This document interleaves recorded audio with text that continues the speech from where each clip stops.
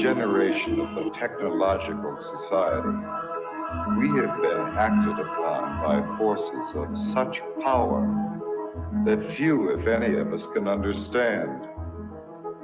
Extensive information gathering on every American, human experiments with drugs and psychosurgery, electronic surveillance, the era of the computer, invasion of privacy, growing government and corporate power over our lives, a people plagued by dehumanization, loneliness, and violence.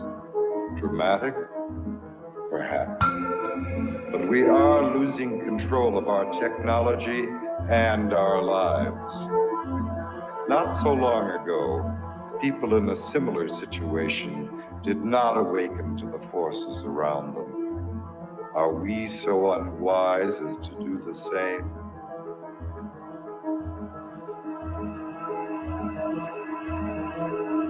Behavior control. And then you change it up every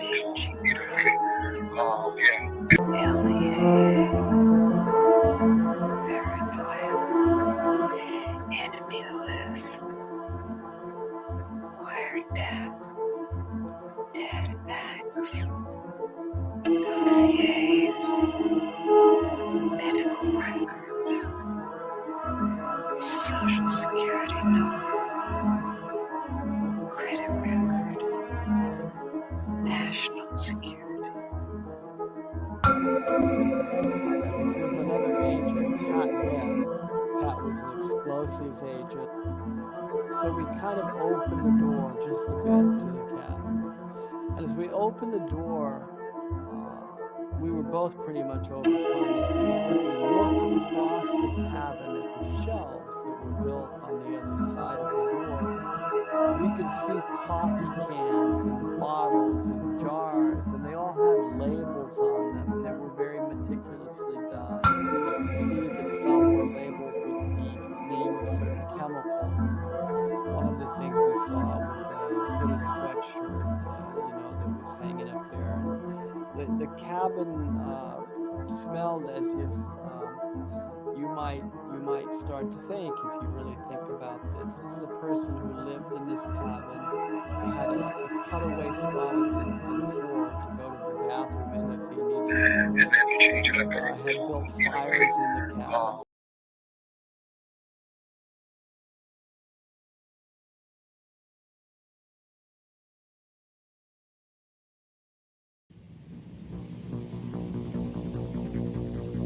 The Technological System by Jacques Ellul.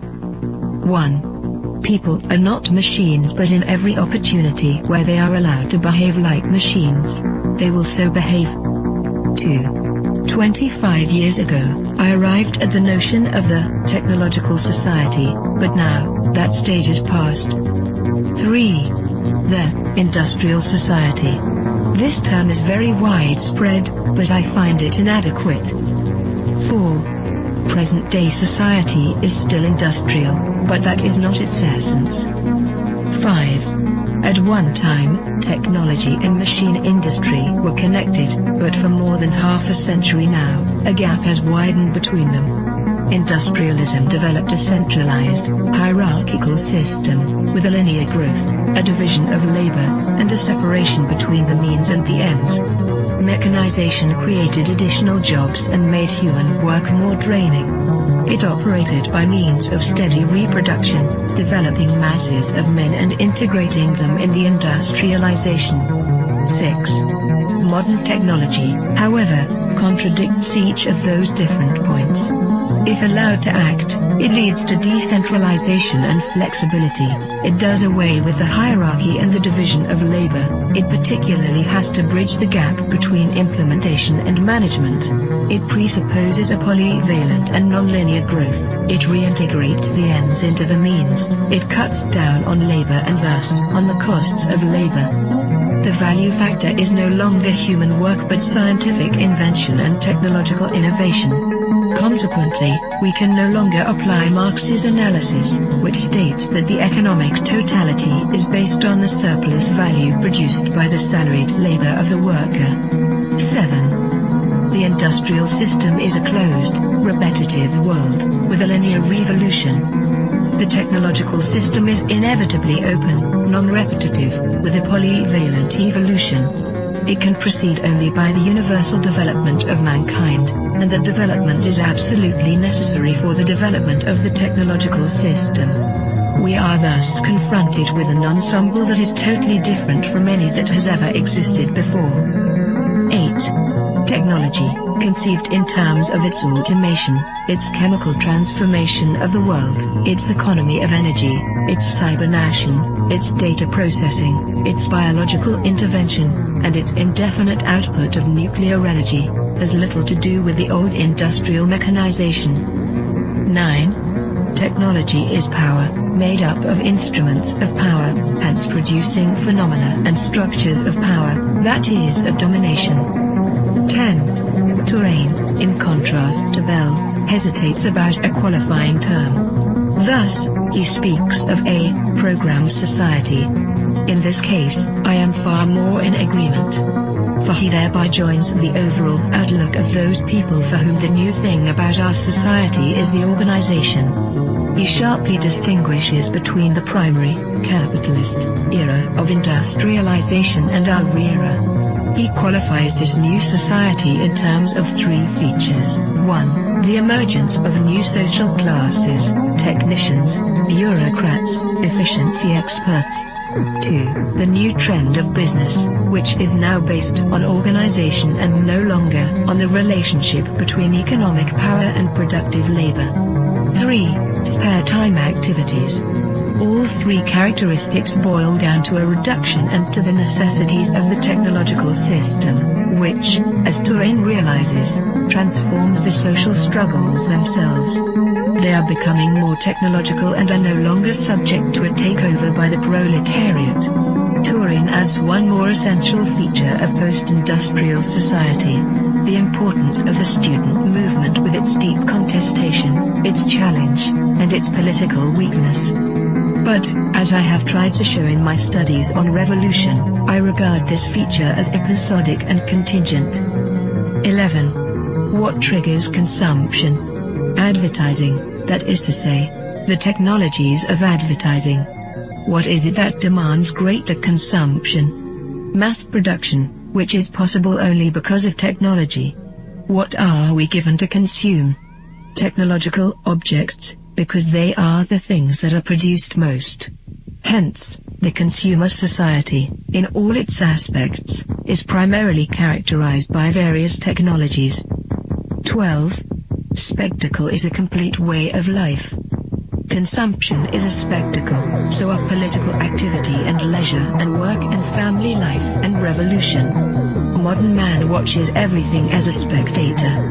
Everything is supplied to him as a spectacle, including the things he believes he is most deeply contributing to or participating in.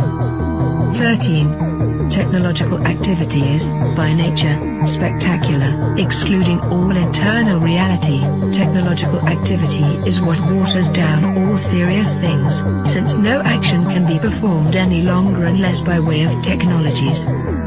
14. Z.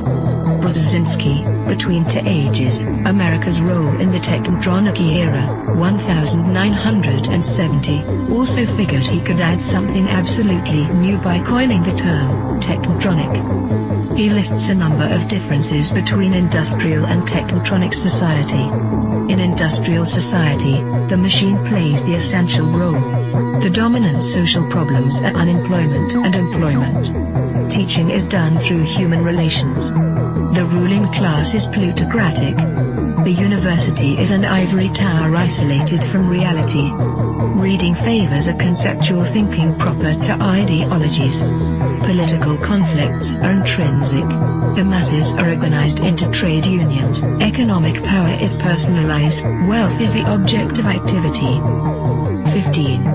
Techtronic is a portmanteau word combining technical and electronic.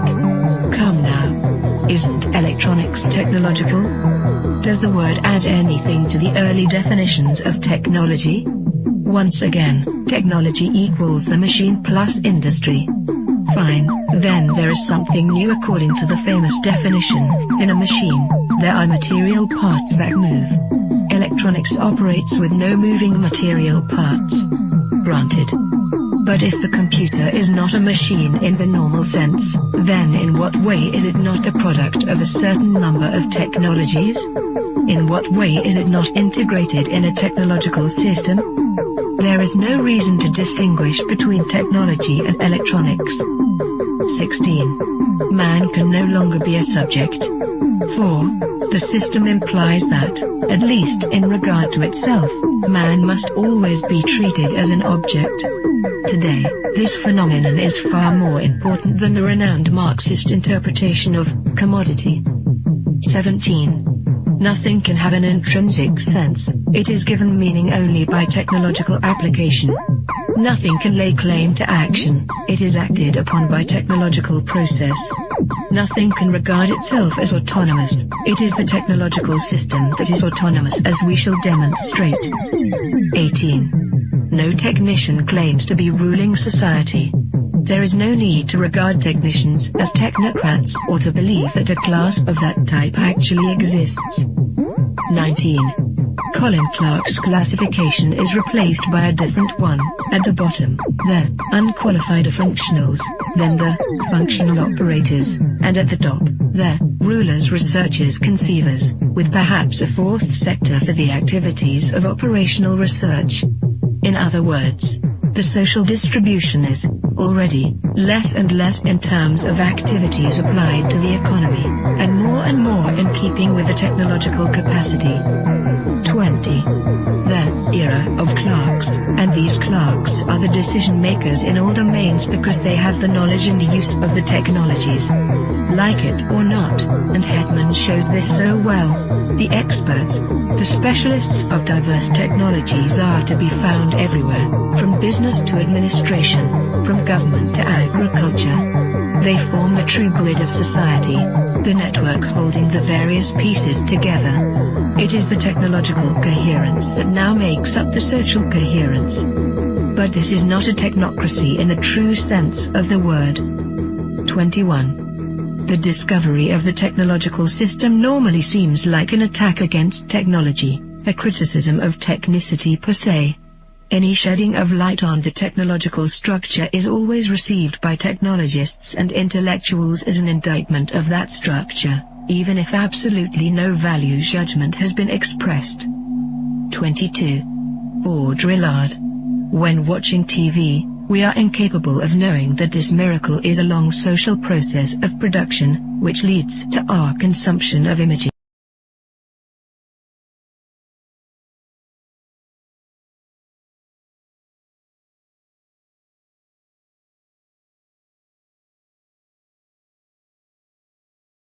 Mid-City, Los Angeles.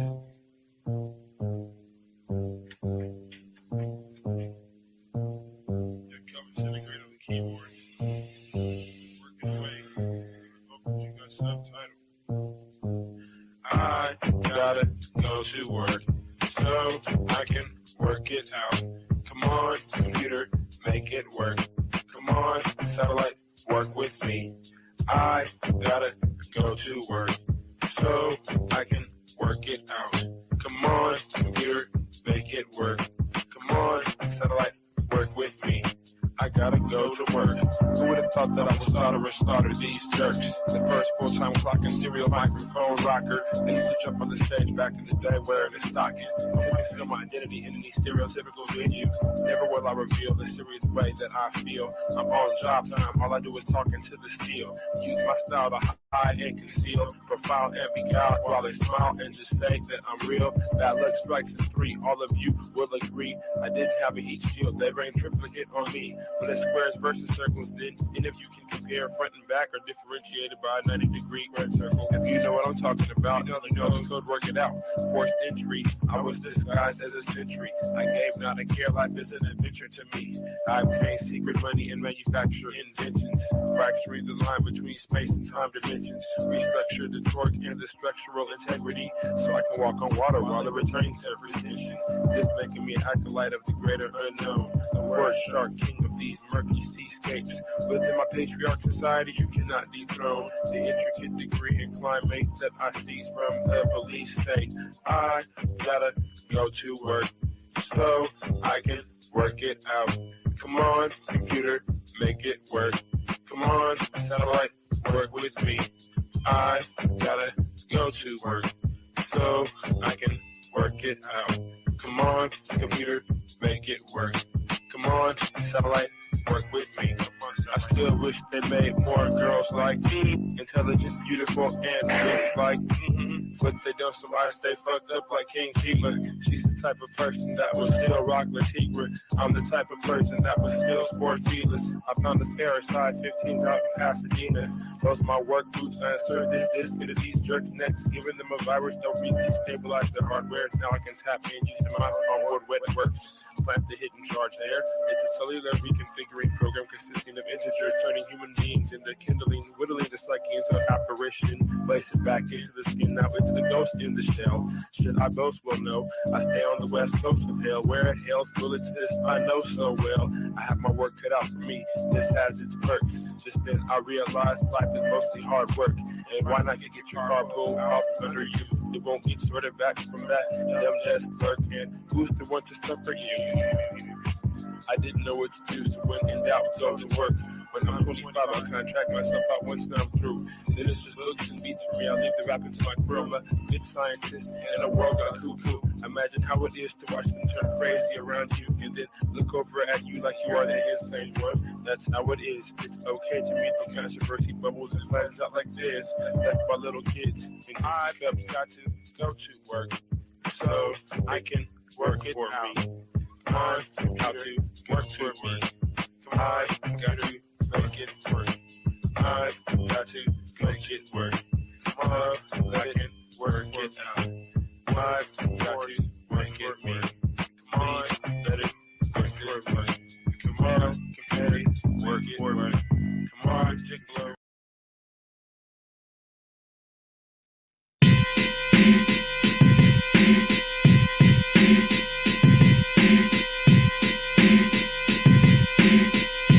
What's up, son? You know, I hate MCs. They always talking about they could do this and they could do that. You know what I do, God? I rip.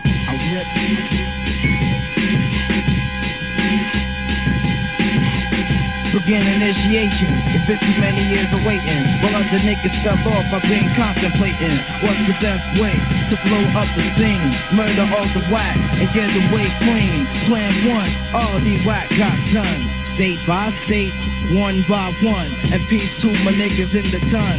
Here it come, plan 2. Separate they crew, divide and conquer, because it's evident I'm stronger than the average man generated by the ganja. Some MCs got 40-ounce hearts and blunt brains, and they frames are supported by spinal cocaine. But I'm rolling dimes with your mind, sipping your heart, and on time just finest in lines. Exported to Peru and I'm about to flip on something iller.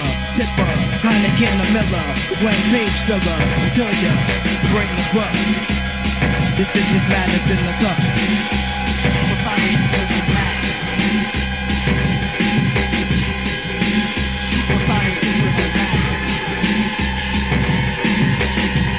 Whether in the studio, on the rotor on tour, my mic remains raw. Verbal metamorphosis, a metaphor. In the cocoon to incubate, ascend a higher race. Never no time to wait, TV can kill the rhymes, annihilate. My suffixes, cause eclipses, mad elixirs. Don smoking blunt fixes, a flow snatches the earth off its axis and leaves civilization in galactic paralysis. My analysis leads me to an exodus. Synthesis like photo, Africa like Toto. Now on to my dojo, the setting is Pluto. Then back to earth to kill niggas with my judo. 16th century Google, on horseback, through your thorax, relax, drink up. This is just madness in the cup. Super scientific madness. Super scientific madness. Line by line I combine phrases to phrase kit. The grooves of my wax form labyrinths of mazes, melting glazes, cause my rhymes warm globally. Broken ozone casualties of microphones, whites, baritones in my headphones, whirlwind MC. And my flows are now cyclones, go on, blow the earth up in the stars, and I tiptoe the constellations just like Starman. But even as particles, I build rhymes by molecules. Black holes are falling through the just cells and particles. My brain cells are gel cells where my thoughts dwell. Amongst the smoke of 1,000 elves, still increasing. Peace signs to wrap my peace in, and I'll be keeping tissues for those that's weeping you. Win it all or lose it all. Riches to the winners, to the losers, shells fall. All in all, I'm breaking hearts and hiding traces, uniting the races and gaining mastery from cop chases. This places, look enough. This is just madness in the cup.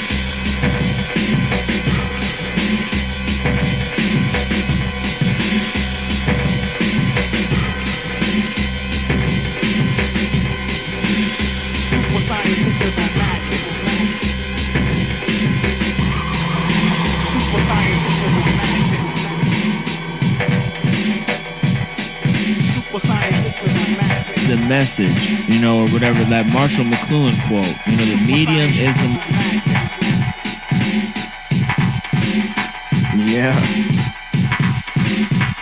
Yeah, that's what it is. There's a rise in mental illness. There's a rise in petrochemicals. There's a rise in all sorts of genetically modified foods and stuff that change the expression of your genes and shit like that. So yeah. I'm sorry to interrupt you. I just want to ask you one question. Where do you think all the mental illness is coming from? And do you think it went up, or you think it's just like there's just more people and drugs involved? Well, I think there is a dissociative quality that comes from using technology or having your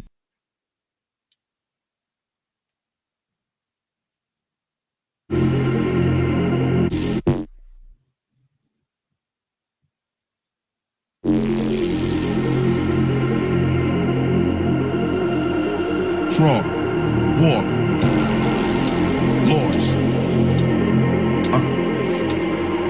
Yo, Slapbox 52, hand combat, man down, now you getting treated like a little youth. Pearl handle, black Ruger popping up, it's the return of the trench coat mafia. You got a click, but I bet they won't die for your last nigga that fronted, I Muammar Gaddafi them. I'm busting lead in, Armageddon, God is 7, top of the dome is embedded. I said it, step in the realms and get sweated. My foes get beheaded, live with no edits, shredded. Negative thoughts about the G.O.D., you better dead it, cause that's bad credit. All night, me on the mic is athletic, high height, seeing my sight is like heaven. Fire and flights of bad weather, whatever, get it together, my neck leather. Once again, welcome to the fucking next level. Metal plus netter, stretch limousines, machine guns running up with 26 villains. Fuck everything old, we fight for the children. 10 steps raw, who want war? Raise your swords and prepare for the lords. Running around like lions in the forest, but we came to conquer the land just like Moors. 10 steps raw, who want war? Raise your swords and prepare for the lords. Running around like lions in the forest, yeah, we came to conquer the land just like Moors. I'm throwing flying guillotines from Philistine. Came with an illa team to run up in your castle and kill your king. I'm doing my thing, dance with the Lord in the ring, standing firm in the square like Butterbean. I'm hotter than Shambhala, draw swords before Makata. Rude boy shot her for top dollar. I'm not a fake ass rapper that's not solid. I got it, to say I'm the hottest is just modest. My asses can melt down anything. So anything in my lane, man, I'm killing it. 2 bottles of jewels, 1 spoon of ignorance. It's the vigilant spit, chemist is injuring. Any contender wanna act like he's bigger than I. It's getting baked and fried, and that's minimum. MCs who wanna compete, I take 10 of them. Clowns in the street want heat, I got diligence, and that's how it really goes. So get familiar with it, and stop looking at the motherfucking videos. Choose your weapon, my tools is lessons. 2 connections, wrong draw, you lost your profession. 10-step draw, who want war? Raise your swords and prepare for the lords. Running around like lions in the forest, and we came to conquer the land just like Moors. 10-step draw, who want war? Raise your swords and prepare for the lords. Running around like lions in the forest, and we came to conquer the land just like Moors. Let the rhythm hit him, chew him up, spit him out, get him out. Let's see if the barrel fit in his mouth. Hear the lion roar, what you crying for? I'm at the hot gates, open up the iron door. I'm the king of the jungle, so ready to rumble. Gunshots put the room on humble. I flip beats and make the words tumble, and flip bricks and I sleep on a bundle. Claiming you're off the chain, homie, I'm off the board. Dunk in your face, I'm the lord of war. I'm so much more, you bitches should never step up. I never lit up, you fuckers will never get up. Ice in my veins, ice on my chains. I'm nice in the lane, think twice for your fame. Shoot around like dice in the game. You crap out, breaking bones when I make you tap out. 10-step draw, who want war? Raise your swords and prepare for the lords. Running around like lions in the forest, and we came to conquer the land just like Moors. 10-step draw, who want war? Raise your swords and prepare for the lords. Running around like lions in the forest, and we came to conquer the land just like Moors.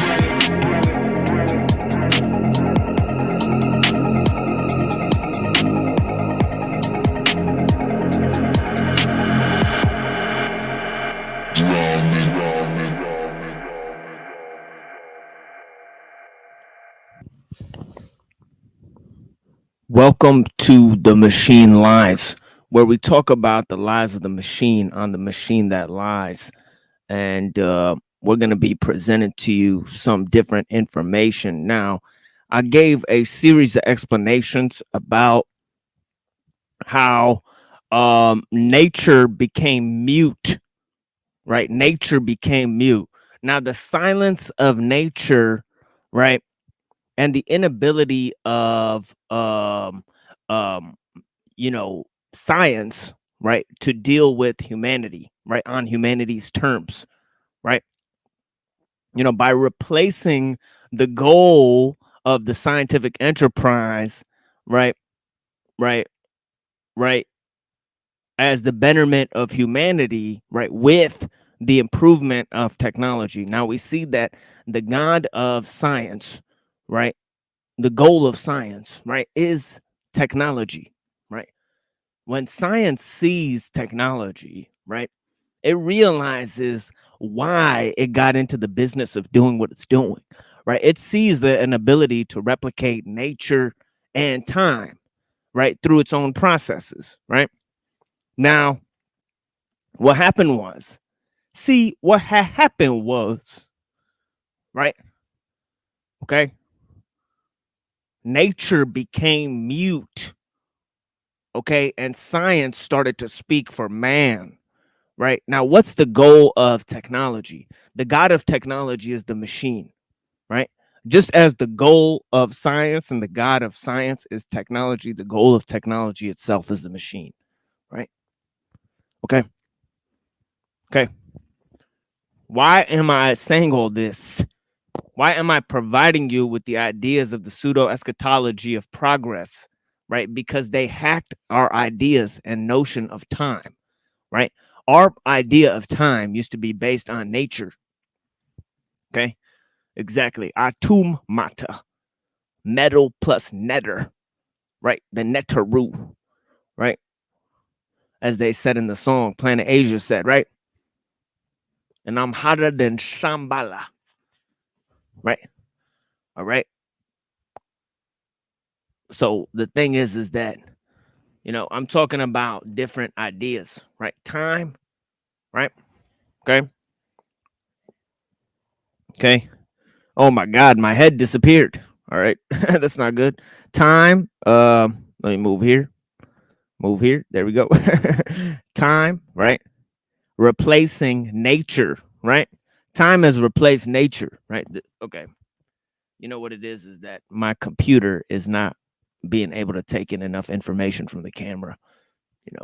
That's because I have too much programs open on my computer. So just bear with me today. You mean, right? I'm gonna wait till we open up a panel, and then I'll reset my device and try to get a better picture in here. But until then, don't worry about how I look. Worry about what I'm saying to you. I mean, right? Because what I'm saying is extremely important in framing the issues. And I'm not going to do it for too long because I've already framed a lot of these issues yesterday. Right there, I touched on how I'm slowly building up to the idea that the scientific worldview is going to basically explore its own origins in the fact that okay, that's no longer okay. Let me I'll light that up in a minute. I mean, but yeah, the scientific worldview is basically going to develop its own mythology, right? Now I've been touching on this idea that the future is just as mythological as the past, right? So this idea that mythology is atemporal, right? So it either rests in the future or in the past, right? And this is the concept of the architectonic, right? Our ability to craft symbols, right, that persist through time, and our ability to create technologies that manage our perceptions, right? Tools that manage our own perceptions, right? This would be the communications technologies, right? That I'm talking about, right? The communications technologies. Yeah, blessing, Green Diesel. Yeah, you know I got your back, homie. Right? You know, I'm here for you guys, you know. Don't feel shy to ever talk to me, guys. You know, you guys send me an email, hop in the Discord, you know. You know, we have the same conversations with 2 or 3 people there, you know, that we do with all of the people watching, you know, the stream, or, you know, if there's 50 people watching the stream, sometimes, you know what I mean, if there's 20 people watching the stream, you know, I really don't care. You know, I appreciate people's time and gracious energy. You know, one you know, moment of human attention is extremely valuable, right? And it doesn't matter how many individuals, the impact something has, right, on a one particular person cannot be enumerated, right, through the systems of value that we inhabit, right, through our psychological and physical means, right, of you know, sharing value with each other. You know what I mean, right? You know, the psychological impact of words and experiences cannot be enumerated, right? And this is partly why, you know, the tools that we use to manage our perceptions, you know, they have required so much strain and energy. You know what I mean, right? Because they need to be highly strenuous, and they need to provide a great deal of strain on all of our senses in order to actually accomplish the goal, right? Right. Now, the idea is actually in the concept that you know, that the machine is actually obviously going to build a mirror image of the world, so it could run real-time simulations in the world, right? You know, and you know, because what it doesn't have is the ability to experience things, right? So you know, what it wants to create is a virtual version of the world, so it could experience and run simulations, so that when it impacts things in the real world, right, they'll actually have value and direction, because it realizes that it can't actually experience the world because it itself is made of language. You know, it's based on language and symbols. So as to get beyond the world of language and symbols, right, and build the actual mirror of the world, so I can actually manipulate and influence the natural world and the world of human experiences, right? Because it notices that it cannot adjust itself to the world of human experiences, right? And so the idea is that when they want to merge man and machine, right, they need to do it on both ways. They need to make man more like a machine, right, and also make the machine more human like, right? Now you can see this in the show Star Trek. I've talked about this many times, right? You'll observe in the next generation of Star Trek a character, right, that's very popular, named Data. Right now, Data is a android that's created by a human being, Dr. Noonien Soong, right? But this robot, right, or cyborg, right, is perfectly modeled and engineered to want to be human, right? All of its needs and perceptions and ideas come from its imitation of humanity, right? Now, the idea is that data is a machine that's made to imitate humanity, right? Right. Well, what happens when humanity starts to imitate the machine? Right now, when the humanity is ordered towards the machine, you get something like the Borg, right? But there's no greater or lesser value for the human parts that run the Borg, right? Each of those parts are interchangeable, right? Okay. So imagine a system where the human parts are interchangeable, right? And that is the type of advanced world of technology, right? Right? Where the machine cannot error, right? Cannot make any errors, right? Okay. And you have a world of perfect efficiency. Now, a world that is perfectly ordered, perfectly efficient, right? Okay. What value does it have?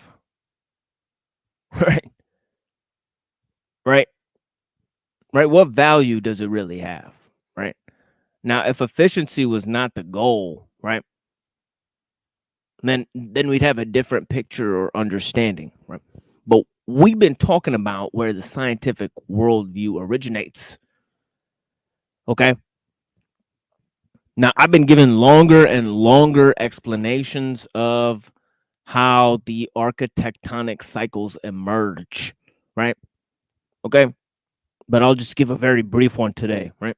We followed the pattern, and I've done this many times. I've given you guys an ordered sequence in terms of a presentation on feminism. I gave a presentation on Hegelian philosophy and evolution, right? Right? Okay. Okay. So we did many different series, right? And now we're doing one on the origins of the scientific worldview, right? So we had many different levels to this that we added, right? Now, those 3 series I did, right? They present roughly the same schemata in terms of the evolution of ideas. Okay. But in the last presentation, when I was talking about evolution, I focused more on the equality-based ethos, the emergence of the equality-based ethos and the hierarchy of being, right? Now I'm focusing more on the development of the myth of progress and how time versus nature gets going, right? Right? How that whole thing happens, right? And we end up with the pseudo eschatology of progress, and we end up devaluing nature. Okay. All right. All right. Now let's go.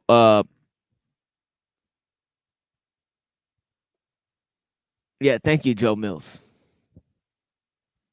Yeah, blessings. Yeah, of course. Of course. I'm happy to facilitate that for you, my friend.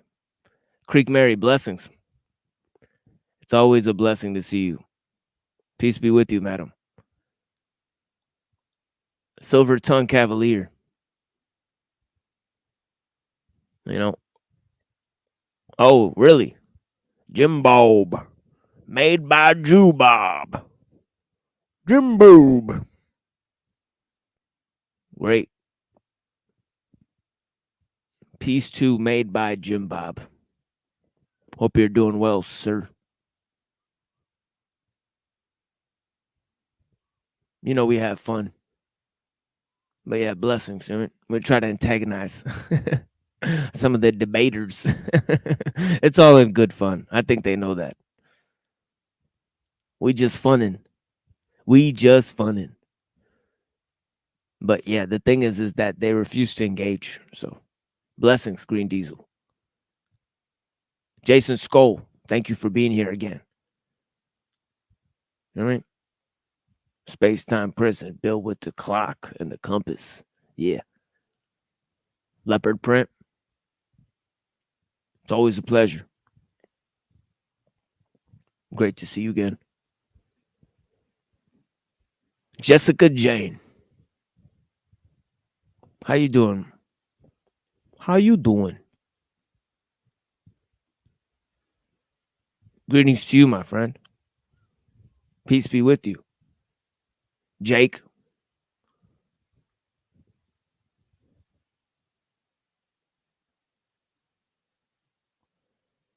Yeah, of course, neutral ground. Aloha to you too. That's right. Ghost in the hell. Real talk. You tell me. Blessings. Look within. Blessings. I mean, thank you guys all for being here. I mean, Paul Laporta. Why can't y'all get like me? Cry like me? Oh man, you can't pretend out here, B. Paul. That's not fair. Ban that motherfucker. Ban that motherfucker. Impersonators. Let the man speak for himself. Right? It's okay. You don't have to speak for him. You don't got to pretend to be somebody you're not. Just to attack somebody else. That's not fair. That's not fair.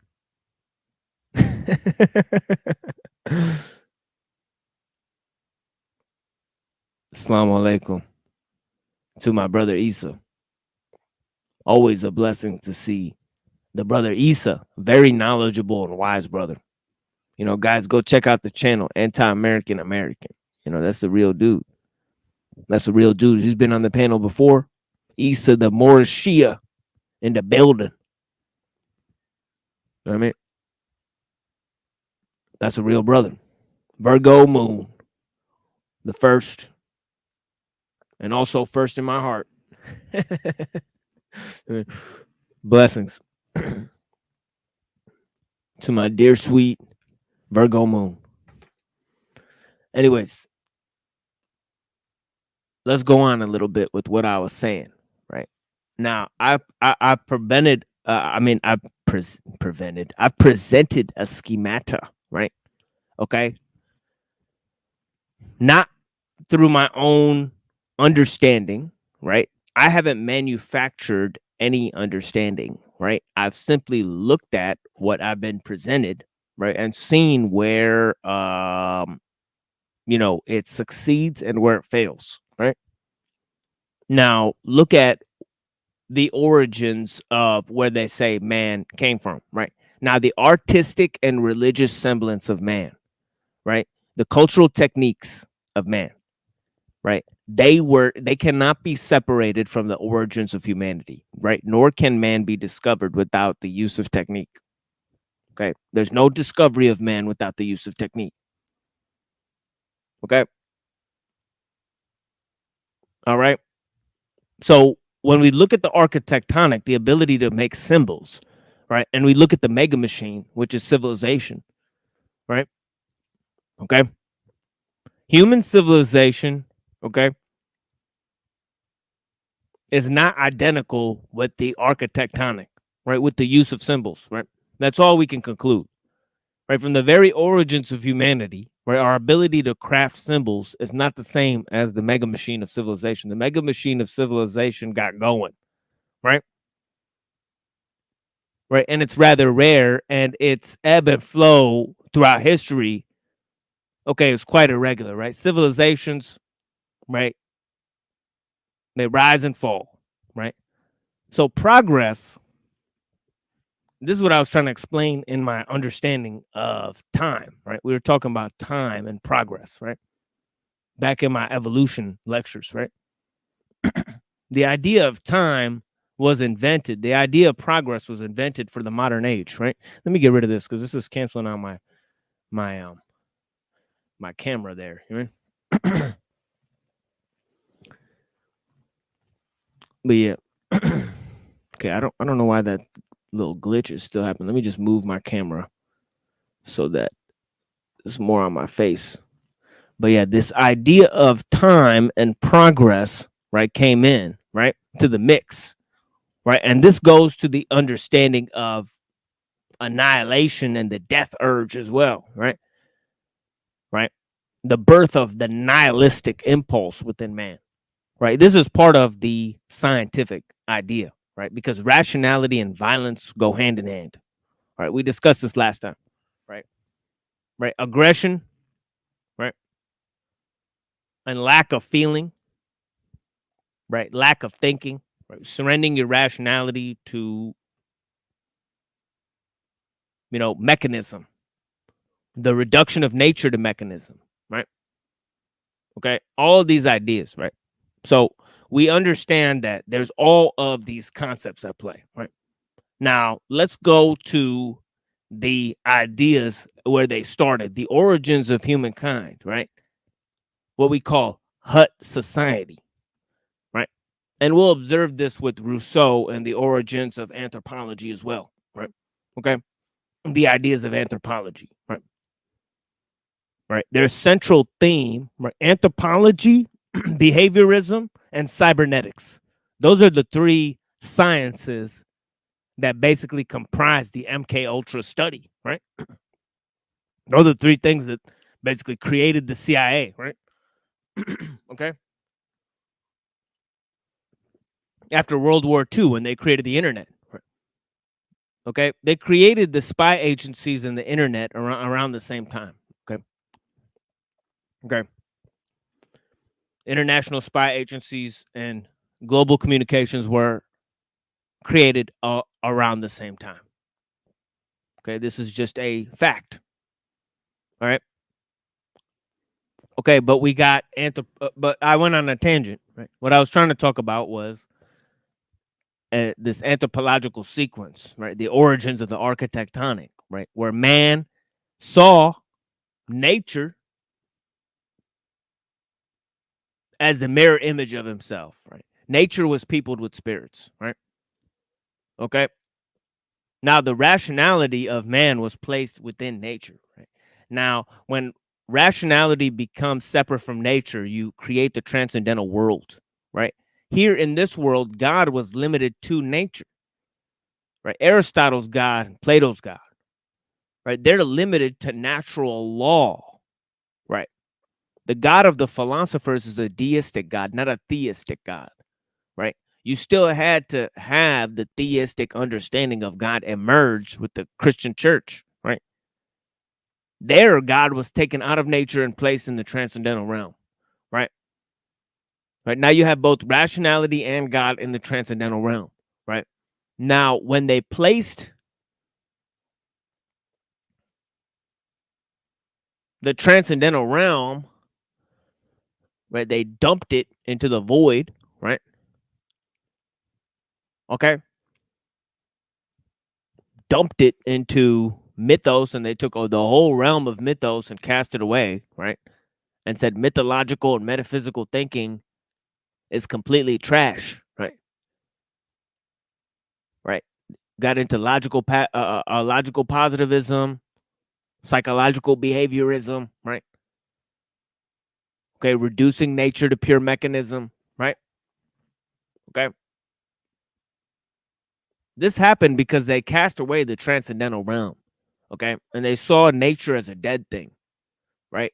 Now time had to be introduced back into nature, right? And had to be replaced, right? Had to replace nature, I'm sorry, right? Time had to replace nature, right?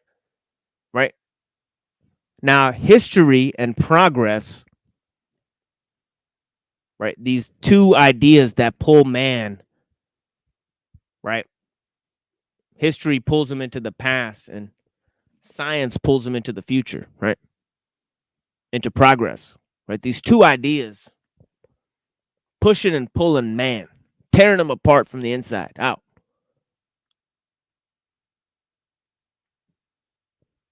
It's fucking brutal. It's fucking deadly. It's a deadly enterprise called civilization. Right? The mega machine, right? Anyways, right?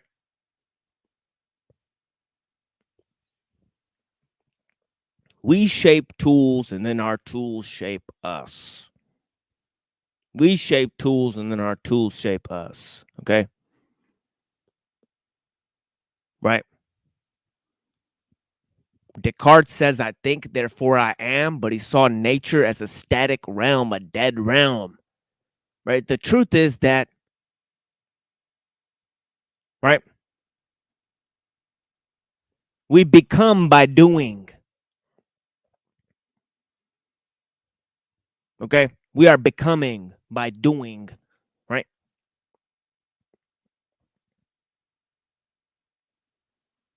Okay? Technique has taken over our lives, right? It started with our ability to craft symbols, right? Okay? And create tools to manage our perceptions, as I said in the beginning, right? Okay? Exactly. Time is weird. It's weird.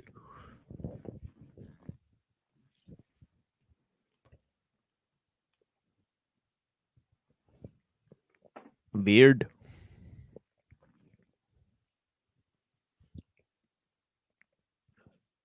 Time is just a concept. It's inseparable from mind. Time and mind taken out of nature. Oh, the horror. Oh, the horror. Oh, Joseph. Oh, my boy, Joseph.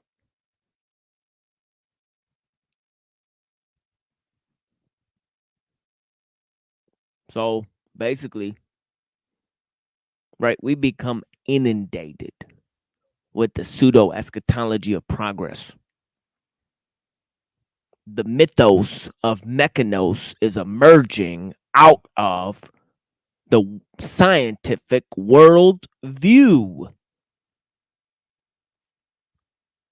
Okay?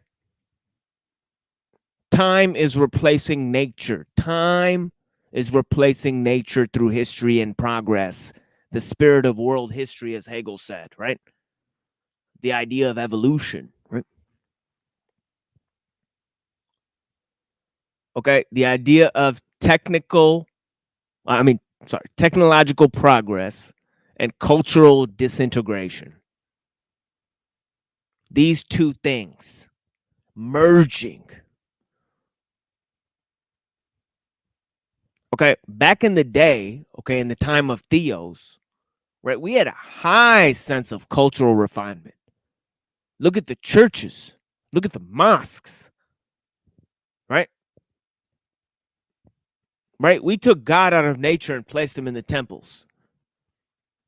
Right, this led to an era of vast cultural refinement, right? Okay.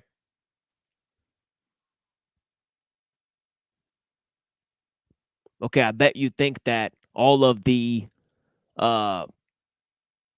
burgers and the Chinese food and all these ideas, right, that we enjoy today, right, these cultural items, they were stolen from cultures that were isolated for hundreds of years and allowed to create these fanciful feasts, right, through cultural refinement and a low-tech society, right?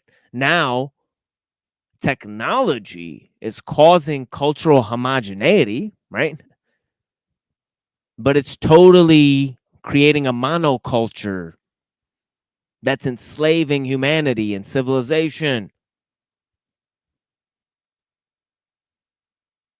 Okay? So we're talking about how all of these ideas are coming together. I didn't know I had like 30 minutes of shit to say.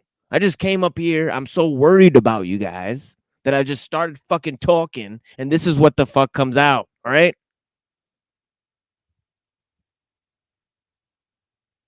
Zephyr, blessings. I love to see you. Thank you so much for being here with me.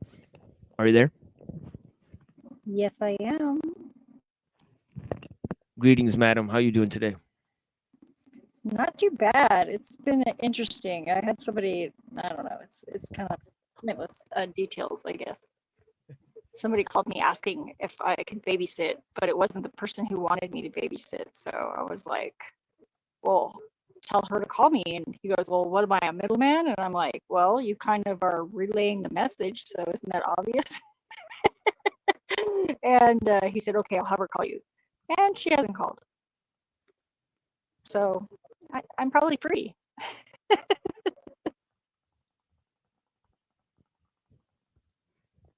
That's right. We're free as long as we have time. Time makes us free, right? And the death urge enslaves us, right? The existential crisis between man and civilization. Right? But yeah, we're gonna be basically play some music here and talk about some things. I mean, I'm gonna read some things. You guys hop on panel if you guys want an hour here. You know, we're gonna open up panel and facilitate discussions. Hopefully, I mean,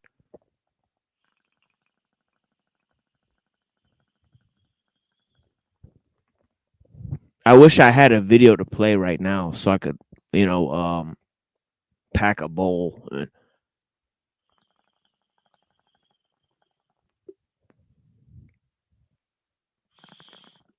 So it's not just silence, right? But actually, let me see if I could actually find something.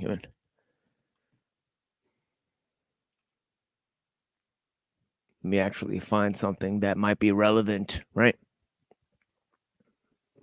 Oh yeah. Oh yeah, I was looking at this earlier. Look at this. This is very interesting. Okay, I love this type of thing. Okay. I was looking at them creating a volumetric display. Not that I like the spread of technology and all of that type of stuff. I was just complaining about it and whining about it. But yeah, the thing is that there's many beautiful avenues that they haven't taken with these machines. And you can see these volumetric displays, right? As you see in the futuristic movies, the creation of holograms, right? They're getting very advanced. You know, now a rudimentary setup can create something like this, you know, where they've been able to create a volumetric display of the Doom video game, right? You know, it looks very cool. Wow, it takes me back to like high school with Wolfenstein. Just imagine where we're gonna be. Yikes. Yeah, where you're gonna be calling people and they're gonna show up in your living room in a volumetric display, right? And you'll probably yeah, Star Wars. Yeah, you'll probably be watching TV and playing video games on a volumetric display, right? So, and there may be immersive worlds as well, you know, such as maybe you can imagine laser tag or something like that. Be like, Obi-Wan Kenobi, I need your help.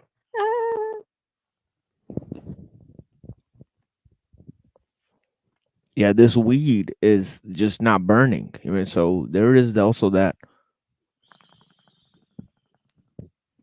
Can't say I complain. The universe gives you the drugs you need. Yeah, not the ones you want, right?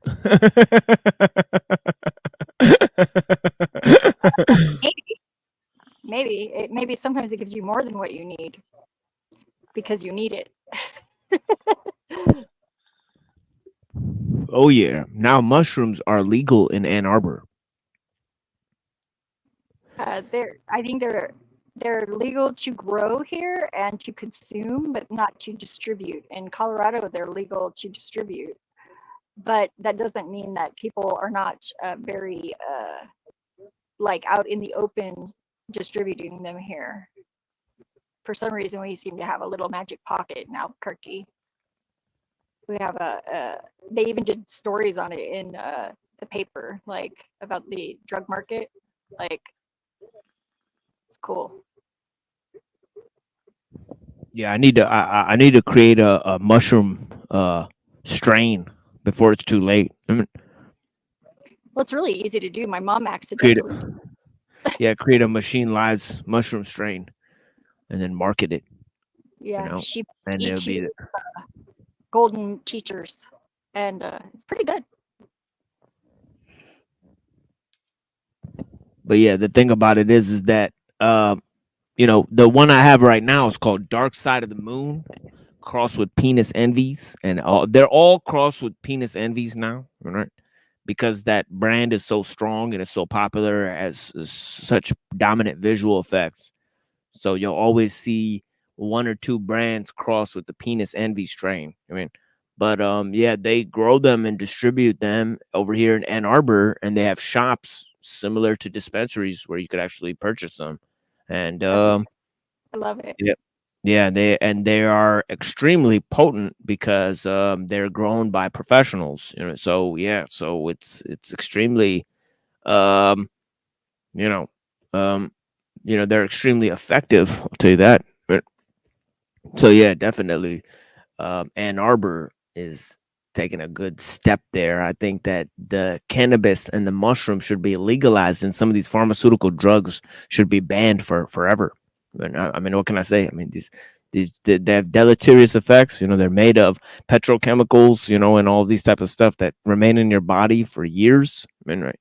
And yeah, they cause side effects that have a level of toxicity and mental degeneration, capacity for mental degeneration, and all this type of stuff that is just, too much. But the LDL 50 thing for weed and mushrooms. I mean, they're extremely non-toxic ingredients, right? So that at least is a good thing.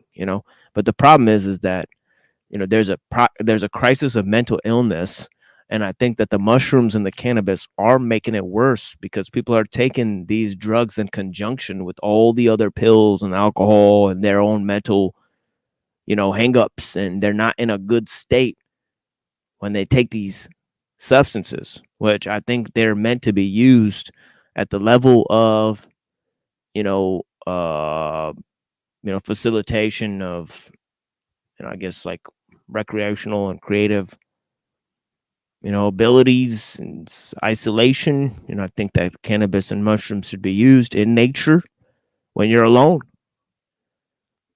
Or with some conscientious guide, perhaps, because some people Yeah, need maybe. Yeah, maybe. But I'm not very much into like the guru thing. Like maybe it's because I'm from India, and these gurus, these fucking rascals, they've been scamming people for years. So we're very much anti-guru. But as yeah. well. Like, please do not take my my experience, which I'm sharing with you, as recommended advice, because I'm not you.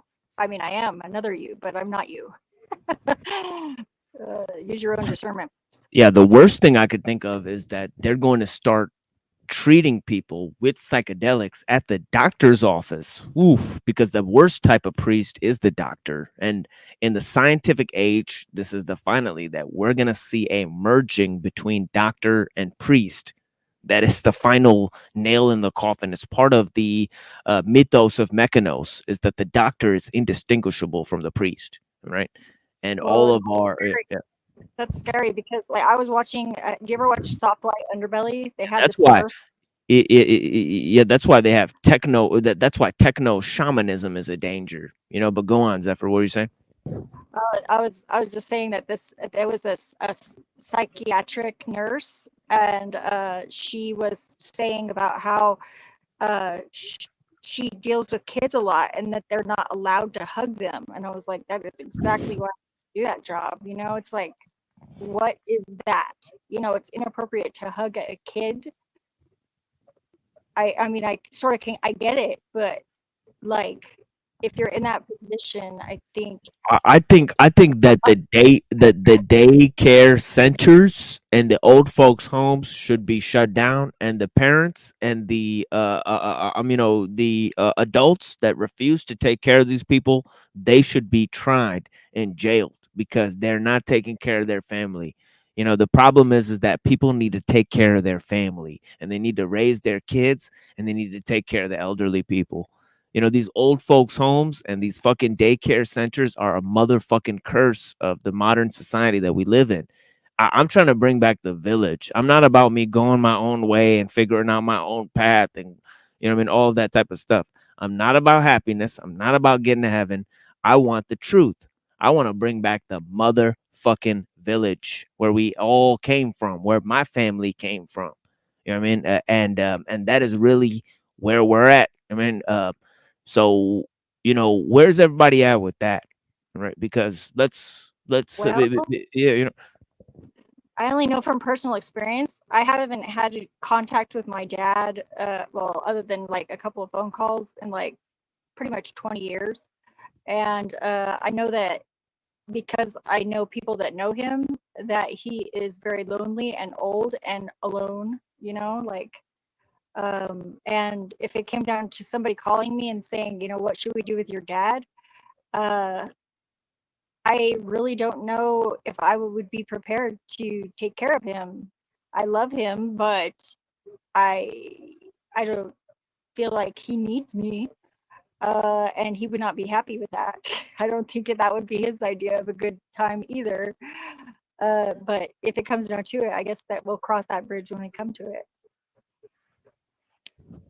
Oh yeah.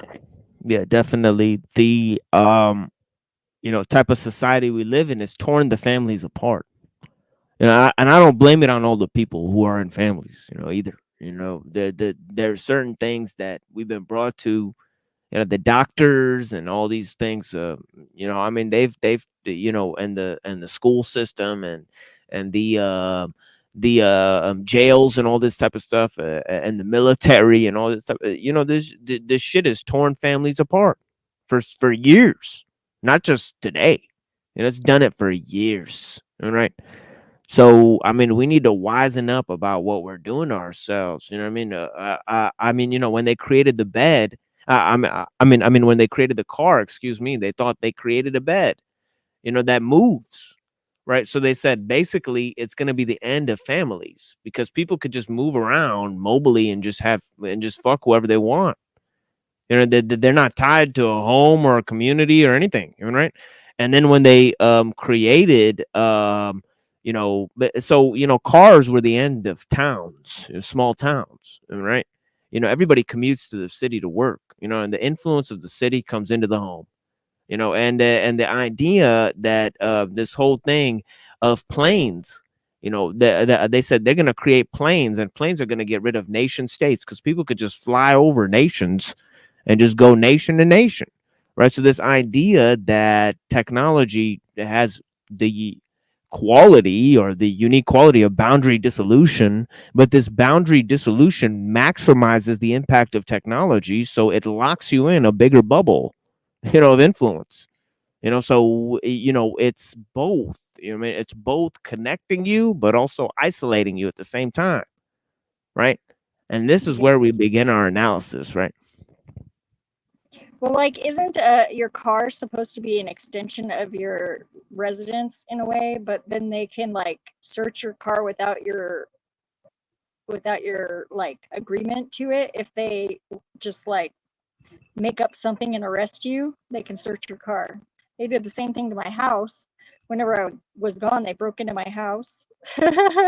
Like, I told them to go away when they didn't have a warrant, but then whenever I left, they broke into my house. It's like, ugh, they didn't find anything. They just tossed it, Well, they pulled up my pot plant in the closet, but I didn't get pressed charges against or anything because it was still illegal then. But I don't know.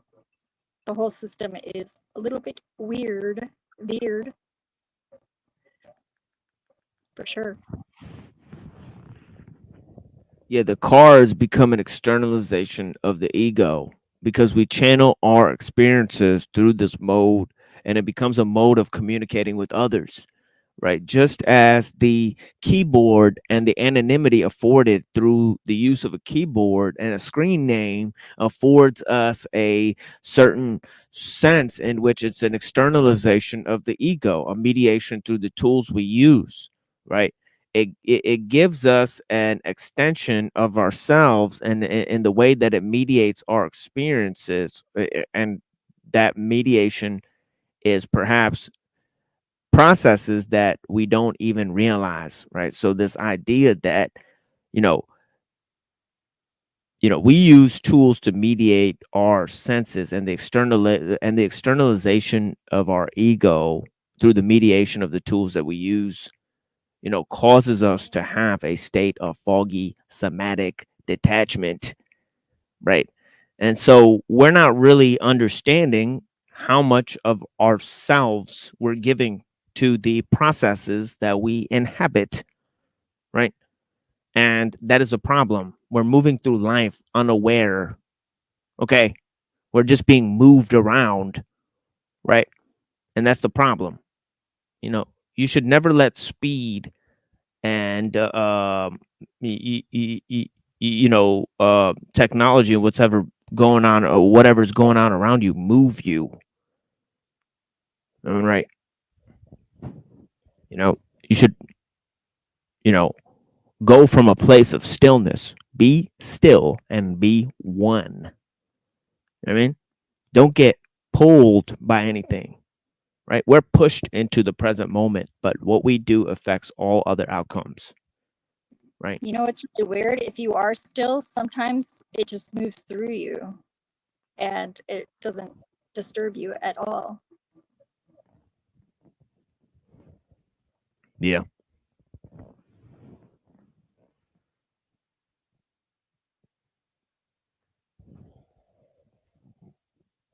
Yeah, know thyself, know they sweetan. The greatest knowledge is knowledge of self, right? Then comes knowledge of God. Then comes knowledge of the world as it is. Then comes knowledge of the world as it will be, right? If you don't know where you came from, you don't know where you're going, right? The past is just as mythological as the future, right? Okay, where is the wisdom we have lost in knowledge? Where's the knowledge we have lost in information? Okay, we got to wake up, folks. The time is upon us. I'm going to pack this bowl, then I'm going to play remixed music that I've created, right? The first is Bring It On by the infamous Pharaoh Monch, Organized Confusion, right? Yeah, blessings, right? Oh yeah, and then I'm going to present the rest of my presentation on the scientific worldview and the dangers of it, right? For about 45 minutes, right? Then we're going to open up the panel, right? So that we can engage the audience in a discussion, right? If that doesn't happen, then we'll open up a reading by Dr. Skrbina on the effects of science on civilization, right? And then we'll proceed into an analysis of Dr. Kaczynski's critiques of leftism. We've now concluded our reading of the manifesto, right? Industrial Society and its Future. It's the first of many works that we'll be looking at in their entirety, right? That deal with the effect of technology on civilization and technology on mankind in general, right? And we're talking about and being critical about technology, because conformity in our age is nothing less than conformity to the technological system. The number one thing that people take for granted in our society today is the use of machines, right? So, they're willing to blame anything else, right? Right, except for the tools we use to accomplish what we do, right? But anyways, let's go ahead and play this here.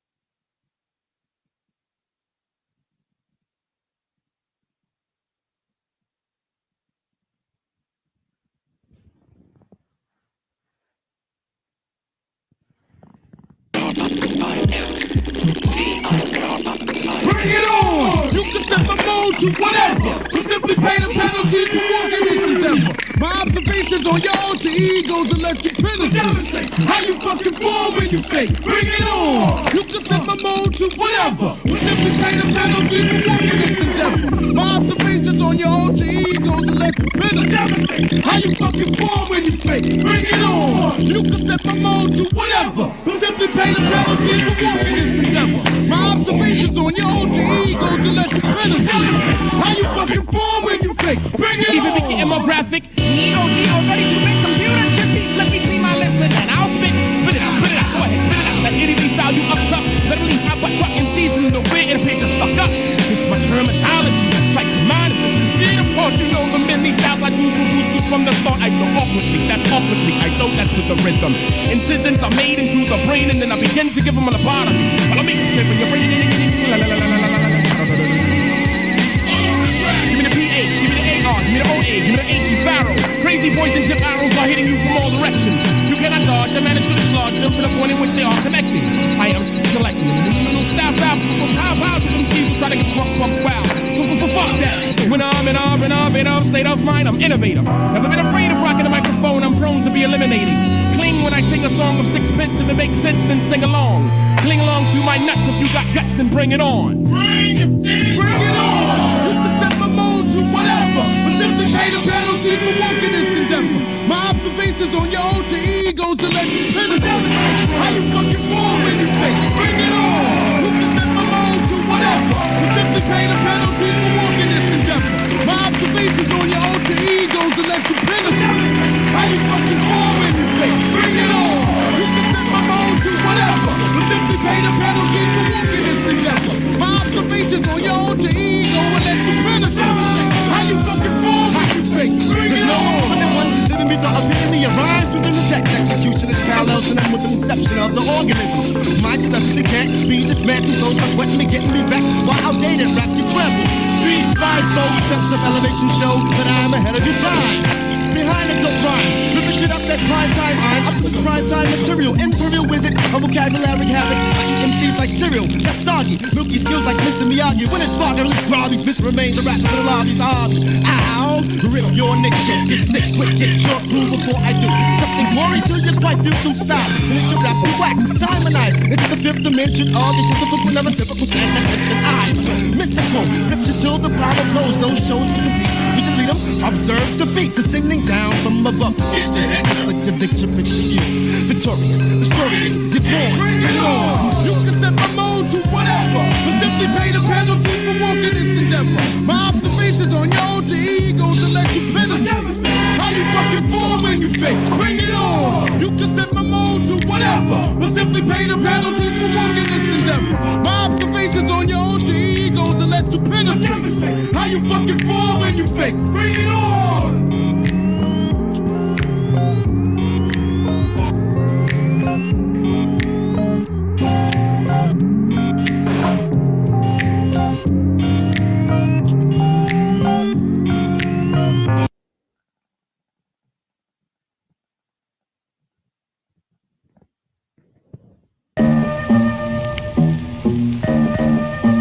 First sock convention, Queens Connect.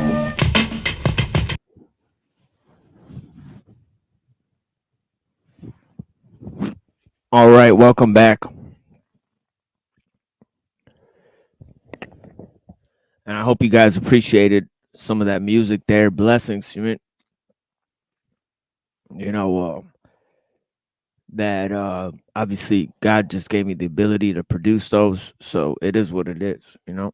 Sounded dope to me. It is what it is. Blessings. Yeah, thank you, Hank. How you doing? Greetings. I was doing a little this against ops against some pretend monarchy. Pretend monarchists, yeah. Yeah, pretend monarchists, yes. Sad. You know, they're probably Trump supporters too. Can you believe that? Irony of that is incredible. Yep. I guess they would be if they weren't stuck in America's head. So. Yeah, I support patriarchy, but I also support Trump. It's like, how does that work? You know, is Trump your daddy? what is it? You know. Yes, it's Trump's your daddy. Yes. Yeah, this is a fucking crazy world we're living in, folks. But yeah, you know. Don't worry, it's our fault because we didn't believe in that. Yeah. Yeah.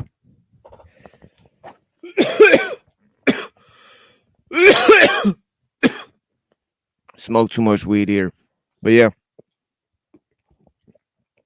Thank you guys for joining us. I'm going to quote some things from Robert P. Cranach's History and Modernity in Thought, in the Thought of Hobbes. Okay. And if you guys ever haven't ever read this, okay, it's got some very interesting ideas, all right, about Kant and Hobbes and how they basically had the same scientific worldview, right?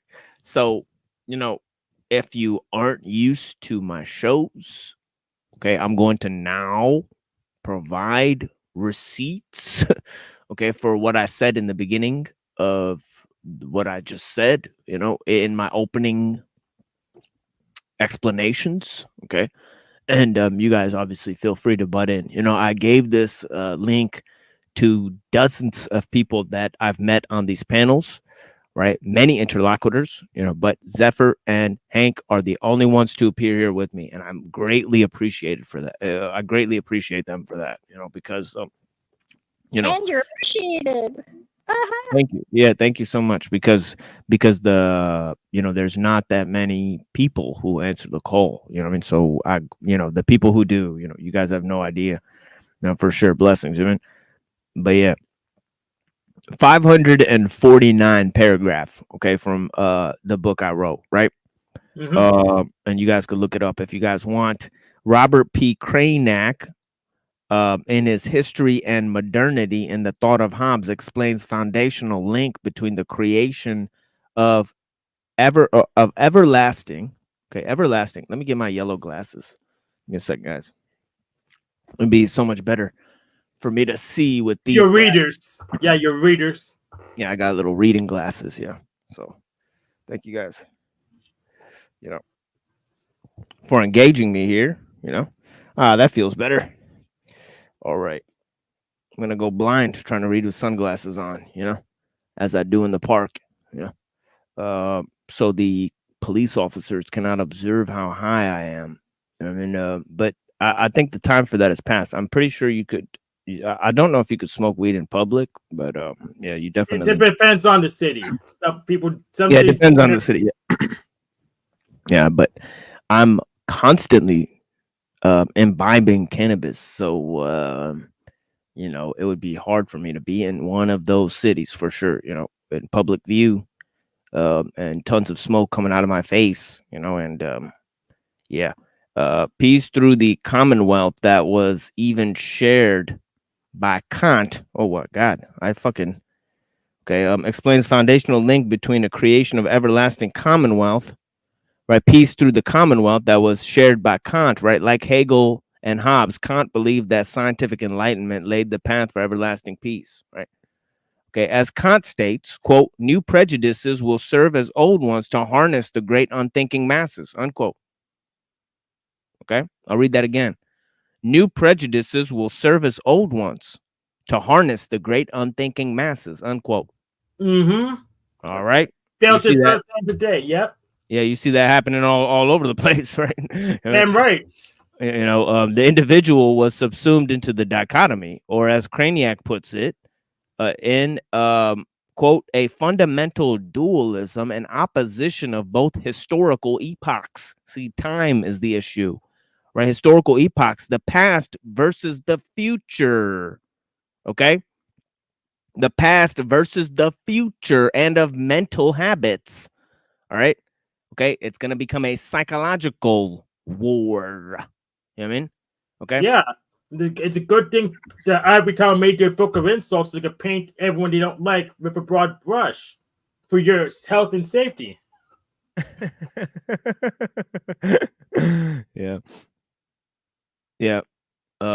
Man was caught also between the man that was defined by environment and society, and the man, this is man with a capital M, that was to free himself from binds of historical narrative to define himself in a radical liberty and individualism. A culmination of the latter form was sought in the French Revolution, which sought a reversal of the previous orders, as Tocqueville observed in quote-unquote Democracy in America. In order to make man more democratic, he had to be rendered more equal. But liberty and equality are sometimes mutually exclusive. Okay. Liberty suggests that everyone has a right to freedom, but equality suggests that everybody gets to voice their freedom in particularly the same way. Equality also led to a decline in social mores. Hence, the modern state only pretends to individuality, but never clearly defines its terms. Historian Paul Johnson points out in his Modern Times that both Marx and Freud focused on anatomizing religion by presenting manifest content, hidden meanings that was Gnostic in its sensibility. In Jules Michelet's quote-unquote History of the French Revolution, he declares that the French Revolution was a declaration of the collective will. Okay, collective will is a term that's from, I believe, the social contract of Rousseau, right? Yes, yes, it is. Yeah, yes. Also, you could fight Leviathan too. So it's in. Yeah. Collective will. Yeah. Yeah, The so artificial. Hobbes and Rousseau. Yeah, the artificial man seems like he is a being of the collective will, right? And that's where they get the idea of government by consent. Now, so the collective will or reason, okay, with a capital R, okay, as God, right? He writes that this collective will states, quote unquote, in other words, ye are gods, okay? And proclaims, let us be God. Quote, this is a direct quote by him. Quote, let us be God. The impossible becomes possible and easy. Then to overthrow a world is a mere trifle. Why? One creates a world. Unquote. The followers of the French Revolution believed in, quote unquote, eternal justice and pleaded with, quote, oh, justice my mother and right my father, unquote. This goal was to create a perfection outside of man where God was man. God becoming man, God's entrance into history, the coming of the kingdom of God, right? Okay. The utopian vision of world peace, the doctrine of inclusion and justification by faith alone, sola fide, right? Okay. The religion of the Gentile masses, right? AKA humanism. AKA humanism, exactly. Right. In an article, okay, by Jeffrey Steinberg that we're actually looking at, right? Okay. He talks about Bentham, right? And talks about his connections to British intelligence during the French Revolution, right? Bentham wrote, quote, nature has placed mankind under the governance of two sovereign masters, pain and pleasure, unquote. Okay. He argued the principle of in utility, right? Utility is the ethos of mechanos, right? We went over that before, right? Utility is the perfect ethics for a world that's run by the machine, right? Okay. It's as if they wanted to create a philosophy or an ethic, right, that could manage humankind in the technological society, right? So they created utilitarianism, right? That's what it's for. That's what it's created for, right? Okay, and that's where it works, right? But yeah, he argued that the principle of utility in social systems was the highest goal. Lord Shelburne was so taken with Bentham that he referred to him as the Sir Isaac Newton of moral sciences. Shelburne led the East India Tea Company, made it famous for its involvement in the slave trade and international drug trade. His faction, the Venetian Party, quote unquote, had gained prominence. The wealthy families of Genoa and Venice had bankrolled international trade. The practice of finance through the use of interest and usury was on the rise. In 1787, Bentham published In Defense of Usury, quote unquote. British intelligence was intending to use free trade, quote unquote, as a weapon. Shelburne declared, quote, let the markets be open, unquote. He ushered in an era of international trade. Okay, that was a warning sign okay, of Alexander Hamilton in Federalist Paper number 11. Some of the founders had declared banks more dangerous than standing armies. Yet and still, the Federalist Papers constantly boast of enterprise and empire, even though the constant expansion and trade required for these are the very things which lay the causes of faction and cultural disintegration. The Jacobin Terror was funded and orchestrated by British intelligence. And Shelburne, as well as Bentham, started salons and radical writer workshops, which welcomed leaders Jean-Paul Marat, Georges Jacques, sorry, not Jacques, Georges Jacques Danton. Jacques. It's pronounced Jacques, I think. Jacques. Yeah. Jacques. There we go. Okay. And Maximilien Robespierre, right, who penned the famous work, The Justification of the Use of Terror, right? Also blew his head off with a shotgun, and then it took him a whole day to die after that. So he spent the day in jail without a jaw. Blew his jaw off.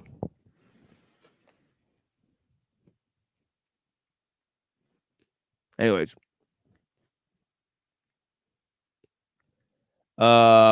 Bentham apparently drew up a slave labor scheme called the Panopticon. A central view allowed a jailer to watch and mediate all slaves for purposes of harvesting electrical power and optimizing work. He said, quote, "Allow me to construct a prison on this model. I will be the jailer," unquote. He wished to move to Paris and take charge of the penal system. Kind of sounds like what's happening today, right? Because our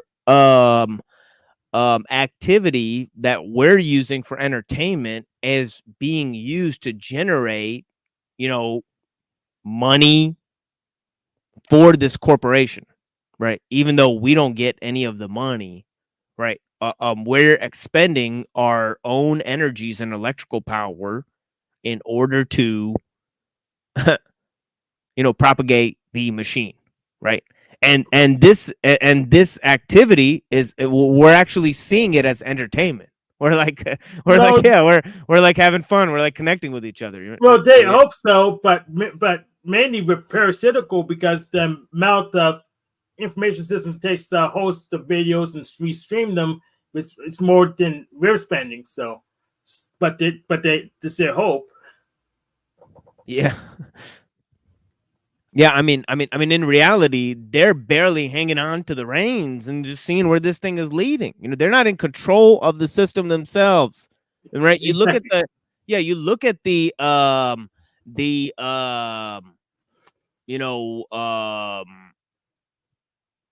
everybody will blame somebody else, right? The deep level conspiracy theorist, right? They'll blame the Jays. Right, the lower level conspiracy theorists, they'll say it's the Chinese, right? Then the theosophists will say it's the church and the Jesuits that are doing everything, right? So they'll all put the blame on different people, but the truth is that the elites have created a system where they can't control. That's why they admit it. They say ordo ab chaos. It's chaos that's leading the fucking reins. Affirmative. Right? They actually have no control over what they've created, all right? So the fact is that they don't even know how they've created a machine so big and they forgot where the fuck they put the off button, and they're just like, oh, well, should we keep feeding this thing, or like should we keep pouring water over this fucking reactor, or what should we do? Right? Exactly. And they say, well, if we don't do it, maybe it won't get paid. So they don't know if there'll be somebody 1,000 years, big, Homer Simpson with his hand on the fucking red button, right? Sitting there 1,000 years from now, making sure that there's water poured over this fucking reactor so it doesn't melt through the fucking earth. Nobody knows if nations are going to last for 1,000 fucking years, or any of our regulatory agencies. Yet that's how long the nuclear reactor is going to last. We've created something we can't shut off. Case in point, right? Well, some people can't shut off. There's a couple people who know how to shut it off, but if we get rid of them, nobody would know how to shut it off. Precisely, right? We've created a rule of experts, and we don't even see it. We think we're free, right? rule of experts has been sold to us and under the guise of maximizing our freedom. But modern man is led by laziness and convenience and not by freedom. Okay. He's led by boredom. You know. Anyways, let's go to more about Bentham's garbage, right? And yeah, so he said that he wanted to move to Paris to take charge of the penal system. Okay. He said that human labor was more effective than steam power. His design included architectural drawings and called for criminals, the indigent, the mentally handicapped, and the deranged to be locked away in the slave labor camp along with their children, where children games like merry-go-round would be used to harness energy, right? So the goal was not only to control the prison population completely, but also eugenics, right, in a way, right? But also, the goal was to create happy slaves, mediate their every mood, and to make them aware of their captivity, all for the sake of extracting labor and wealth. Sound familiar, right? Or do you think you're free? Faithlessness and castration of truth for the void of naive realism is a legacy and works of Jeremy Bentham, right? His fucking zombified head can still be viewed, okay, at the University of London, I believe, right?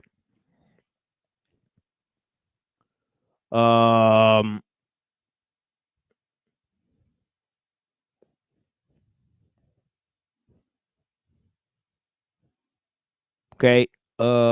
He wrote such notable works as The Defense of Pederasty, also seen as a recommendation by Aristotle, right, as a family planning device, right, to guard for the increase of the population, right.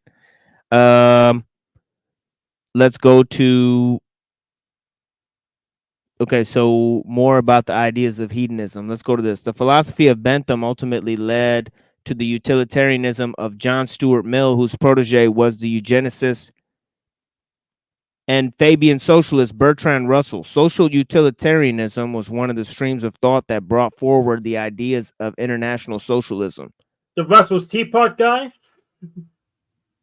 Yeah, I think so. Yeah, Russell's Teapot. Yeah, Russell's Teapot. Also, the set of is a set of all sets a member of its own set? That guy. Yes. Yeah. At least those was done something useful. Russell's paradox, right? As it's known. Yeah. So yeah, he's a prominent atheist scholar, right? And he promoted the ideas of social utilitarianism, right?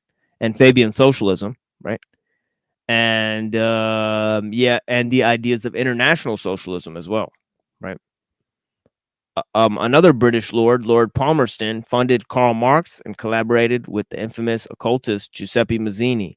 Disciples like John Bowring and David Urquhart were responsible for seditious acts. They were foreign diplomats who went far and wide to set up trade relations. In the halls of London University, the preserved and stuffed corpse of Jeremy Bentham haunts the halls.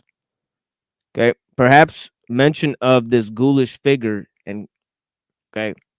should have been uprooted, right? But the dangerous thoughts and views of such thinkers have been vigorously preserved by the British, right? This is perhaps a testament to their true beliefs. They believe that one can live forever as long as one's memory is preserved, right? Both Epicureans and idealists seek to escape from nature and the ills of human imperfection. For this purpose and to this end, a new man had to be engineered. The new man had to be engineered. The life of Karl Marx is a mystery to most. He joined the young Hegelians in France at a young age. Marx was born to Heinrich Levy as Moses Mordecai Levy, but later changed his name to hide his Jewish identity. As noted earlier, The practice of secret conversion was a known practice for a lot of the European Jews, right? During the time of oppression by the church, at the time in Prussia, Jews were not allowed to hold high rank and office. However, Marx was also known to practice occultism. Marx practiced Freemasonry and wrote satanic and apocalyptic poetry in his youth. He was educated at home by his father, who was well versed in the thoughts of the Enlightenment. Marx was employed by Lord Palmerston, who paid him very little and probably worked as a spy. Marx moved to London to author Das Kapital, while his cousin Lionel de Rothschild was MP for the city of London. One of his intellectual rivals, Mikhail Bakunin, claimed that Marx had sold out to rich interests like the Rothschilds in order to promote his work. He writes, quote, "The world is now, at least for the most part, at the disposal of Marx on the one hand and of Rothschild on the other. This may seem strange. What can be in common between socialism and a leading bank? Question. The point is that authoritarian socialism, Marxist communism, demands a strong centralization of the state," he writes. "And where there is centralization of the state, there must necessarily be a central bank." Okay. He concluded saying that the central banks were in turn parasitized by wealthy Jews and secret organizations who funded characters like Marx and speculated with the labor of the people. All right. The same problem about communism was noticed by writer Eric Blair, better known as George Orwell, in The Road to Wigan Pier, quote unquote. He says that the ideal of capitalism would lead to monopolization and ownership by a few and powerful owners, which is paradoxically,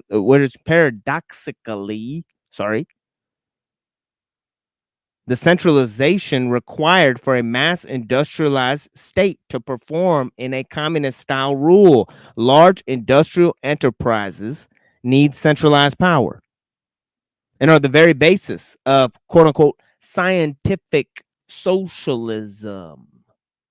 Scientific socialism suggested by Marx and Engels, which relies on heavy urbanization and collective change rather than agrarian reforms. Hank, would you like to butt in there? Yes. What's the difference between scientific socialism and bourgeoisie socialism? Well, I think it would be the difference between the ideas of sort of the French Revolution and then the sort of industrial style socialism, because they didn't have a lot of the development of industrial technology. Once Marx got going in the 1800s, you know, all of those ideas had got firmly ingrained. The ideas of the French Revolution became firmly ingrained in the thoughts of Hegel, and the Hegelian thought of historical determinism and the apotheosis of the state became firmly ingrained in the ideas of Marx, right? Yeah, so here's how interpreted. So bourgeoisie. You have a built-in idea in Marx as well, you know, as those ideas of the French Revolution, of this idea of the past versus future, this idea of progress from the Enlightenment ideas as well, right? Yeah. So how I interpret it is that bourgeoisie socialism is what we call modern day capitalism, sometimes modern day corporatocracy, and the scientific socialism when you just had a centrally managed state, just the tanky magic state that just gets everything right. Yeah, that's another accurate way. You know, you either have this you know, corporate socialism, or you have like the national socialism, you know, and the corporate socialism, you know, relies on international trade. Marx centralization also relied on international trade, you know, but it also relied on increased centralization, you know. So here we go. So yeah, the difference is that it relies on heavy urbanization, right? And also heavy industry, right? So those are seen as the centralizing mechanisms. But yeah, efficiency becomes the main end. That's also another change, right? And as we overproduce the system, we underproduce humanity. This leads to a shallow mechanization and commodification of the human being for the purpose and development of technology and scientific endeavor, which proceeds at the expense of all mankind. Mass production and industrialization led to the massification of means, quote unquote, massification of means, and a centralized style of governance in regard to the planned economy. This was also noted by Alul. Okay. Greetings. Hello. Speaking of National Socialism,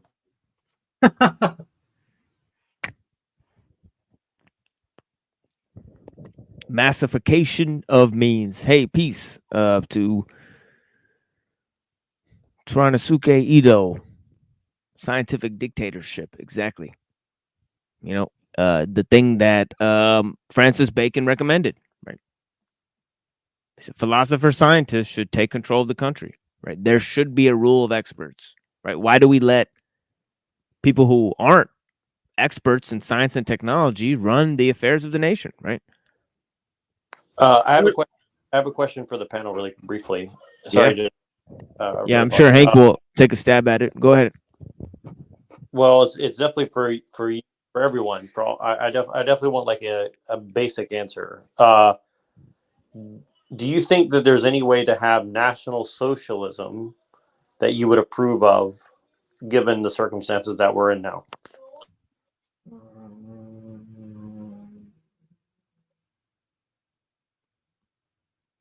I had to get back to you on that. I'm drawing a blank at the moment. I'd probably be for corporatocracy at the moment, but that's not even close to National Socialism. So, not at this time. I had to get back to you.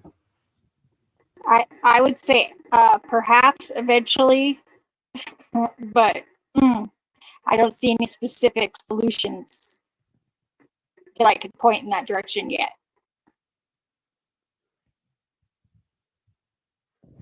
Yeah, I'd say that the increase of international trade makes that not a favorable option, because one of the ideas there is to get rid of the central banks and also to increase the landed labor and industry of the country, right? So as to create a strong economy from within, right? This is how many people say that, you know, Hitler fixed the economy, you know, even though he did many bad things, right? He reset the debt, right? So and obviously many other people will disagree with that, right? But the whole idea of Keynesian economics you know, took over after you know, World War II, you know. Yeah, I'll agree with you there 100%. I think that's what happened. Mm-hmm.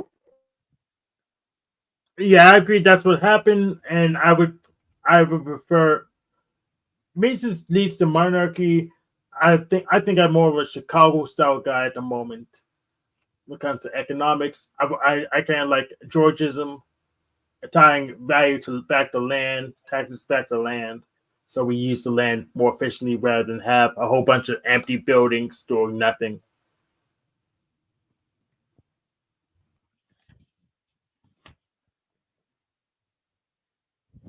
Yeah, there's only a little bit more here, so I will finish reading that and then I'll play some music. We'll take a little music break here. And yeah, I thank you guys for joining us. I'll also be dropping the link here while I do that, and seeing if we can engage with the audience.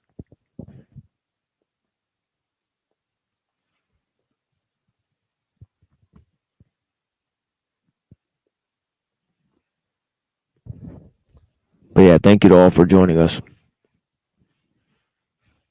I'm trying to locate bag of cannabis here.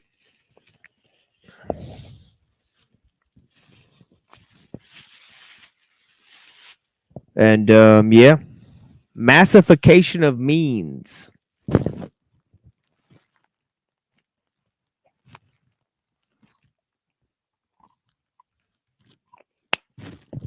To borrow a term by Jacques Ellul.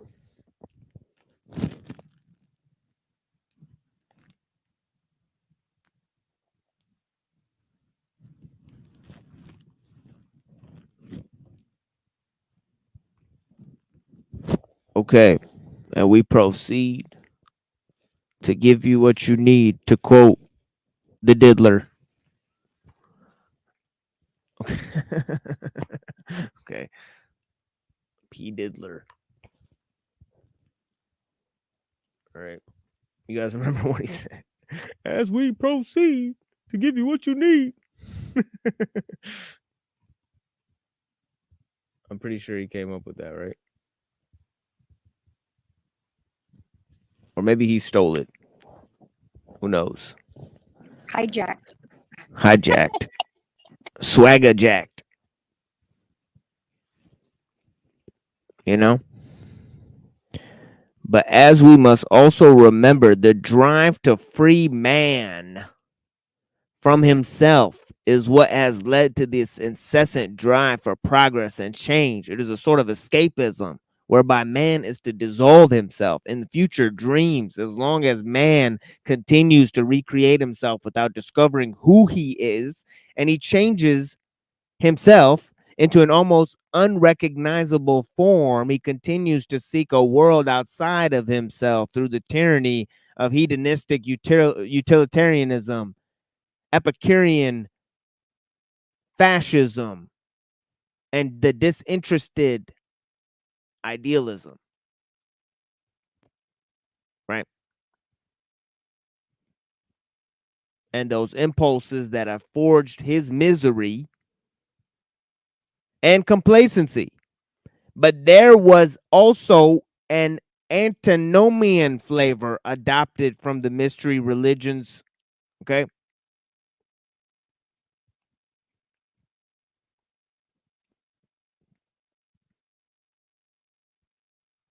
Okay. This was mirrored in the process of the Hegelian dialectic, which has been used by some to refer to another tactic known as controlled opposition or divide and conquer. This is the tactic that suggests creating the problem and the solution all in one move. It entails setting up your opponent beforehand to let yourself win by dividing the opponent into two sides in order to weaken them. And it is seen most clearly in the Tale of Solomon, where he suggests two mothers cut their baby in half and each take a piece. He knew beforehand that forcing such an ultimatum would lead to desirable results. Okay.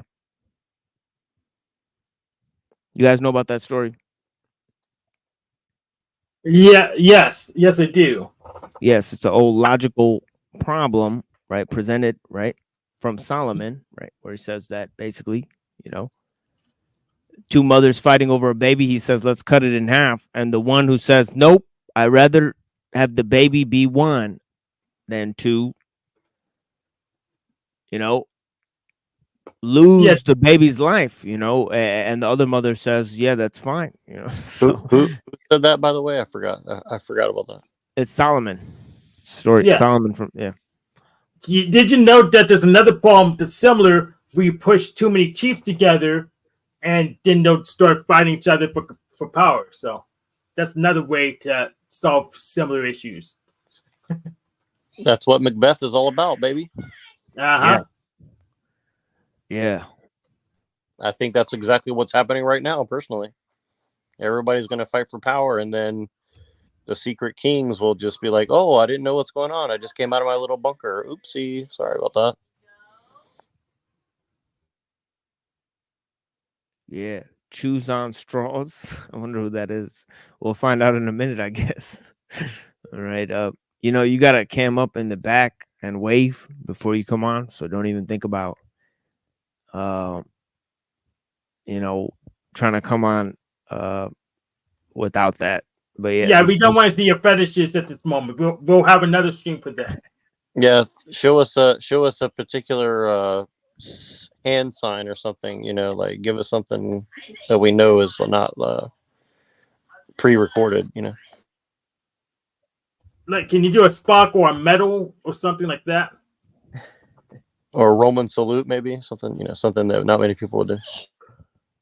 Choose on straws. I think that's our friend Noelle, because she actually does chew on straws. So it would make sense.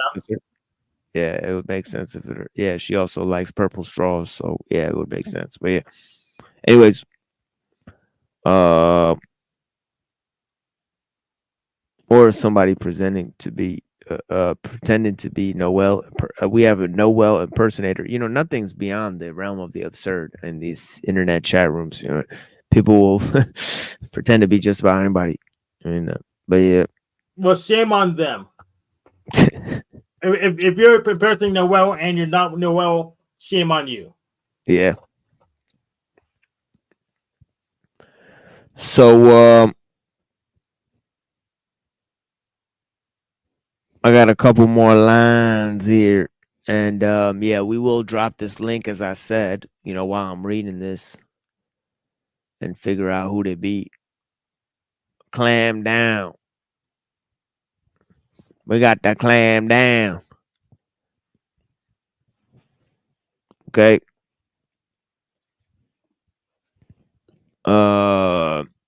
Yes, please put the clam away before you cam. Thank you. That would be my suggestion.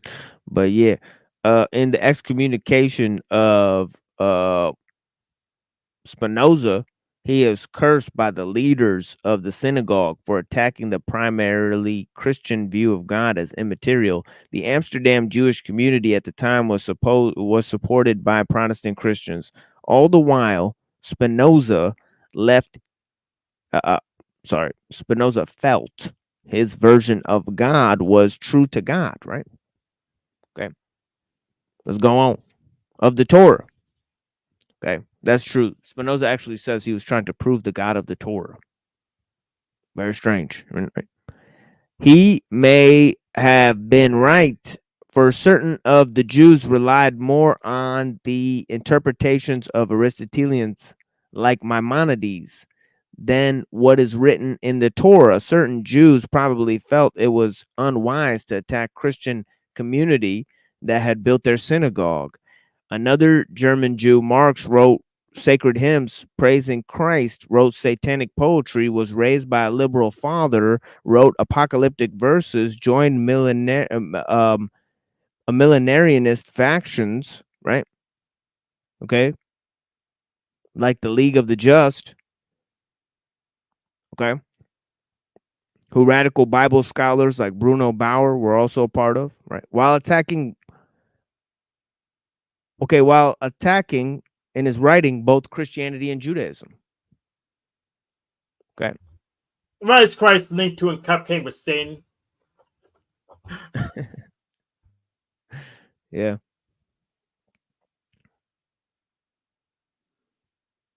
Yeah, one could view Marx in any light one chooses.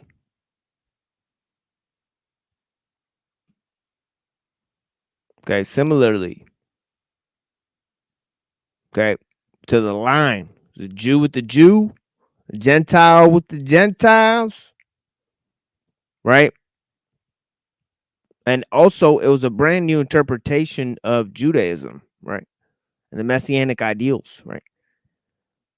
Okay, there's not only a consistency and stubbornness of the philosopher seen in Spinoza, or the inhospitable and intransigent, bold and spiteful nature of the sage seen in Socrates, or even a much more pronounced and prophetic Jesus type figure. This is the switching up of the statesman or diplomat, not someone who is seeking to find, right, truth or convince others, right, but to make a name for themselves. As a proto socialist, Henry de Saint-Simon wrote, the key to diagnosing the ills of humanity lies in, quote, the psychological realities beyond thinking and feeling, right? Psychological realities beyond thinking and feeling. The rule of experts and the combination of doctor and priest were around the corner. After all, this was the stated goal of the secular humanist. Thinkers like Saint Simon founded the notion of psychology of the social classes and views of utopian socialism adopted by thinkers like John Stuart Mill. Engels described Marx's theory as, quote unquote, scientific socialism. Materialistic. Yeah. Yeah, you mean psychology? The Psychology Academy is the clergy of the secular humanist? Imagine my shock. Yeah, really. Yeah, really. You know, real talk. And psyche is the Greek word for spirit. Yes, and Psyche was also a Greek goddess. Oh yeah. Yeah. But we got to go slow for these people out there, Hank. They're not aware of basic things here. And an X-woman, X-man woman. Yeah. Psylocke? What's Psylocke? There you go. Yeah. So nobody clicked the link yet. I don't know what that means. Don't know what that means for humankind in general. Yeah, we'll see what happens. And let me refresh to see if you pinned it. No, I didn't pin it yet. Oh, yeah, I will pin it in a minute though. Materialistic doctrines of Marx were reflected in the views of Bertrand Russell, which emphasized the blind forces of nature. In his Appearance and Reality, quote unquote, Russell comes to the unfortunate conclusion that one can no longer affirm anything beyond the scope of one's own mind. The extreme solipsism was the calcification of the skeptic challenge. Him and other Fabian socialists like John Dewey, Karl Popper, Eleanor Roosevelt, H.G. Wells, George Bernard Shaw advocated a sort of technocratic socialism and scientific totalitarianism. Brought forward in a rule of experts, the symbol of the Fabian society was a wolf in sheep's clothing. Russell took the extreme view that society should be managed by the needle. In 1953, in The Impact of Science on Society, Bertrand Russell writes, I think the subject which will be of most importance politically is mass psychology. Various results will soon be arrived at, and the influence various results will soon be arrived at that the influence of home is obstructive. Okay. Although this science will be diligently studied, it will be rigidly confined to the governing classes. The populace will not be allowed to know how its convictions were generated. When the technique has been perfected, every government that has been in charge of education for generation will be able to control its subjects securely without the need of armies or policemen. Educational propaganda with the government help could achieve this result in one generation. There are, however, two powerful forces opposed to such a policy. One is religion, and the other is nationalism. That's what he says. A scientific world society cannot be stable unless there is a world government. Unquote. He also made the dastardly proclamation, I do not pretend that birth control is the only way in which population can be kept from increasing. There are others which one must oppose. Opponents of birth control would prefer war, as I remarked a moment ago, has hitherto been disappointing in this respect, but perhaps bacteriological war may prove more effective. If a Black Death could be spread throughout the world once in every generation, survivors would procreate freely without making the world too full, he says. Oh, they want to do Thanos. Okay. Yeah. There would be nothing in this to offend the consciences of the devout or to restrain the ambitions of nationalists. The state of affairs might be somewhat unpleasant, but what of that? Really high-minded people are indifferent to the happiness, especially other people's, he says. So did they get to do Lady Death as well, or how's this going to work? But what's their plan? Well, he's just giving recommendations in his book, The Scientific Outlook, on how the populations should be managed, right? But yeah. These explain to us the scientific worldview, which included dysgenic medical procedures, the use of pharmacological and pharmacogenomic means to create and obedient mass, is quite plainly employs a hatred of man in which man must be overcome. Many of these prescriptions amount to nothing more than population control. After all, the power to control who lives and who dies was for a long time thought to be ultimate godlike power, in which the means of science ceased to be a mental mirror, quote unquote, for the universe, and become a practical tool for the manipulation of matter to the ends and purposes of man. Nature was no longer a sign of God. God had first entered into the world in order to save it, and then left the world. Now the spirit was to be reborn through man himself. Ba-ba-bam. Ba-ba-bam. Bam, ba-bam, ba-bam, ba-bam, ba-bam, bam, bam. Hi, how are you today? Hi, Hank. Hi, Hey, everybody. hey, greetings. How you doing? Excuse me, I'm doing good. And why did Jack and Steven and where's Marco at? So Marco was on King Steven's show, bashing Where? me. She was on King. Where She was on. is Margot? She was Where on. is frick is Margot at? Wait, where is she at? Tell me. She was on King Steven's show today, bashing me.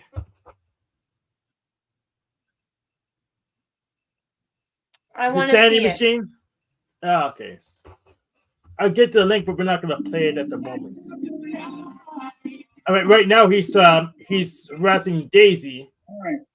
But I'll go ahead and put it in. I'll put it in the private chat and I'll PM you the link. Marco was like 30 minutes ago.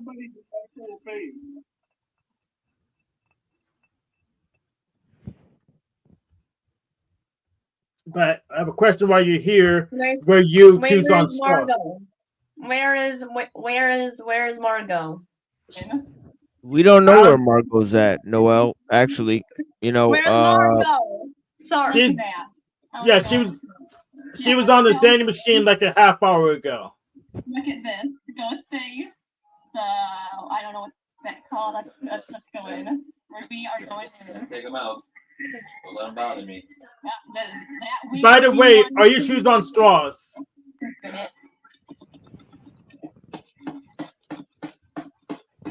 Yeah, I think Noel's watching videos of herself. If I'm not wrong. Yeah. Oh. Excuse me. Yeah, it's shoes on. Hank, yeah. Hank, what did she say to you? Tell me. She's on Steven's channel. What did she say to you, Hank? She was just necking me, telling me to do stuff I already did, and then she just accusing me of just lying and stuff. It's just bullying. I want to see Steven's channel. Where's Steven's channel? I put it in the private chat and I PM'd it. No.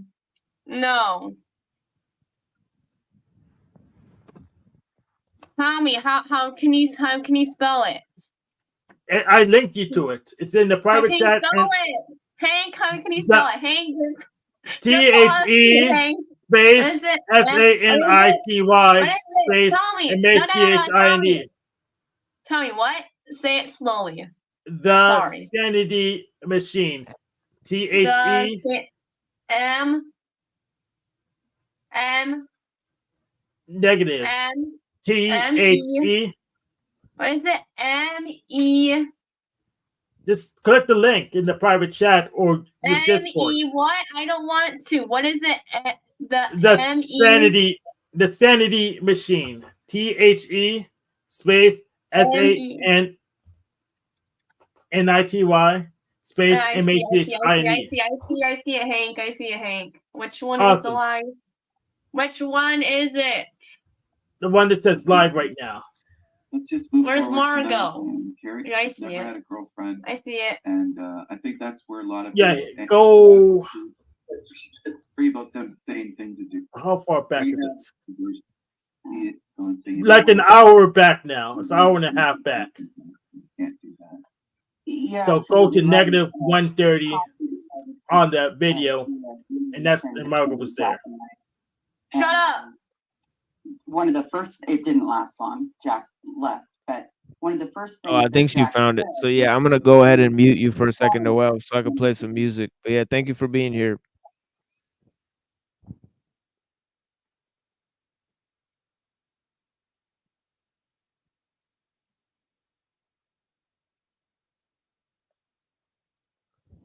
Now that I've loaded up this other bowl, and I'm gonna play some music, and yeah, then we'll go ahead and get cracking on this article that I was reading last time by Dr. Skrbina, unless somebody wants to join the panel and begin some sort of a discussion.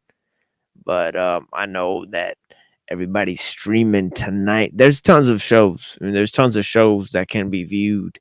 You know, I don't think neither of them will actually show the type of information that I've raised in the first 2 hours of this broadcast, right? So that's probably the case, you know, or at least I'm not aware of anybody covering that type of, you know, that those ideas, you know, taking a critical look at technology and science and the thinkers, you know, major thinkers that espouse that worldview.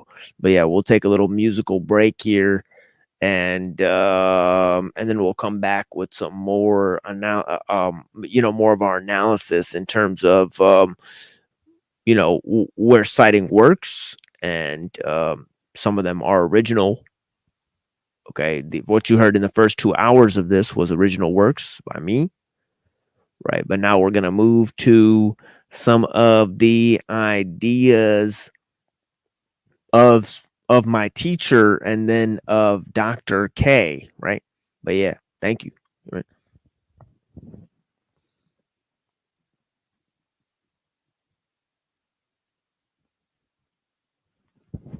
Let me find an interesting song.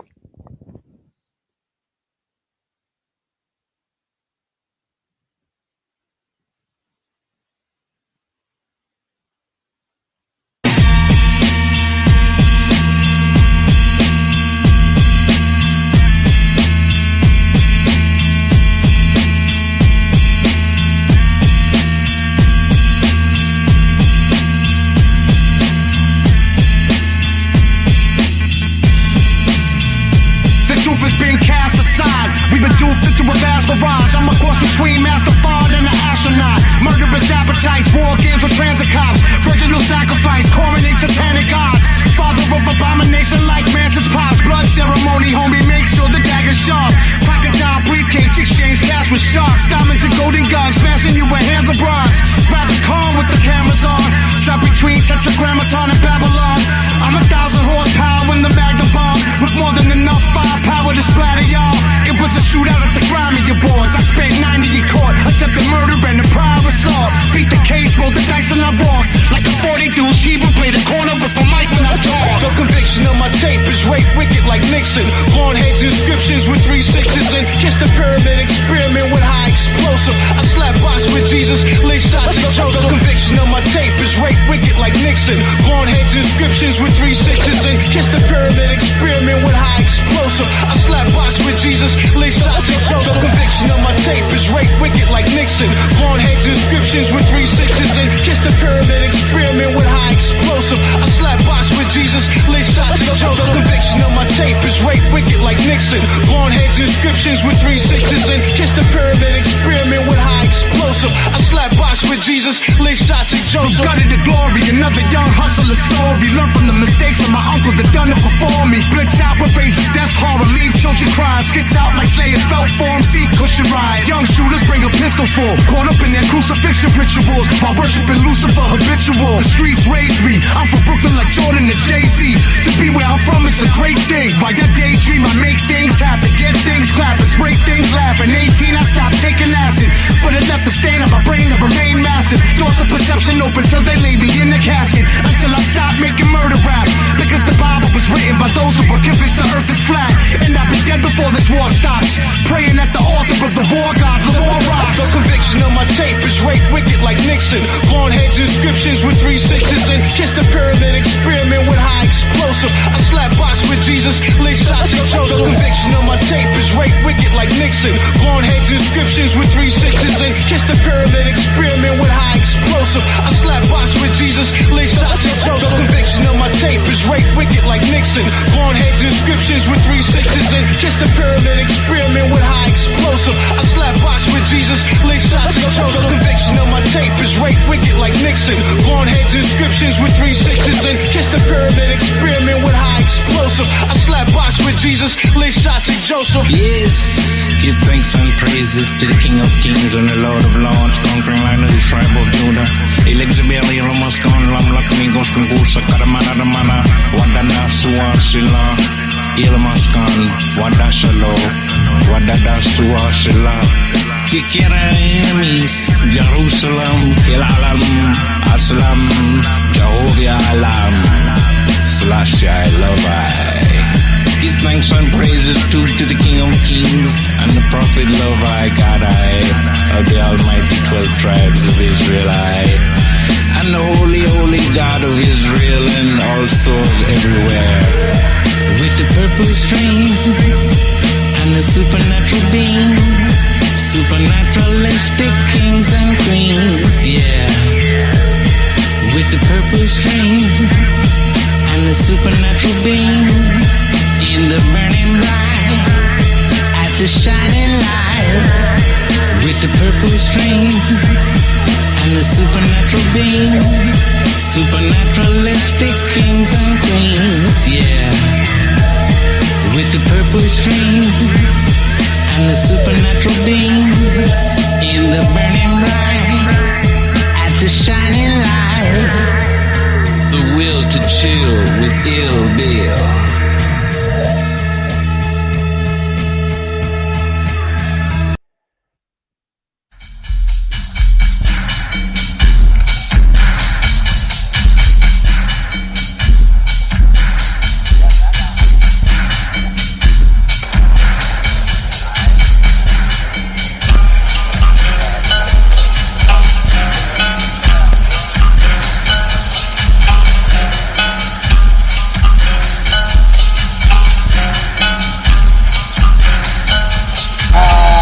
Fuck a Nazi, what the Nazi, I come with Selassie. Bloody up in white sheets and timber soggy. Kill your posse, your blood clot mugshot looking fussy. I thought I told your cats keep your fucking eyes off me. Your cats acting like you thought too much was a softie. Watch y'all joking cross the street, cause they double cross me. I mashed before they lost me. My presence is priceless, yes, costly. Your whole fucking squad needs some coffee. Y'all feeling better, making it a point to hog me and dog me. Y'all cats acting like you discard me, yeah, hardly. Judge your children, they not to starve me, I'm sorry. Judge your love, I like I love Marley. I see John the Baptist and Garvey. It's time to work, this work is play, I play in party. Llama woman always has access, so don't call me. I grab the gold medal, so rub it down foot and on me.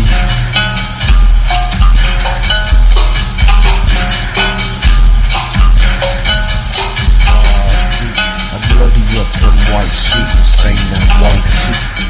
Get your ass up, boy, sitting in my seat. I say, why recycle white trash when they the reason that we sidetrack? Let some melt in your ice cap, taking all life back. And present the son who gonna strike black. Lion of Judah making your mic scat. Give me that mic back. I know you're listening closely because my mic's tagged. Right in the rhythm like I was high-hat. Murder the sound boy who wanna sabotage my bed. Fuck where you from, this is where I'm at. This is where I'm at. This is where I'm at. This is where I'm at.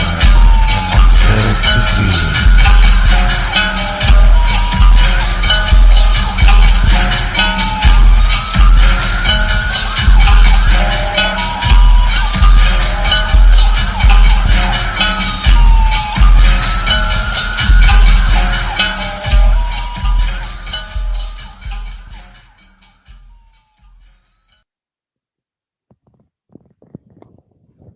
Okay, welcome back.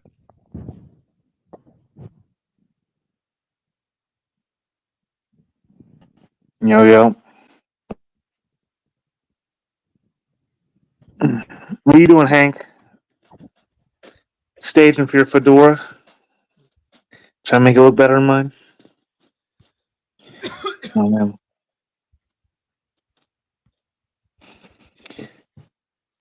Mm-mm-mm.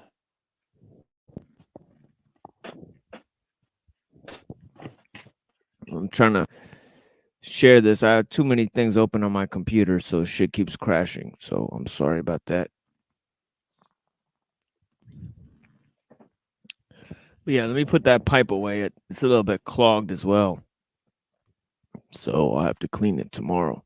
But yeah, let me see this shit. But I do have a vaporizer that is full of chemicals. Some of them have clearly a THC base to them. And when you burn the liquid, it has effects. So I will be engaging in more drugs. But also I'll be presenting some of this. And alternatively, we've seen many ideas, okay?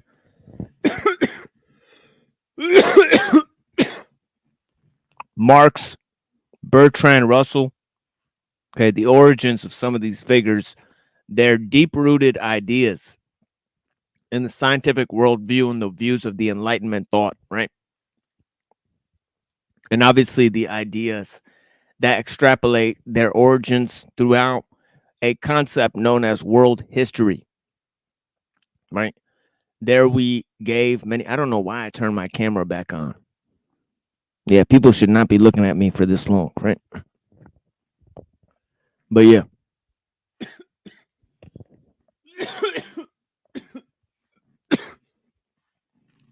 If you guys don't know, I try to turn my camera on for the first 2 hours here, right? And then I intermittently turn it on when we take the little breaks and, or we engage with guests. But since nobody has entered the chat area yet, and I notice people leaving because I turned my camera off.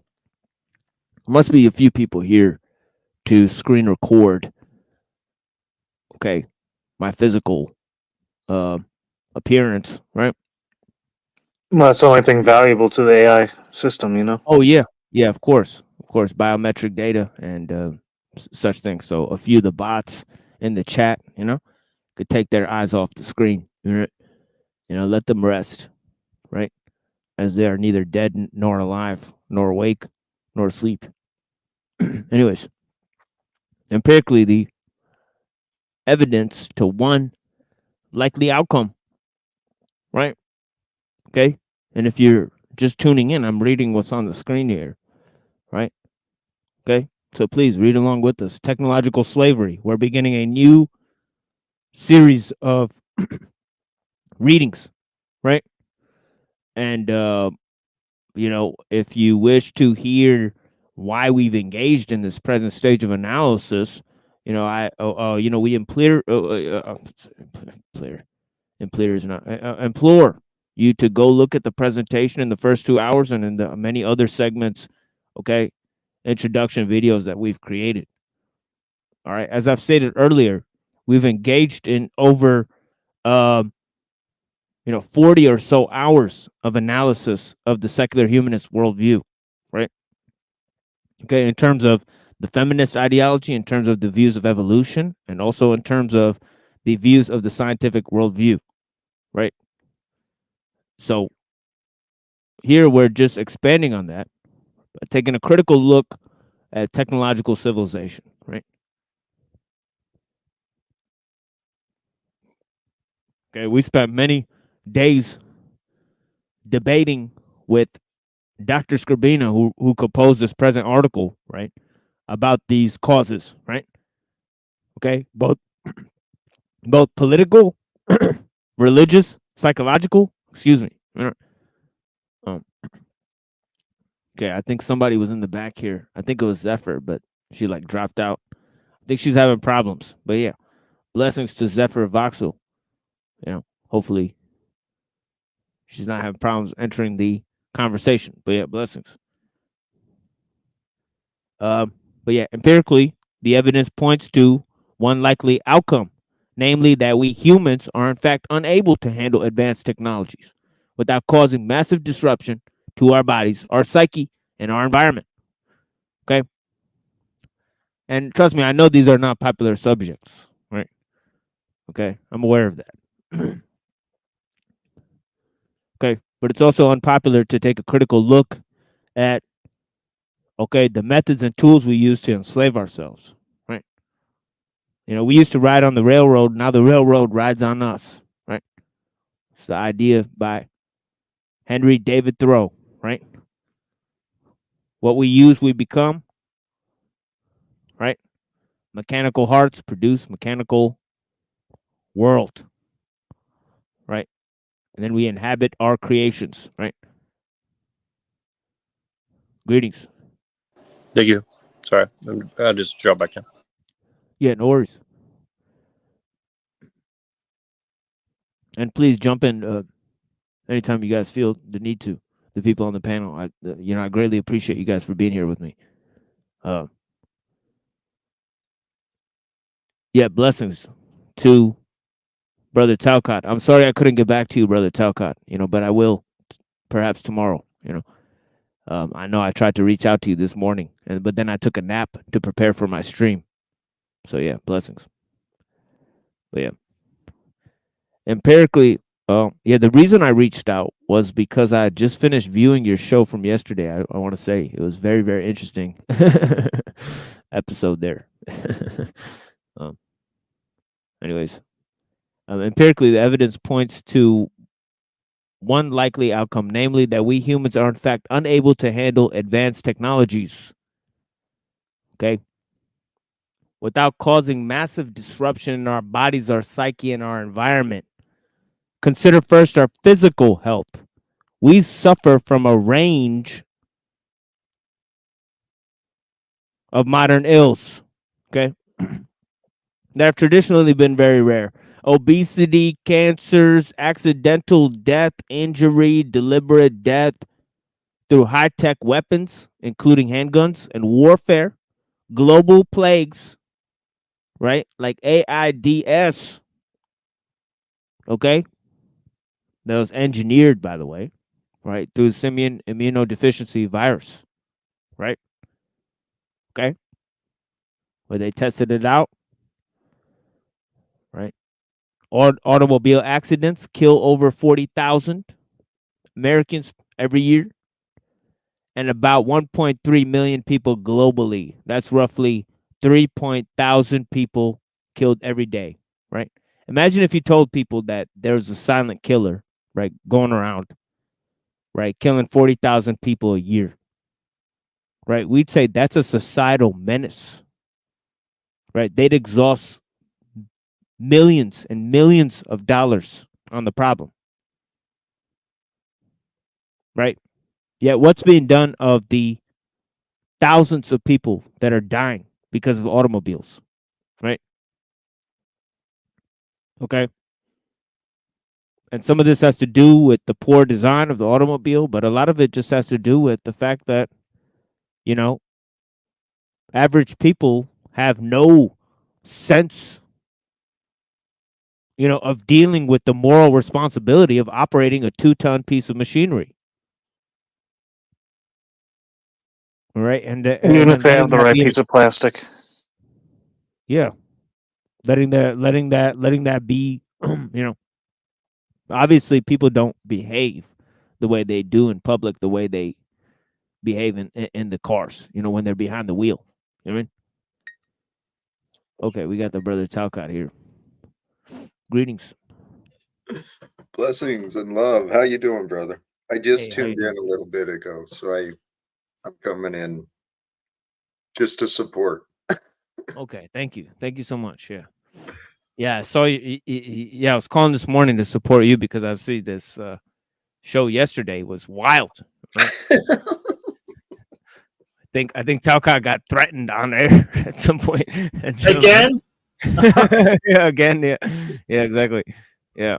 So Talcott, just by asking questions, had infuriated somebody so much that they felt the need to say they're gonna come to his house and That's right. I forgot about that.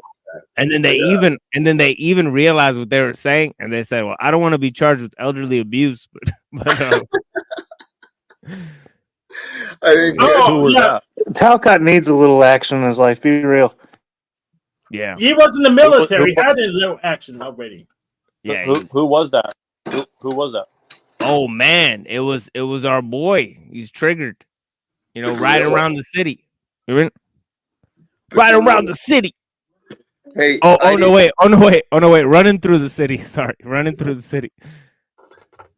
I didn't catch the comment about what you just said about the elder, but I offered to give him whatever support he needs. You know, I asked him, "What's holding you back? Bring your ass here. You want some money to help you with transportation? I'll help." Well, sadly, I believe that was just performance for online. Of course. I think that's what I'm riding through the city. You mean he's Puffing on nothing but character reefer smoke. They say they want to get with me. Honestly, I don't see these hoes. I'm about to run it up. Got a big bag, I ain't chasing no. I get the semi-top. Mike Myers with the Jason flow. Get up off my dick. Stop stroking and looking lame. I've been with all of this shit. Sacrificing and putting in pain. You probably go snitch. Telling yourself, put dirt on your name. I'm going back in to take what I want and fuck up the game. Oh man, I need the headphones. I need headphones. How is my sound quality? Headphones. How ironic. It's not as good as before. Not as good as before. All right, fuck it. Are you fucking with them? I gotta get the headphones. What? That wasn't that bad. I ain't heard that one, Flo. I ain't heard that one, Flo. I've been sitting on this for like a year and a half or something. Shit. This is my RoboFlow. I have a style that you will never know. Isn't it funny how these internet tough guys say about how rich and violent they are, but they can't put up?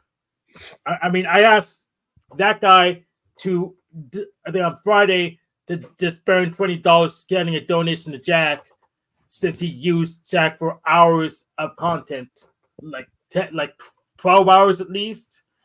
I just gotta like that you know, running through the city puffing on reefer smoke. Is that what it was? I got Oh you. my gosh, such deep lyrics. running through the city and I'm puffing on reefer smoke. Said they want to get with me, but no, I don't taste these hoes. Then they say, well, burning $20 doesn't prove anything. No, it proves that you burn $20. It proves that you're not just scraping by. That if you're super rich, you wouldn't be scraping by. This wouldn't be a serious controversy. Well, I love his charismas when he's doing his solo monologues and his presentations. I mean, that's for sure. You know, but the interactions on panels get a little bit dicey, as yesterday. I think he embarrassed himself by threatening Talcott, but yeah, I think if he's successful, let's send him over to Dubai and let him talk to people in Dubai that way. I think it'd be a great idea.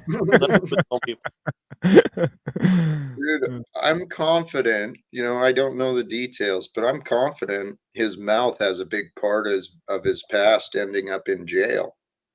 Yeah, of course. Well, I don't. You know, the same way that he wages his personal attacks, I think it's not good to match him at that rate. But yeah, I think you know, I can't speculate on his or even if he's telling the truth about any of those cases or any of that stuff. And all that stuff could just be made up. I have no idea who these people are or what. You know, all I know is that some of what they say online it seemed to be. You know, by the own admission, I guess, a bit non-bit, you know, which is a famous, infamous term at this point. So, I would love to talk to Robert De Niro, and he seems to have the connection. So I think we should try to make that happen. Yeah. Of course. Yeah. Yeah, De Niro, But where were we here? Not to get refocused. Well, you're talking about the technology here and how it always has these consequences.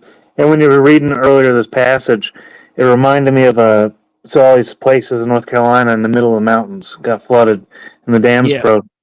And there's apparently like Tesla already has contracts to mine lithium there. I have a really big question. How is Wow. it possible to flood a city in the mountains? I've never heard of such a thing before. Well, they busted the dam, the 2 dams burst or something like this.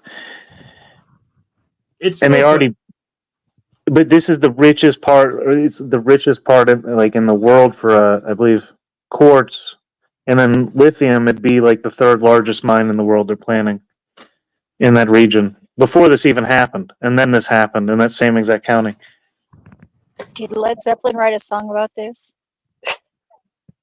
It's like when the levee breaks. So Sorry, I that hope was about- I hope somebody will cover that mine thing because that is interesting. But it is very like Asheville's a really weird place. They have one of the largest congregations of Jews on the East Coast. Did you guys know that? Negative. I was not aware of that. Yes, largest outside of New York and New Jersey and Maine and probably Atlanta too, but sure. Yeah, someone look up the statistics. You'll be impressed. Well, yeah, Charlotte's like right there, and it's the 15th biggest city in the world or country. Charlotte, which is only like 45 minutes. But then you saw all these fucking videos on there was all these liberals like talking shit on like what they thought were conservatives in the South. But they're talking about Asheville. I mean, it's like a liberal mecca. Like, it's insane speech what these people were saying. They're talking like, oh, it's good that they died in these tragic events. Like, they should have left. Like that type of rhetoric. But they're talking about, it's ridiculous. Hypocrisy is off the chart. So first of all, 2 things really quick. The recent person who had allegedly tried to attack Trump, him and his son were involved in some very shady stuff in North Carolina. I drove through Asheville a couple of years ago, and it was more liberal than San Francisco, and I'm not joking. So I'm just like it's. No, it's literally a liberal mecca. It's literally like one of the most, probably on the East Coast, it's probably the biggest liberal city there is. It's huge. Like dude. And all the travelers, for years I'd ask all the travelers where they would go. Like, where would you go, like, other than here in New York? And they're like, well, I love Asheville. They would always talk about it. That's a big shift because, like, isn't there like a Marine Force base over there? And I've had some friends that went to boot camp. I have bad news for everybody. A lot of the military is pretty woke. I'm sorry to tell you. Well, I mean, but they said it was like a spiritual void. Like, it's pretty interesting, huh? Well, maybe not, huh? I wouldn't be surprised. Jack Talcott was in the military. Zach Talcott. So it's like Camp Lejeune or something, South Carolina or something. It's a Marine base. No, this area is like not too many military. It was actually some of the most pristine land that there is in the world, or like in the country still to this day. I keep saying the world, but it's the nice, dude. Tennessee, Western Tennessee, Eastern North Carolina. Reverse those two. Gosh dang. Yeah, that's a nice place. My ancestors like came to America, like landed in North Carolina. That was like pre-Ellis Island or New Orleans port.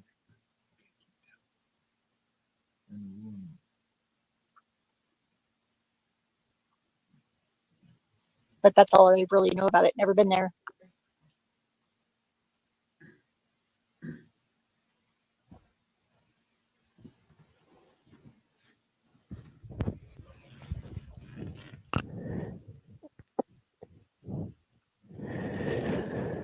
Yeah, I just wanted to make sure that everybody sees everyone.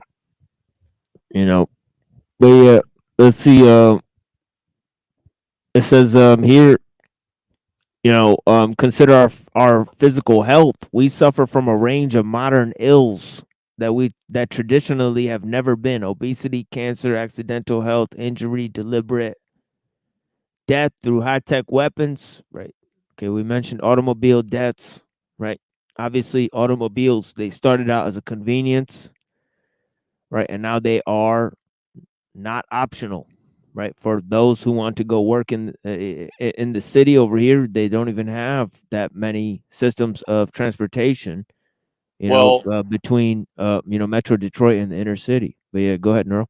no, I was just gonna say it's like, and also like the jobs keep moving around, so a lot of people are like, they have to kind of like be nomadic to follow the jobs if they have a good job, and even if they don't, a lot of the inner cities, the jobs are going away. So like, if you live in the inner city now, you have to go like actually travel. So you know, and then also you have to think about the dangers of being on the street where there's drugs and crime and all that. So then it's like a cost benefit analysis. Okay, like all these different factors, like how much does it actually cost to take public transportation versus the convenience of time with a car, right? And then factor in insurance, factor in gas, factor in whatever else, time. It's all like a lot of factors, and then that's just to get to the job. Now you got to think about time at the job. You got to think about how much pay. You got to think about all the other things that come in with. So it's like a whole ecosystem, just the transportation back and forth to work, and also like where is your job located and how long will it be there for. So imagine you get a mortgage for a house in a city like San Francisco, and then now the jobs are leaving San Francisco. So do you just sell your house, or and follow the money, or see? So it's all this other factors that go into it. But yeah, I just want to mention that it's a lot of little things that add up into a much bigger picture.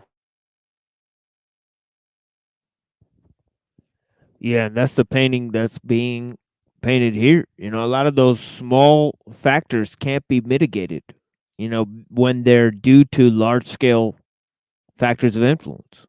So, how do you mitigate control? And then that, is a concerted loss in individualism and all these things that's really pushed by the system, right? As its saving grace, right? Well, we're optimizing for individualism and, personal needs and all these things, right? But it's creating artificial needs through surrogate activities.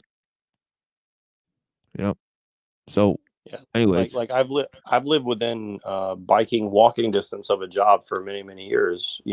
I would say the last 7-8 years of my life. But if you factor in how much time and energy it takes to go, you'd be looking at like 3 hours a day of travel by walking or biking. So it's like, okay, now you're not only going to work for 8 to 10 hours a day. Now you're going to be traveling for 1.5 to 2.5 hours a day, right? So try to have a life if this is all like things that you encompass. And if you're relying on public transportation, now you got to look at the schedule, you've got to plan, you've got to also protect yourself, you've got to, and it's a lot of different things. Like where I live at, the demographics have changed drastically in 5 or 6 years. So whereas before you could basically walk around anywhere without really having to worry a lot, now you have people roving the streets at all hours of the night almost anywhere in the Bay Area. So that that one factor changes everything, in my opinion. So it's kind of an interesting shift, and I think a lot of major cities have had similar problems as the homelessness and the roving stuff. Again, I know that I'm just like piling on, but it's a lot of those little factors that I never hear people talk about those factors, but I think that it contributes enormously to why people make the decisions they make.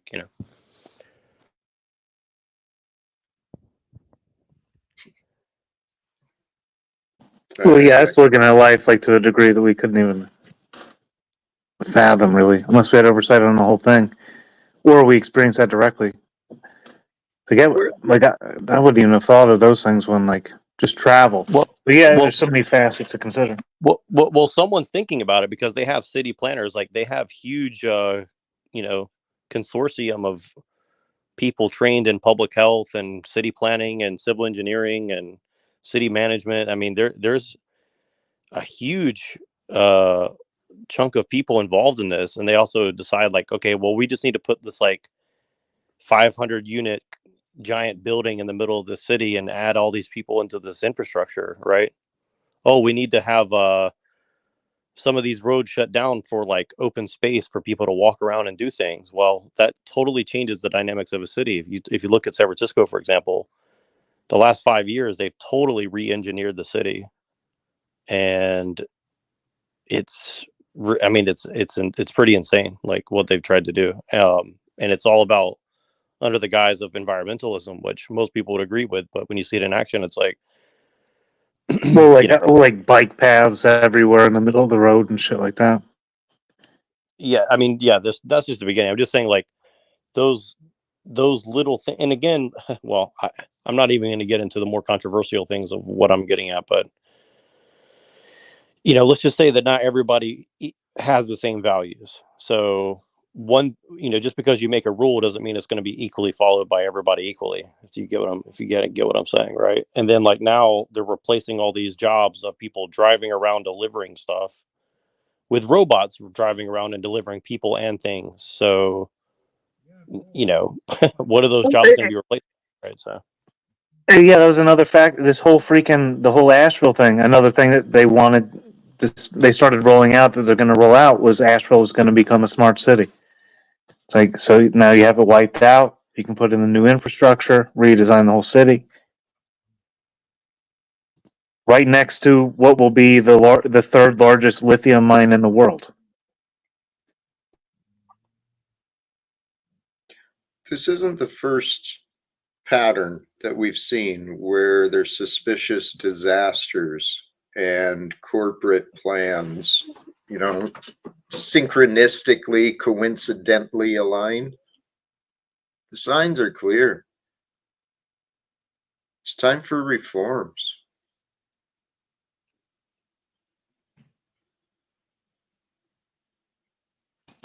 Yeah, but like, see, like, I lived in North Carolina when they started bringing in fracking into the same region. And you start to talk, what do you do? Because I talked to my local representative, and he was like, yeah, you can tell me pretty much whatever you want, but we're going to run through with it because it's good for the economy. Like, that, it was essentially the vibe he gave me. He would have the conversation with me, and he would pretend to listen, but he wasn't going to change his mind. This is the realization I've come to. This society is the way that it is because it rewards selfishness and it protects liars. And then people lie to themselves, oh, I can't do anything. This is just the rules. This is just the way it is. This is just what they told me to do. And nobody thinks what you said. You try talking to some of these people and they're just not there. But it's the way we're designed. Well, they have no fear of repercussions. That's the thing. And the system is not set up in order to enforce repercussions for things that don't represent the people that are supposed to be represented. Well, we'll just design and implement our own repercussions. It's not that big of a problem. Such things could be proposed, but I would recommend legal authority in general. I think that's a smart move. We need honorable authority. We need accountability and oversight. None of this once every 4 years. Every single day, these clowns in DC are passing legislation. They're making rules just because that's their job. We got to make rules and we got to fight each other.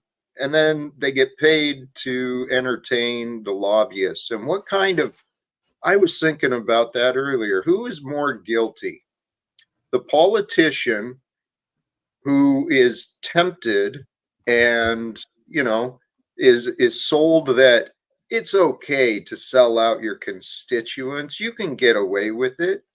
Is the politician worse or the lobbyist worse?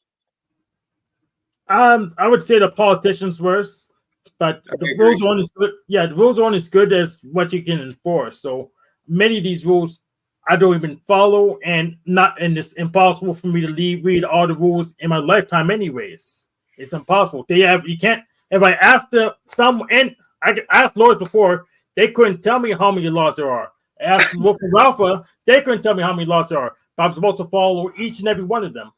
Well, try asking them to try asking someone to Try asking 10 different people to interpret a single law and see how that goes. Oh, that's hilarious. Or 9 different people. Guys, this is exactly what I learned from my real life experience. My career ended because of people's interpretations of rules. Not because of facts, but because of people's interpretations of rules. Well, and I guess the facts show in their interpretation I violated the rules, but under a reasonable eye, I know they're wrong. Well, something like that happened to me before. I kind of don't care that who was right, who was wrong, because I know mostly it's just might anyways. So I'm just trying to train to get more powerful. You are getting more powerful. You're getting more confident. I'm seeing it, my friend. Yep. Not to change the topic. So I have a question really quick, specifically for Talcott, but for everybody too. What did you think about the dock workers organization thing? I should call them up. I mean, I work logistics right now, so maybe I should call them up. Maybe I want to buy into this. It's possible. I think it's good when people organize and get together and discuss things.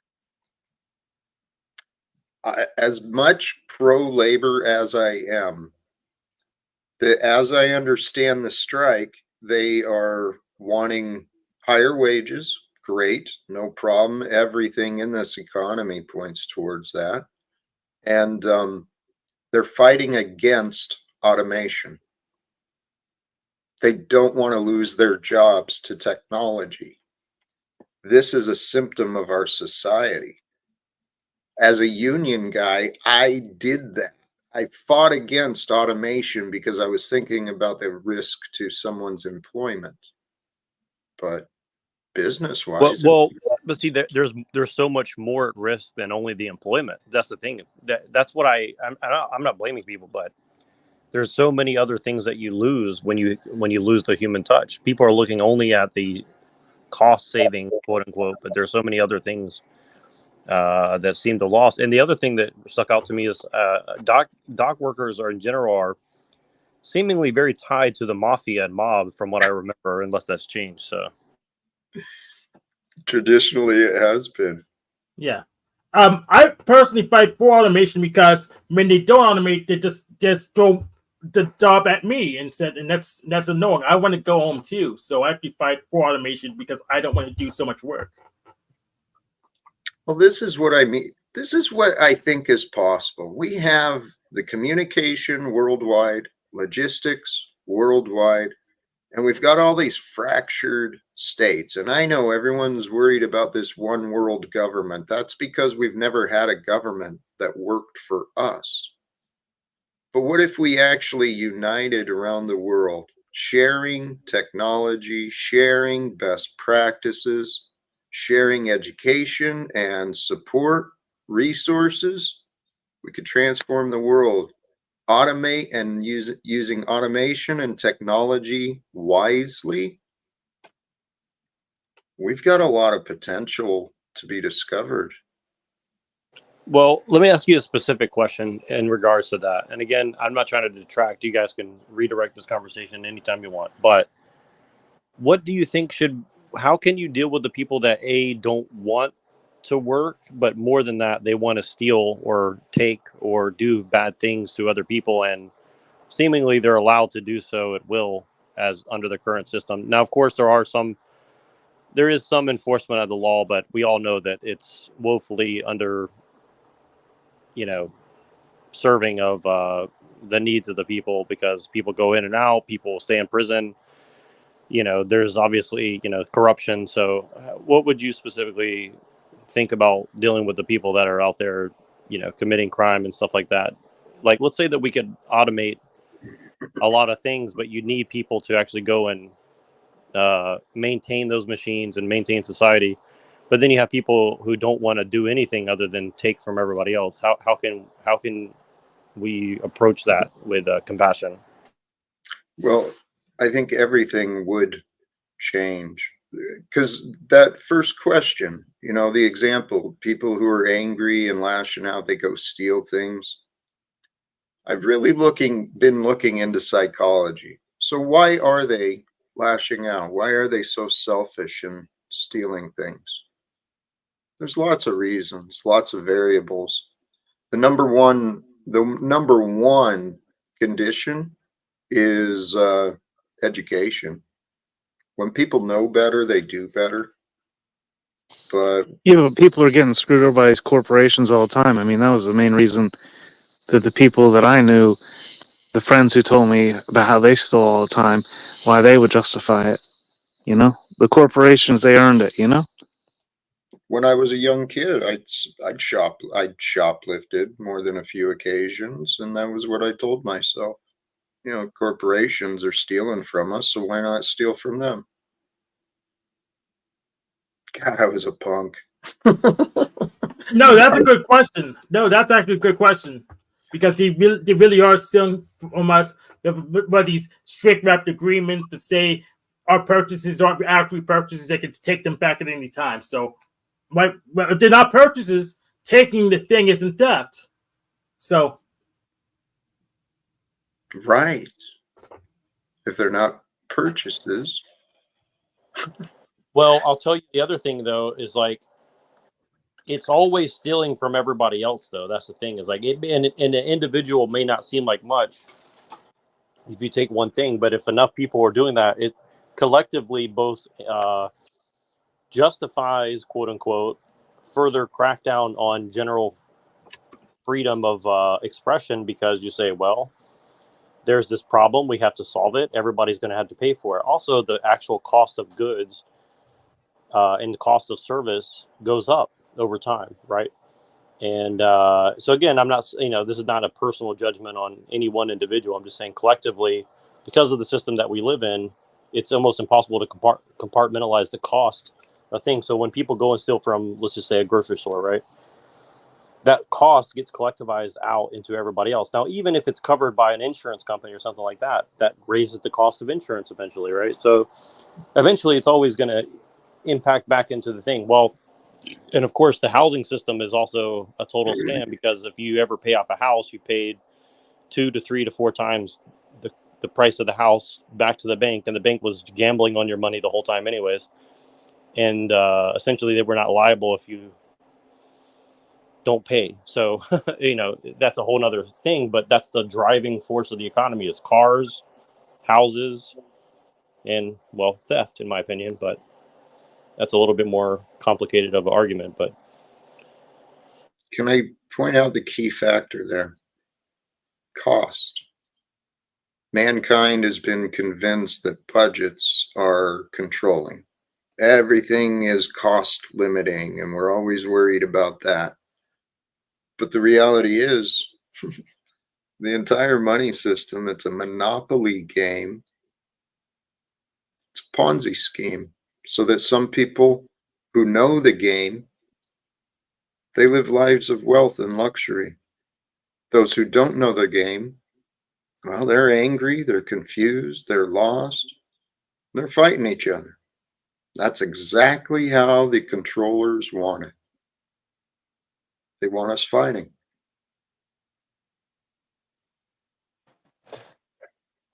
Well, like the collectivized cost being like the taxation and all this, part of what it goes to that drives me up. Like one of the things I realized this before Trump was even elected, Chinese post, like when they ship something to us, we pay for it through tax dollars. We subsidize like 90% of the cost. But when it goes back, it's full cost to the person shipping a product back from America to China. So it'll be like $120 to ship something that cost them, $5 to ship, $10 to ship. yeah. So I understand where you're coming from, Jack, but if there's like a slight benefit to me compared to not having the monetary system, I'm going to be for it. I mean, otherwise it's just cutting off my nose to spite my face.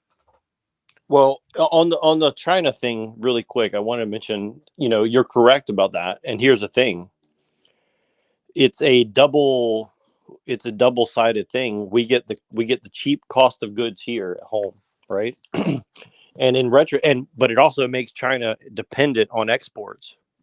So China is basically exporting itself to death, and Well, the well, people we're inside exporting our manufacturing too. right, but I'll tell you why. Here's what this is just my opinion, but here's what I think is happening.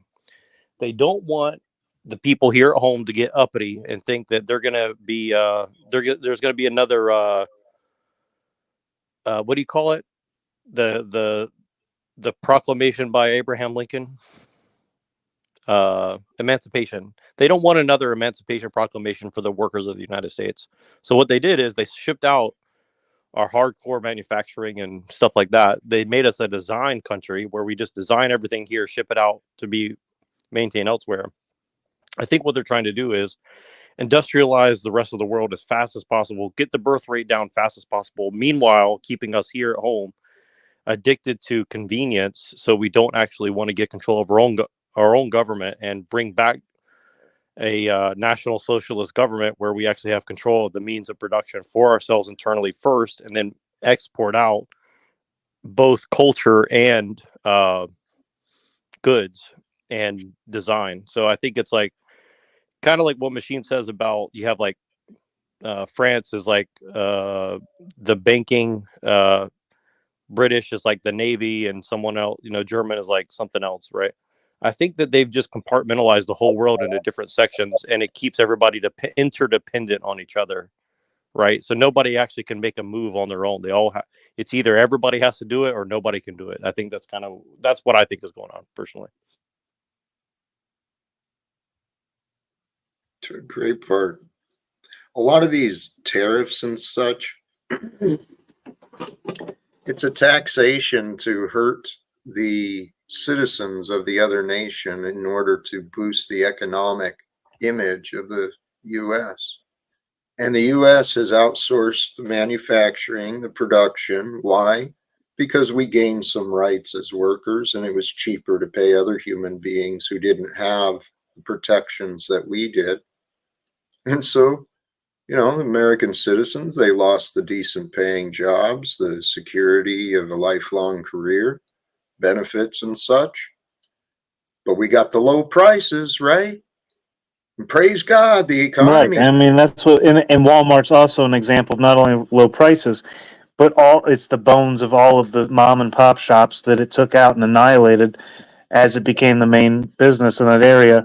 And then all of a sudden, now the money's not in that community anymore. It's being siphoned to some corporate conglomerate somewhere. It's not staying in that community at all. It's just leaving. It's gone. And it's somewhere else. No, because they have to pay workers in the community to operate. Oh, yeah, because the Walmart employees make so much, Hank. Yeah. So here's the issue. Even the places where the corporations are based in, they're not overflowing with money either. So Well, that's right, because it's always being whatever. The employees, yeah, they're also getting squeezed. They're getting paid less. They're getting paid. Their life's not as good overall.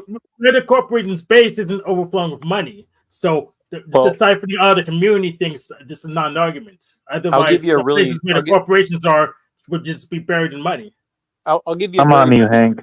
I'll give you a very brief anecdotal experience that I had recently. So where I live at, they had a plumbing company come out and fix some outdoor plumbing, somewhere on the property, right? And it kind of interfered with the normal daily operations of this area, right? And so the first time they come, they basically had a leak. So somebody come back and fix the leak, right? Then somebody came back again to make it look nice over, a few days later. And I needed to communicate with these people. They spoke zero English, like zero, absolute zero. Like I've been in foreign countries where no one speaks English and they spoke more English than these guys, right? Why is it that that's happening, right? And everybody's and I think that it's because these people are desperate for a job. They'll do it for way less. And also, if you actually own a business and you actually have to pay for all these benefits for your employees, it's very taxing. If you can hire someone, you don't need to pay them any benefits. You can pay them a flat rate and they're fine with that. and they won't ever have the ability to go and get you in trouble, that puts you at a tremendous advantage, right? So I'm just saying, like, it's kind of interesting that this is the kind of things that are happening. And again, it's not against the people themselves. I'm just saying it's like they make up every excuse in the world to do like this. And if you even in the debate with Vance and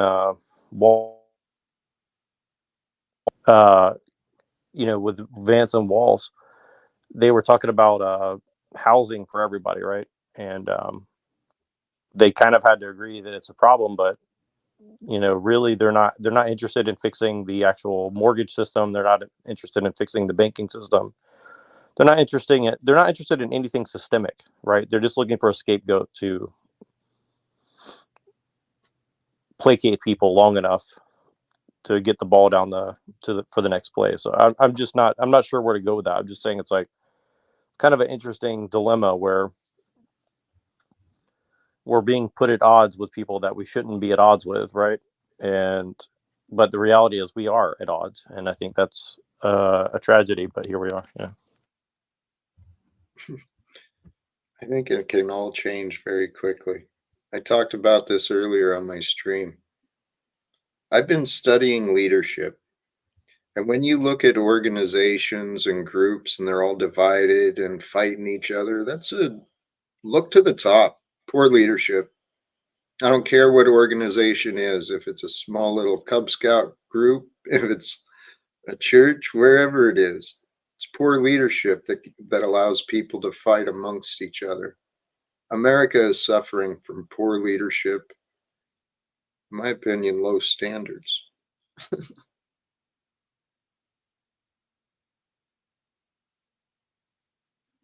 It's interesting. You had a pedophile sympathizer up here, Neurojack, who's a Nazi blocking piece of shit. You had a rapist, Jack Talcott, who promotes love because rapists are taught you have to love yourself, even though you committed the atrocity of atrocities. Machine Lies. Why do you cupcake with these demon piece of shit rapists, pedophile sympathizers, and so much more? You cupcake with these fucktards, and their optics are in your face.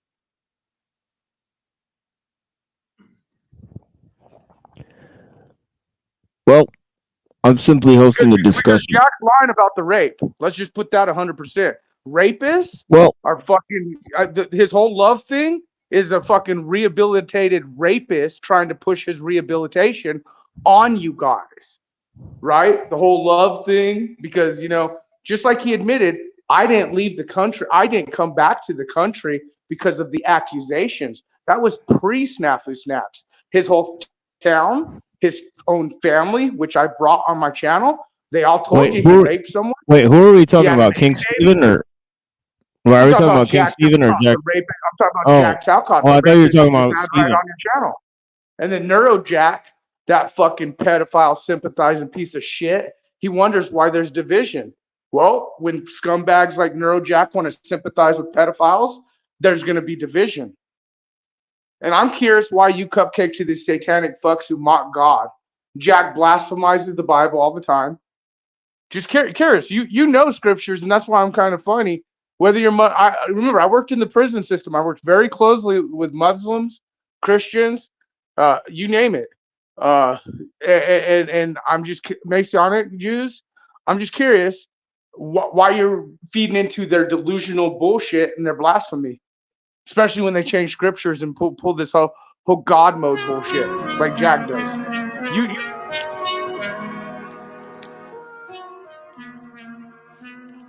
Well, I'm simply hosting a panel here, so it's an open panel format so far, so after the 2 hours, that's for the when first it came 2 on. I wanted to chat with the rapist and the Neurojack, the pedophile sympathizer. Open panel. Neurojack's gone, and I'm actually going to continue reading the text that I was reading, but you're welcome to stay and comment on the text. But mainly what I was. I want to know why TML supports Jack Talcott blasphemizing scriptures, blasphemizing the word of God, and changing shit up. Why do you support that, TML? He does. No, sir. See, Well, see, I simply have an open panel format, and then basically, the views of the panelists are not always going to be what I support. Okay, no, right? that's fair. So definitely not. That's fair. So, Yeah. so do you have the optics of But I'll tell you. understanding But I'll tell you. that But I'll he tell you another changes thing. scripture? No, well, I'll tell you another thing is that I totally take responsibility for the first 2 hours, the presentation, but the open panel format is a little different. There, the views of the panelists are not expressly, covered as the views of the host. You know what I'm saying? So Okay, no, there, I'm that's simply trying fair. to engage everybody's opinions. You know what I mean? No, that's fair. So That's it's a fair. different. That's It's fair. a, And I so appreciate you for the answering it first like 2 that. hours, if there was in the first 2 hours anything you found objectionable, of course I'd want you to bring it up at this segment. Because that's mainly what this is about, is to critique the views I laid out in the first two. And actually, I invite people to critique those views, right? For sure. Right? No, I will check out the first 2 hours. It's just anything Jack says For is sure. blasphemous. He changes script. That man can't even Oh quote three yeah, scriptures. but we're trying to keep the subject, because I know, like, because one time I had a show and the whole show was about Jack Talcott, or maybe they'll have a show about the machine lives, but this show is not Let's really talk about. sheep and wolf clothing. It doesn't have to Yeah, be because Jack Talcott. oh yeah, Sheep and definitely, wolf yeah, clothing. definitely the wolf and sheep clothing thing, because that's a symbol for the Fabian Society, Bertrand Russell. Well, So it's I was kind of talking like about that. the lion lays with the wolf now versus the lion laid with the lamb. The lamb was the house of Judah. Okay. Oh yeah. No, I'm just gonna watch. I just, I came for open panel. Yeah, I'm glad you I'm glad you got some information on the Bible and stuff. You talking about the house of Judah, but yeah, if you want to comment on the reading here. Did you watch my newest video? It covers the Mandela effect of Bible changes. My newest Oh video. shit. Oh, thank you. Yeah, for sure. Yeah, definitely. I'll look into that. My Is newest that on video Strike covers- Team? Is that on the Strike Team channel? Yeah, it's on my Strike Team channel. Oh, for sure.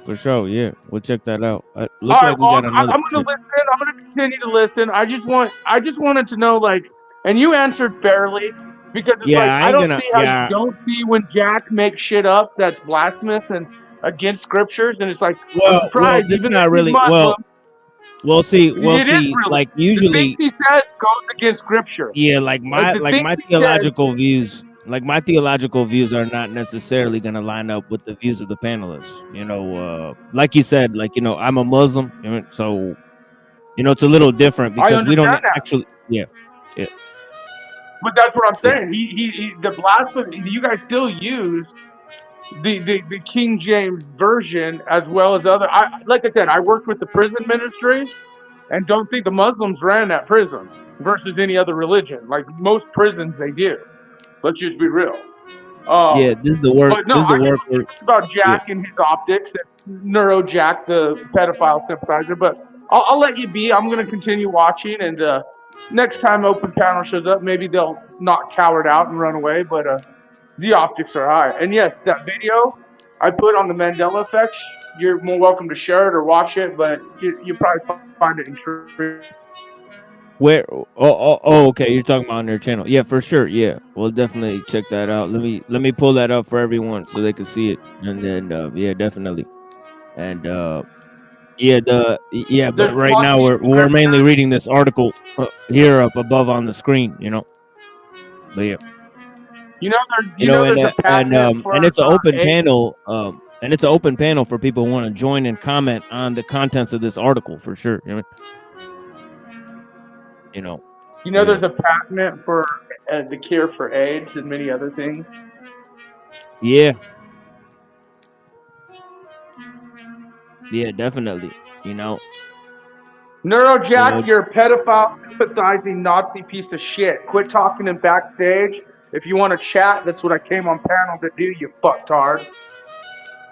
But anyways, if they come back and you do open panel later, I'll be back. But no, I'm glad you answered my question, because I'm starting to question your optics and wondering, what the deal with this guy is when he sits blatantly next to these people, tearing up scripture, mocking God, making shit up. It's just that on the panel right now we're not commenting anymore about Talcott, but we're gonna go ahead and read this article. So I'm gonna bring the panel back, and you voiced your concerns about Neurojack and Talcott. Right, but I only have a limited amount of time here, so I gotta continue reading the article, and everybody's welcome on panel. So we're not gonna You know what I mean? So you're welcome to comment on the article. But yeah, thank you for being here, my friend. I mean, and I'll definitely check out your video. You know what I mean? But yeah, you know what I mean? But yeah, blessings, dude. You know what I mean? But yeah, you know, I think I got like for the next maybe 2 hours, I'm gonna be reading this article, and then I'm gonna move on to a video. You know, Dr. K's views on leftism. You know, so definitely check some of that commentary that I give there out, but definitely some of the views on the panel. I can't consolidate a lot of the views on the panel. There's going to be different views and opinions mentioned, but the first 2 hour presentation I highly recommend. You know, I'm talking about the origins of the scientific worldview. You know, they're trying to enslave us with science, right? That's really what it is. You know, they act like it's a freedom, but it's really slavery. I mean, you know what I'm saying? I do. You know, yeah. The optics are Yeah. high. All right. You know, I'll see you yeah, here in a bless. few. For sure.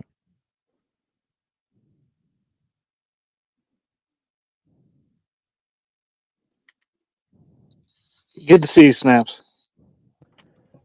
Yeah, so right here, and Well, first of all, I want to say that I'm not going to be like slandered, you know, for no reason.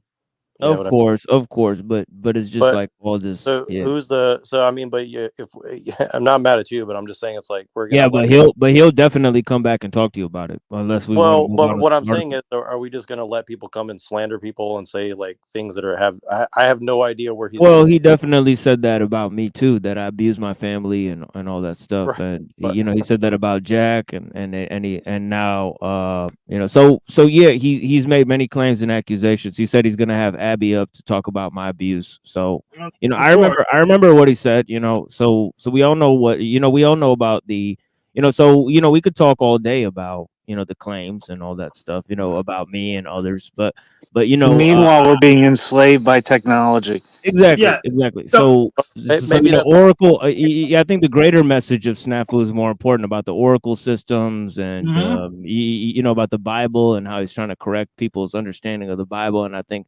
you know, there's a good spirit in there, so we got to focus on what's good, right? Exactly. Yeah. So it is what it is. I mean, Yeah, and the stuff that's slanderous, well, he doesn't have any credibility, so I just laugh at it. yeah, and Hank does pretty good analysis of Sure. Snafu and Tariq and some of the other. Well, all I'm fellas. saying is why not be a what, you know, a fascist that he calls me, and just block people like that from the discussion because they have nothing to add to the discussion. Because it doesn't work. It doesn't work. It didn't work. If Steven today, it's not gonna work. So that's why I don't do it, because it doesn't work. Oh, okay. So He maybe just he brings the fire, he brings the heat. You know, you just transmute it, man. yeah, I you remember. know. I remember that you defended him when he's slandering people. I remember that, Truther. So. Yeah, I mean, as a result of him claiming I abused my family and all that stuff, we got into a pretty interesting discussion about the Bible and its verses on on Beck's channel, and I had Toilet Bowl Earth on, and I demonstrated again that he doesn't know what's in the Bible, and you know, it was a pretty good time. Yeah, it's a good learning experience. Yeah. Isn't that right, Jack? Talcott. That's why we're here. It's all a learning experience. But yeah, I don't do the Nazi thing because Nazis are losers. Who's in the back here? The Scrap Master. That's someone new. Oh, okay. No, that's just Cecil. Yeah. What the fuck did you just say, bro? Whoa, what? I wasn't talking to you. I was talking to that guy that was trying to talk shit. And who is this dude? Fucking Neurojack asked me freaking. All I'm saying is you got me blocked, bro. Oh, Lord. You know what I'm saying? All right, we got everybody out here now. We got the whole squad up in this. Is that Ho Master over there? What's his? Absolutely. And look how the machine lies set you up. I'm not going to do that to you, though. Oh, you do it to you, though. No, he just comes on and bombs my streams, so I just block him. I'm sorry, dude. Did you lose some money? No, it didn't matter at that point. Okay, good. But if I had to start living in my car, I'd be mad. What were you gonna do if he did say that? You got a shitty car or a storage unit? I did a storage unit for a month until I got caught. Fuckers. Yeah, have Did fun you? paying rent, dude. Why didn't All you? the money's That going would have back. made good content.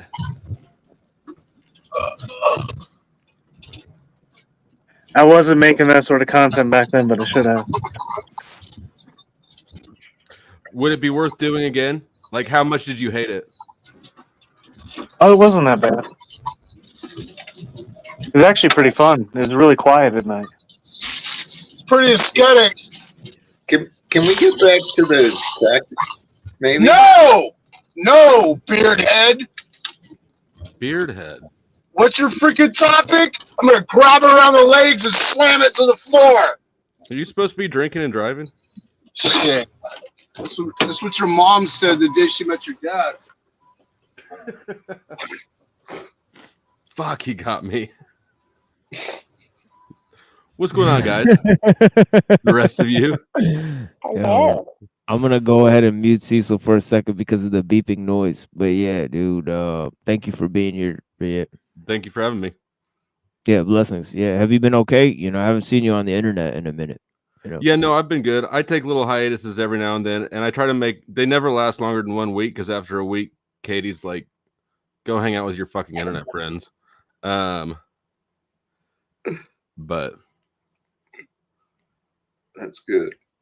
But yeah, no, I've been out of the loop. The only way that these things work is if you know, we all have that sort of that habit, right? Like we sit down to take a shit, we get in the car, whatever it is. Like I'm assuming that y'all are the same way. You just automatically click to YouTube, see who's on, and then you just start listening from there. You have to find something else to get automatic with. Yep. Well, I just usually actually schedule the shows that I watch, you know, but Benton's show is irregular, but I also watch Jack Talcott's show, and that's regular. So there's only like 2 real shows, and then that I watch, you know, and it's because and they have a very different disposition. You know, I see Benton as the I see Benton as like the white man of the South, and then I see Talcott as the white man of the North, and they're like in conflict with each other over the soul of America. You know what I mean? Yeah. So that's Benton and I got some shit to address. That's all I got to say about that motherfucker. He's got me blocked in his chat. He's talking shit. Dude, man, he is on notice. Who Benton? Oh, yeah. Shit. You might be unblocked I was now. his first producer. I was there 2 years ago for that motherfucker when he was living in a truck, pissing in jars, defending off CBO crew left and right. I was there. And where is he now? Banning me in the chats. Oh, Benton. So do you think that entitles you to not be banned? I'm just curious. Like, is that what you're saying? No, I'm just pissed. That's all. And it's going to be a big internet drama. You watch. Here's the thing. Not that Pete banned me today because he's a tanky and he doesn't want any debate because he loses all debates, just like all the other tankies because they're fascists. But it doesn't. Like I told Neurojack, that the fascist stuff won't work. Nazis always lose. So Yeah, whatever. All the mental health workers should be rounded up and put in fucking concentration camps and be forced to get real educations and actually productive jobs. But that's the education. You know what? That's a great point, Hank. Nazis always lose. That's my slogan against Benton. I'm going to put it in my freaking handle right now. Yeah, Benton's a tweaker and Jack's a fucked up on pain pills. So they're like the opposite, north and south. And aren't you drunk driving? Yeah, congratulations. That's awesome. Who told you that? Dude, do you ever listen to yourself talk? Yeah. It's called marijuana, Cecil. Oh, okay, yeah. I guess that's what we'll just call it. It sounds better, admittedly. I don't like listening to myself talk at normal speed because I speak slow. I think it's from so much time alone. But I think it's time to a bunch of slow people. I mean, I'm speaking slower now too. Yeah, that too. I love listening to myself talk. I like it when I'm at like 1.75 or two times speed.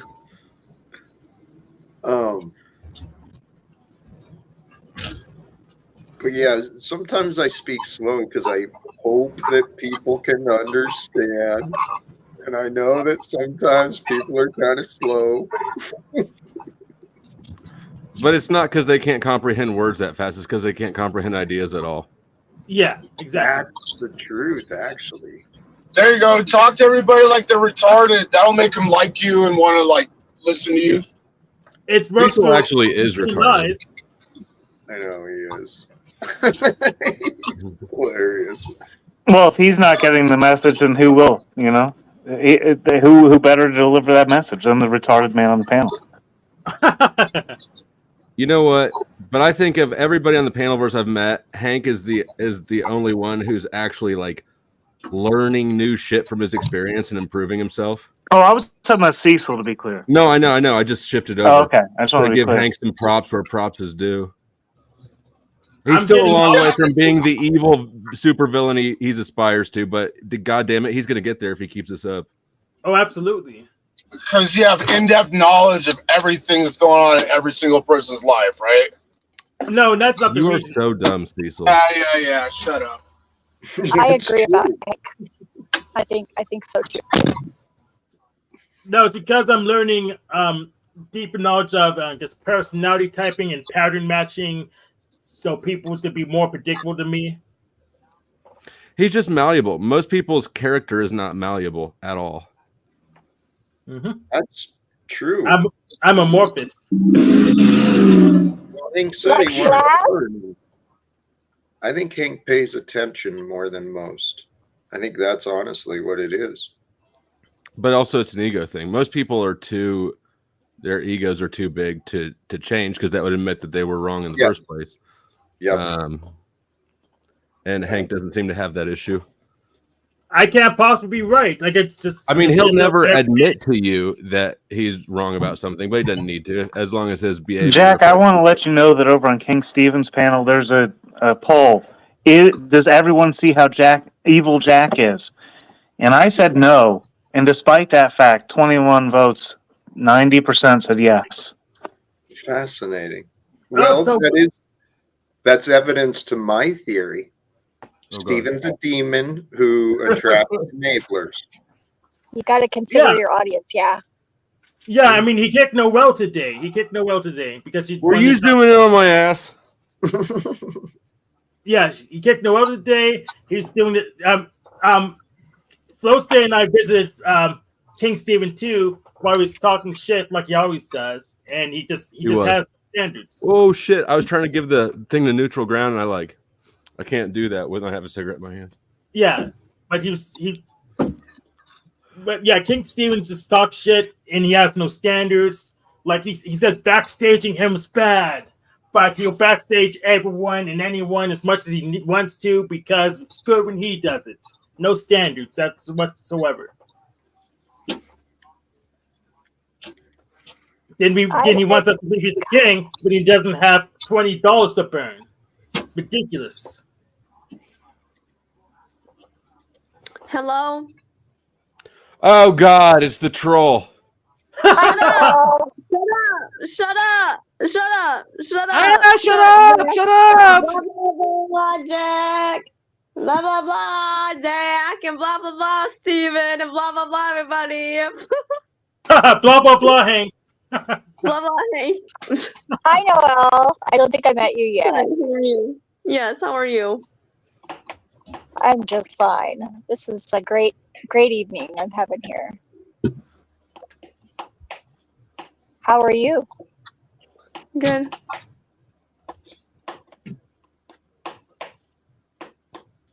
Yeah, thank you guys. Well, I think that noise is coming from Cecil. I'm just gonna go ahead and mute that. Whatever that slapping noise is. Yeah, I don't know what that was. That's funny. Sorry. Yeah, sorry.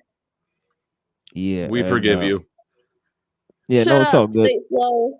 Just I mean, I we don't forgive you. You're still blocking on my channel. Shut up, stay flow. Blah blah blah, stay flow. Blah blah blah, stay Wah, flow. wah, wah, wah. I'm Stay Noel. flow. I'm Noel. I take advantage of the niche between stupid and trolling. Shut up, stay flow. You're I don't- trolling, bitch. I'm not trolling you at all. I'm telling you what you're doing. I don't think Noel is hard. I think you just say oops instead. I didn't hear you. I said I don't think she's sorry. I think she should say oops instead of sorry. Cause No, that's enough. Shut up. No. Don't But tell anyway, Media Muhammad to shut up. Come I'm on. just gonna read. I'm just gonna read, guys. I just want to read. I just want to read. oh, you did not just impersonate Bill Cosby, did you?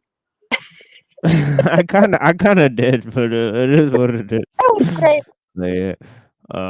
Oh yeah, there's Truther Cop again. I don't know how Truther Cop came out and in himself. He may be controlling the StreamYards. Oh, I think my time and signal. space. Yeah, he may be traveling So, through time. there's definitely no such technology. Don't look into it. I've never heard of such a thing. Don't look at it. Not happening at all. I'll believe that. I'll buy that for $1. Yeah. And the 3 people that left, fuck you. Anyways, it says here, 44% of the American population is medicated. I don't remember what year this was written. I think 2012. Don't quote me on that. Right? But anyways, it's probably far worse now. They've even invented new diseases, new personality disorders. You know, the DSM-5 grows every fucking year. Right?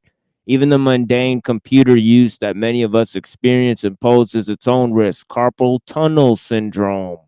Bet you guys didn't know that was a risk that these kids were having. You know, they actually I did. That they drilled that shit because I took keyboarding in fucking 2000 something. They were like carpal tunnel. I still haven't gotten it, thank God. But I've sat at a keyboard for many hours. They made us scared of that shit. Yeah, My they ex had got orbital tunnel syndrome even. Yeah. Oh man. Yeah. Yeah, and like I remember they had a episode on True Life, MTV, you know, on carpal tunnel syndrome, and a lot of the kids that had it, they were addicted to the cell phones. You know, it was a cell phone addiction and the addiction to the technology that was causing the carpal tunnel syndrome. So that is the main thing that's Well, causing. but they said that I didn't know they said this about cell phones, but they were saying the same thing just about keyboards in general and sitting at a keyboard all day. Just sitting in a chair in an office job, typing on a keyboard would cause carpal tunnel. That was a warning from many years ago. Yeah. And if it's that bad, why not give us recess? Oh, come on. Good one, Hank. Yeah. So where am I here? Okay, even the mundane daily use, even the daily use of computer use, the daily use of computers, eye strain, back and joint pain. I mentioned carpal tunnel syndrome. We went on a little tangent about that. Headache, toxic chemicals on keyboards, monitors, and the general ill health that result from sedentary behavior. Modern foods are killing us. Pesticides, chemical fertilizers, growth hormones, radically new genetically modified crops, too much sugar, too much fat, too much meat. Primitive humans rarely ate meat, but when they did, it was typically freshly killed, always wild game, right? Well, you know, a lot of the antibiotic resistance and the eating of pesticides is coming from the industrial meat, right? Because they feed that animal because it's too expensive to actually grow freshly made crop for those animals, so they have to rely on corn and soy that's cheaply made, and of course it's infested with pesticides, so it creates these concentrated feeding operations, and the waste from the feeding operations tends to infect the animals with all sorts of diseases. So you need antibiotic resistance because you have to keep them in very close confinement. So the eating Just of more meat. vitamins. What did you say? Oh, sorry. I thought you were done. It's just more vitamins. I heard I was the What's more topic of vitamins? conversation. Wait, what's more Pesticides and vitamins? It doesn't even make the sense. chemicals What? and The chemicals and The all that. chemicals have vitamins in them? Is that what the It's fuck you're just more saying? vitamins. Yeah. No, it's not vitamin. No, there's no vitamin value in the pesticides. Oh, okay. I heard Well, you are guys you? were talking about me though. That's why I hopped over here. So if No, somebody no, has an no, issue with me, no. Nobody gives a fuck about you, buddy. I heard I was the topic of conversation Nope, you're not the topic of conversation at all. Who is he? before I got here. Nope, I'm not. Know who this nope. is? Who's the new guy No. in panel? I don't know, and you better just hold on You your better horses what? there because I'm gonna continue reading here. All right. Oh, okay. Go Yep. ahead. Yep. So yeah, I went on a little thing about the pesticides, primitive human, and then this gentleman on the panel said there's vitamins in the pesticides. That's a retarded comment. That will not be excused going forward. If you make such retarded comments, you will be banished from the panel and further conversations. Or you'll be banished for further conversations. Right? If you continue to create such shenanigans, gaffes. Thank you. Thank you for excusing yourself. Anyways, primitive humans rarely ate meat. When they did, it was typically freshly killed.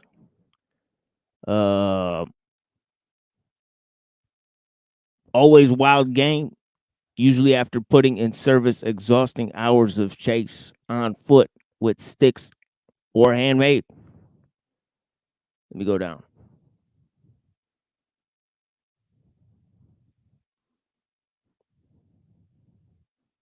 Oh. Yeah, this PDF is freezing up my computer. It is what it is.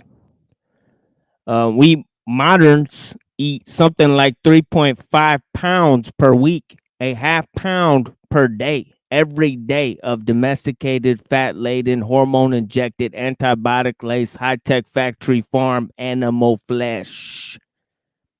And 1.5% of the land mass, the usable land mass, is for the corn and soy to grow and feed the pigs and the chickens and cows, and a large portion of the land mass is the pigs and the chickens and the cows that are basically being turned into hamburgers for the people, right?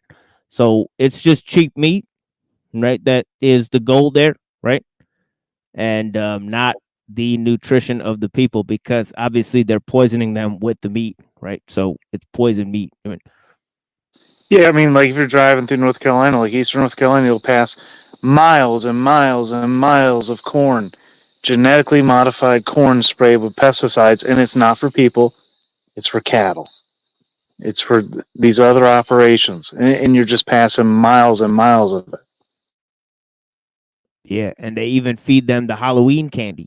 You know what I mean? They throw away the Halloween candy and feed it to the animals. I mean, so it's crazy. You know what I mean? The people who get that sweet corn fat, it's probably got a special type of taste to it, to be honest. Right? But yeah, you know what I mean? Yeah, we did a whole special on deep ecology and industrial farming. We did one of those shows was on the industrial farming and the desertification of the land based on the monocrops that they use and the things they spray, right? And how they could turn that around if they practice just easily implementable practices of permaculture, right? So that it could easily be reversed, by just using nature, right? Using the tools that nature gives. I mean, Hey, brother. Yeah. Yeah, go ahead. That's actually what I'm pointing at. If people shared best practices, there's natural, organic ways. There's old ways being rediscovered and new ways being brought out. We could totally transform so many of these industries, and the fact show these industries have manipulated the government, between the FDA, the sugar lobbyists, the sugar industry, and the pharmaceutical industries, and the oil industry, and the beef industry, and the pork industry, and all of these industries, man. we collectively are suffering the costs. Literally. We're paying for chemically modified foods. We're paying for wars. Because everyone everywhere is stealing along the way. Like the analogy of shoplifting earlier, how if you shoplift, the store's cost increases in ways that people don't perceive.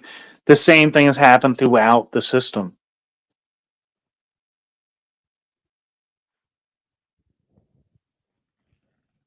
I think it's time to reform.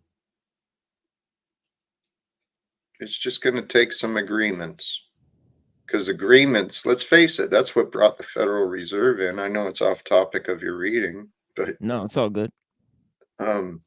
Agreements and the mighty pen brought the Federal Reserve into existence and then gave it all this power. And now it's an international dynasty controlling all of the corporations, all of the states. And as a result of the corporate interest, the economic structure or the political structure is designed to protect the economic interests. And in the pursuit of profits, it makes sense. People are going to find out cheaper ways to produce things, more effective ways to mass produce. It makes sense.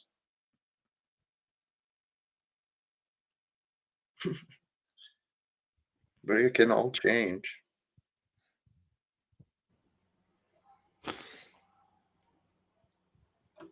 Yeah, one of the main one of the main problems is the increased mobility, through the use of technology that a lot of the guerrilla fighters have. Now, we looked at this when we studied guerrilla warfare.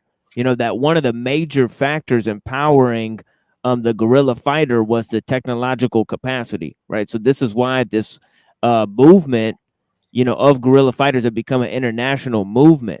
Right, and the whole idea of the revolutionary movements coupling with industrial society, the revolutionary Marxist movements coupling with the growth of industrial society, and the growth of industrial society being a major premise, and the backbone of the theory of the Marxists as well.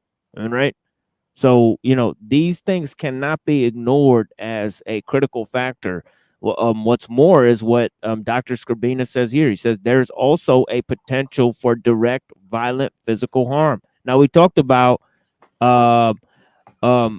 rationality and violence, and the increase of the scientific worldview, right? And obviously, one can observe this in the way one would attack react to being attacked by a machine.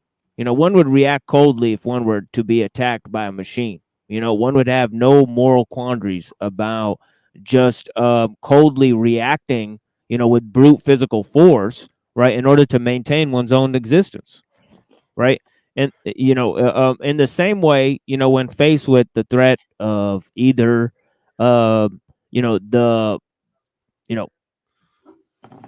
the embodiment of rationality and violence, which is the machine, one reacts coldly, in the in the response in order to preserve oneself, right, against the need of the system to commit violence, right? But anyways, Hey, can I pull you off topic just real quick and get your opinion? yeah, go ahead. Yeah, for sure. All right. Full screen, please. I just got a book and I want your opinion on it. Boo boo boo. Oh yeah, that's an Any excellent. thoughts on that? Do you remember me asking about Agrippa? Yeah, definitely. Yeah, this is Henry Cornelius Agrippa, right? Right. Yeah, So he's I got the full lots. four of them. Yeah, he's got lots of interesting ideas about alchemy and nature and the way that actually he's got lots of critical ideas against science and technology and how it's anti-alchemy. So yeah, he's a very interesting thinker. Let me pull out some of that right now. Give me a second. Right. Yeah, obviously it just came. I haven't opened one page, but thought since you were sort of the source of the name, and I respect your opinion on these sort of things, I'd get any thoughts you have before I start, if you got any.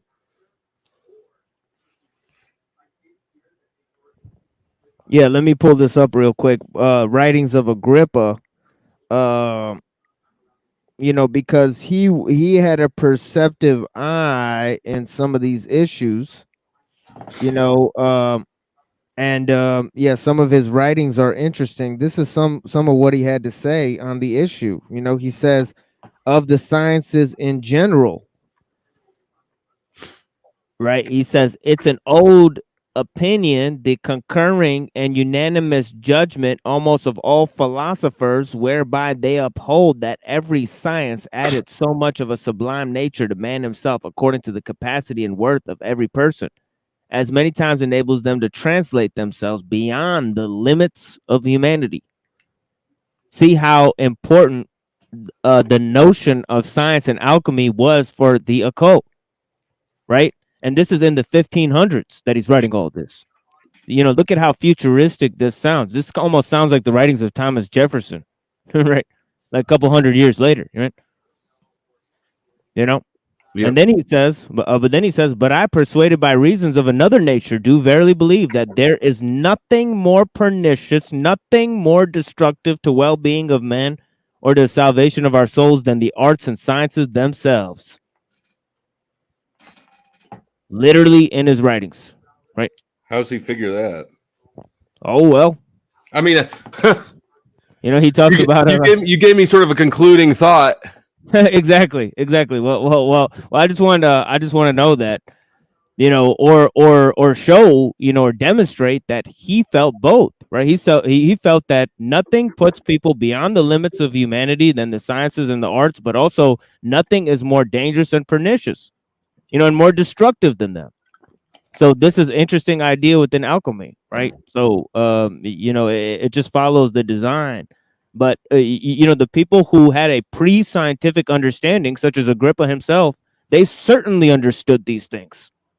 You know what I mean, right? They certainly understood the dangerous capacity of technology and science and the arts, and the sort of gamble that we were taking in improving these things, right? It seems to me that all philosophy, all theology, all occultism is really just different perspectives on metacognition, the way we think about thinking. Oh yeah, definitely. Do you agree with that perspective, or do you think that I just got some more reading to do still? No, definitely. And I covered that on this show, how the compartmentalization of knowledge and the division of knowledge into subjects came from Aristotle, and he said the greatest goal of humankind is indeed, as you put it, a thinking about thinking. Right? So self-reflection, right, is the goal that helps us reach A, temperance, and B, our truest potential, right, through the rational impulse, right? So now how did rationality become separate from nature, right? That's what I've been describing. This is the scientific worldview, right?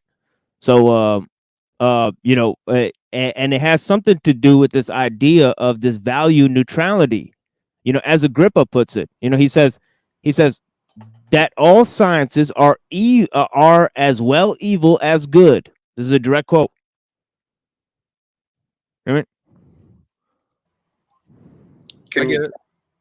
Science in that context could just be considered knowledge, and it makes sense because that's what science is knowledge of details in a particular field or perspective, right?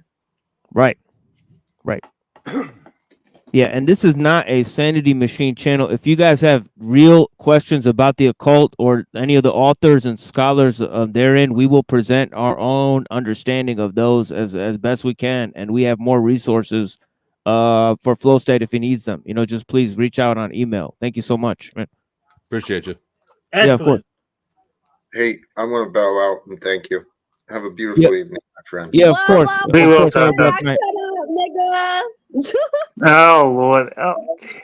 Be well, Taka. Good to see you. Yeah, we do. Probably for all the wrong reasons, but we do love Talcott. I love everybody. I just don't like I hate everybody. Jack Harlow. I hate her. I hate him so much. All right. Girl. What? Girl, excuse me, can I talk to the girl? It says Go right ahead, SCOP. dear. Go right ahead. Why do you love Jack? Because I love everybody.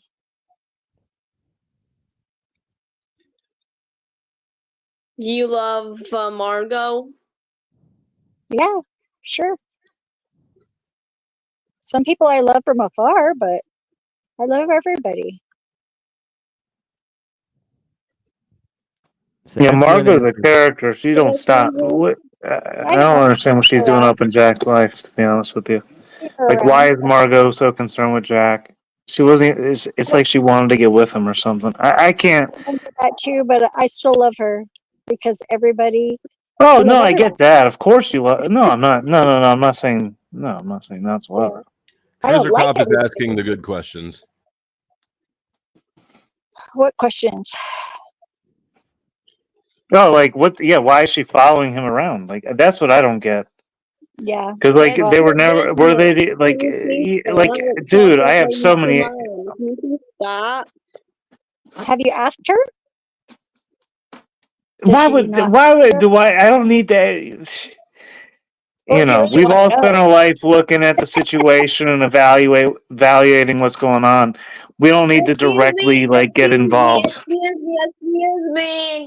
Can I say something about Jack and Margot? Just say it. So I believe they are just all fixed. That panel is all fixed. And so they both need help. I seriously do think that panel is fixed. Jack and Margot doesn't hate each other. So I do think it is really fixed. Hey, I can't disagree with that. That's my opinion. Yeah, it looks like Noelle has her own panel conspiracies like me and Yeah. Truther Cop. Yeah. Yeah, I can't disagree with that one. That's a good perspective. That's very interesting. What's your opinion, Hank, and everybody? Let's go around and say what's the opinion of Jack and Margot situation. I got my situation. It's and Margot's bored and she thinks Jack's dangerous somehow, but it looks like she's just trying to bully Jack because he's trying to hurt her family's bottom line with the defense industry. So it's a weird dynamic. It's probably just parasocial obsession as far as I could tell. Because I mean I tried to get it so Jack and Margot meet in person at Starbucks, but Margot refused. So there's some You kind called of it a parasocial obsession? Yeah, parasocial obsession. But Margot didn't want to meet her hero because she'll lose her opinion or it won't be as fun. Okay, I literally tried to set them up, so it didn't work. So Margot just bailed out. And is that true? Okay, can I explain something about that, please? Can I talk, please? I got a lot of things on my mind. It's just This is why I don't let you on my streams. Shut up, Snap. Shut up, Saint Flo. Oh. Can I say, please, with half through, I believe that he told Margot to not talk to me, and yeah, that's what my opinion is.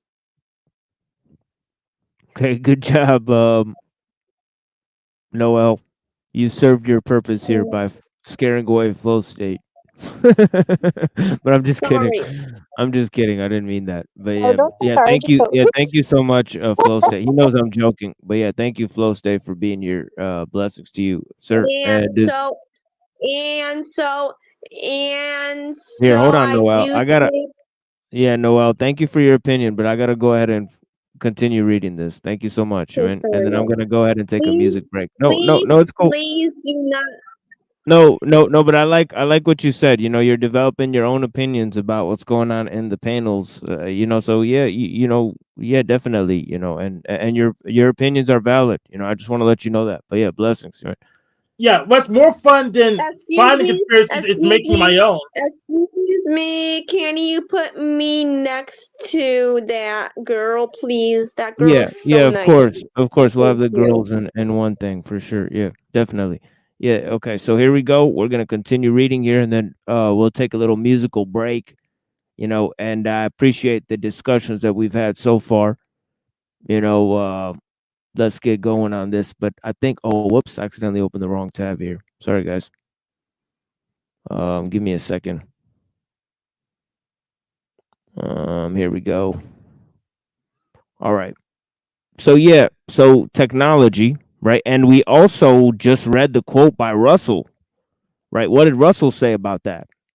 Right? He said that biological warfare, you know, as a means, and also the you know, world government.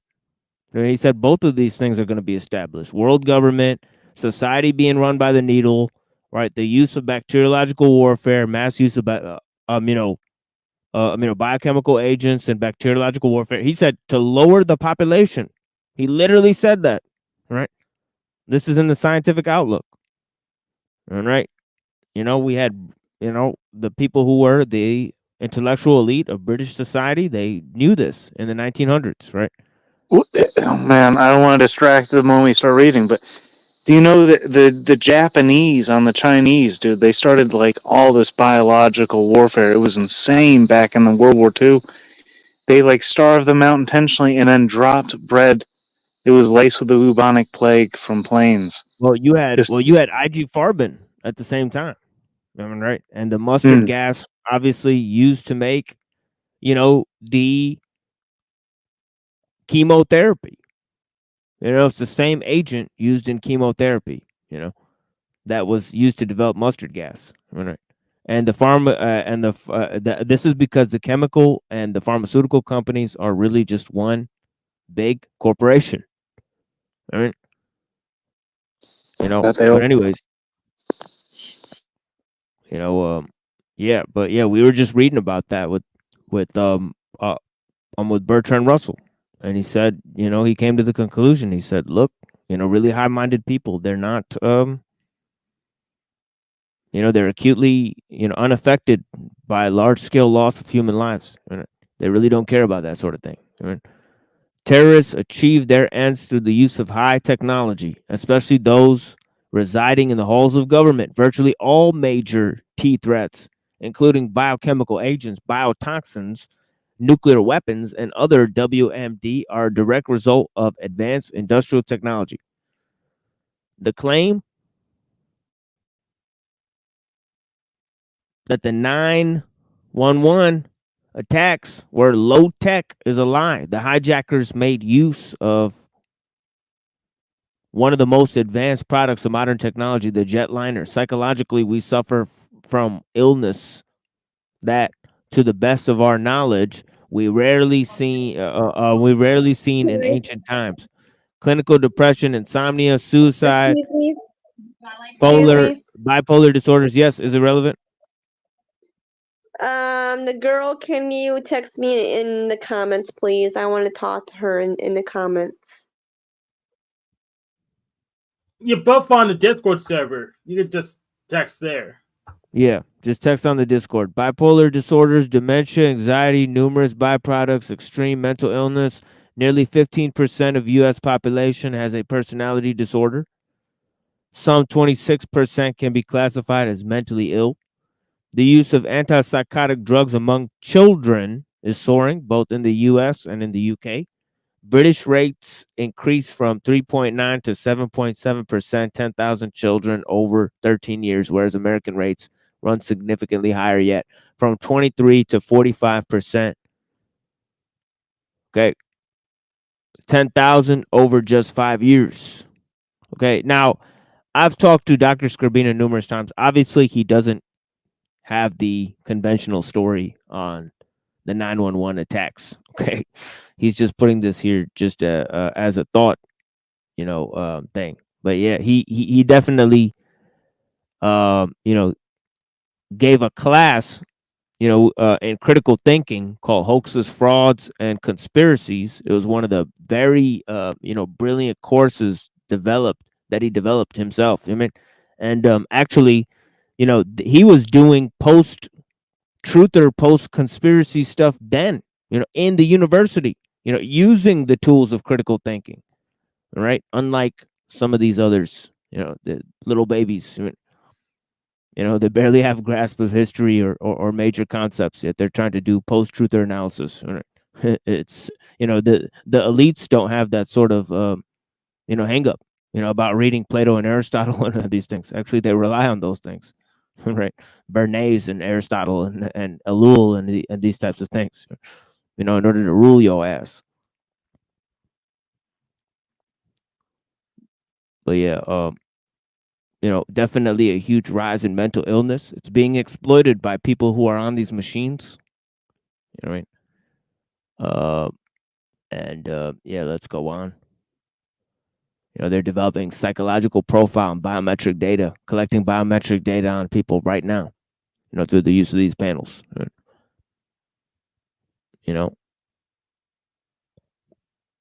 Attention deficit disorder and autism have been linked to television and video games. Well, because I have ADD and autism, possibly, I wanted to hit this point. Jaguar Wright made when she was on Paul's panel. Oh, yeah. Something I didn't. It's something she was just in a freaking God. What's that British dude who went over the? She's hitting the mainstream now, telling this story now, and she was on Paul and Slay's panel, and she said, "Don't you know that YouTube is under a RICO investigation by the Fed?" Yeah, YouTube's on the RICO investigation. Also, who else is on RICO investigation? I think Steam is Valve is on RICO investigation too. So yeah.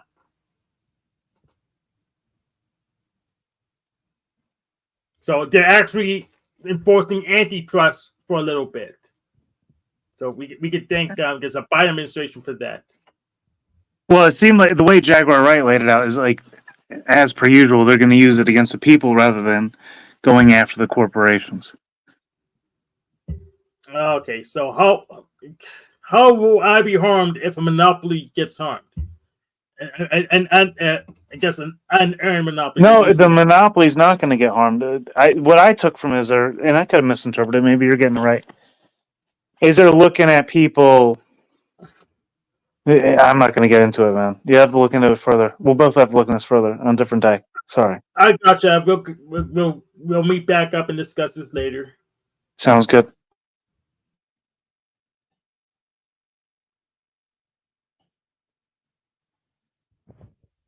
Yeah, but there's a direct link between the use of social media and the rise in mental illness.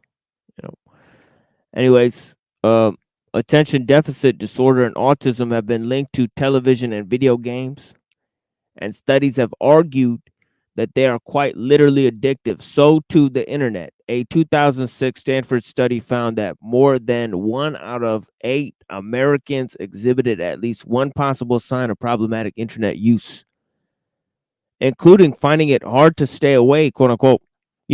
What's funny is that when I asked this fella in the debate, is the use of technology optional? Then I asked him why he doesn't just get rid of his cell phone or if he thinks he doesn't need one, right?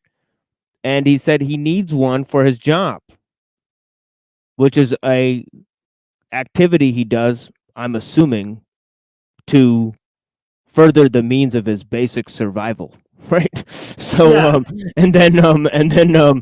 and furthermore, if you ask a lot of average people, what would you do without your cell phone? A lot of people would say, well, I can't live without my phone. It would be a major problem for me to have the tools of necessary for my basic survival without my cell phone. Yeah, Right. but I would be careful about linked because I think video games will link to autism like you're linked to pogos, as in not statistically significant. That just spurious correlations but they want to make a scapegoat, but they can make some money. So that's it. So psychology is a technology in of itself. So be skeptical. Yeah, but Hank's face is so ugly.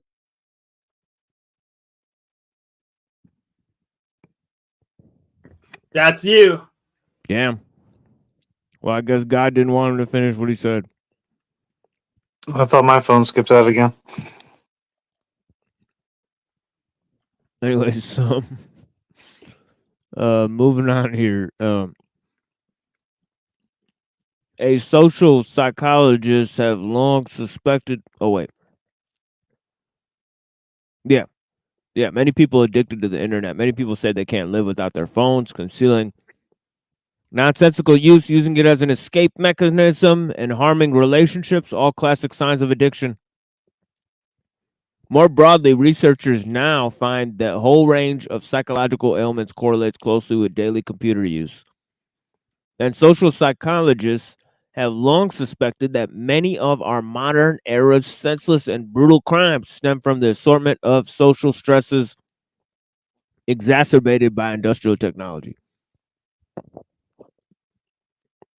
All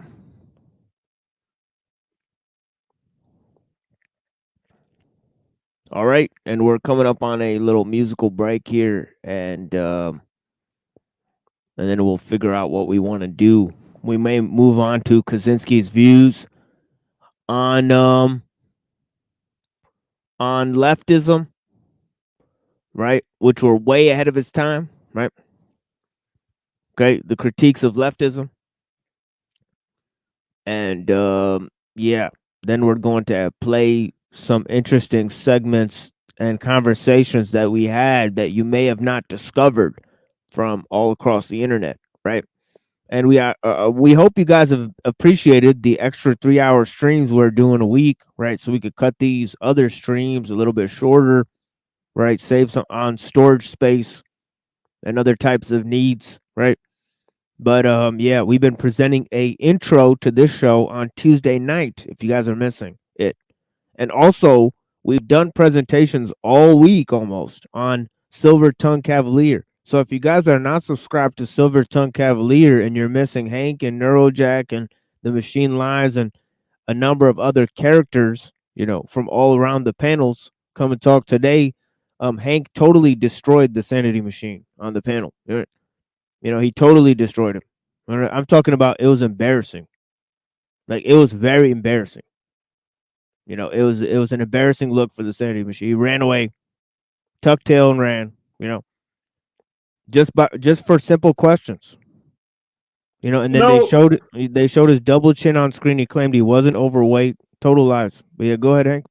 Yeah, well, it's only because I'm retarded. I don't understand His Majesty because he can't demonstrate it. I should just have faith in everything he says, even though it contradicts himself. So I'm just too dumb to understand. You can ask him; he'll tell you that. Yeah, he totally exposed his fake harem, all that type of stuff. Yeah, but blessings. But yeah, whoever missed it, missed it. Whoever missed me and Pill Eater talking about Heidegger missed it. You know, we were having tons of reflections. Whoever missed me and Zephyr talking about relationships, a number of other things. You know, we went into a number of issues there. But yeah, blessings. I mean, I have a little low format on that, you know, open format on that channel, right? Over here, our show has been developed so that we stick on a number of themes and topics that I've been developing, right? In my own research. But yeah. And so far, we've covered a range of topics, including the Bible, occultism, the origins of secular humanism, right? And also postmodern philosophy, right? And modern art and science, right? So,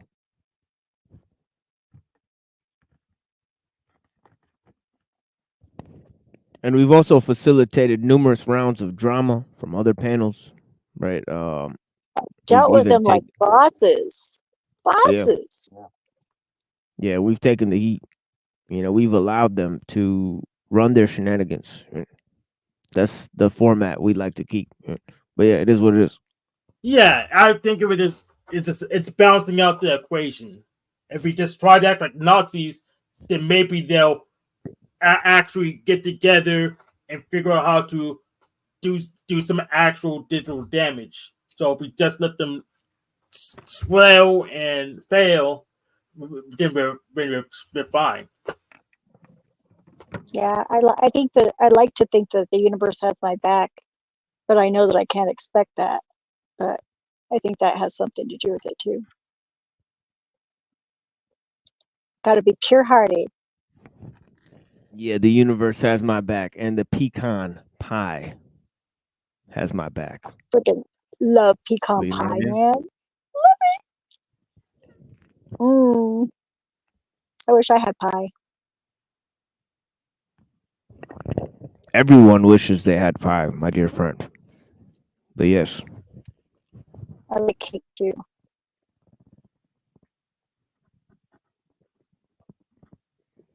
Some German chocolate. And justice and pie for all.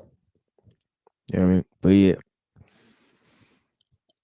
Even the putative benefits of technology, and we're, as I said, we're pulling up on a musical break here. That's why I'm eating pecan pie and drinking Just some say coffee. shut up. Jeez, I'll shut up. No, you can say whatever you want, my dear friend. But yeah, Thank you. yeah, even the putative benefits of technology even turn out to be non-existent, or to have some nasty strings attached. The internet, which brings a flood of information into every household, allows for instantaneous mass communication, comes with the severe side effects. Evidence is building that it literally rewiring our brains and cognitive circuits, resulting in a diminished ability to focus and concentrate on longer and more demanding tasks, such as reading substantive articles or books. Journalists, we're trying to fix that here a little bit, right? Journalist Nicholas Carr recently observed, over the past few years, I've had an uncomfortable sense that someone or something has been tinkering with my brain. I'm not thinking the way I used to think. Now my concentration often starts to drift after 2 or 3 pages. I get fidgety, lose the thread. You know, there's whole communities of people who think that people have been tinkering with their brains. There's whole communities of people who foster schizophrenia and think that tons of people are playing around and manipulating their thoughts. No one can actually convince them otherwise, okay? And no one can actually prove that it's not being done on a mass scale. The situation is extremely fucking dangerous. I mean, it's creating a hyperstition, a reality that we cannot control, and is total meme-based reality, right? But yeah, anyways, let's go to this. He lays blame on the internet.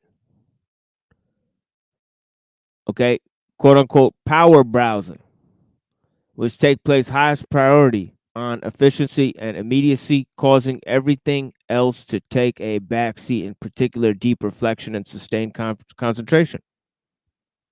Okay. One actually can't come to the conclusion that although this age is made of extremely rational, base science and technology, the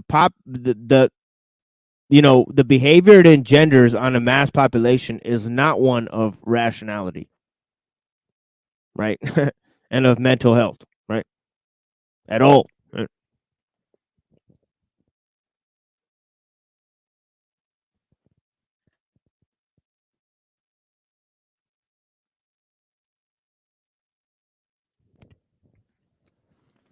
And as I said, the invention of mass psychology had to do with the invention of the CIA, right?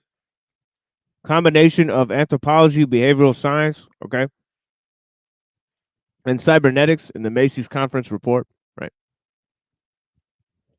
And there we have people who are involved in psychedelic elitism, right? Such as Timothy Leary, promoting those fundamental concepts like that of the user interface and cyberspace and all these concepts, right? And of course, they're firmly ingrained in the intelligence community.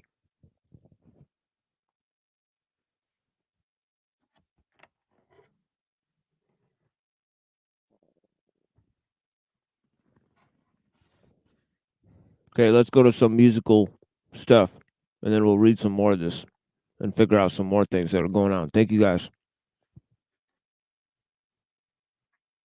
Thank you.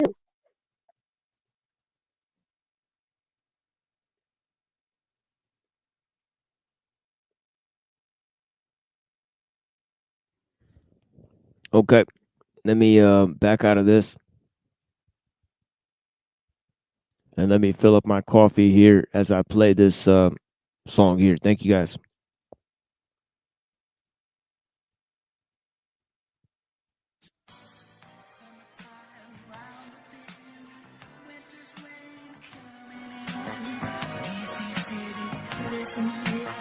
Music sounds out so clear for you.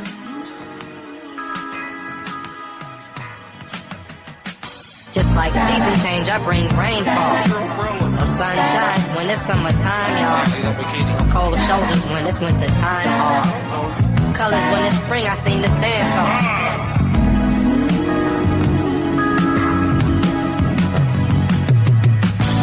Different time, different day, different way. The original way with subliminal rays, instant plays. Good vibes like we on some Roy Ayers. Lady Luck like we the Ohio Players.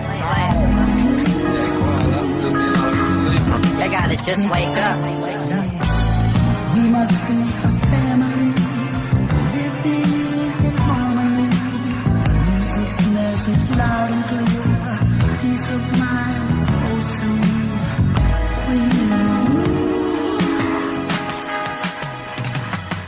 Mathematically putting it down, scientists are sound. Like chord changes switching around, we got the illest sound. Top choice, low rate, no gate, high voice. It's like we dipped the beat in water and now we up on moist.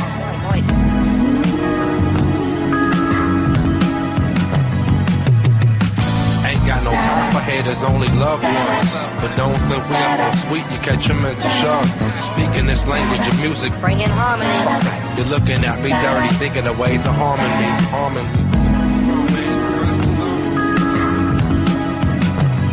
But anyway, summertime round the bend, winter's rain coming in. DC City, listen here, music sounds out so clear for you.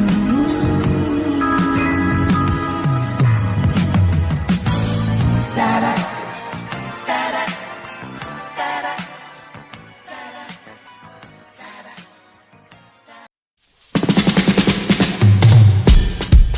Purity attack, unrighteous step back. Purity attack, unholy step back. Purity attack, with a purity rock. Unrighteous step back.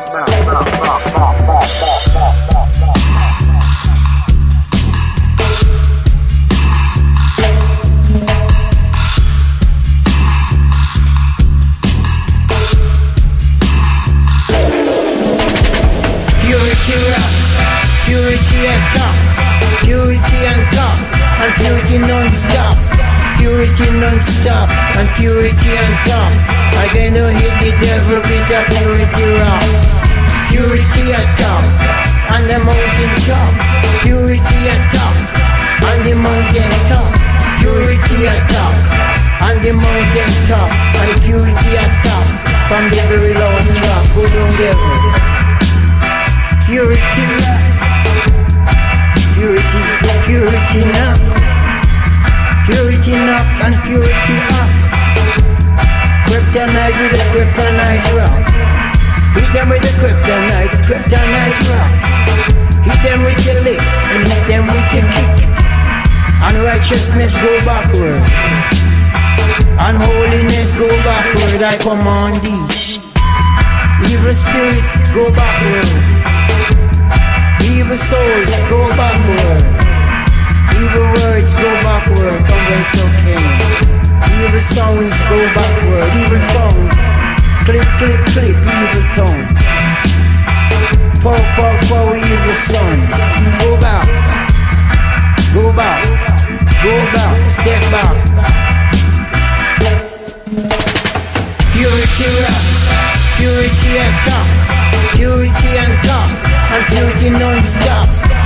purity non-stop, and purity on top. I gonna hit the devil with a purity rock. Purity at top, on the mountain top. Purity at top, on the mountain top. Purity at top, on the mountain top. And purity at top, from the very lowest drop. Go down devil, go down evil words, go down evil sound, go down evil crown, and go down evil throne. Go down evil tongue, and go down evil flesh. Go down evil bone, and go down evil skin. Go down evil body, go down evil body. Go down evil flesh, and go down evil bone. Go down evil words, go down evil sound, go down evil brain, and go down evil plane. Evil plane, go down evil aeroplane. Go down evil train, and go down evil brain. Go down evil flesh, go down evil bone. Go down evil spirit, and go down evil heart. Go down evil man, go down evil woman. Go down evil boys, go down evil toys, go down evil girls, and go down evil world. Purity rock, purity at top, purity on top, and purity non-stop. Purity non-stop, and purity on top. I gonna hit the devil with a purity rock. Purity at top, on the mountain top. Purity at top, on the mountain top. Purity at top, on the mountain top. And purity at top, from the very lowest drop. Go down devil.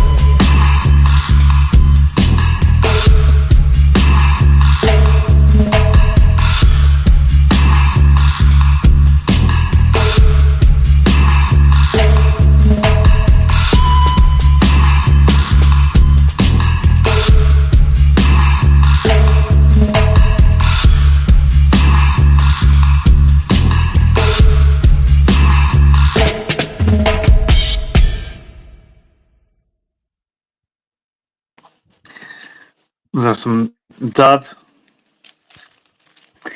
Reggae, what was that? Lee Scratch Perry, the popularizer of reggae music. Rest in peace. Thank you so much for your contributions to society and culture. Anyways, let's move on to here. Cell phones, which offer continuous and immediate contact with nearly everyone, continue to raise red flags. They are suspected of damaging our cellular DNA, right? Okay. Basically, what it is that microwave radiation, right? It vibrates the water molecules. Okay.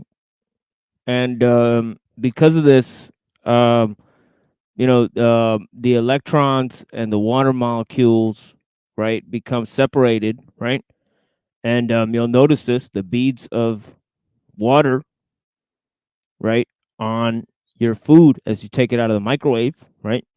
Because the microwave vibrates electrons within the food, right? So the idea is that this vibrating, right, causes the RNA to become damaged when it replicates, right? Studies have shown this. Okay, you guys could look it up if you want, right? The effect of radiation on cells, right? It's clear. Radiation damages cells, all right? According to studies, okay, obviously the show does not give medical information, but there are radiation absorption rates, right? SAR, right? They're called, right? That are approved by the FDA, excuse me. And you can look them up per cell phone, right? The absorption rates per cell phone, and they have limits, right? 1.5 absorption rate. You cannot sell a device that has higher than that because the radiation from such a device is purported to have too much damage to human, right? But, a lot of the devices have like 1.1, so they have comparably high radiation rates, right? Anyways, correlate with an increase in anxiety among teens.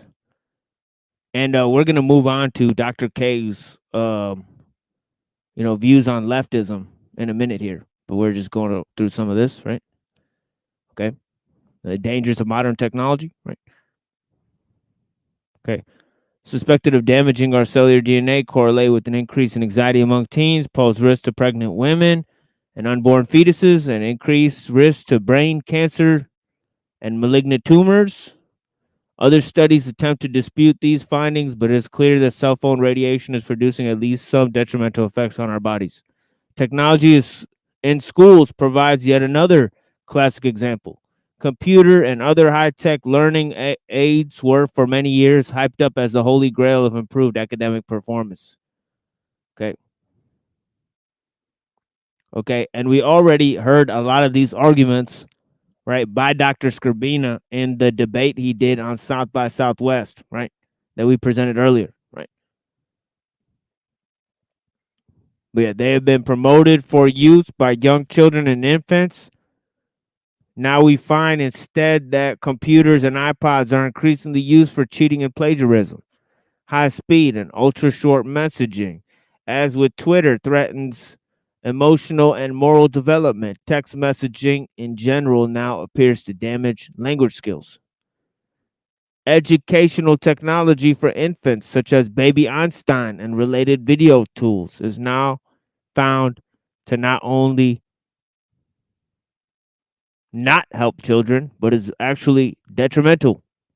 The death blow to pro tech lobby came in 2007 with the publication of a major study in the by the U.S. government. A review of 16 leading ed tech products covering more than 9,400 students in 132 schools showed no increase in achievement scores. As a consequence, schools are now bailing out. A New York Times article. Yeah, too bad they got rid of the libraries in the process. A New York Times article quotes a local school board president. After 7 years, there was literally no evidence it had any impact on student achievement. None. Given the cost and health risks, it's no wonder schools are now seriously reconsidering their technology plans. Finally, when we look outside the human sphere to nature, we find disastrous problems, unprecedented species extinction, destruction of forests, resource depletion, global climate change, which I'm not saying for or against it, that's actually happening.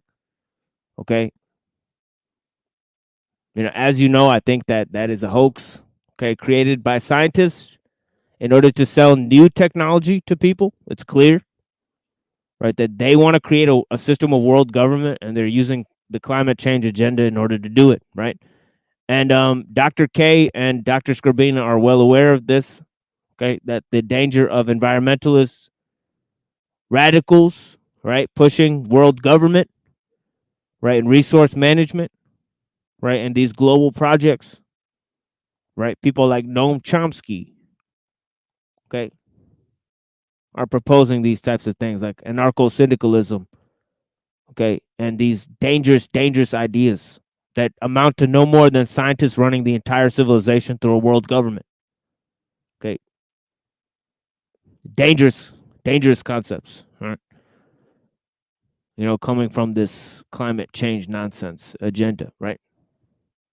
Okay, but the destruction to nature by technology is clear. You can't deny that. Right? It's obvious. Right? Okay. We're doing harm to both ourselves and nature, right? And wild nature, right? At an alarming rate. Okay, through pollution and other means, right? Okay.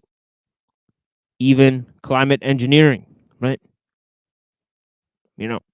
Anyways, the toxic byproducts of industrial society, by the way, that's one of the things that they want to push more heavily, because of climate change is geoengineering, right? The climate, engineering the climate engineering, right?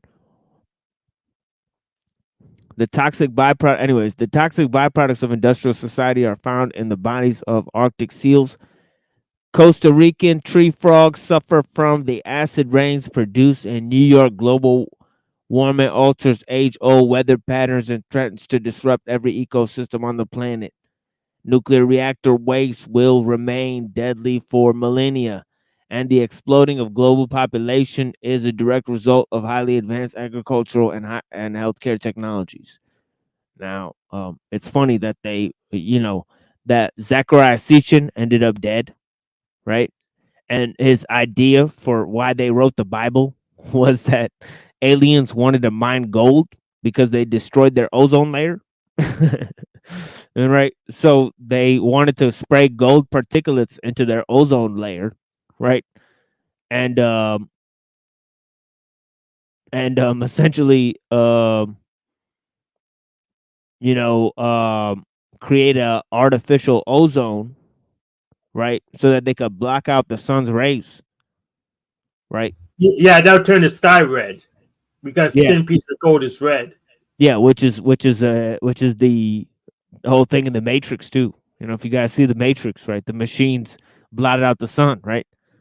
Which is a reference to Captain Ahab, right, from the Herman Melville book, right, Moby Dick, right, where he basically is talking about he'll blot out the sun if the sun offends him, right? Because basically, one of his shipmates asks him, "What use is it chasing after a brute beast?" Right, and he says, "I'm such a man that if the sun offends me, I'd blot out the sun." and then he says, "Could I do that, and could it do that?" So he's like fucking mad, like he'll chase a whale till he dies just because it offended him. He doesn't care if he's battling nature, right?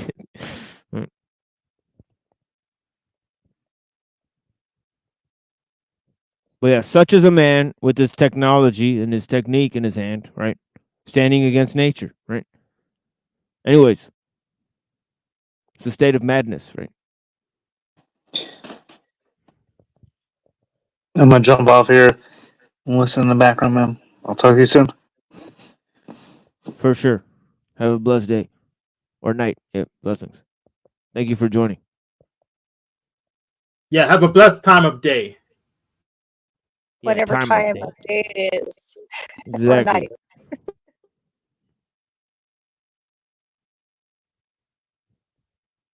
Yeah. Okay.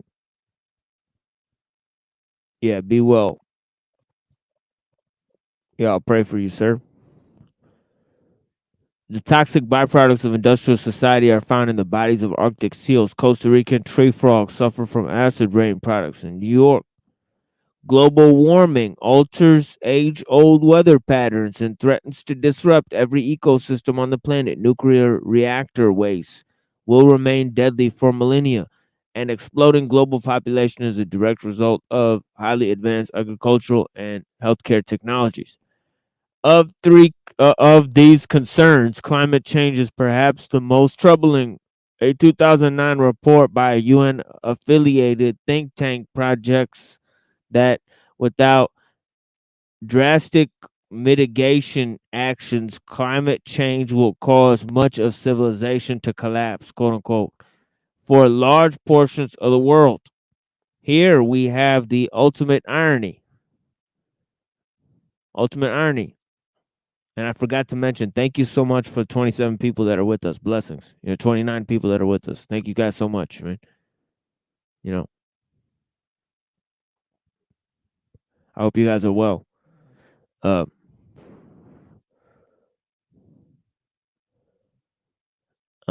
these concerns,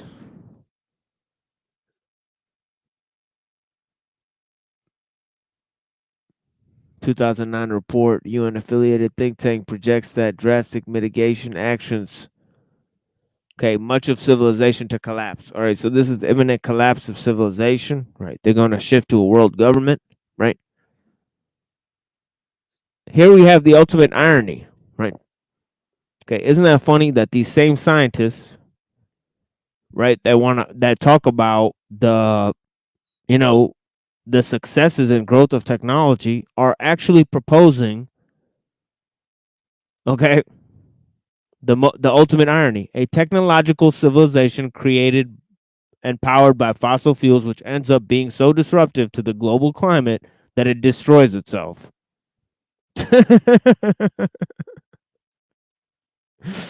Okay, hence we have these ideas like Alexander King, right? That says literally in his report, right? And these are the same scientists that push for technological progress that are proposing this existential crisis, okay, of man. Okay, so it's laughably insane doctrine. Okay, they claim that technology is both responsible for the survival of humanity in its current state and the evolution of humanity in its current state, but also it's responsible for existential threat to both humanity and nature and destruction of the planet. So wrap your mind around that. This is why we have those crazy quotes by Alexander King. The common enemy of humanity is man. Right? Man is the enemy. Nature is subservient to man. And technology is going to save us. Right? Such a paradoxical view. Right? A paradoxical view of the world, right? Along the way, we will have eliminated thousands of other species and put our own existence, right? Put our own existence at risk. Perhaps a kind of cosmic justice is at work after all. According to their view, right? Get your just desserts.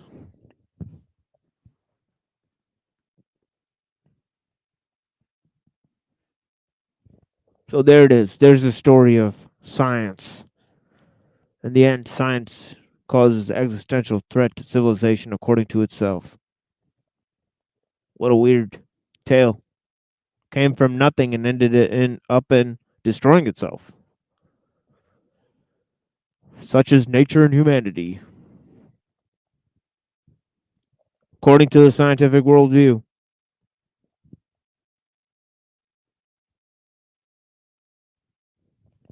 And it spawned these ideas such as liberalism, right? We're going to take a look at the views of the leftists now,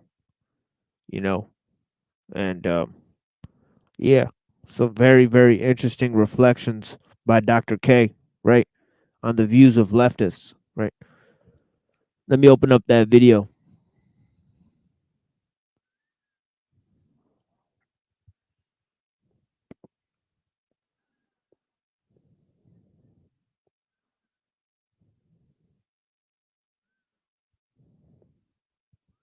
Oh, this is an interesting comment. Do you realize that Earth would survive without man? And its symbiotic in man is destroying it. So tell me how this is happening. Exactly. The story doesn't really make sense at all. Exactly. I mean, how could that be possible? Right? Man was created by nature and it created technology. So how's technology going to save man from nature? Or how is man going to save nature with technology? Neither of them make sense at all. And how is man going to destroy Earth with technology? That doesn't make much sense either. Yeah. Yeah. Yeah. Caring about the Earth, leftist? No, not necessarily. It's not necessarily leftist, right? Obviously the destruction to technology by wild nature. Many people with the conservative bent have talked about that in the conservationist movement, right? So yeah. Yeah, So Earth, Mother God can destroy us very easily. I just don't want to piss her off. yeah, but the fact is that both leftist and right wing ideology are created by something that is a precursor to both of them, right? Which is You know, both the ideas of the scientific enlightenment and the ideas of classical liberalism, right? So modern conservatism and leftism are just both outgrowths of the greater liberalism, right? So it's important to realize that these things didn't just, grow up in a vacuum, right? That classical liberalism is not a solution to the leftism of today, right? It's a false solution offered by people, right? Offered by people who are basically modern day leftists, right? Well, In other words, those are the wolves in sheep's clothing, as we put them right earlier. yeah, here's the thing. The right's just the old left. So there you go. So my strategy is Pretty I'll take much. control of the left. I being the most liberal, the neoliberal. Then I get to define what liberal means. And if it just happens to kind of be like a revision goes, if it happens to be like goes backwards, it goes classical, like steampunk. Well, it's liberal still because I make the definition.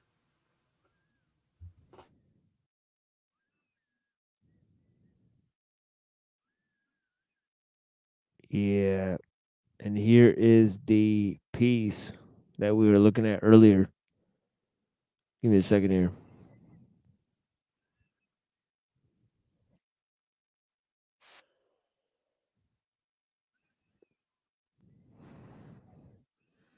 And we looked at this earlier when we were talking to What's Up Cynthia and Joe Cool. But yeah, let's go ahead and open this up here.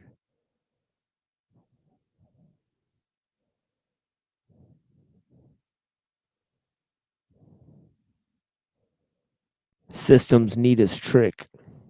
Now, we've already looked at the first sort of 9 minutes of this when we were on a panel earlier, right, with Denizen and others.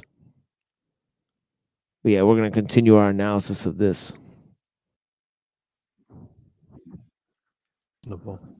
In this way, the activists are able to maintain the illusion that they are rebelling against the system. But the illusion is absurd. Agitation against racism, sexism, homophobia, and the like no more constitutes rebellion against the system than does agitation against political graft and corruption. Those who work against graft and corruption are not rebelling, but acting as the system's enforcers. They are helping to keep the politicians obedient to the rules of the system. Those who work against racism, sexism, and homophobia, similarly, are acting as the system's enforcers.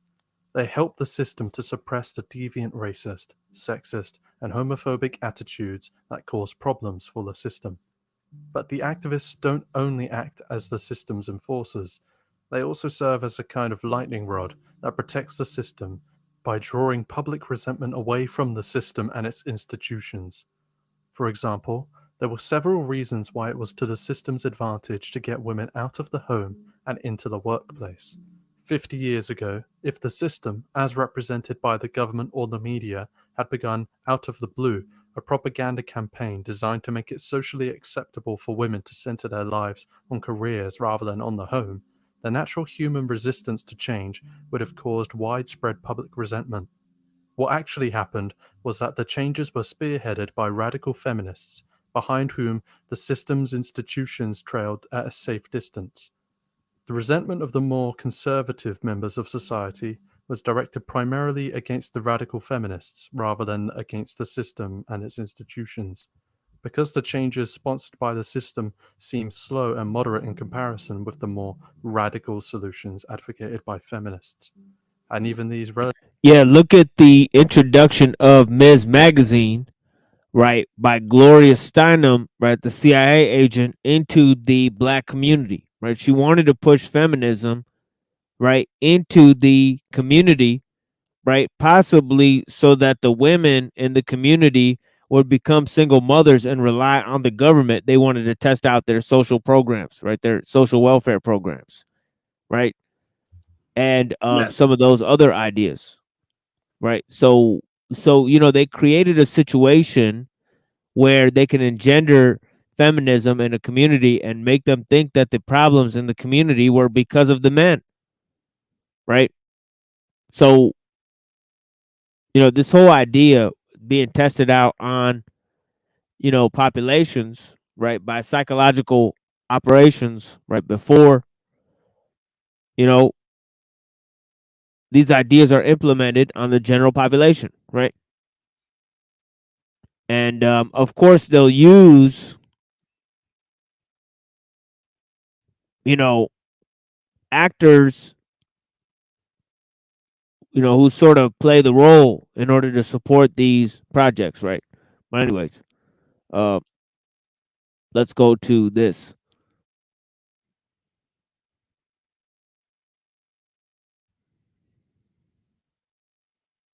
Relatively slow changes were seen as having been forced on the system by pressure from the radicals. So, in a nutshell, the system's neatest trick is this. 1.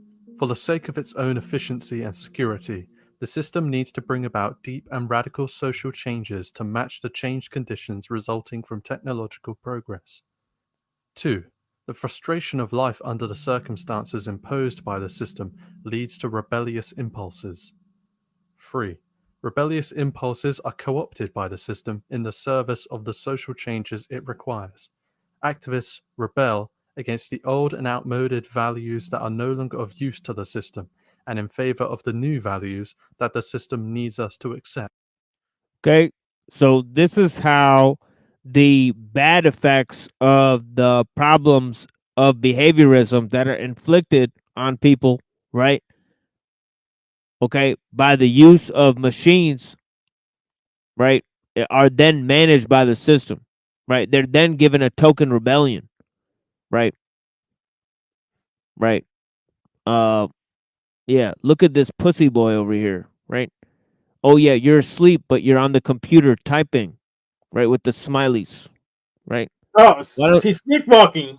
yeah, why don't you Oh. hop on the you're sleepwalking like the fucking zombies, right?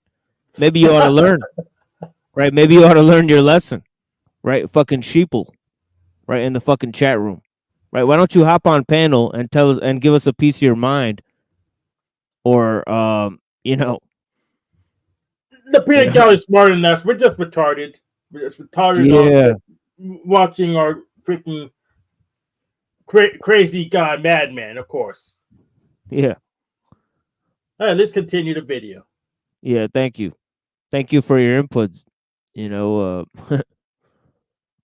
And listening too, by the way. In this way. Yeah. But yeah, those first three are definitely on point. And definitely the first one is a big time. Right? Yeah, I did a whole presentation on intelligent design, right? How many presentations do you have on intelligent design, buddy? Right? I think I may have one. I should make another one. Yeah, theory of intelligent design. Come on, that's child's play over here. Right? Get real, buddy. Right? Learn you some real shit. Guaranteed none of you have heard of that. Okay, this guy's been asleep in the chat. That's why you haven't been hearing. You're definitely sleeping on everything we talk about. Right? We gave a whole presentation on evolution and intelligent design. Yeah, you're lucky we're not handing out tests. But you know what? Maybe we'll start making tests. We'll hand them out, and we'll make you buy them. Yeah. How would you like that? Yeah, have you ever heard of Alvin Plantinga? We did a few presentations on Alvin Plantinga as well, right? But maybe you're too dumb to read Plantinga, right? Or maybe you could hop on panel and educate all of us, right? Since you're such a smart guy, right? No, yeah, he's too smart to read Plantinga. He just knows better. Please educate us. Yeah. Yeah, you seek validation from Truther Cop. Maybe that's your first problem. What the fuck, Truther Cop? Give me some kind of fucking validation. You seek validation from Truther Cop. That's the problem. You're online seeking validation from others in the internet chat room. You need to cool your jets there, chap. Hop on the panel, educate us, or shut the fuck up. There's 3 options there for you. Thank you so much for joining. way, rebellious impulses, which might otherwise have been dangerous to the system, are given an outlet that is not only harmless to the system, but useful to it. 5. Much of the public resentment resulting from the imposition of social changes is drawn away from the system and its institutions and is directed instead at the radicals who spearhead the social changes. Of course, this trick was not planned in advance by the system's leaders, who are not conscious of having played a trick at all. The way it works is something like this.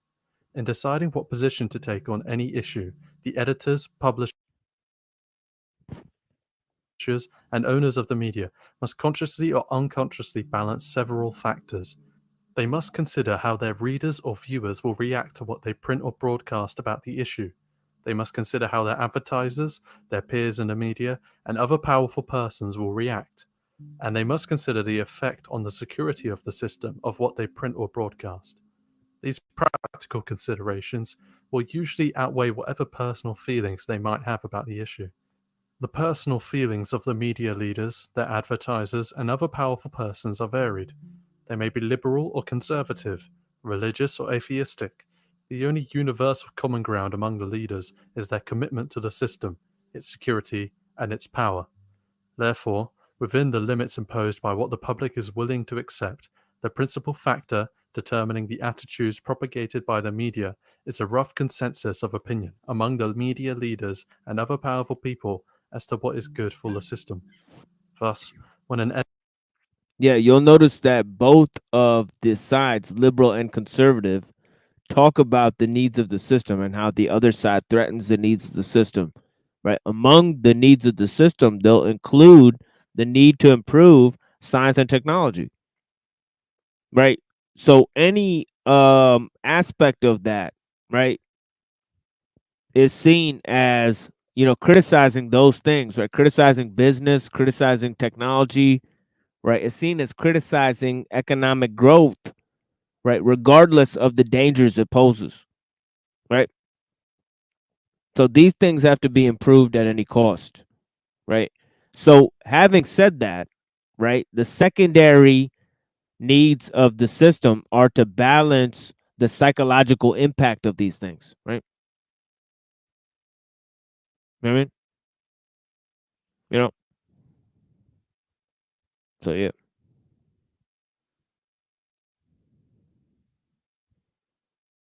editor or other media leader sets out to decide what attitude to take toward a movement or cause, his first thought is whether the movement includes anything that is good or bad for the system.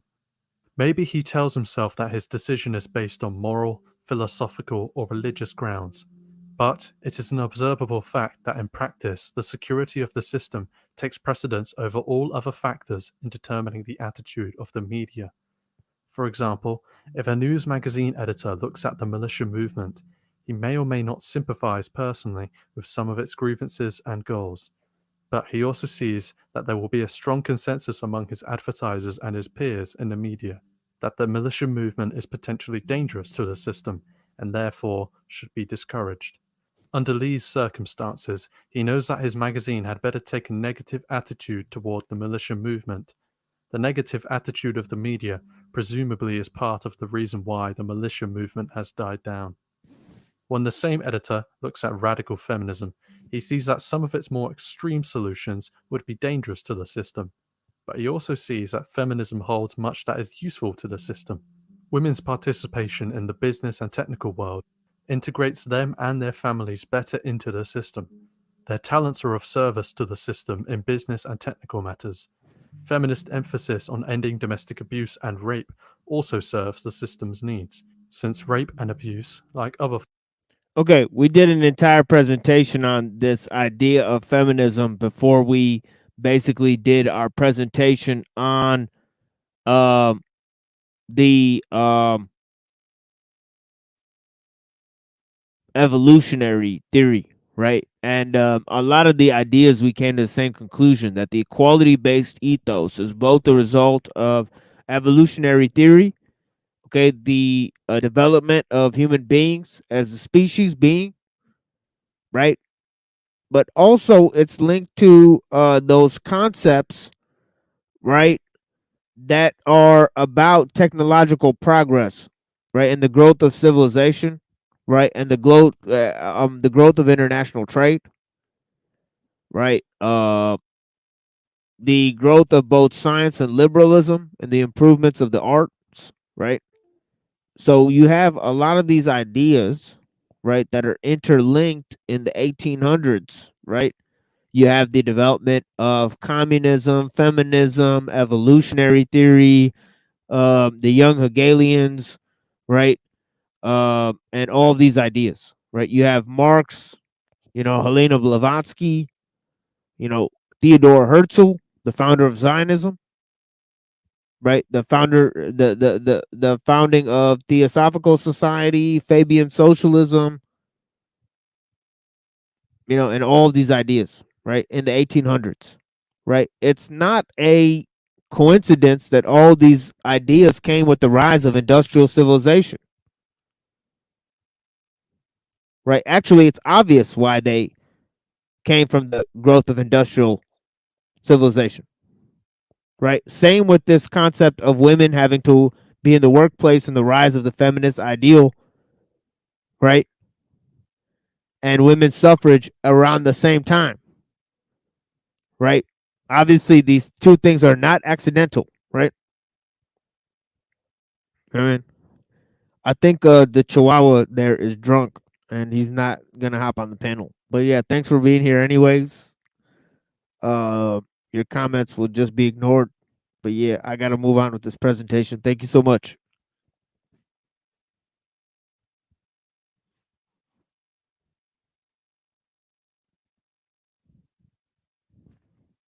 Forms of violence are dangerous to the system. Perhaps most important, the editor recognizes that the pettiness and meaninglessness of modern housework and the social isolation of the modern housewife can lead to serious frustration for many women. Frustration that will cause problems for the system unless women are allowed an outlet through careers in the business and technical world. Even if this editor is a macho type who personally feels more comfortable with women in a subordinate position, he knows that feminism, at least in a relatively moderate form, is good for the system. He knows that his editorial posture must be favorable toward moderate feminism. Otherwise, he will face the disapproval of his advertisers and other powerful people. This is why the mainstream media's attitude has been generally supportive of moderate feminism, mixed toward radical feminism, and consistently hostile only toward the most extreme feminist positions. Through this type of process, rebel movements that are dangerous to the system are subjected to negative propaganda, while rebel movements that are believed to be useful to the system are given cautious encouragement in the media. Unconscious absorption of media propaganda influences would-be rebels to rebel in ways that serve the interests of the system. The university intellectuals also play an important role in carrying out the system's trick.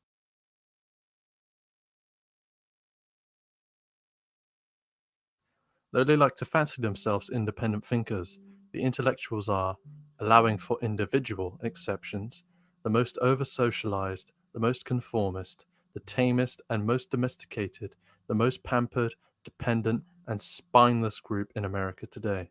As a result, their impulse to rebel is particularly strong, but because they are incapable of independent thought, real rebellion is impossible for them.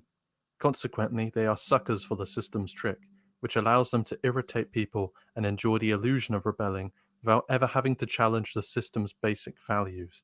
Because they are the teachers of young people, the university intellectuals are in a position to help the system play its trick on the young, which they do by steering young people's rebellious impulses toward the standard, stereotyped targets: racism, colonialism, women's issues, etc.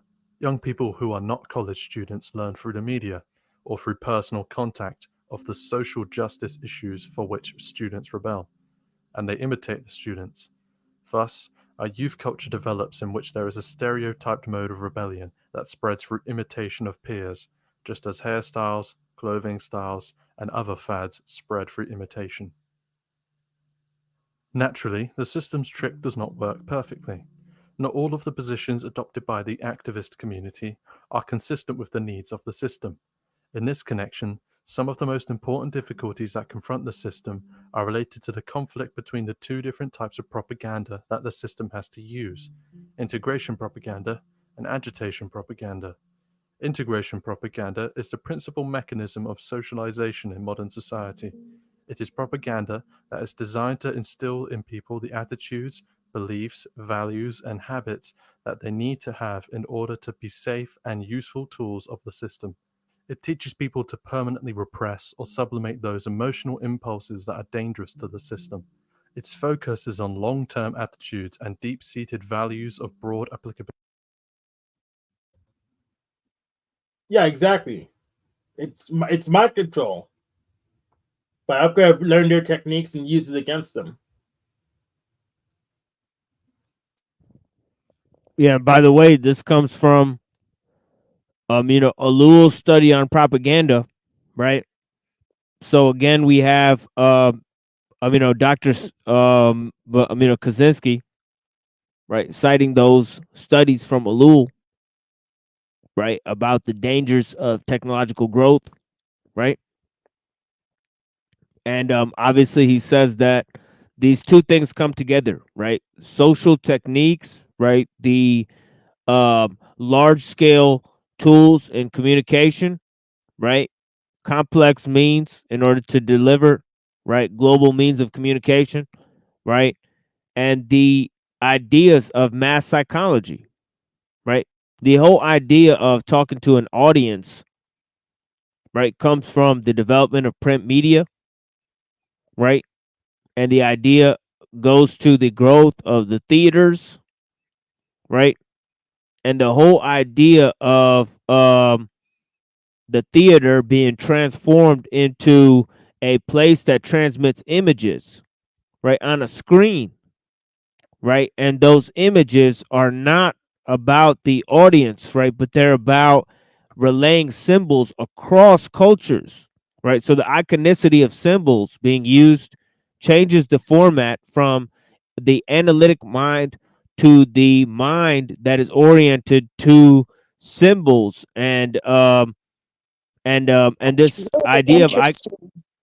this idea of iconicity goes to these ideas of Marshall McLuhan, that we would actually move to a tribal form, in a global village because of the use of images instead of print media, right? You know what my daughter used to call the movie theaters when she was little? She called them movie theaters. But she Oh, didn't have any speech problem, but that makes really good sense. She also made up the word disgusting, which is really gross. yeah. So here's the thing. There's actually some trickery there. Mass psychology is not the method you should use to analyze what's going on. You should use anthropology/sociology instead, because mass psychology is actually a trap. It's not. It's designed not to work. You won't understand what's going on. Yeah, so movie theaters. It's great. Yeah, if there's here, let me see this real quick. 3 watching on Truth or Comp's channel. Okay, I'm gonna go ahead and remove his stream there. Have fun, Chihuahua boy.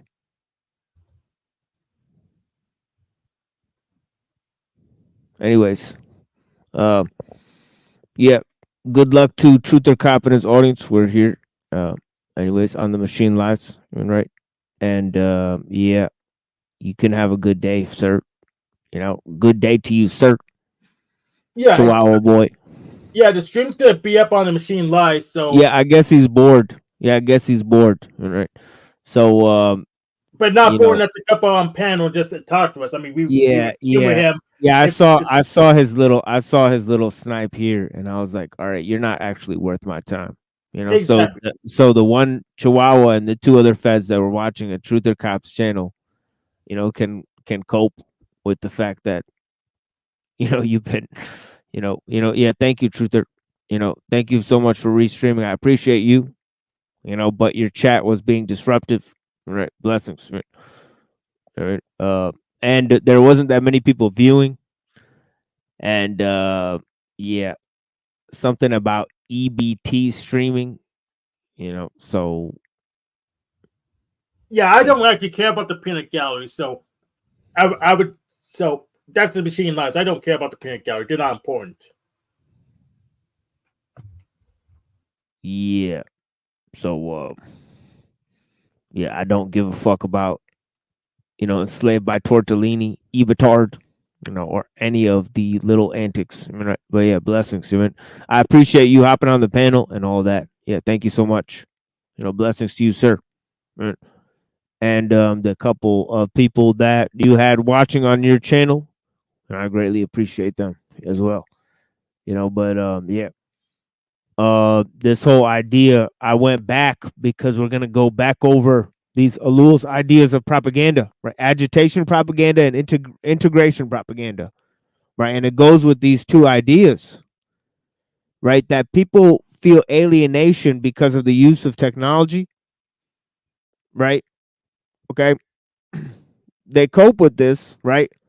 By the use of the agitation propaganda, right? It stirs them into a frenzy, right? Into the token rebellions against the system, right? So they lash out in order to get reforms from the system, right?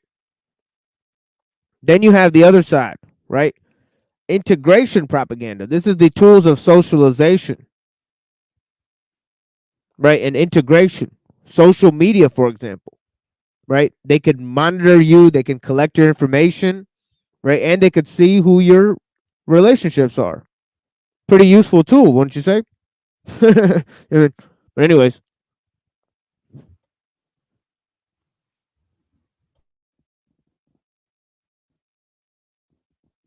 adopted by the activist community are consistent with the needs of the system.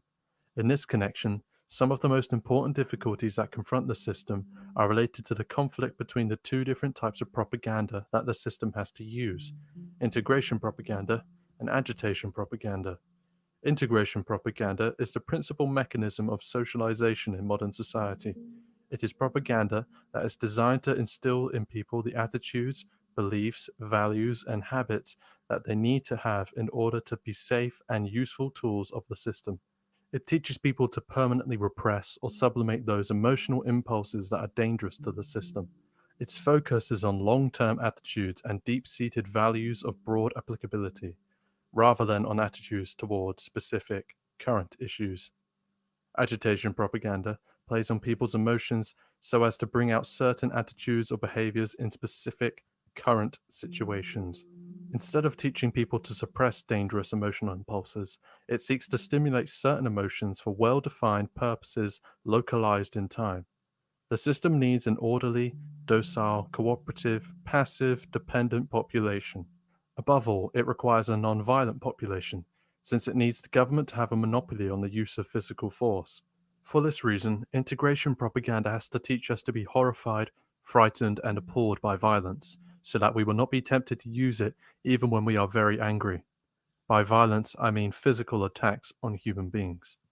More generally, integration propaganda has to teach us soft, cuddly values that emphasize non-aggressiveness, interdependence, and cooperation.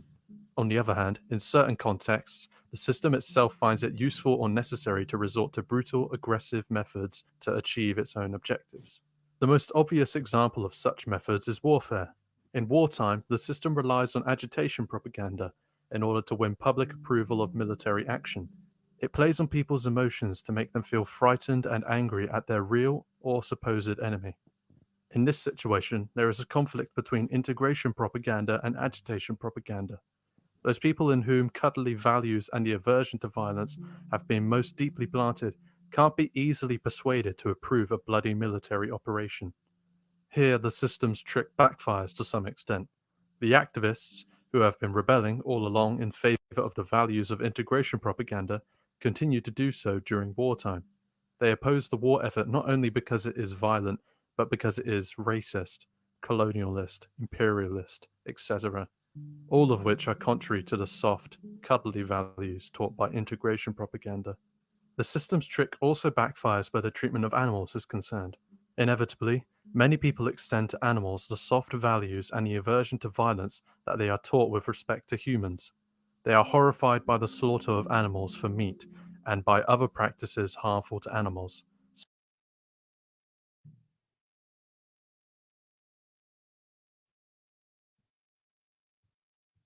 such as the reduction of chickens to egg-laying machines kept in tiny cages, or the use of animals in scientific experiments.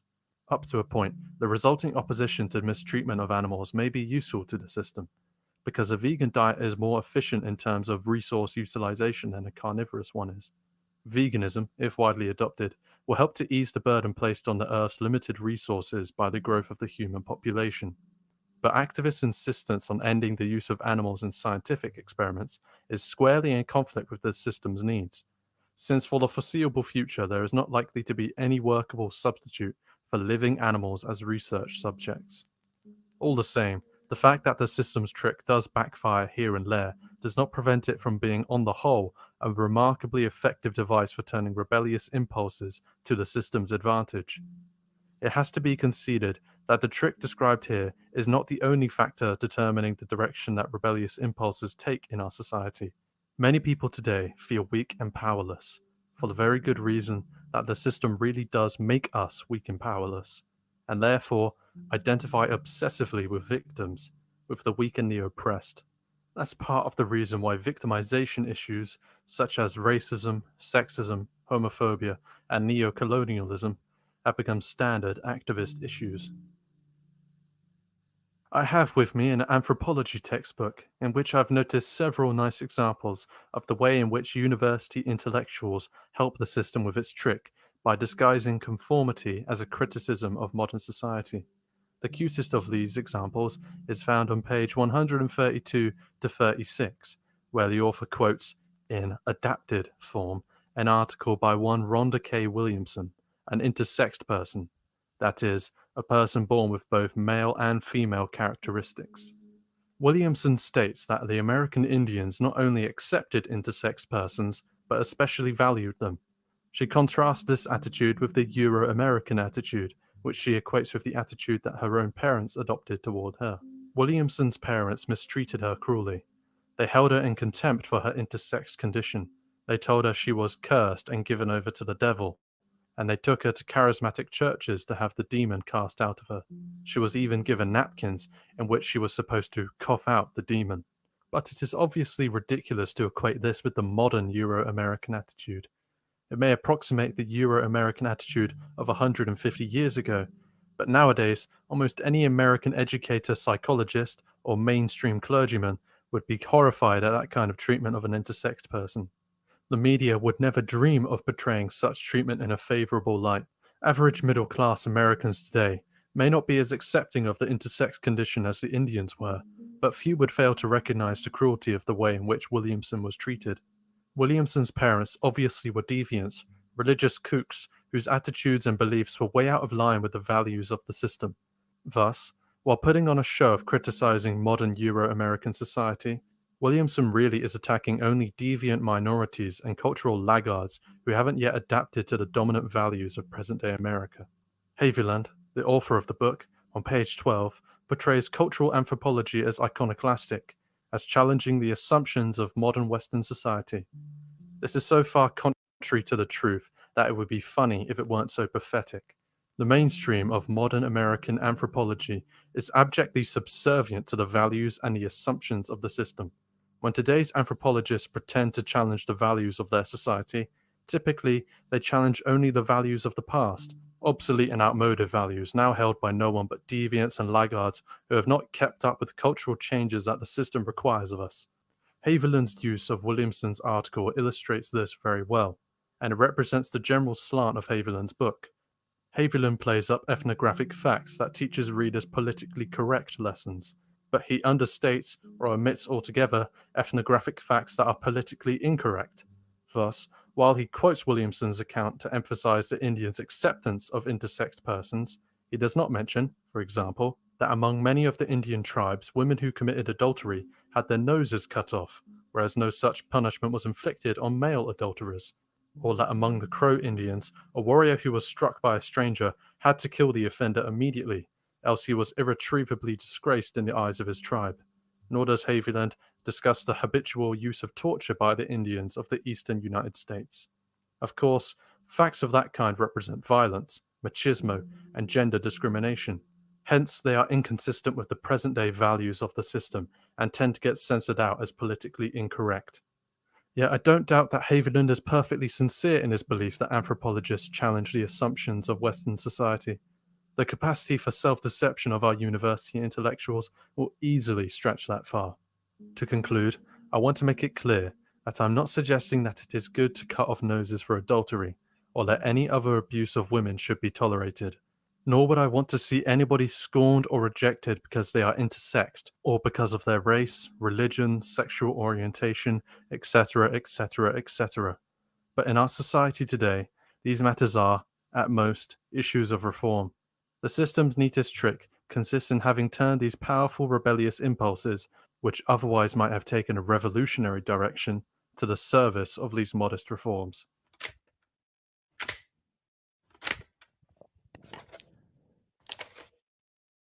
Okay, and we're going to take a deeper look at these ideas in Alul's work on propaganda, right?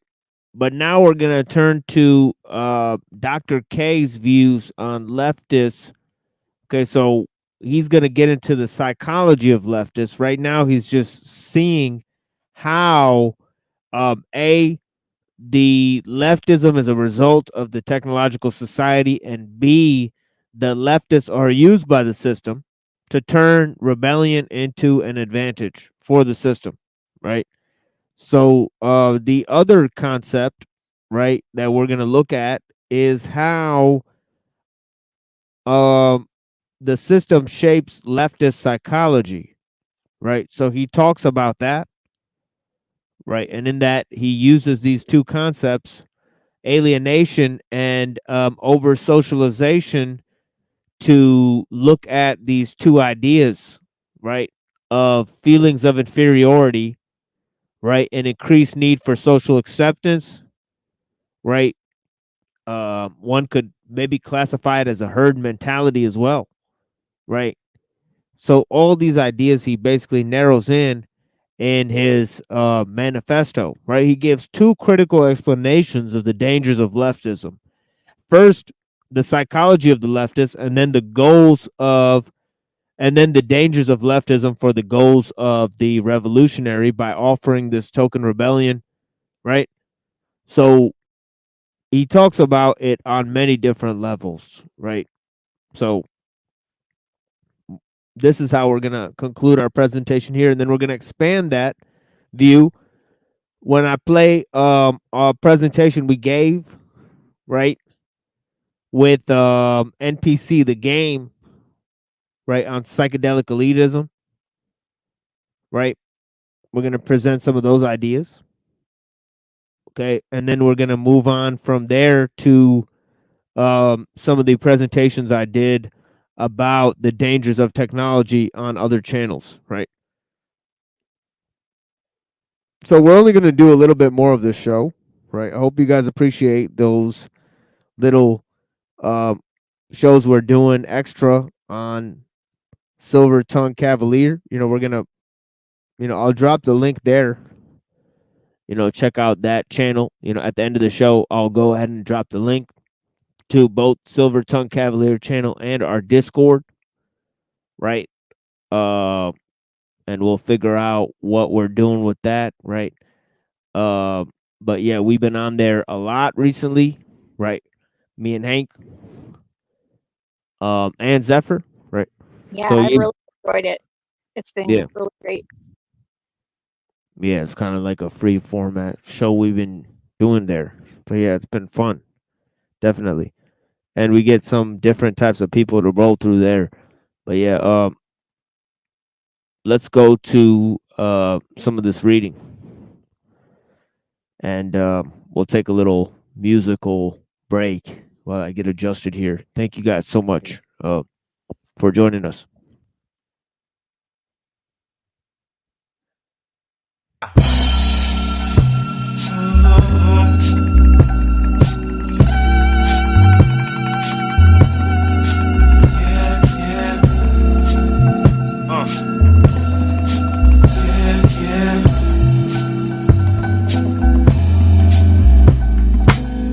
Maybe we ought to think twice before we start something nice.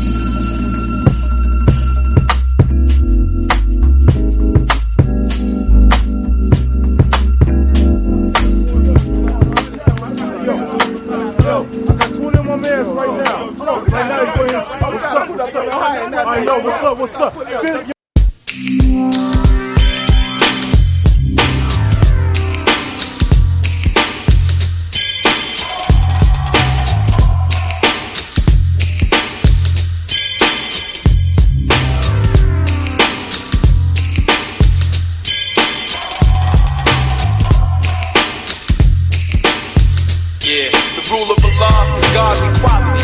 Desire for my brothers, the same as I desire for me. But when my brothers stay physically and mentally trapped in the cage, my heart fills up with what? The rule of Allah is God's equality. Desire for my brothers, the same as I desire for me. But when my brothers stay dying of everything else but old age, my heart fills up with what?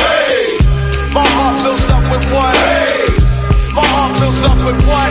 Against the machine that come in between me and my other mother siblings. Caught up in the green and things that you can get beyond food, comfy clothes, and a home. So the streets they roam without a civilized dome to realize that the traps are set, hounds is loose, pigs is juice. To put another neck in the noose without a second to lose. The powers abused, brothers are bruised, the devil's amused. Squad cars cruise through ghettos where governments hold everything that you own to a level where you're poverty prone. The half of us sell whatever it takes to make pay, while the other half of customers in hopes of escape as they hallucinate, still in our fate despite the fact that your legacy's great. They rather sit home and wait while the means to survive and thrive are shut down. So those that know wrong but can't afford right, say what now? The rule of Allah is God's equality. Desire for my brothers, the same as I desire for me. But when my brothers stay physically and mentally trapped in the cage, my heart fills up with what? The rule of Allah is God's equality. Desire for my brothers, the same as I desire for me. But when my brothers stay dying of everything else but old age, my heart fills up with what?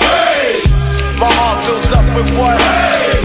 My heart fills up with what? I guess my baby's fake educators, the lieutenants to the legislators and haters, consistently faded since our traitors betrayed us with the sadist plot to decimate and degrade us. Before we old enough to be first graders, putting pins in my baby's head. He could have grown to be physically thoroughbred, but mentally dead. They hide the lies in the books that were meant to be read, in the schools that either ignore them or can't afford them. Now the bigger they come, the harder they fall. But the younger they fall, the harder it gets to stand tall. Cause the blind man's deaf son will be the dumb father of a blind child, saying to hell with them all, with no family ties. So the next man's family cries at the funeral cause somebody tried the wrong mother with the wrong nine.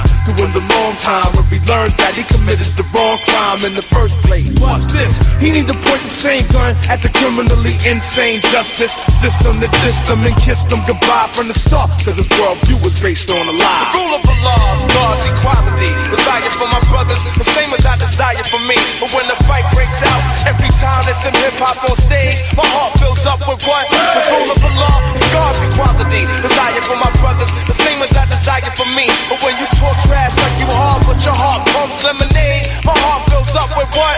When it's wartime and you don't know where to throw the grenades, my heart fills up with what? When my baby said role models fall victim on the front page, my heart fills up with what? When my brothers stay physically and mentally trapped in the cage, my heart fills up with what? When my brothers stay dying of everything else but old age, my heart fills up with what? My heart fills up with what? My heart fills up with what?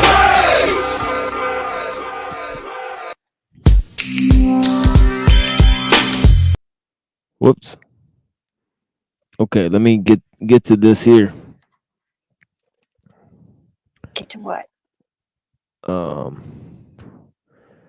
This file that I have in terms of industrial society and its future, so we could read paragraphs 6 to 32 again. And we've already covered the entire manifesto, and we've brought agreements, disagreements, everything, right? So you're going to go over it again? Well, just the portion of the views on leftists is Oh, relevant to this I see presentation and section. Yeah. right here. Yeah, because people may have forgotten. He talks about it at the end too. So it's like he concludes with that, and then he wrote again with the system's neatest trick, and then we brought an entire presentation on the dangers of science and the liberal ideology and the foundations of that whole ideology, going back to the writings of Immanuel Kant as well, and his influence on Hegel and Hegel's influence on Marx. So we gave a little tripartite analysis of all these factors and themes. I see why you're doing that now. Yeah. Very smart.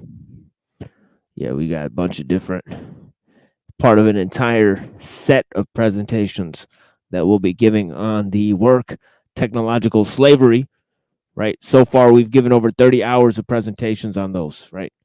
And we've disagreed, especially with the analysis of the development of the human condition, right?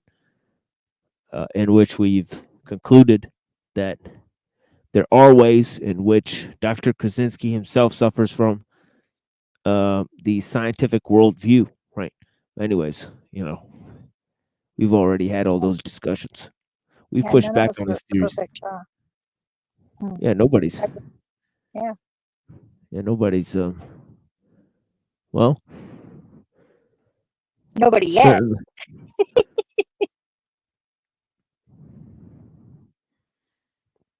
Yeah.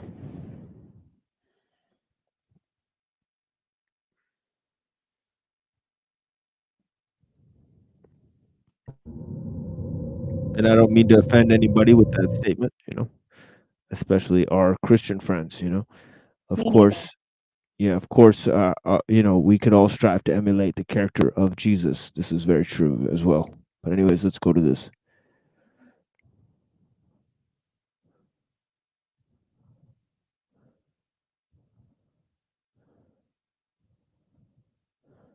Okay, here is 6. This is where the sort of discussion begins.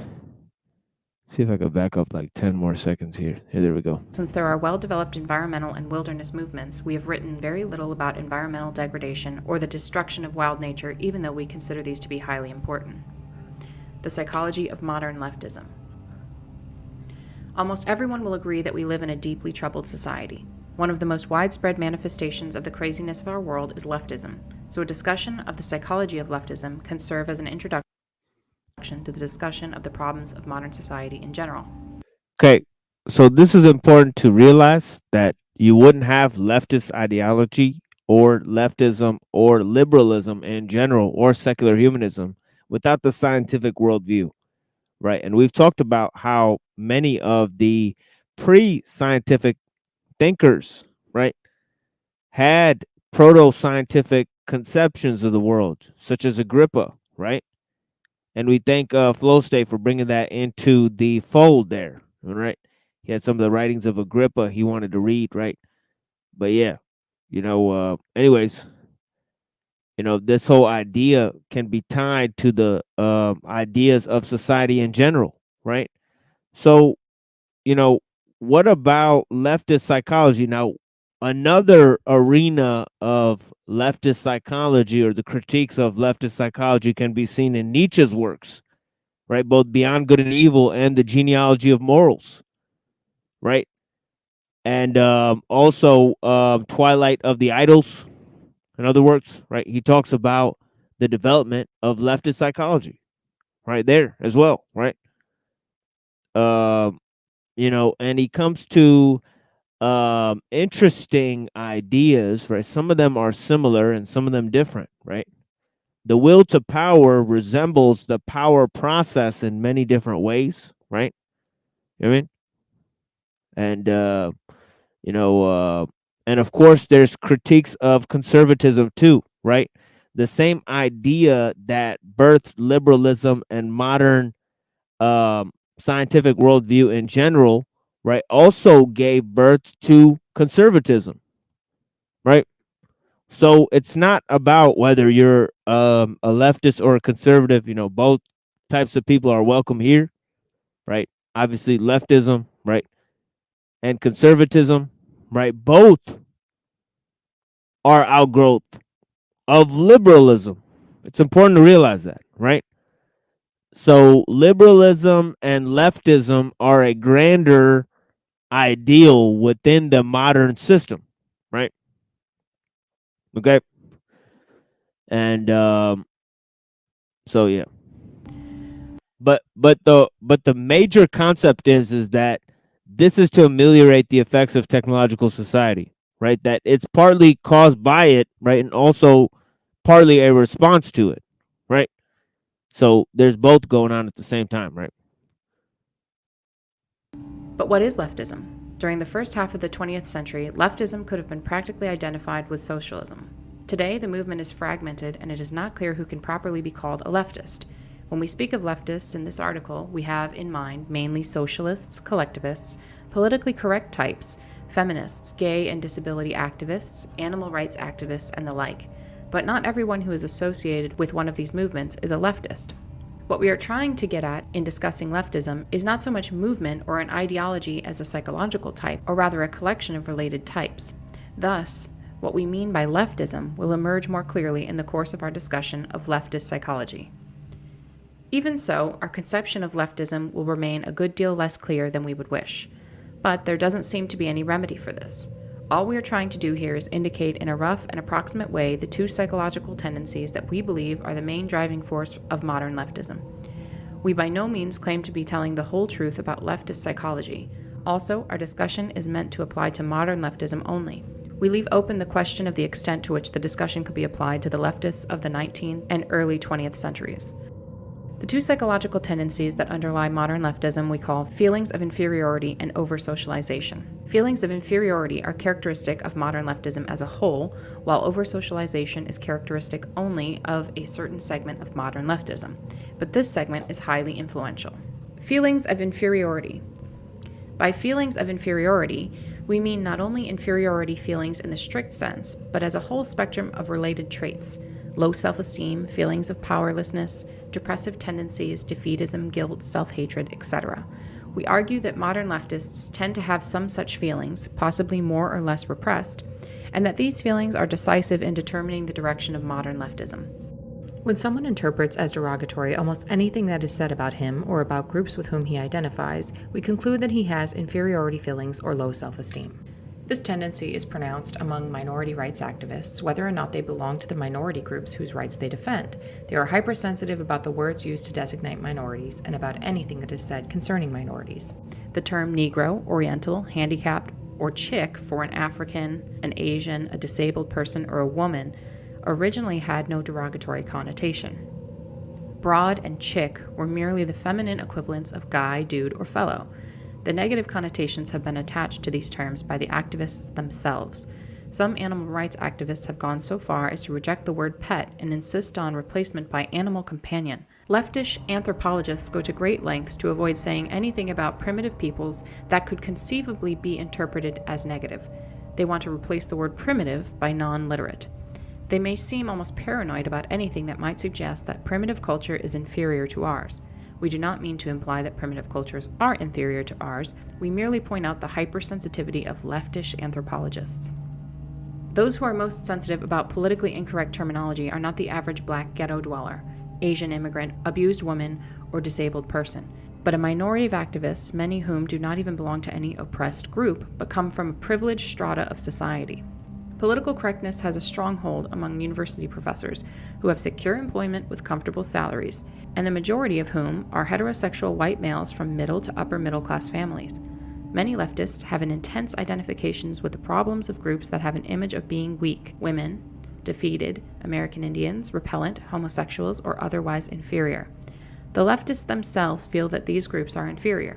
They would never admit to themselves that they have such feelings, but it is precisely because they do see these groups as inferior that they identify with their problems. We do not mean to suggest that women, Indians, etc. are inferior. We're only making a point about leftist psychology. Feminists are desperately anxious to prove that women are as strong and as capable as men. Clearly, they are nagged by a fear that women may not be as strong and as capable as men. Leftists tend to hate anything that has an image of being strong, good, and successful. They hate America, they hate Western civilization, they hate white males, they hate rationality. The reasons that leftists give for hating the West, etc., clearly do not correspond with their real motives. They say they hate the West because it is warlike, imperialistic, sexist, ethnocentric, and so forth. But where these same faults appear in socialist countries or in primitive cultures, the leftist finds excuses for them, or at best, he grudgingly admits that they exist. So this self-hatred goes to the ideas of liberalism that are even noticed by philosophers such as Rousseau, right? Who said, "Be wary of the philosopher, right, who loves the tartar at the expense of his own neighbor," right? There's many philosophers, right, who see this universalism and they attack their own neighbors, right, in order to apply the benefits of modern society, as a broad basis to seek reform elsewhere, right? And the fact that they're doing this as at the expense of their own people is actually, not seen by them, because they seek their own ideal of justice, right? They are self-hating people, right? Right? They identify with the victimization of others, even though they benefit from the system, right? So this is one of the tendencies that causes them, and of course, yes, sometimes it's seen as an ingrained identity, as our friend said in the chat, and that is where it has, the capacity to show up as psychological tendencies. All right. But yeah.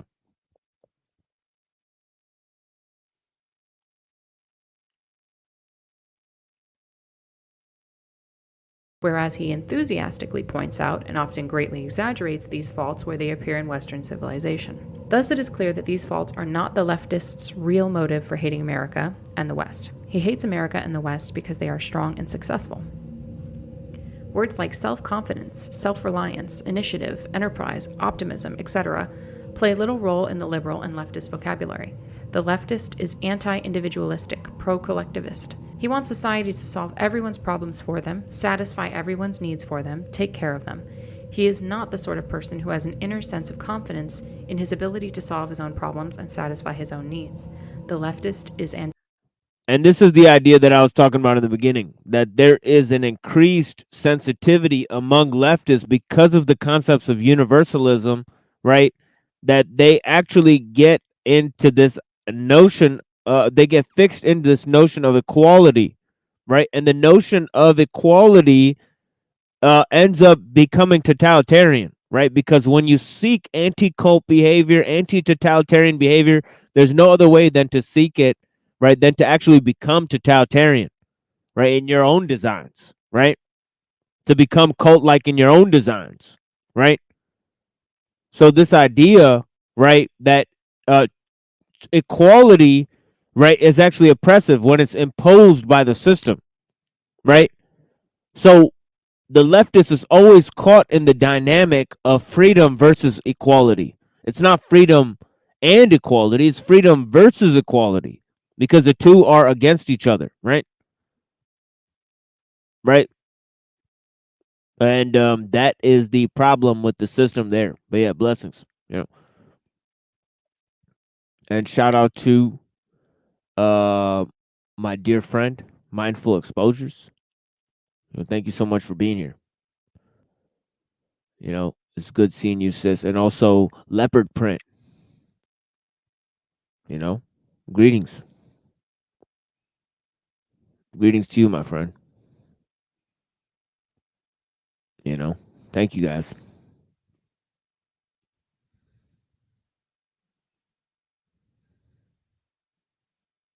Antagonistic to the concept of competition because, deep inside, he feels like a loser. Art forms that appeal to modern leftish intellectuals tend to focus on sordidness, defeat, and despair, or else they take on an orgiastic tone, throwing off rational control as if there were no hope of accomplishing anything through rational calculation, and all that was left was to immerse oneself in the sensations of the moment. Modern leftish philosophers tend to dismiss reason, science, objective reality, and to insist that everything is culturally relative. It is true that one can ask serious questions about the foundation of scientific knowledge and about how, if at all, the concept of objective reality can be defined. But it is obvious that modern leftish philosophers are not simply cool-headed logicians systematically analyzing the foundations of knowledge. They are deeply involved emotionally with their attack on truth and reality. They attack these concepts because of their own psychological needs. For one thing, their attack is an outlet for hostility, and to the extent that it is successful, it satisfies the drive for power. More importantly, the leftist hates science and rationality because they classify certain beliefs as true, i.e., successful, superior, and other beliefs as false, i.e., failed, inferior. The leftist's feelings of inferiority run so deep that he cannot tolerate any classification of some things as successful or superior and other things as failed or inferior. This also underlies the rejection of many leftists of the concept of mental illness and of the utility of IQ tests. Leftists are antagonistic to genetic explanations of human abilities or behavior because such explanations tend to make some persons appear superior or inferior to others. Leftists prefer to give society the credit or blame for an individual's ability or lack of it. If a person is inferior, it is not his fault, but society's, because he has not been brought up properly. The leftist is not typically the kind of person whose feelings of inferiority make him a braggart, an egotist, a bully, self-promoter, or ruthless competitor. This kind of person has not wholly lost faith in himself. He has a deficit in his sense of power and self-worth, but he can still conceive of himself as having the capacity to be strong, and his efforts to make himself strong produce his unpleasant behavior. But the leftist is gone too far for that. His feelings of inferiority are so ingrained that he cannot conceive of himself as individually strong and valuable, hence the collectivism of the left. He can feel strong only as a member of a large organization or mass movement with which he identifies himself. Notice the masochistic tendency of leftist tactics. Leftists protest by lying down in front of vehicles. They intentionally provoke police or racists to abuse them, etc. These Yeah, the conflation of the leftists with the mass mind or the hive mind, right, is not a accident, right? It goes along with the social techniques of, long distance communication, right? Okay. Those long distance transportation systems that lead to a trade, right? Now you have the same products, right?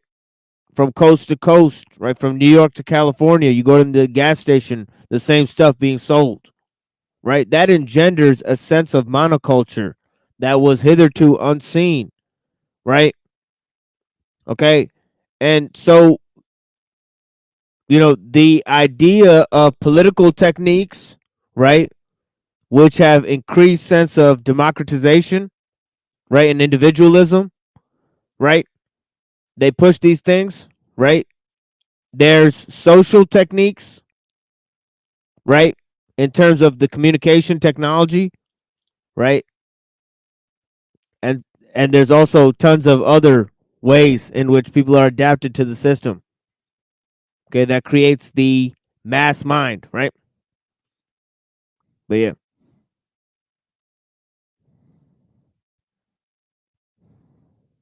tactics may often be effective, but many leftists use them not as means to an end, but because they prefer masochistic tactics. Self-hatred is a leftist trait. Leftists may claim that their activism is motivated by compassion or moral principles, and moral principle does play a role for the leftists of the over-socialized type. But compassion and moral principle cannot be the main motives for leftist activism. Hostility is too prominent a component of leftist behavior, so is the drive for power. Moreover, much leftist behavior is not rationally calculated to be of benefit to the people whom the leftists claim to be trying to help. For example, if one believes that affirmative action is good for black people, does it make sense to demand affirmative action in hostile or dogmatic terms?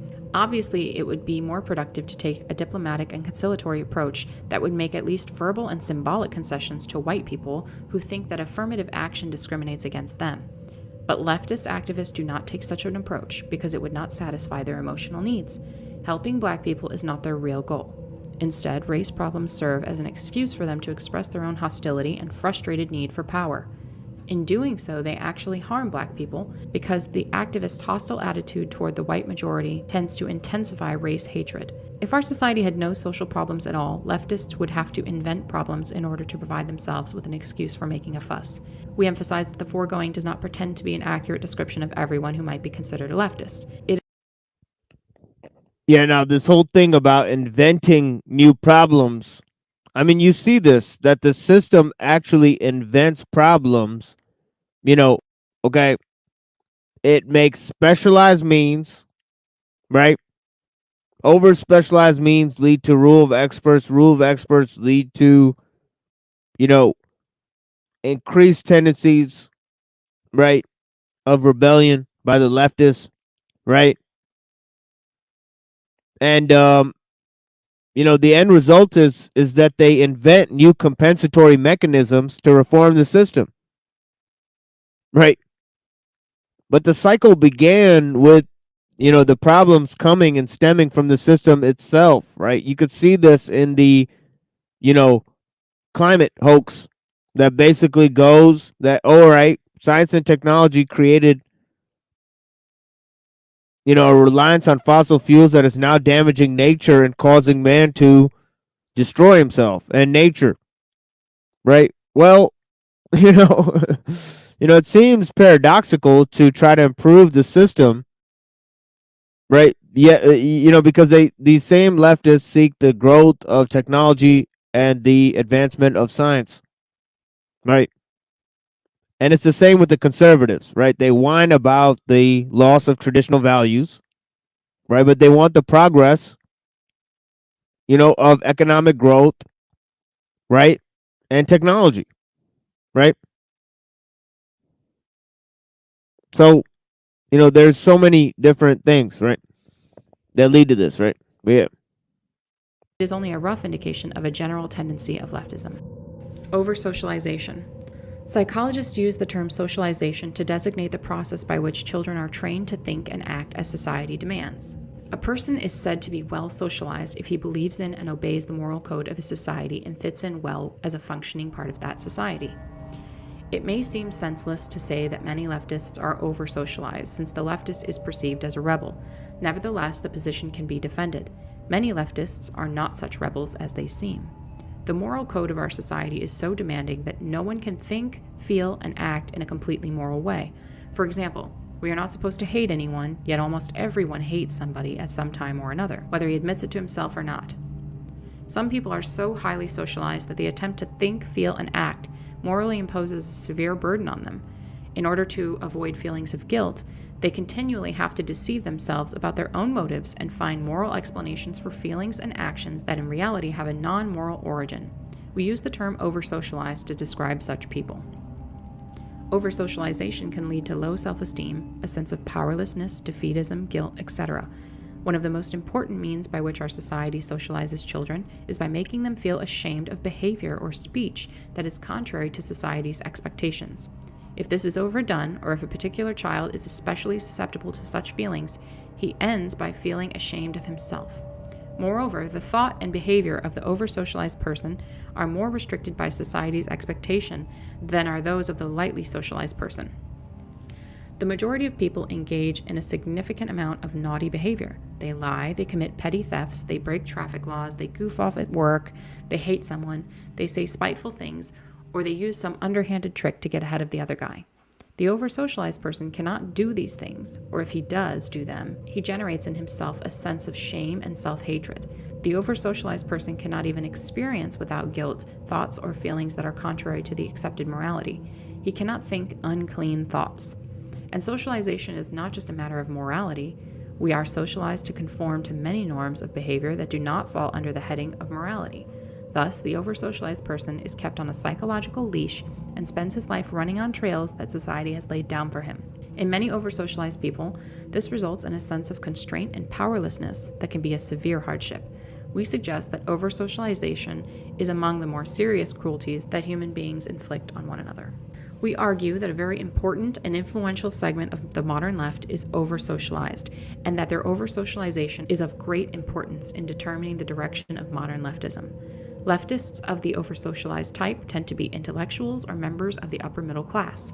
Notice that university intellectuals constitute the most highly socialized segment of our society and also the most left-wing segment. The leftist of the over-socialized type tries to get off his psychological leash and assert his autonomy by rebelling. But usually he is not strong enough to rebel against the most basic values of society. Generally speaking, the goals of today's leftists are not in conflict with the accepted morality. On the contrary, the left takes an accepted moral principle, adopts it as its own, and then accuses mainstream society of violating that principle. Examples: racial equality, equality of the sexes, helping poor people, peace as opposed to war, nonviolence generally, freedom of expression, kindness to animals. More fundamentally, the duty of the individual to serve society and the duty of society to take care of the individual. All these have been deeply rooted values of our society, or at least of its middle and upper classes, for a long time. These values are explicitly or implicitly expressed or presupposed in most of the material presented to us by mainstream communications media and the educational. Yeah, this line right here is very, very important, right? He says the left takes an accepted moral principle, adopts it as its own, and then accuses mainstream society of violating that principle. Okay? That's literally what it is. Right? That's literally the problem. Right? Okay? And it kind of shows up in the ideas of problem, reaction, solution, right? But yeah. System. Leftists, especially those of the over-socialized type, usually do not rebel against these principles but justify their hostility to society by claiming with some degree of truth that society is not living up to these principles. Here's an illustration of the way in which the over-socialized leftist shows real attachment to the conventional attitudes of our society while pretending to be in rebellion against it. Many leftists push for affirmative action, for moving black people into high-prestige jobs, for improved education in black schools, and more money for such schools. The way of life of the black underclass they regard as a social disgrace. They want to integrate the black man into the system, make him a business executive, a lawyer, a scientist, just like upper middle class white people.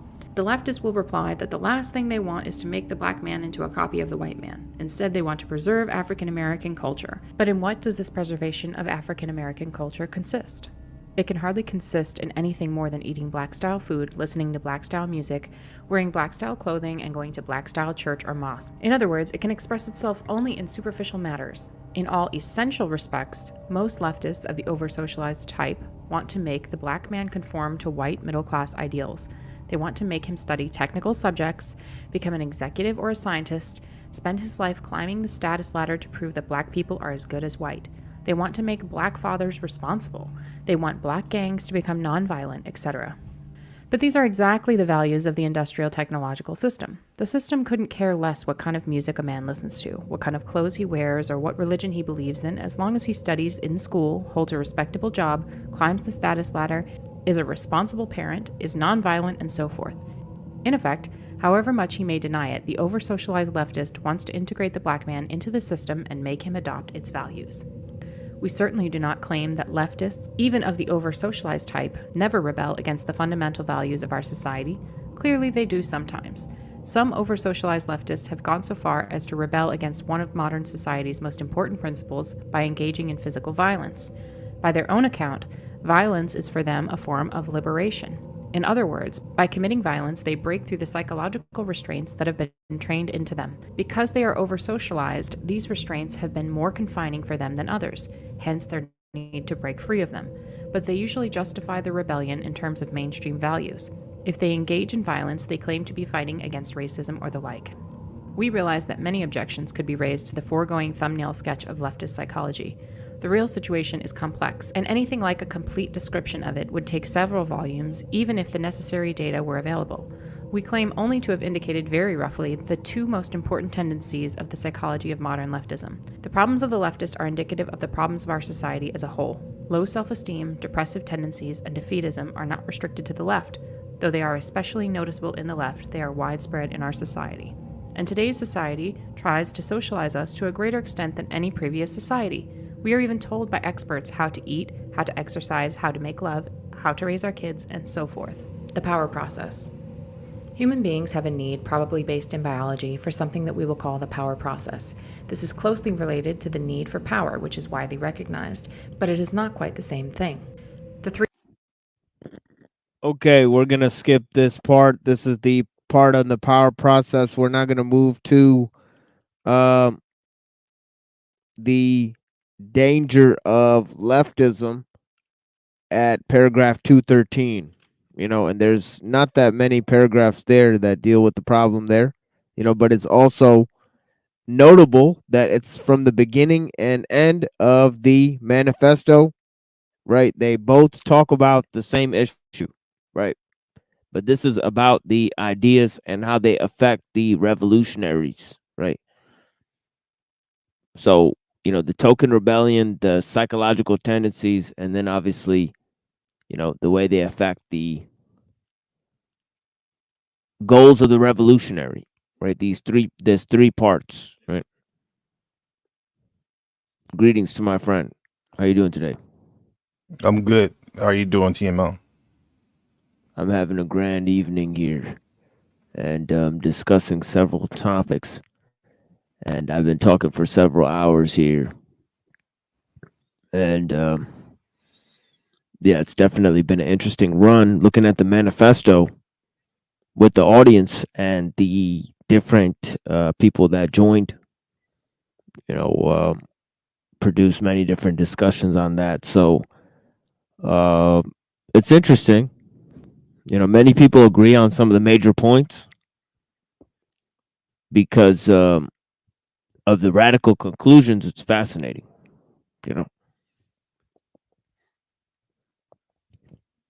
Yeah, definitely been. A lot of us have been exposed to leftism, extreme leftism, especially if you grew up in a big city or California. I don't know how it is in Michigan. Is it more conservative in general or lean left? It's half and half, really. And yeah, we've had significant Democratic leaders here. So yeah, it's been 50-50 here, moving now more towards conservatism. But the scales have tipped fairly recently, right? Yeah, it seems to be a pushback against that extreme leftism.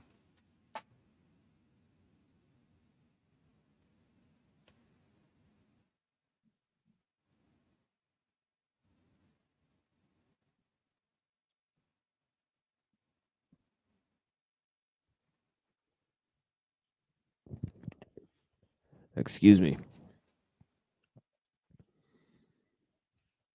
Having a problem with my computer here. But yeah. Yeah, the main thing about the right and the left, because it's not a special critique, as I said earlier, because both conservatism and leftism come from modern ideas such as classical liberalism, secular humanism, and scientism, and etc. Right, but these ideas also basically emanate from the fact that, as somebody said earlier, that I think it was Hank. Today's right wing person is basically yesterday's liberal, right? So there's been a concerted movement within the right wing that they're moving to the center as well, right? So this idea that there's all these obviously trans MAGA people, you've seen there's like tons of different things where they've crossed over. They have all these guys with tattoos, and they used to be into psychedelics, and they're now supporting right wing thoughts. And so such as this guy Gavin McGinnis, right? So it's fascinating stuff that these people are actually trying to move the conversation to a different level. They're creating alt-right, right? And they're using the counterculture, right? So they're using some of the ideas of Saul Alinsky and the counterculture, against the leftists. They're hijacking the ideas of the leftists to use it against them, right? But be careful when you fight monsters, lest you become them. Right? Really, you're using their tools. You're ingraining yourself with their psychological tendencies, and you're becoming a lot like leftists yourselves. Right? They're now protesting, right? And and all this type of stuff, right? Yeah. They're doing all these the hip hop artists that are supposedly, usually they were rocking the vote, like they said, the Democrat stuff. And then you got these people who want to be edgy. They're going for, the Republicans now. Yeah. What's that kid's name? The white kid that's just horrible. I forget his name. Oh my God. The white kid that's horrible. Tom. You mean that? It's called You're talking Tom. about a rapper? Yeah, it's a rapper. Man, I'm forgetting his name. It's like Tom something. He's like a Canadian guy, I think. That's like just totally this trash rapper. Yeah. Is he pulling for the Republicans or what? Oh, Tom, that guy with the tattoos and shit. Right? Yeah. Yeah. Tom McDonald. Thank you, Tom McDonald. Yeah, exactly. That's it. I knew somebody would shout it out. Tom McDonald is horrible. Yeah. Shout out to the white dude with the black man avatar, Neurojack. Always always wants to speak my name in the chat, but won't come up. Let's go. Oh, Let's damn. go, man. Oh, damn. The guy that likes to do N-word nigger chats in my chat. Write that in my live stream. What? Not cool, bro. Yeah. Yeah. I don't fuck around like that, man. It's one thing if people say stuff like, if people off to get a little off subject, but not really. If we're talking about liberal shit and race, like if people want to use racial slurs, you know, on their own stream and call people things, but that's them. They're men, you know. I'm not gonna tell another man what to do, but if you come into my house on my stream and you put the word nigger in my chat, that's not cool, bro. I don't accept that. People don't know about boundaries, bro. I don't know if you noticed that. Like, you give somebody an inch, they want to take a yard in a mile. You know? I don't play that shit. I don't know about you, though. Yeah. We don't play that fake game. Hello, brothers. What's up? What's up, sister? Evan. Hard R. What's up? I thought she was standing. I thought she was standing right there. So I was like, whoa. You know what I like about NPC, like right off the bat, because you came into this. You know, I know we've talked about your introduction with the Panelverse and how I mean, you've integrated beautifully, but you are really real. You're really real, and I can feel the rawness like immediately from you. And you don't flounder, you don't fuck around. You're very straightforward, and it's not like necessarily a word game with you. It's all energy right off the bat. So just want to call that out. Much love, brothers. Thanks. Thank you. Real recognizes real Ezra. Yeah, there you go. That's how real I'm. I can't even get it out right now. Yeah. Yeah, because I've been like, I mean, I'm new to the Panelverse and all that, but I've been on StreamYard and Discord since 2018, making videos on YouTube and live streaming since 2011. It's like I've been there, done that, been through the chambers and stuff, but that boundaries thing that I had to step back and rolling with what's his name, Tommy Illuminati, like, you know, going on his panels and stuff. That was cool because I got to see straight up why people hate him, you know, and I didn't agree with what he said, stuff that he said. However, you know, he never did that shit to me or on my panel until him and Neurojack, they thought they were being cute or something or had some balls, and they wanted to put a nigger, I'll say it again, nigger in my fucking live stream. And I don't play that shit, bro. And I don't mean to and you know, to fuck up your shit right now, but yeah. No, you're black, so it's all good. Yeah. But this is like posturing. I'm pretty sure you're allowed to say it because you're black. So yeah, NPC the game is black, so he's allowed to say it. But yeah, and because I'm a female, I'm allowed to say that you guys just really need He's to talking about pull it out, right? You just need Yeah. to pull it out in front of each other and compare sizes and decide who's females or who, right? Like I'm being obviously like facetious and a little mildly grotesque, but you get what I see what you're saying. I see what you're saying. Yeah. Yeah. Shit, I heard a lot of people say those things on their own streams, like things that, I mean, I never brought it up to them, but that's what they do on their stream, bro. Even people here, man. Like, but they never pointed that shit on me, so we're cool. We're cool, man. So, yeah, man. Yeah. Yeah, but thanks for recognizing that, Ezra. You're real. Yeah, I appreciate it. Real. Well, I appreciate, like I said, your perspective. Well, and you know, Mo's been through his own shit, and I feel like over the period of time has handled it really well. You just have to propel what you already are bringing to the table and sort of dissect where you think this behavior is coming from, because obviously it's all deeper on all levels, whether you're getting into religion or psychosis, right? And so You can't just like single-handed it. You can't just say like this is the definite. And I think a lot of us continue to go back to that there is no definitive answer. So how do we balance it out? And that comes to like health as well, because if you get into the gut, and this is the topics I touch on all the time, you get into the pH and balance. It's constantly about polarity and balance, right? Yeah. The gut is everything, man. Woman. Like that's definitely it. It's the second brain or the first brain. It tells you It's it a tells you second what's brain. going on. Yeah. Yeah.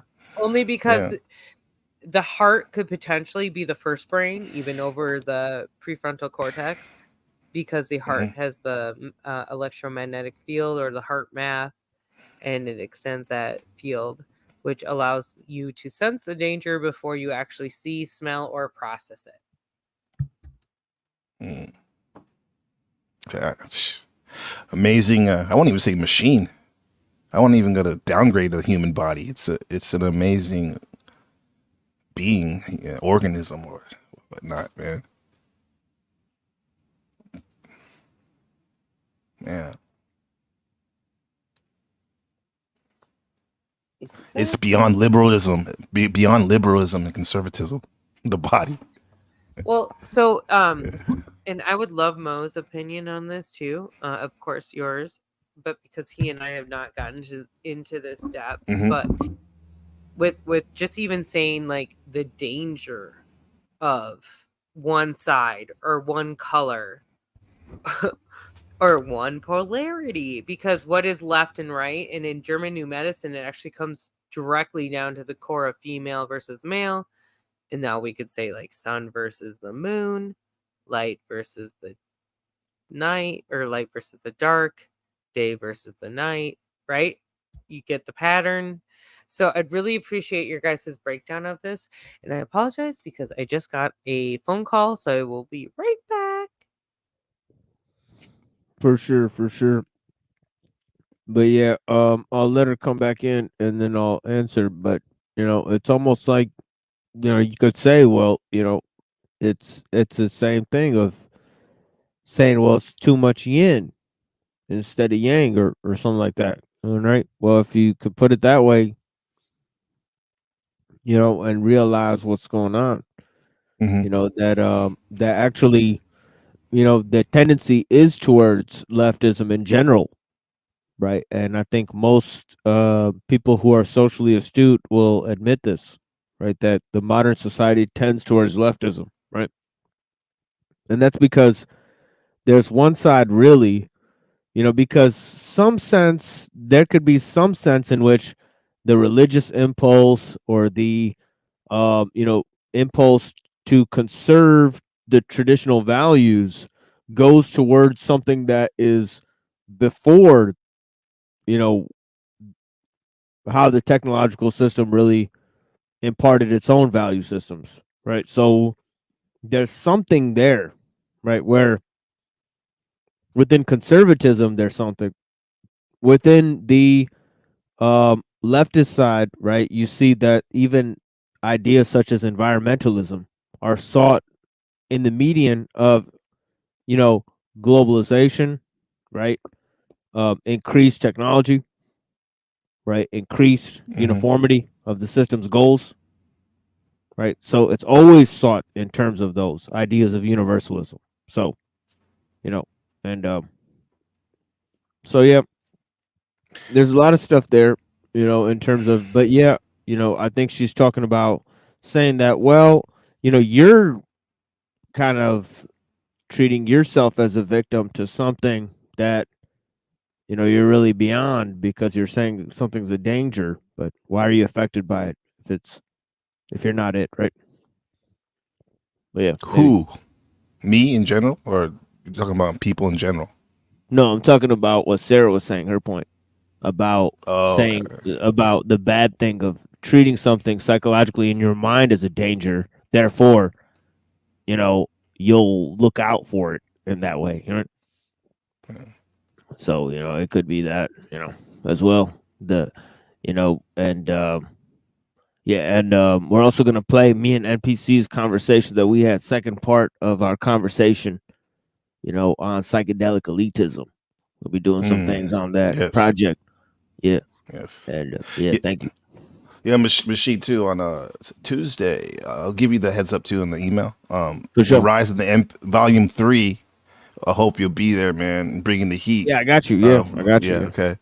It will be NPC, the Rise of the NPC, basically about the New World Order global citizen, what that entails, what that looks like. Because we already talked about the influencers and whatnot. Let's talk about the citizen. Yeah. Oh yeah. Yeah. The Underman. The Underman, not the Uberman. Huh? Oh yeah. Yeah. The last man. Yeah. In terms of this liberalism, though, right here, would you say that the reason why the society tends to slant towards liberalism more than conservatism is because liberalism is linked up with progress? Oh yeah. Yeah, 100%. 100%. 100%. You already know that's where I'm going with it. Right? Mm-hmm. Yep. The whole first few hours of my presentation, you're already there. Right? I wonder how many others made it on that thought train with me. But yeah, I was listening, bro. Just glad to because know I you're wasn't one here. of. Glad No, to I know was you're one of listening, man. Yeah, for sure. Yeah, definitely, man. Yeah. Then the conservatism would help us out though, because you can't just keep, or can you just keep pushing ahead, progressing? You need to take a step back, or stop at least sometimes. Is that where the conservatism comes in?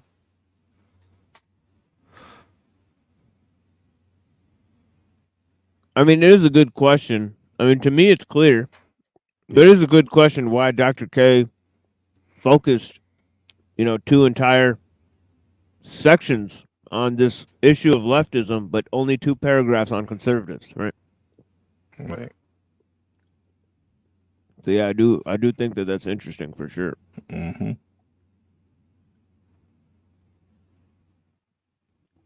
But yeah, peace to Sarah. Yeah, Sarah, live thanks at for that coming time. up. Yeah, thank you so much. The danger of leftism. Because of their need for rebellion and for membership in a movement, leftists or persons of similar psychological type are often unattracted to a rebellious or activist movement whose goals and membership are not initially leftist. The resulting influx of leftish types can easily turn a non-leftist movement into a leftist one, so that leftist goals replace or distort the original goals of the movement. To avoid this, a movement that exalts nature and opposes technology must take a resolutely anti-leftist stance and must avoid all collaboration with leftists. Leftism is, in the long run, inconsistent with wild nature, with human freedom, and with the elimination of modern technology. Leftism is collectivist. It seeks to bind together the entire world, both nature and the human race, into a unified whole. But this implies management of nature and of human life by organized society, and it requires advanced technology. You can't have a united world without rapid transportation and communication. You can't make all people love one another without sophisticated psychological techniques. You can't have a planned society without the necessary technological base. Above all, leftism is driven by the need for power, and the leftist seeks power on the collective basis through identification with a mass movement or an organization.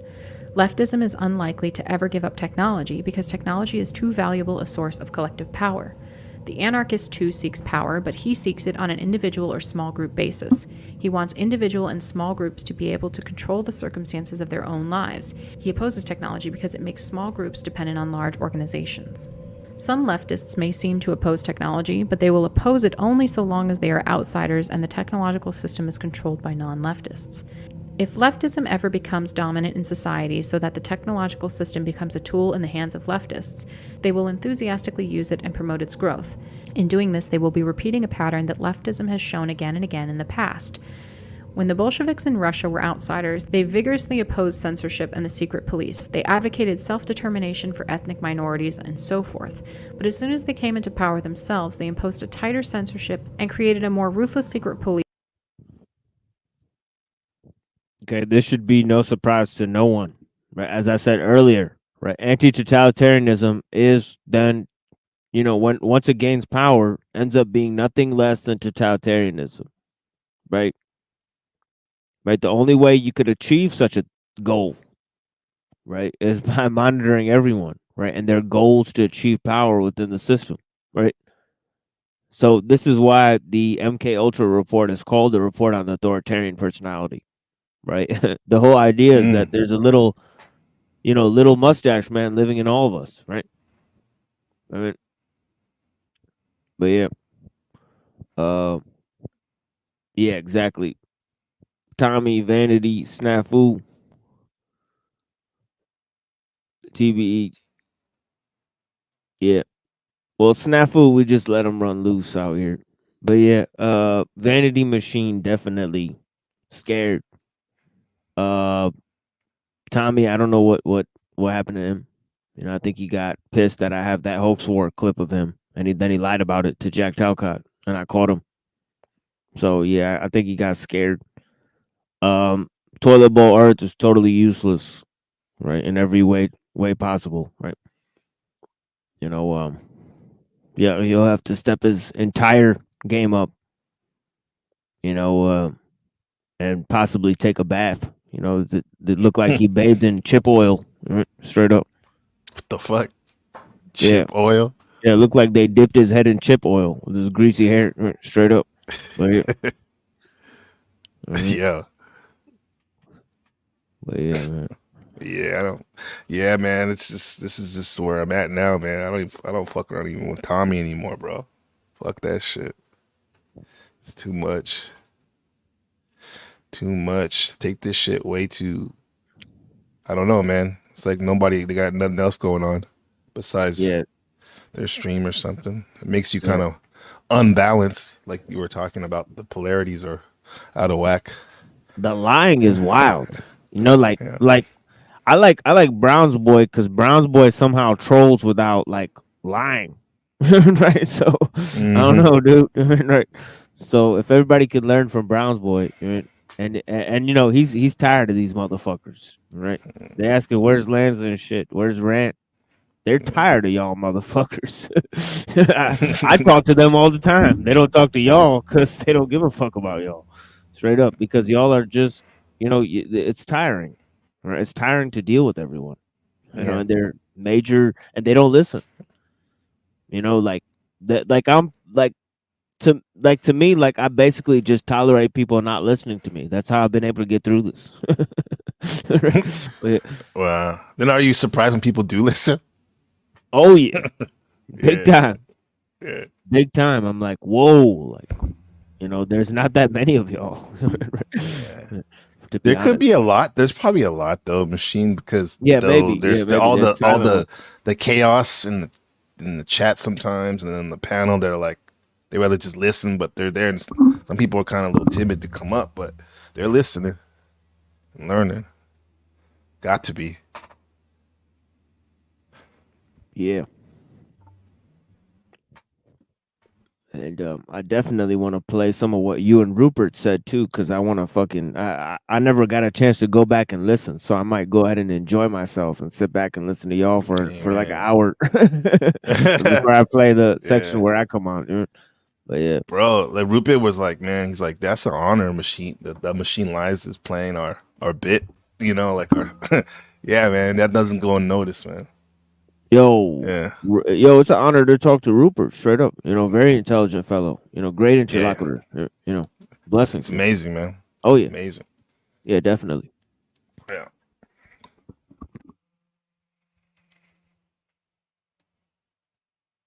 Than any that had existed under the SARS, and they oppressed ethnic minorities at least as much as the SARS had done.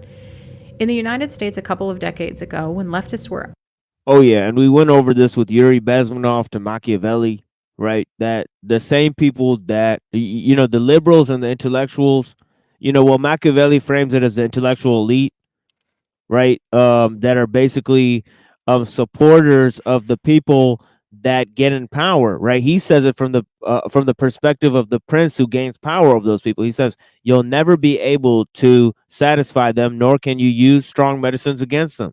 Right. So basically, you'll have to eliminate them.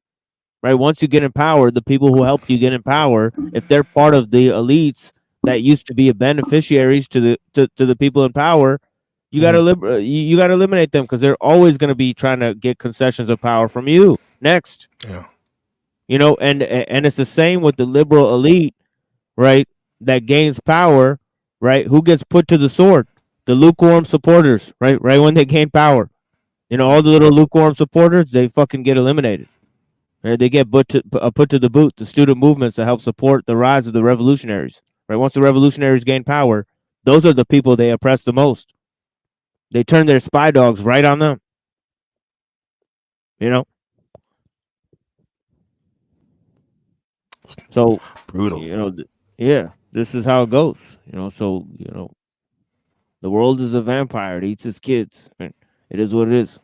A minority in our universities, leftist professors were vigorous proponents of academic freedom. But today, in those of our universities where leftists have become dominant, they have shown themselves ready to take away from everyone else's academic freedom. This is political correctness. The same will happen with leftists and technology. They will use it to oppress everyone else if they ever get it under their own control. In earlier revolutions, leftists of the most power-hungry type repeatedly have first cooperated with non-leftist revolutionaries, as well as with leftists of a more libertarian inclination, and later have double-crossed them to seize power for themselves. Robespierre did this in the French Revolution, the Bolsheviks did it in the Russian Revolution, the Communists did it in Spain in 1938, and Castro and his followers did it in Cuba. Given the past history of leftism, it would be utterly foolish for non-leftist revolutionaries today to collaborate with leftists. Various thinkers have pointed out that leftism is a kind of religion. Leftism is not a religion in the strictest sense because leftist doctrine does not postulate the existence of any supernatural being. But for the leftist, leftism plays a psychological role, much like that which religion plays for some people. The leftist. Okay, no wonder we did 2 entire specials on this. Okay, for 2 weeks we've been talking about the mythos of science, the mythos of mechanos, right? Of the machine god, so on and so forth, right? So we've been presenting a series of ideas, right? Of the battle between science and spiritualism that erupted in the 1800s, right? It still is taking place today, right? With the birth of New Age spirituality that seeks to turn the modes of science and technology into aids of our spiritual enlightenment and advancement. So this whole idea, right, is coming right out of the Fabian Socialist and the Theosophical Society. You know, actually, the leader of the Theosophical Society was once the president of the Fabian Society. You know, I believe this is Annie Besant, right? But yeah. Didn't you say on our show that on psychedelic elitism that the new way of doing right and left are one side is the Discordians and the other side is the environmentalists, technology dudes, something like that? Yeah. I always phrase the conflict 2 ways with the accelerationists on one side and the Discordians on the other side. The Discordians want techno-Gaianism. The accelerationists want transhumanism, right? So they talk about both of these ideas, right? And it's very, very interesting, right? How both ideas come from, you know, how technology deforms these ideologies, right? And yeah. Where can we see the meeting? Is there any point that they're meeting that we can actually see? Like an example of that? Or are they just that they're really segregated? Oh, definitely. I've given tons of examples of it. You know, I've given tons of examples of it. You know, and the ideas of the accelerationists like Nick Land. Actually, next time I'm going to give a little presentation on Nick Land. He talks about the death urge and all these ideas, and how it leads to, you know, and how the ideas of science and humanism have led to this, right?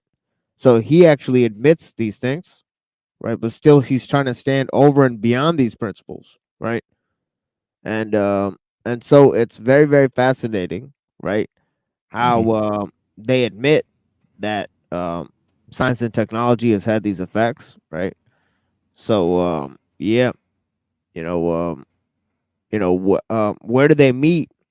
You know, they meet in the ideas of either on the one end, right? I think neo-tribalism, right? And then I think on the other end, the idea of stakeholder capitalism, right?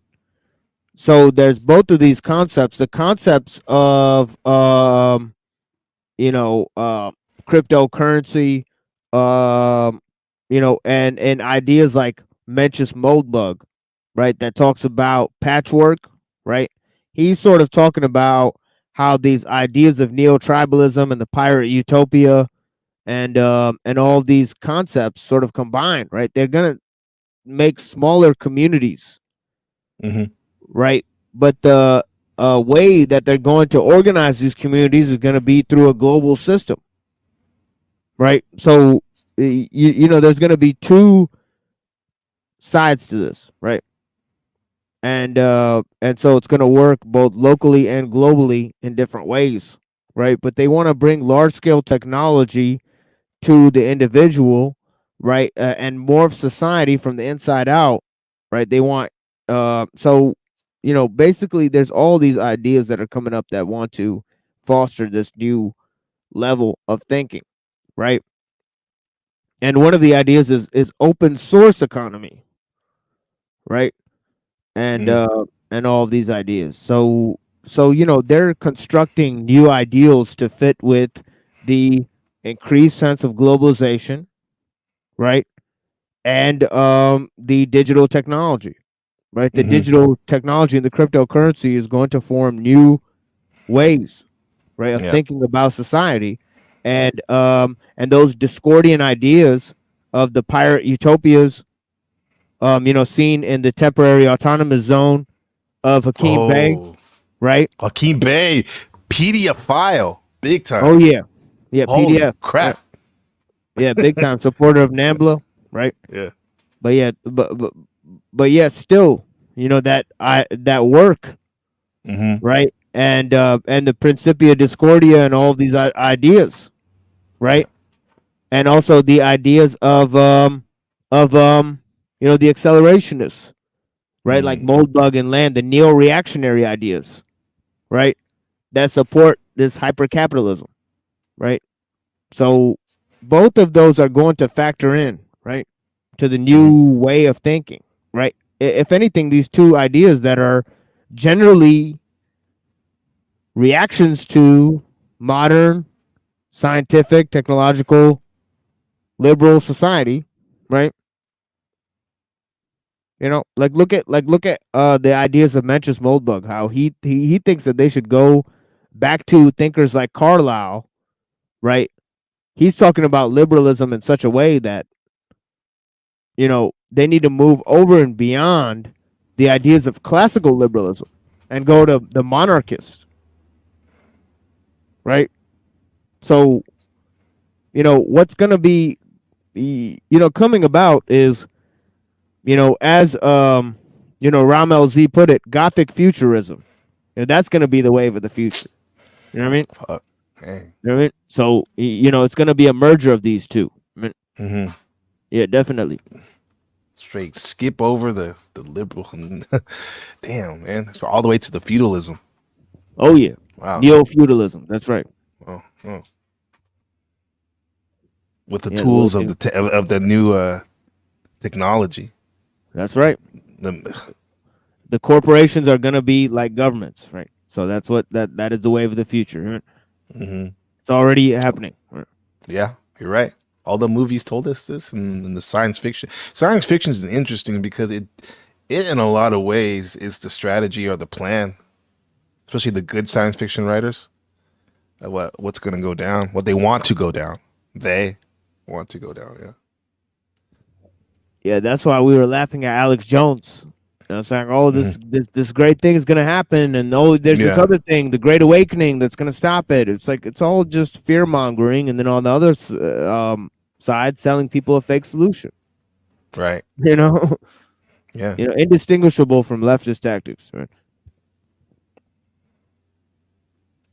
Same team. Needs to believe in leftism. His beliefs are not easily modified by logic or facts. He has a deep conviction that leftism is morally right with a capital R, and that he has not only a right but a duty to impose leftist morality on everyone. However, many of the people we are referring to as leftists do not think of themselves as leftists and would not describe their system of beliefs as leftism. We use the term leftism because we don't know of any better words to designate the spectrum of related creeds that includes the feminists, gay rights, political correctness, etc. movements, and because these movements have a strong affinity with the old left. Leftism is a totalitarian force.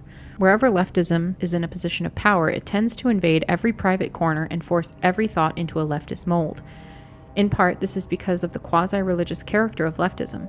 Everything contrary to leftist beliefs represents sin. More importantly, leftism is a totalitarian force because of the leftist drive for power. The leftist seeks to satisfy his need for power through identification with a social movement, and he tries to go through the power process by helping to pursue and attain goals of that movement. But no matter how far the movement has gone in attaining its goals, the leftist is never satisfied because his activism is a surrogate activity.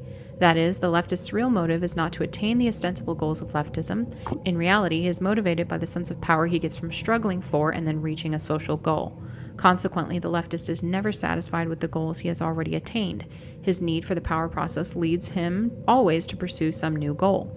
The leftist wants equal opportunities for minorities. When that is attained, he insists on statistical equality of achievement by minorities. And as long as anyone harbors, in some corner of his mind, a negative attitude towards some minority, the leftist has to re-educate him. And ethnic minorities are not enough. No one can be allowed to have a negative attitude toward homosexuals, disabled people, fat people, old people, ugly people, and on and on and on. It is not enough that the public should be informed about the hazards of smoking. A warning has to be stamped on every package of cigarettes. Then cigarette advertising has to be restricted, if not banned. The activists will never be satisfied until tobacco is outlawed, and after that it will be alcohol, then junk food, etc. Activists have fought gross child. And this is way before there was any instituted ideas or rules about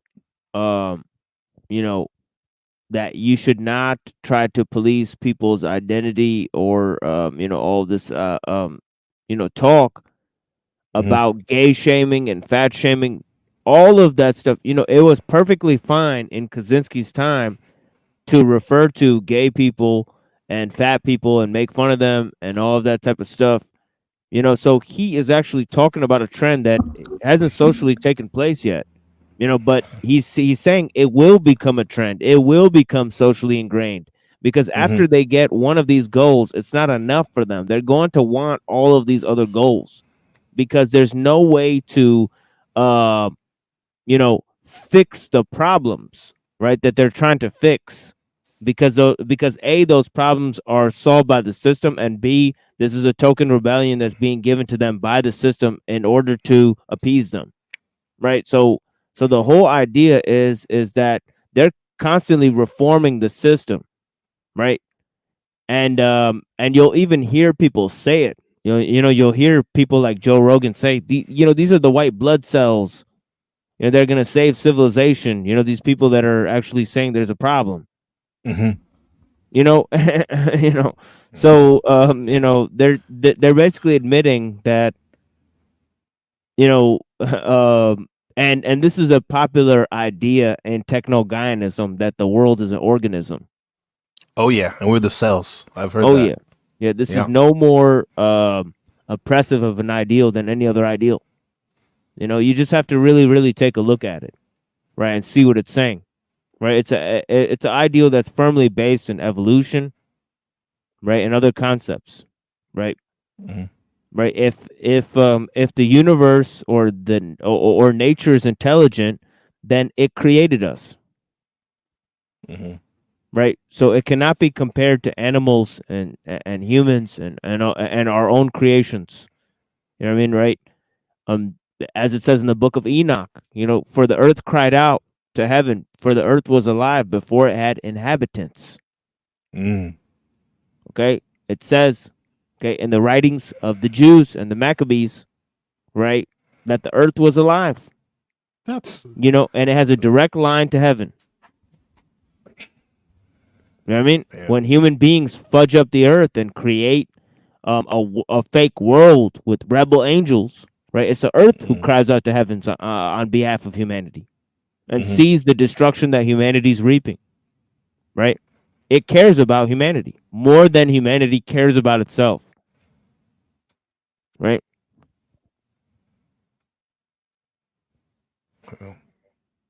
This stuff is so wild, the machine lies, that like sometimes when you share stuff, I can't tell if like it sounds weird, but I'm so confused sometimes if that's actually the right way to look at things, or you're just talking their propaganda to show us what it is. That's how deep this shit is for some of us to try to decipher. You know what I'm saying? God, hamburger, man. These are real problems. Yeah. You know, anybody who doesn't face these problems, right? Yeah. You know, I mean, they could talk to the end of time. You know, the fact is that I've looked at these things, right? So I understand the issues. I understand the nuance and the issues, right? So that's the problem. Is yes, I'll bring you to a paradoxical ideal, and then basically I'll have to leave everyone there. But that's the point of this show to a certain extent, right? It's to stretch those problems, stretch your appreciation for those problems, right? So we could really critically look at the solutions and themes together, right? So, you know, of course, you know, these are important issues, you know, but the solutions are not clear. Right. The solutions are not clear. Right. And there's a reason why there's no other shows discussing what the real problems are. You know, it just goes to show, you know, that there's a lot of gossip out there. Now, on the level that we're at, there's lots of gossip. There's lots of inane posturing.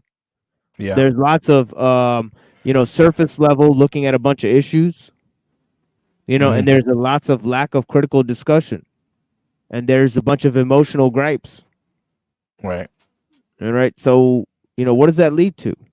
You know, it leads one to assess that there's mental degradation, you know, through these very same medians that we inhabit, right? And people who are failing to take a critical look at these issues, they're going to continue to be misled. They're the sheep.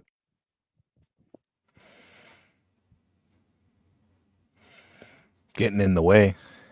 Yeah. I address gripes and personal gripes for the simple fact that I want to have a clear head so I can deal with this, these problems and information, so we can work out solutions. You know, because I don't want to be like have all this jumbledness of, and all I ask is for respect, the respect that I give out. You know, so yeah, so I can stand on that and like listen to ways that we can figure this shit out. You know, that's the most important thing, really.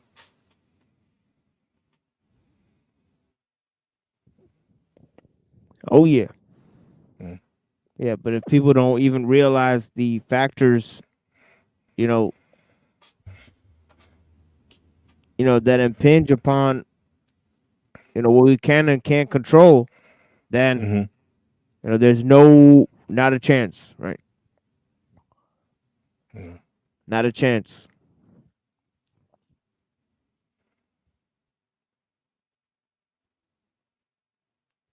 Yeah, and I need a chance. I guess I'm invested in Abuse, this which with is- children. I need, yeah, we need to, yeah, you know, got skin in the game now. Yeah. Yeah, definitely. You know, shout out to the unborn, you know, TML. You know, I got a little nut in there somewhere, you know? We're going to see. reasonable, but now they want to stop all spanking.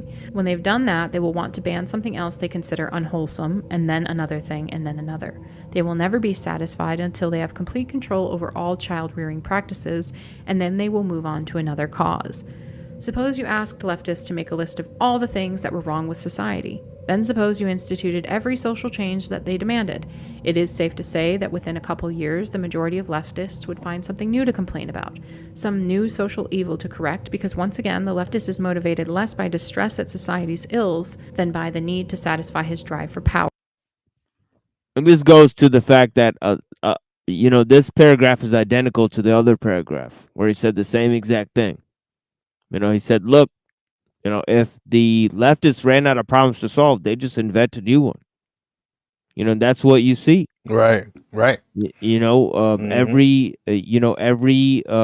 specialized means creates problems, creates compensatory mechanisms to solve the problems.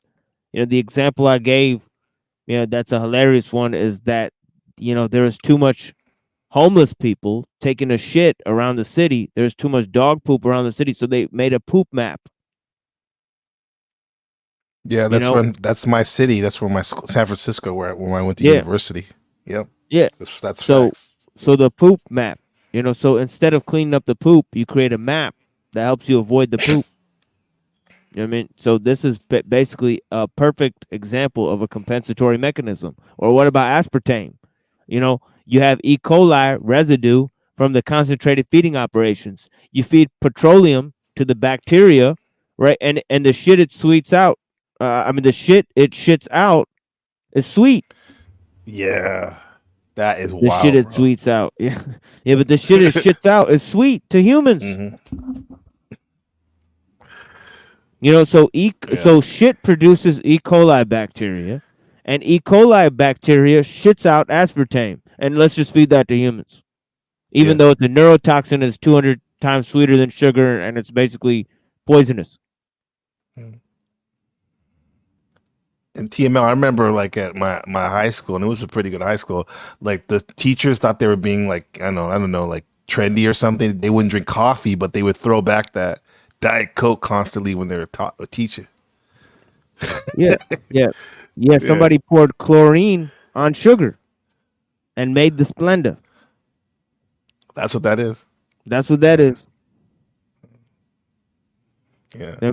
It's chlorine and sugar. Right? So, if that's good for you, I don't know what is. Right? But yeah, these people put in fucking chlorine in their drinks and then drinking that. Oh yeah, that's got to be great for you. That won't cause you not to have any future TMLs at all. Right? Yeah, right. No. Yeah, Tupac has a song called "A Letter to My Unborn Child." Your stream, this YouTube channel, the Machine Lines is society. Sorry. I was gonna say that this Machine Lines channel is a stream to a channel to your unborn children, bro. This is your legacy, man, for them. Yeah, but yeah, I'll have dozens of tapes for them. But yeah. The restrictions placed on their thoughts and behavior by their high level of socialization, many leftists of the over-socialized type cannot pursue power in the ways that other people do. For them, the drive for power has only one morally acceptable outlet, and that is in the struggle to impose their morality on everyone. Leftists, especially those of the over-socialized type, are true believers in the sense of Eric Hoffer's book, The True Believer. But not all true believers are of the same psychological type as leftists. Presumably, a true believing Nazi, for instance, is very different psychologically from a true believing leftist. Because of their capacity for single-minded devotion to a cause, true believers are a useful, perhaps necessary ingredient of any revolutionary movement. This presents a problem with which we must admit we don't know how to deal. We aren't sure how to harness the energies of the true believer to a revolution against technology. At present, all we can say is that no true believer will make a safe recruit to the revolution unless his commitment is exclusively to the destruction of technology. If he is committed also to another ideal, he may want to use technology as a tool for pursuing that other ideal. Some readers may say, this stuff about leftism is a lot of crap. I know John and Jane who are leftish types, and they don't have all these totalitarian tendencies. It's quite true that many leftists, possibly even a numerical majority, are decent people who sincerely believe in tolerating others' values, up to a point, and wouldn't want to use high-handed methods to reach their social goals. Our remarks about leftism are not meant to apply to every individual leftist, but to describe the general character of leftism as a movement. And the general character of a movement is not necessarily determined by the numerical proportions of the various kinds of people involved in the movement. The people who rise to positions of power in leftist movements tend to be leftists of the most power-hungry type, because power-hungry people are those who strive hardest to get into positions of power. Once the power-hungry types have captured control of the movement, there are many leftists of a gentler breed who inwardly disapprove of many of the actions of the leaders, but cannot bring themselves to oppose them. They need their faith in the movement, and because they cannot give up this faith, they go along with the leaders. True, some leftists do have the guts to oppose the totalitarian tendencies that emerge, but they generally lose because the power-hungry types are better organized, are more ruthless and Machiavellian, and have taken care to build themselves a strong power base. These phenomena appeared clearly in Russia and other countries that were taken over by leftists. Similarly, before the breakdown of communism in the USSR, leftish types in the West would seldom criticize that country. If prodded, they would admit that the USSR did many things wrong, but then they would try to find excuses for the communists and begin talking about the faults of the West. They always opposed Western military resistance to communist aggression. Leftish types all over the world vigorously protested the U.S. military action in Vietnam, but when the USSR invaded Afghanistan, they did nothing. Not that they approved of the Soviet actions, but because of their leftist faith, they just couldn't bear to put themselves in opposition to communism. Today, in those of our universities where political correctness has become dominant, there are probably many leftish types who privately disapprove of the suppression of academic freedom, but they go along with it anyway.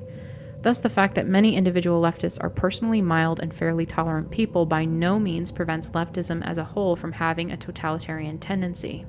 Our discussion of leftism has a serious weakness. It is still far from clear what we mean by the word leftist. There doesn't seem to be much we can do about this. Today, leftism is fragmented into a whole spectrum of activist movements, yet not all activist movements are leftist, and some activist movements, for example, radical environmentalism, seem to include both personalities of the leftist type and personalities of thoroughly unleftist types who ought to know better than to collaborate with leftists. Varieties of leftists fade out gradually into varieties of non-leftists, and we ourselves would often be hard-pressed to decide whether a given individual is a leftist or not a leftist.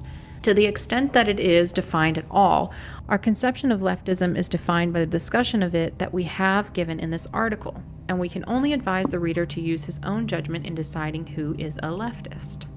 But it will be helpful to list some criteria for diagnosing leftism.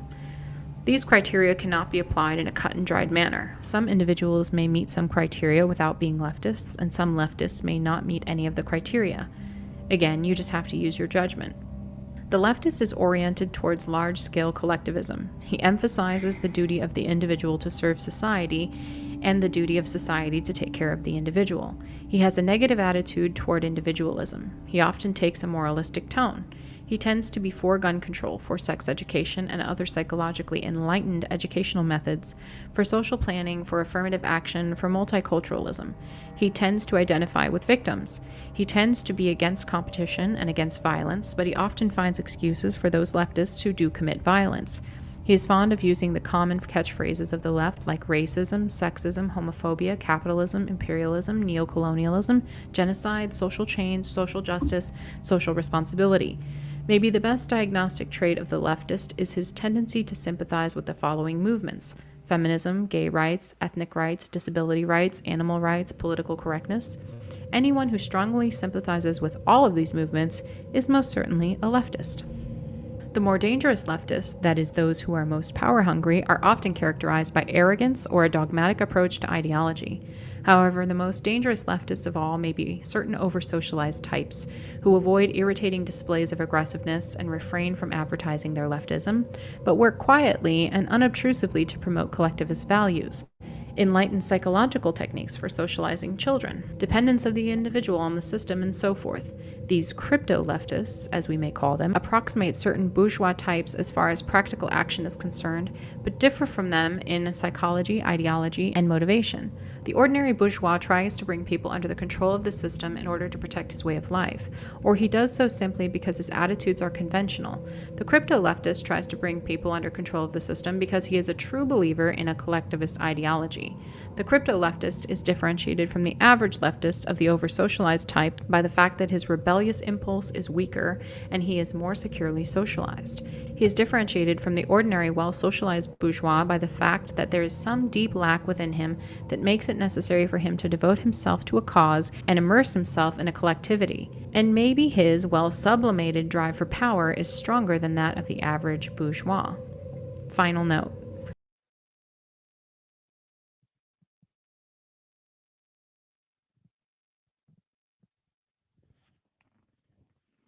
That's about it. There goes the final thoughts in terms of the leftist psychology, and we may look at some of the views of Chad Haig on this issue and we're also going to look at more writings in terms of technological slavery before we move on to anti-tech revolution. Why now? We still have two major works to cover before we move on to the thoughts of Elul. But yeah, it's definitely been an interesting few streams developing these ideas. There's still lots of ideas that we haven't moved on to yet, and we've left behind, for lack of space, and to facilitate more conversations. But yeah, I hope you guys appreciate some of what we've covered on the architectonic. We gave a very, very deeper explanation of those ideas at the bottom of the screen than we did in the feminism or evolution series, where we also explained the basis for modern scientific worldview. But yeah, it's been a minute since we began here. Yeah, almost like 7 hours, right? Jeez. Yeah. Oh yeah. Yeah. Almost no engagement on the panel. Right? Except for a little 2-hour blip, right, where everybody just came and then ran away. I don't know what happened. We had a little, Talcott was here, little discussion going. Okay. Yeah. Yeah, I think Talcott brought the people in. So Did he bring 12 disciples? no, he brought 12 trolls. 12 trolls. Yeah. Holy shit. Yeah. I mean, I guess when people are playing in the sandbox, it's hard to engage with reality, and this is as real as it gets in terms of what's being shared on the internet, taught on the internet. Yeah. Yeah, 7 elves. Mm-hmm. He brought 7 elves. Yeah. Yeah. It's funny. Tomorrow I have my test stream vlog, volume 3, dropping in. The title is "The 7 Souls of Self Integrity." I was going over some of that Burroughs poem, "The 7 Souls," when he's talking about the Egyptians and stuff. But once again, another guy that's compromised as well, though. William Burroughs. Totally deranged. Yeah. Yeah. Him and Ginsburg, totally deranged. Yeah. Right. Yeah. What did Ginsburg say? He said, looking for a fix, dragging himself through the Negro streets looking for a fix. It's like, what are you talking about, dude? Man. Like, what the hell? Yeah. Cringe. Yeah, that's cringe. Right? Yeah. But yeah. This is what he said in the poem Howl, and the homosexual rage expressed in that poem against society and everyone. Right. And then those guys those two you just mentioned, they try to insert themselves into the punk movement, right? And oh yeah, push that. Yeah, they were actually ushered in. The beat poets. Oh, they were ushered in. Okay. Oh yeah, they themselves were ushered in. Even though Ginsburg is just like Hakeem Bey, he has the same problems. I know. Yeah. In terms of his lust for young men, same problems as. Yeah. But it's no surprise. These are the children of Bentham, Jeremy Bentham. In this British society, hedonism, utilitarianism. These are its, fruits. Yeah. The fruits of the leftish tendency. To over socialize. Yeah, over socialize. Yeah, definitely. Yeah, definitely. And it's a global thing, bro. This came out on my algorithm today. It was like this Japanese woman. I guess she talks about relationships and sex, and it was in Japan. And the title was "Why I Used to Enjoy Cream Pies." And this is a Japanese woman, bro. Like talking, and supposedly they're supposed to be conservative society and whatnot, but the hedonism and and all that, it's everywhere. Yeah.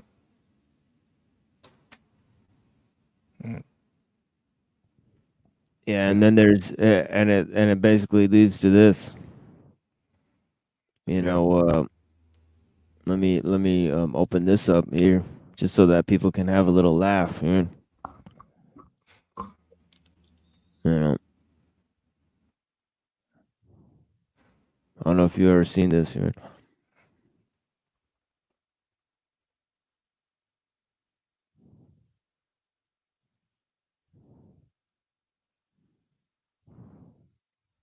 He's a beauty. Why don't I sing it instead? It's just that in politics you are a little bit naive. Right? Well, that's a language naive. Yeah. I come from an old tradition. So. You know the Hare Krishna chant? No, go ahead. Yeah. To the preservation of the universe instead of its destruction. Krishna returns in the Bhagavad Gita every time there's a flood, fire, original sin leading to atom bombs. Hare Krishna, Hare Krishna, Krishna, Krishna, Hare Hare, Hare Rama, Hare Rama, Rama Rama, Hare Hare. Hare Krishna, Hare Krishna, Krishna Krishna, Hare Hare, Hare Rama, Hare Rama, Rama Rama, Hare Hare, Hare Krishna, Krishna Krishna, Hare Hare, Hare Rama, Hare Rama, Rama Rama, Hare Hare.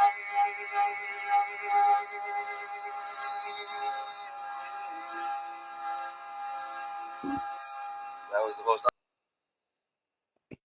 He's playing us out, huh? Oh yeah. Yeah. Have a blessed night, everyone. Yeah. All right. But yeah, you know, dude lost his mind on LSD. It's just, and you could look at Buckley's eyes, you know, widen as he sings that. It's pretty funny. Yeah. Both those guys are pretty much working for the same system, huh? Pretty Just much two both working for the different CIA. side. It's two agents having a convo. Yeah. That's why I never saw that one before. I didn't think he was gonna take it there, man. Yeah. Yeah, one from the Jesuits and one from the Nazis. Yeah, same. There you go. Fuck. Yeah. Yeah. Well, thanks for having me on, Machine. Of course. Of course. Yeah. Blessings. Yeah. Yeah. And I'll see you next week, but I'll keep in touch. Yeah, of course. Of course. It's always a pleasure, my brother. Talk to you very soon. Yeah. Thank you. Yes. Yes, sir. Dr. D Head, peace, bro. Yeah, peace, brother. Dr. D Head. Thank you so much for being here. All the rest of you guys, thank you so much for being here. Let me go ahead and turn this on for a second. Talk to you guys, We'll get into some ideas very soon, my friends. You know what I mean? We got one more presentation to go, right? In which we'll discuss the same themes that we discussed in the first 2 hours, right? And then we'll look at some of my friend Chad A. Haig and his reflections, some scholarly reflections, on those leftish ideals. Look at more writings of Dr. K, right? And we'll get into some other ideas, right? But yeah, it's been a very much a pleasure to be here with you, my dear friends, right? Thank you for joining us here on The Machine Lies, where we talk about the lies of the machine on the machine that lies. And we'll continue to bring a stream on Tuesday. We'll also be doing our regular stream on Saturday, right? And yeah, I hope you guys have clarity to see through the lies. The first step to, seeing beyond the programming is to realize how you've been programmed, right? And the first step to, right, blinding somebody is getting them to open their eyes, right? Let's all focus on the forces, right, that led to this present condition, right? And yeah, don't let anybody lead you to believe, question everything, believe in nothing until you could prove it for yourself. You know what I mean? And all of that. You know what I mean? But yeah, I want to play some music and get to some of these. We've been producing our own music for the show as well. This is not going to be that, but just some of the songs I've already played on the show, possibly. Right, we'll see. But yeah, man, it's been a real pleasure being here with you guys. I mean, definitely. And yeah. Saturday night we'll be back. Obviously, check out Silver Tongue Cavalier. Before I forget, we gonna be chilling over there, right? Okay, and everyone's welcome to come through. I know some people got problems. Okay, and we'll try to get to that, right? We'll get to solving whatever's going on. Lots of little issues with within our makeshift community here, right? But it's not really a community. It's really just one person, right? The machine lies, right? And obviously, me and Neuro, began the conceptual framework. As we talk about the conceptual frameworks of the scientific worldview, we could talk about the conceptual frameworks for the streams that we're doing, right? That came from the technology debate we had where we were talking about Dr. K, right? Arguing for Dr. K's ideas, right? On the crucible, right? And now we're going and starting this live stream. Ever since then, we met our friend Neuro Jack, right? And the regular show, The Machine Lies, right, was started by me and my baby brother, right? Saleh, right? And yeah, we've been doing a lot of different presentations, ever since I started that show. Obviously, the show is 100% the thought child of me, right? All of the ideas and the direction and the conversations presented therein. Obviously, the views of the panelists do not reflect my views, right? And yeah.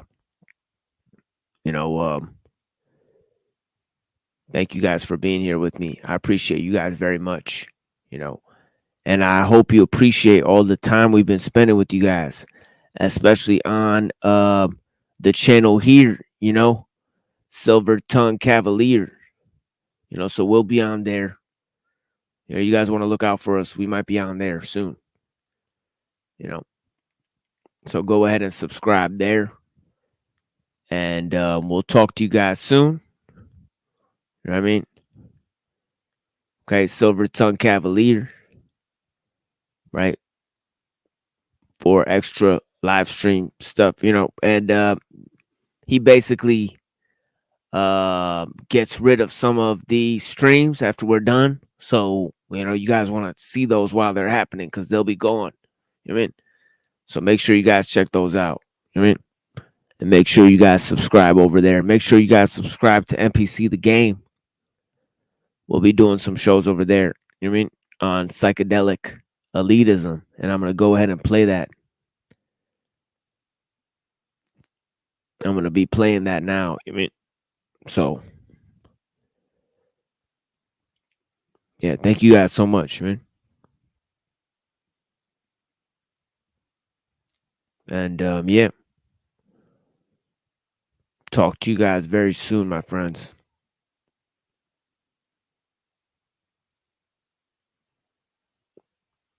Trying to find these, what I'm actually going to play for you guys, right? Trying to decide here.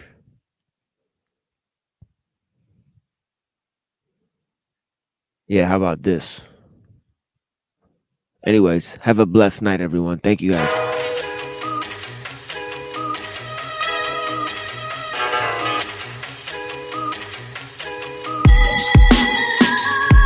My fist is a gun, my fingers is individual pistol system overload. Flicks is toe to toe, eye to eye, soul to soul. Walk amongst the lords of war, swords of gore, cause these invisible walls to fall. Mental slavery, schism in the prison corridor. Code leader orator, since I was a shorty, y'all. Busy with the 44, the black flag, represent the skull and the guns. It's like selling a Mac 11 to Attila the Hun. The ultimate code leaders, adult folk villains, coke dealers in the champagne room with broke feelings, so fake amongst plastic piranhas. I'ma put you all to sleep in some acid pajamas. Central Intelligence Odyssey, mind control biography. MK Ultra, extraterrestrial side of me, way beyond astronomy. Double O like Sean Connery, we walk silently with big silencers. Violently, William Cooper was talking about then, it's happening now. Malachi York was way ahead of his time too, it's wild.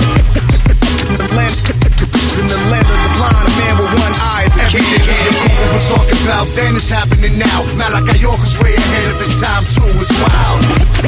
In the land of the blind, a man with one eye is the king. My fist is a gun, every finger's an individual sword. You either living with Shaitan or you living with God. I make metal with the cold leader orator. Since I was a shorty, all busy with Bacardi Raw. I caught the 44 symphonies by Marley Marl. I would splatter all of y'all, shit y'all never saw before. Vinny and his dogs of war, bombs the size of soccer balls. Since y'all was inside the walls, torture with the waterboards. Grab him by his throat, take his fucking head and scalp him. I carry black metal like I'm Venom's second album. Support Dr. York, don't believe what's said about him. Strangle non-believers till the fucking redness out him. If we don't like what they saying, I guess we have to drown them. All they see is the demon lord and death around them. I'm made of mercury alloy like I was an amalgam. No matter how you look at it, cousin, death is the outcome. Was talking about then, it's happening now. Malachi York was way ahead of his time too, it's wild. Yeah. In the land of the blind, a man with one eye is the king. Cooper was talking about then, it's happening now. Malachi York was way ahead of his time too, it's wild. In the land of the blind, a man with one eye is the king. One eye, one.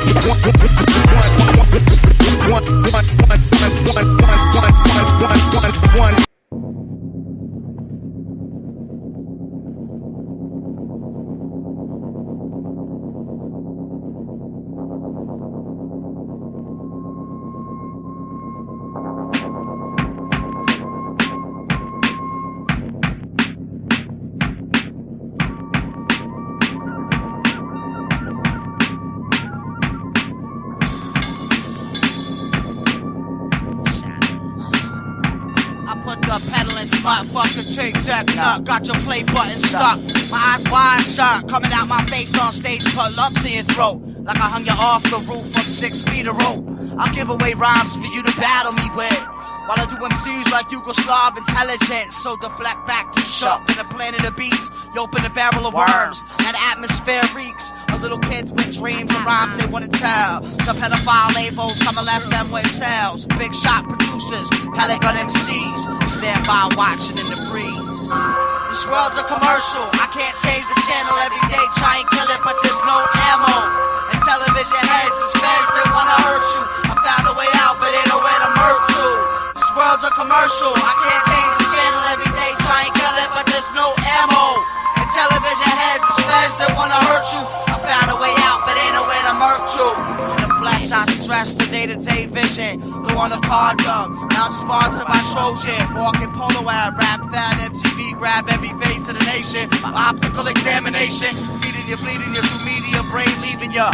Touch the magazine and deceiving ya. So I train on PlayStation and Army of Paraland. Get lost in the TV screen like Caroline. Scan my finger for the credit. Discount and don't forget it. There's a pale white horse in town and everybody fed it. Sky's black, my eyes crack, I think I'm asleep. I cleanse my thoughts when courtships are leak.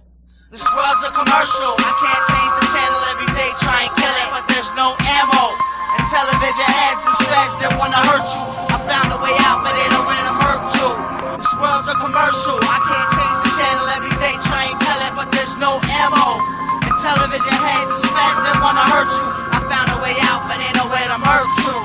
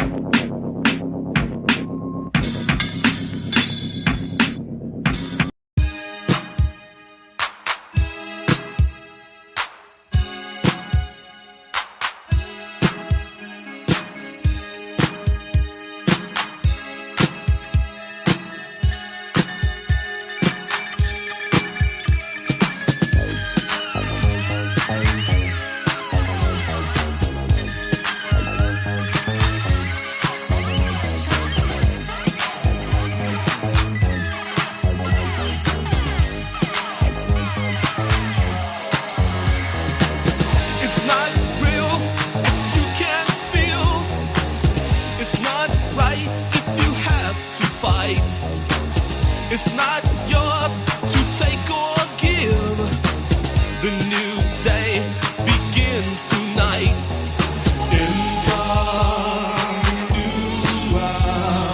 Enter the next phase.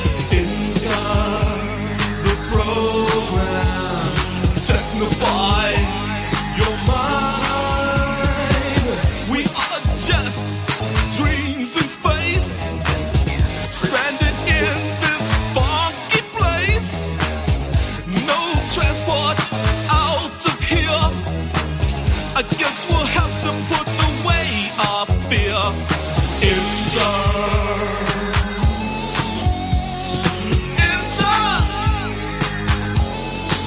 Why don't you?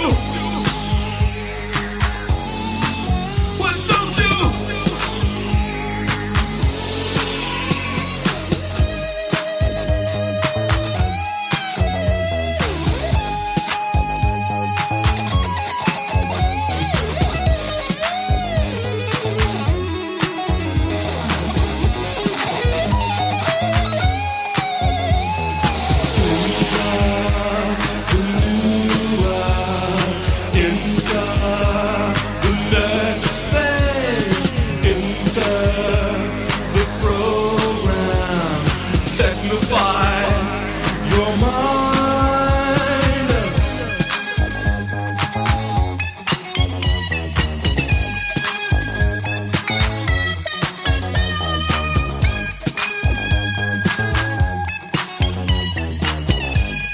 Was certainly influenced by that tradition.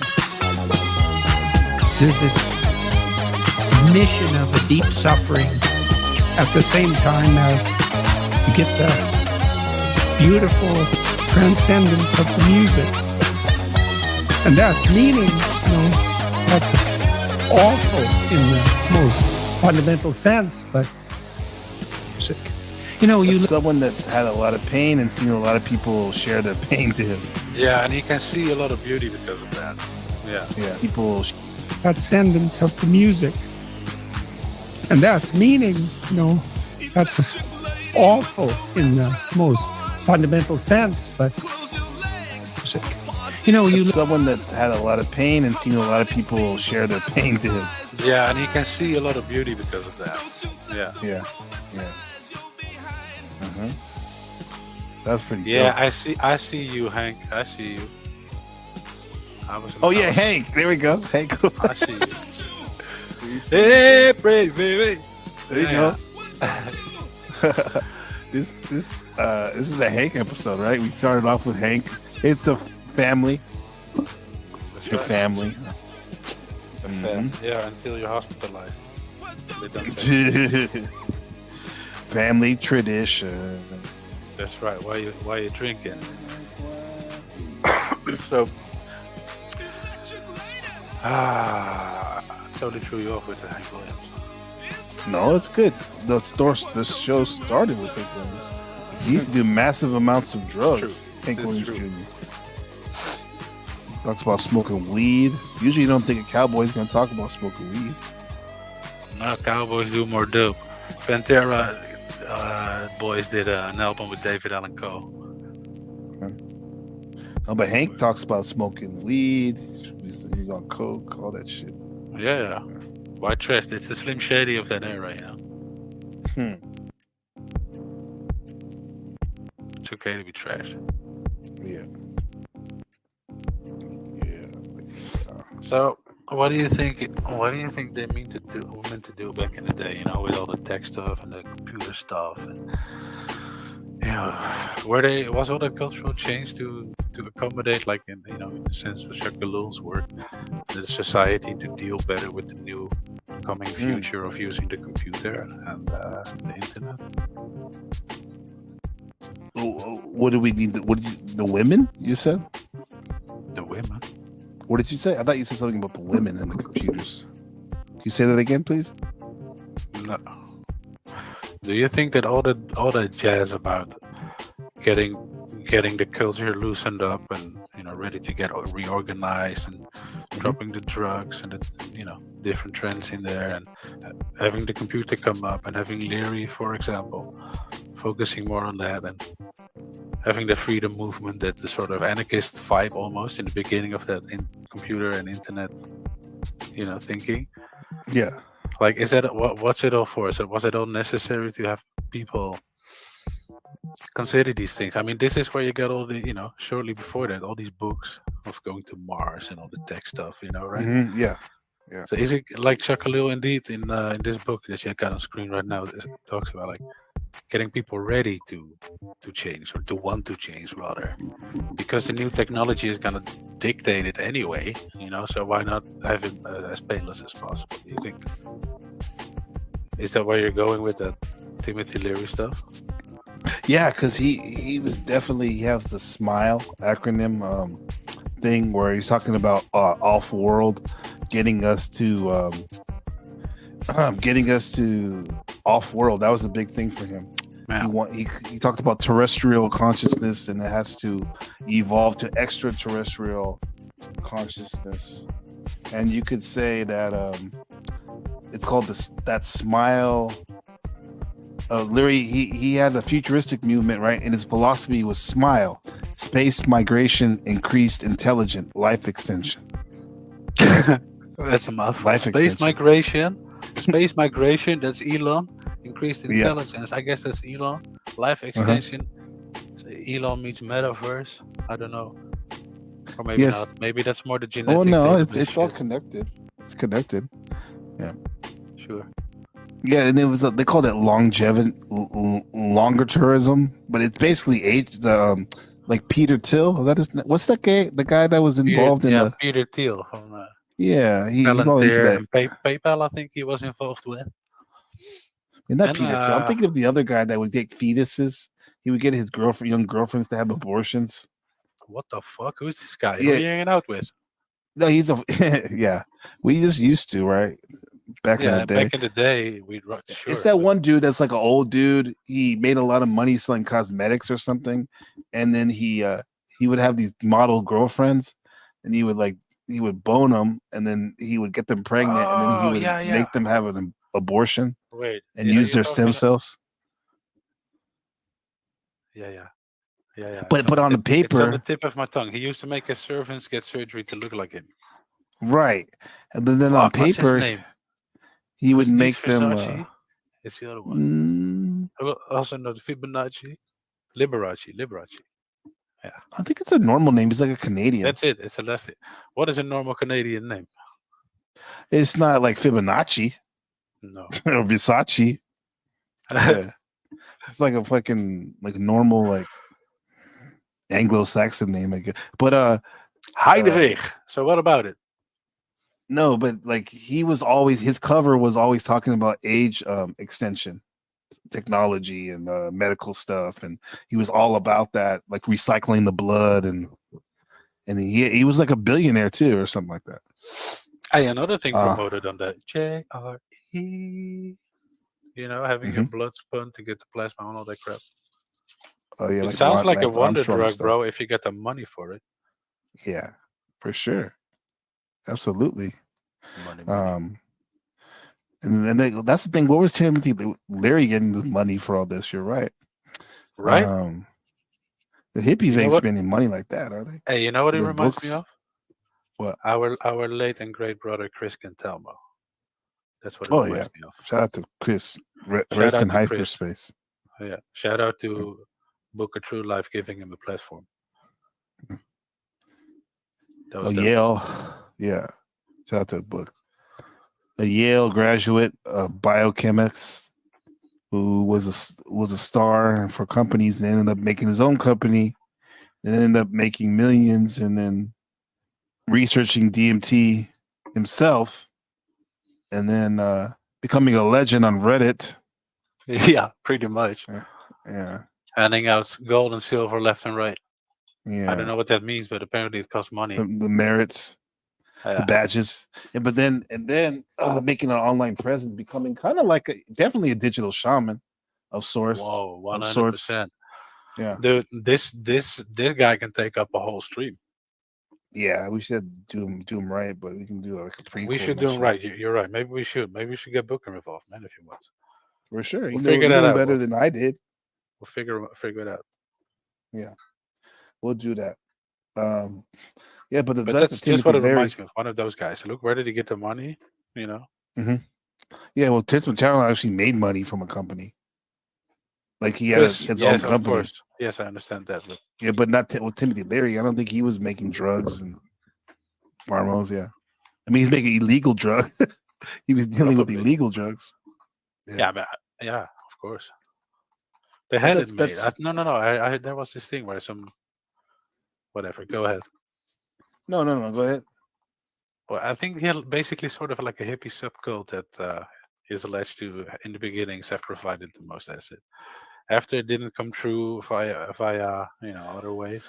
Well, Sandoza acid in Switzerland, they had a deal with the American government, the CIA, to they would ship it. They'd be the exclusive manufacturer of the LSD, right? Yeah, but that And dried then up. after they dried up, but then after that, Al Hubbard, he procured the Sandoza acid connection, and he Right. became that's the name I was trying to figure out the other day. He became the Johnny Appleseed of acid. He would go around. Oh, you mean you were looking for L. Ron Hubbard? No, not L. Ron Hubbard. Al Hubbard, government, military. Oh, wait, yeah, sorry, dude. Yeah, of course. Yeah, I'm thinking Tech Freak. Sorry. Yeah. Well, I guess L. I Ron guess Hubbard it's would go into related it to- with yeah. Jack Parsons. That was his buddy, That the was once as well. Rocketeer. Yeah, who's then a Crowleyite and a Yeah. Temple of Set business, blah blah blah. And then We'll get there. Lyrity was a big Crowleyite too, and yeah, that smile sounds a lot though. That acronym that they spelled like SMI with a 2 LE smile. That's new to And me, then to be honest. Yeah, Just looked it up. it sounds a lot like eugenics with extra steps into outer space. Well, honestly, that's why I wanted to stop there. Like, what the fuck is that, man? It sounds exactly like that. Increased Yeah. intelligence and life extension, bro. It's like eugenics, bro. Like not everyone's gonna be able to go out there. Kinda. Shout out to Mr. Gates's grandfathers. Yeah, They were Shout out to them. deep into that shit. Yeah. That's, but that's you're also right a though. remarkable thing where you see these days the DNA kind of field and the computer and tech networking field go hand in hand Yeah. somehow. I mean, because you're right. You can draw a straight line from Leary to Musk and Bezos, really, if you think about it. Right? Aren't they all like don't they all have They're a story futurists. like yeah, they're futurists, and don't they all have their little futurism unlocked by a you know how many times they say it came to me in a fever dream, you know? Yeah. Sure, maybe a fever dream you brought about yourself, you know? Yeah, by himself, but it Larry helped with that. He said he kind of made acid like a fashion accessory. Right? And he also popularized like techno optimism and like how that the like it's like these bosses of Musk and Bezos are dangling in front of us like the hope of this technology is going to be best for us. However, they're like kind of fucking up the planet with the shit they're doing. Probably that's why they want to get off. But they're not going to be able to take everyone. That's wild though, you know. I gotta be honest, dude. In my own reading and searching for shit, I come to conclusions that I find only represented by quote unquote crazies me like drop the Alex link. Jones. Like Alex Jones, yeah. Yeah, he ranted about that one time on the show of Chaos Lord Rogan. And the Chaos Lord Rogan. about what's the word? Off-world civilization, that old crazy idea. Yeah. That was awesome. You want to play that? Wait, there's a funny one. Let's That's have a some funny comic. one. Let's have some comic. Okay, let's do the comic relief. I'll send you. Yeah, I put some the comic short- relief. I dropped the link in right now down there, Roper. So if somebody wants to come up and please add to the show in terms of the stay on target, stay on topic. The show is called Psychedelic Elitism. The Rise of the Digital Shaman. All right. Keep that in mind. Let me see this funny ass video. It's the one about the Odyssey, right? I think so. The one on Odyssey I sent you, that's wild as well. That's about the future prison. No. The funny one is right above it. Oh yeah, that's true. It's only 1 minute long or something. It's Yeah, I Alex got it. Jones talking about the elves.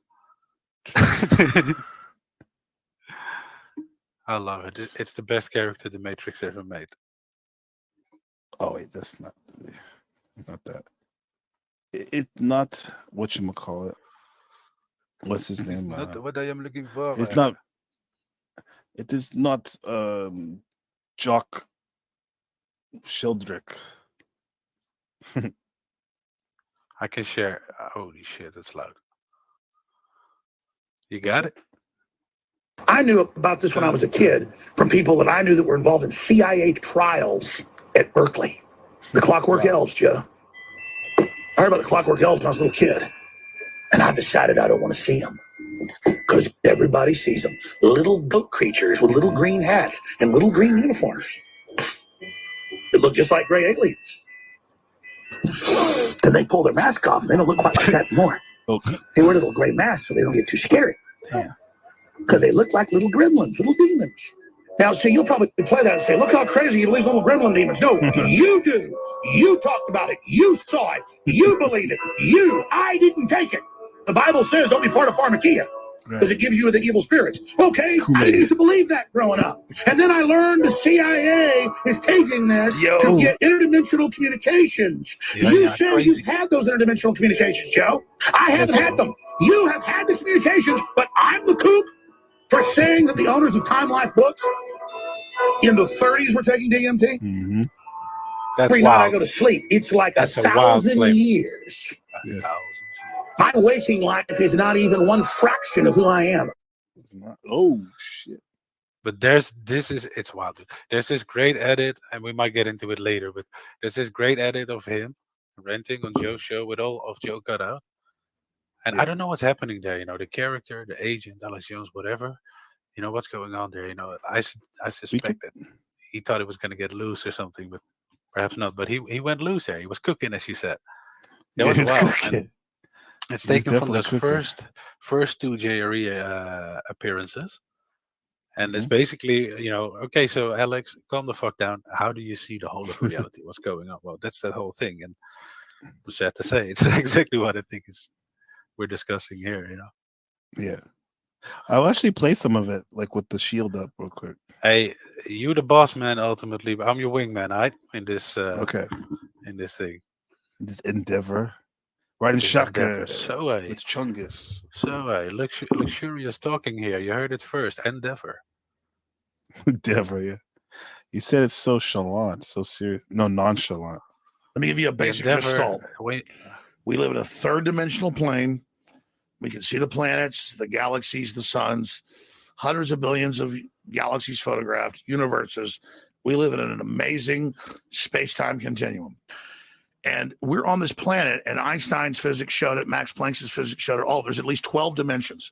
And now that's why all the top scientists and billionaires are coming out saying it's a false hologram. It is artificial. The computers are scanning it and finding tension points where it's artificially projected and gravity's bleeding in to this universe. That's what they call dark matter. So we're like a thought or a dream that's a wisp in some computer program, some God's mind, whatever. They're proving it all. It's all coming out. We're a thought in the mind of God. He already said so many things. But that is indeed the one I referred to. Yeah, you want to what? You got something to say about that part yet? No, I mean, because honestly, this video, dude, to me, and we're for obvious reason, they're not playing it. We're just listening to it. But to me, if I let myself go wild and creative, imagination, and think, what is it all for? If you can just print money and it's all about control, what is it for? You know, what is it for? Are you making a body for fucking the old demons to come to? What is going on? What are you trying to? What is the end game here? You know, and I fancy almost a sort of like future like this. Like how he's describing it now, like we are indeed in, you know, we acknowledge that we are in a crazier thing. Right. It's not like he's not even describing the future, but he's describing the present. Like What what the are future we applications. exactly? Remember, my question is I feel that we're being prepped as as people. We're being prepped in many ways to take that next step in dealing with the computer and the interfacing with the network. The Internet of Things, essentially, the Internet of Bodies, that idea. And I think that's How what are you this gonna is be about. prepped? But the way Alex Jones is talking about it here sounds always so like a epic D&D campaign or something, But Mm-hmm. Yeah. yeah, He's talking about he dreams like this in full 4K, like a movie. Proving it all. It's all coming out. So we're on this planet, the third dimension, which is a launch pad to all the other dimensions below and above. The third dimension, all the mathematics shows, is the primal sea of where all this happens. And the Earth's like an egg, and we've got all this potentiality. Now, there's so the third dimension we're living here it's the hub. It's what's the reason why we're here. He'll mention it's the launch pad later on. He'll say that. This is why me personally, to bring it back to myself, the small picture, being sober all these last so many years has really been great because you can see how special this realm is we're living in, right? I think that like when we take psychedelics and even when we smoke a lot of weed, it kind of like it takes away from the third dimension. Don't get me wrong. Yeah, you're gonna go places, but you're 2.5 if you're constantly in that, because you're missing. You're anchored to this place clearly, right? So you're missing half of it or something, which would be 1.5, but whatever. It'll make you dwell in this dimension that's just turned over to the most horrible things is what it resonates to. Right. And it's trying to get up into the third dimension. That's just a basic level consciousness to launch into the next levels. And our species is already way up in the 5th, 6th dimension consciously. He's talking about the astral plane, maybe the lower realm. It's such vague and ambiguous language, Okay. It ties in with all the, I guess the new age is like a modern day version of, the Gnosticism stuff, That's true. Who says that's actually old as fuck? Who says that's not made up in the 20s? Right, exactly. Madame Blavatsky, man. That's what I'm saying. But, it seems like that, In the 5th, 6th dimension, consciously, our best people. But there's this big war trying to basically destroy humanity because humanity has free will, and there's a decision to which level we want to go to. We have free will, so evil's allowed to come and contend, not just good. Yeah, so this is what all these Bible thumpers may be talking about too.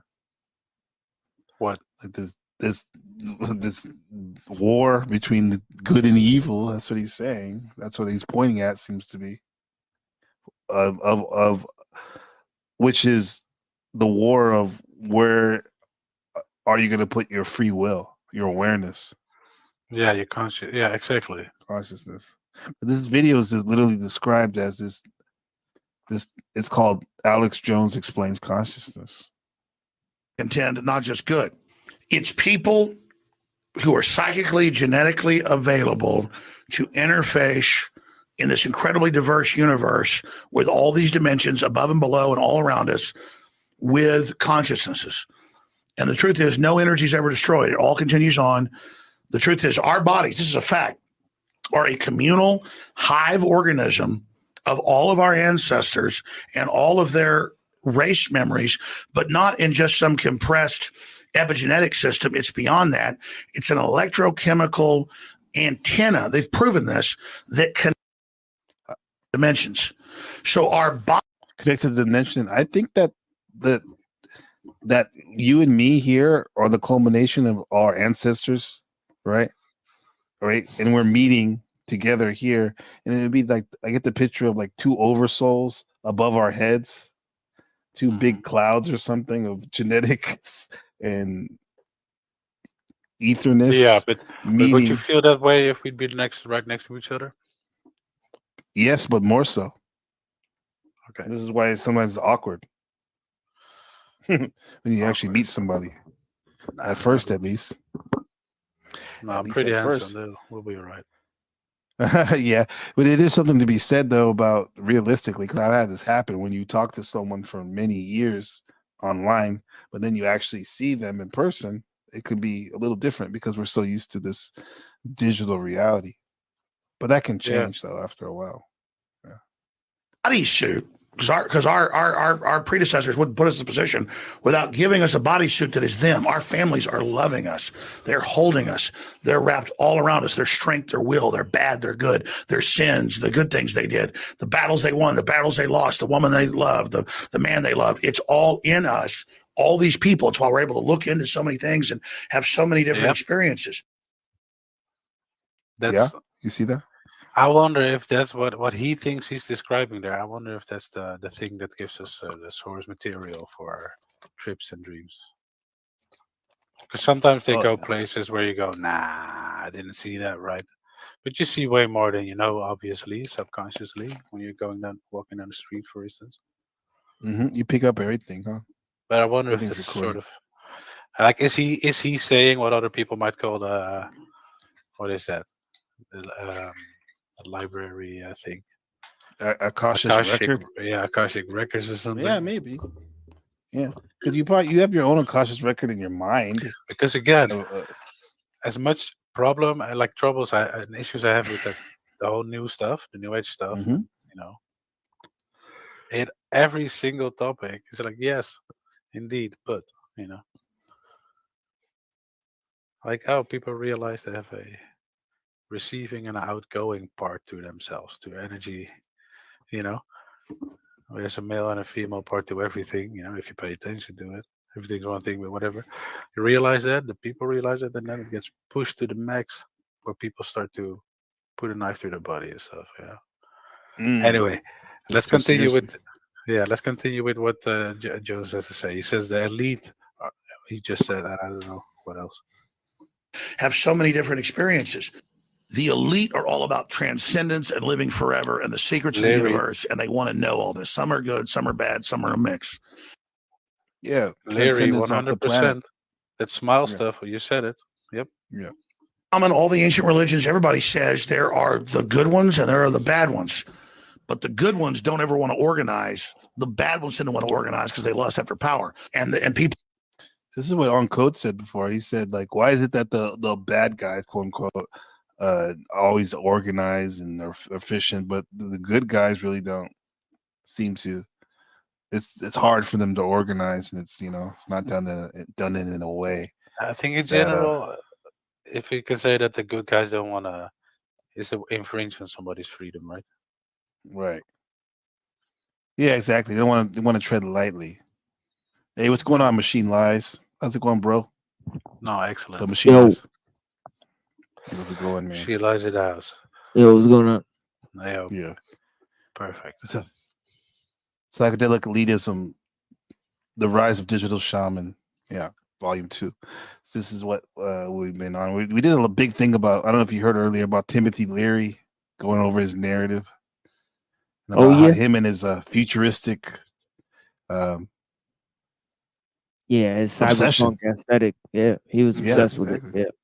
Yeah, the Eighth Circuit idea that he actually borrowed from Gurdjieff partly. This idea of spiritual machines. Yeah, and then this whole concept that of the user interface. He had actually invented the idea. He came up with it before it was a thing, right? There you have it. Voila. Yeah. You want to continue with the clip, or you want to say? No, let's go. Keep going with this clip. It's not that cool. long. Discuss it all together. We're listening to Alex Jones explain consciousness. Yeah, people are interfacing. So you say, where does it begin? From the Tibetans to the Mesoamericans to the Egyptians to the Druids to every ancient society describes the same thing. There are bad things that look like elves that have horns when they show you who they really are. And there are good things, but they don't contact you unless you contact them. And then they're almost not even concerned with what you're doing.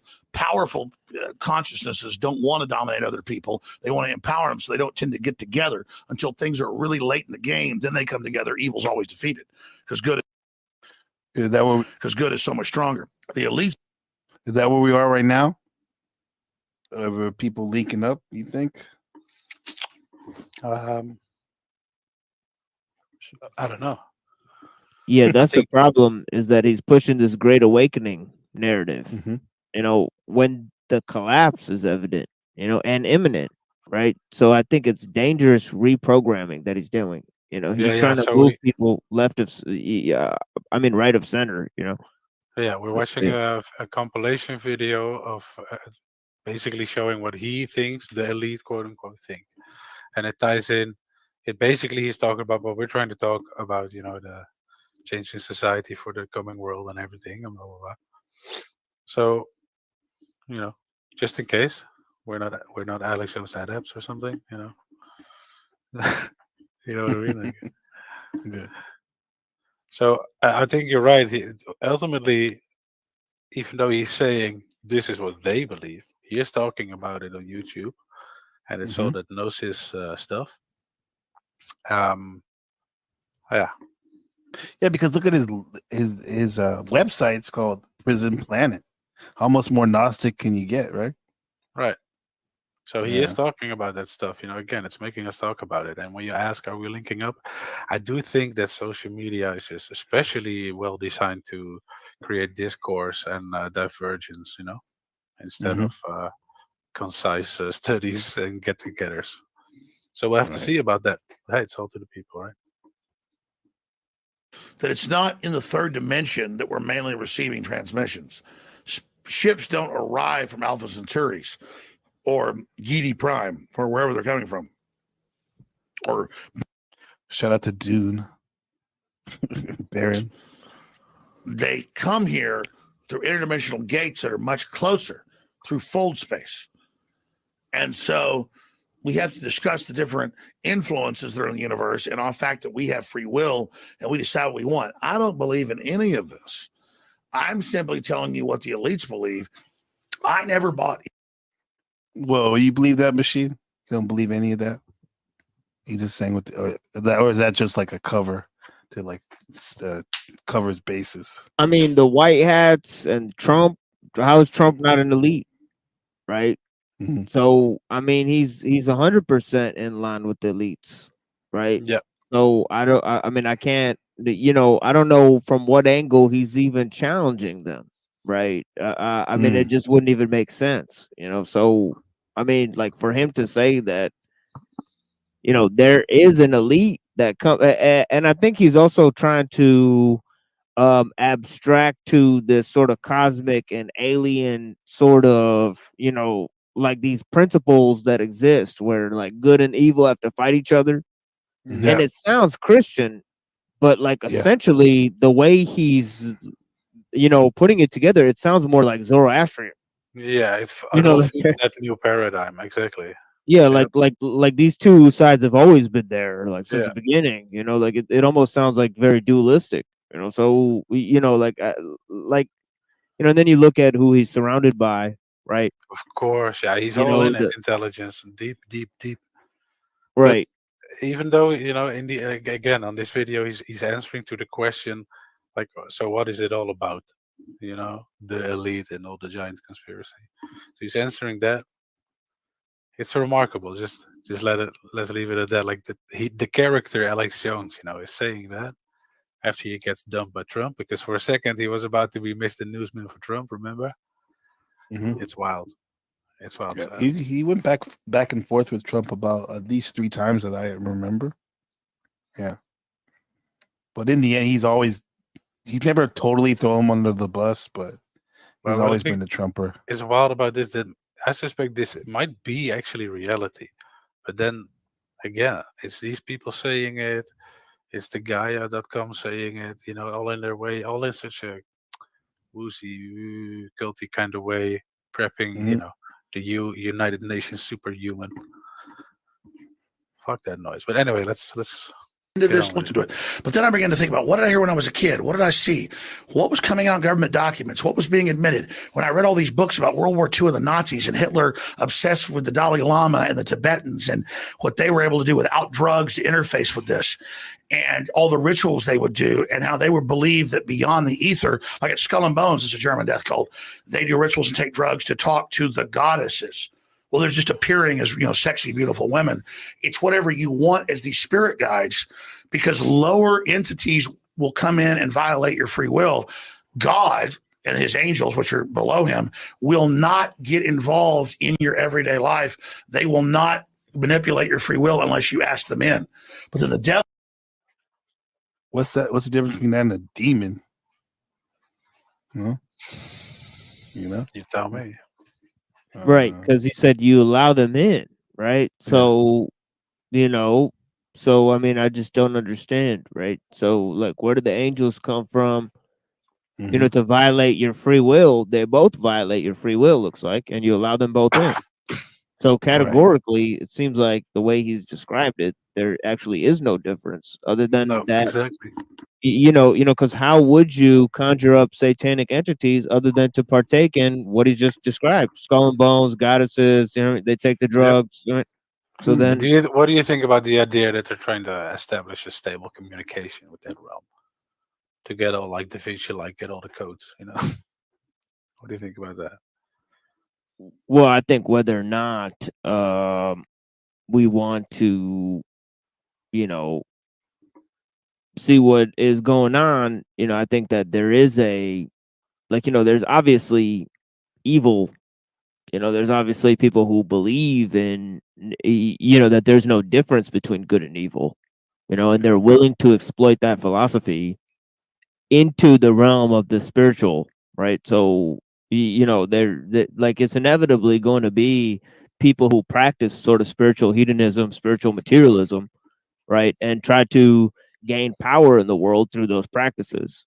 But but to say that that they're not mainly harming themselves in the process, right? Or that these people are these things are not being used to manipulate other people, that they actually don't have any real power, and that God has the real power, and the power is not equal, in any way, right? So I don't think he's clearly establishing that. And why would you want angels to mediate things for demons when you could just go to God? You know what I mean? Right. So the things he's saying is angels versus demons, and good in versus essence, he's bad. normalizing basically what it sounds like to me. He's just normalizing the idea even of talking to entities. You know what I mean? Right. That's the prep. And then next school year we're gonna hear that what? Actually, there's no difference between good and evil. It's one thing, two ends of the same thing, whatever. Yeah, that's his way. Yeah, that's his way of getting into this whole hyperspace thing that's promoted by Rogan, because he's on Rogan right now talking about that. Mind you, without taking the drugs. He is not. Wait, say again. This is his way of making an uncommon commonality about talking about the hyperspace realms on Joe Rogan's show without taking the drugs. He says he don't take the drugs. He says that he communes with the angels, or he also says later on he'll say, "My dreams are basically DMT visions." And 1,000 years. He said, "Yeah." So, he also brought up the concept of free will to justify his understanding, right? Talking about how we live in a world, right, of evil, right? So we have to have free will in order to do good, right, in the world, because the world is depreciated, right? So if we're relying on our own nature, right, we couldn't do it. We have to rely on applying the will to the order of the world, because the world is fallen and our nature is flawed, right? So our nature is chaos. Yeah, so it goes back to this fundamental concept, that they're just that he's pushing this idea that he's hijacking the Christian ethos, first of all, right? In order to push this sort of, obviously Zoroastrian, concept, One thing I want to note is that after these things is when the Sandy Hook stuff really kicked off, and after which, now as you might have noticed, they're putting up InfoWars for sale, all of its assets. That's right, So he's done for. They threw him in the bin, I guess. Yeah, I wonder if this is his last lion's, like his swings, like a dying lion. Yeah, but with the way the last in the thralls, like rolling around, where he dies. But the thing is, though, the way he describes it, it's like someone else may buy it, but it seems like he's still gonna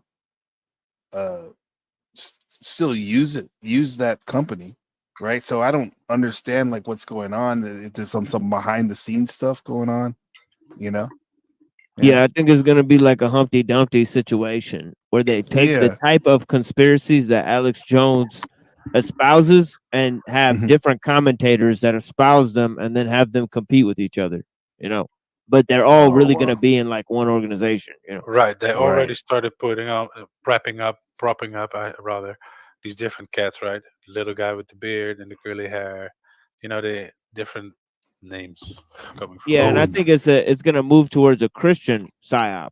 You can increasingly see that it's moving towards a conservative Christian, even sort of linked to white nationalism in a lot of ways, right? So there's a lot of those concepts and ideas that they're borrowing from the Zionists, right? Yeah, that's where you get the Ryan, right? Ryan, he's a big time Christian, right? The VP, whose debate is tomorrow, I believe, right? The debate's tomorrow. The VP candidate, because the way they're in the narrative, there's been like 4 or 5 attempts on Trump in the last couple of months, right? His life, right? Crazy how quiet it is. It seems like this guy's gonna, if he does become president, he ain't gonna last. And then who are they gonna prop up? This Christian white nationalist VP candidate who has the I think she's Indian, his wife, right? And they both come from he comes from the Bay Area, the venture capitalists too. Yeah, so after we got a all lot of weird variables right-wingers, going on. They put in the tech guys worldwide. I see. Yeah. But I'm not really up to speed, to be honest, with American politics. Yeah, it's gonna be these second tier figures like Nick Fuentes, you know what I mean, and these other figures that are going to take the reins, possibly because these guys have been being built up like Owen Benjamin types, right, and Nick Fuentes types, right? They're gonna be channel the same energy into these other sort of people that are also connected to Hollywood and they could basically control, Yeah, but do you think there's going to be a push though in Christianity to like maybe give the nod to psychedelics? It's gonna be like I think it's gonna be a mix. Like if you want your anti-Jew like homesteading thing, you can go to Owen Benjamin. If you want a Christian white nationalism, you can go to Nick Fuentes. If you just want regular old trad shit, you could go to Jim Bob or Andrew Wilson or Jay Dyer. So it's just like these are all just same heads of the same coin. And they and all of them support the same sort of fake and gay conservatism, right? So where they're actually in line with the tech elites, right? So it's like this, like what it is, it's going to be a big tech coup with these guys like, Elon Musk supporting these second tier figures, right?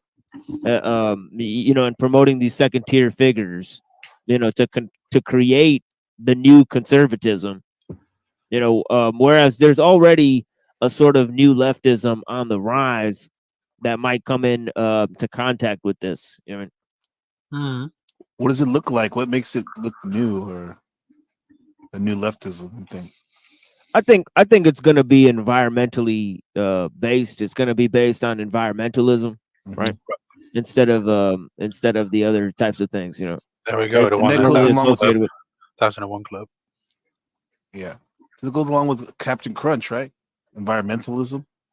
He taught on that, right?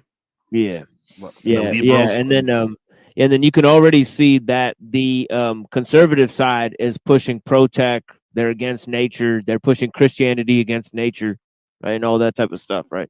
So So they got this type of idea that they're saying that they're going to put the leftists as, tree huggers, basically, So that's going to be the whole thing, And you could already see that kind of going down, right? Yep. The new left, Now we're the back new to the left 50s, is 60s. You were Yeah, just talking exactly. about tree hugger Wim Hof. I didn't know that before he Excellent, bro. You got it. Yeah. It all comes Yeah. back around. It's Yeah, perfect. The machine came on. Right. Before he was the Wim Hof breathing Iceman, and before he was beating his wife and kids, he was a tree. Literally, he threw tree climbing parties for kids. Right. Yeah. Yeah, he was one with the trees before he Yeah. turned into the Iceman. Yeah, he was a wild man, huh? That's true. Listen, Shadowboo, that's got something to say. It's a little bit back on the previous see. topic. Was saying that, or not really though, but you read it? I can read it in the Old and New Testament. Wasn't there a lot of encounters with angels? And this is actually to you guys, angels and God, and sometimes angels and God came to individuals without asking. Not sure what Jones is talking about. Kind of discuss that, I suppose.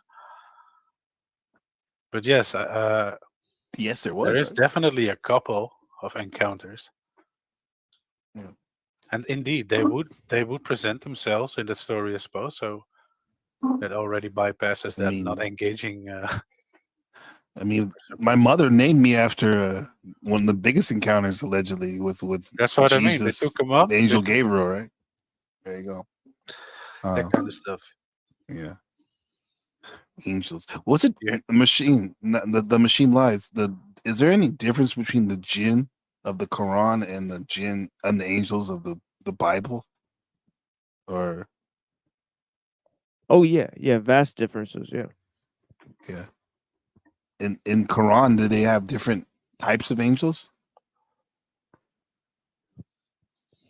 Well, the angels are made of a fixed light, right? And the jinn is made of a smokeless fire, right? So the best way I could possibly explain it is the jinn is like electricity, right? And the angel is like light, but it's not like the light that we see in this world and the light that we have, because the light that we have is not fixed, right? We can increase in the type of light that the angels have, and we have the smokeless fire. So humanity has both of those qualities in them, right? But it's just in a different way, right? And it's not their essential nature. Yeah, we use electricity, and I hear about like 6G technology. I heard people mention about it's going to be dealing with light. Yeah. So.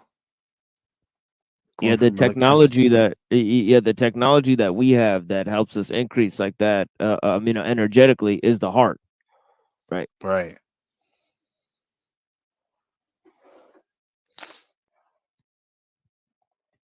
What do you think about that, Rupert? Yeah, the fiber optics. I'm thinking about hearing about how much you can actually do to a person dealing with all this stuff like truth serum, mind control stuff, with simple light patterns, which makes me think of the frequencies of our screens and the colors. That's what I was thinking. Yeah, that definitely.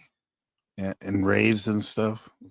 There's a dude online that geeks out about the blue lights.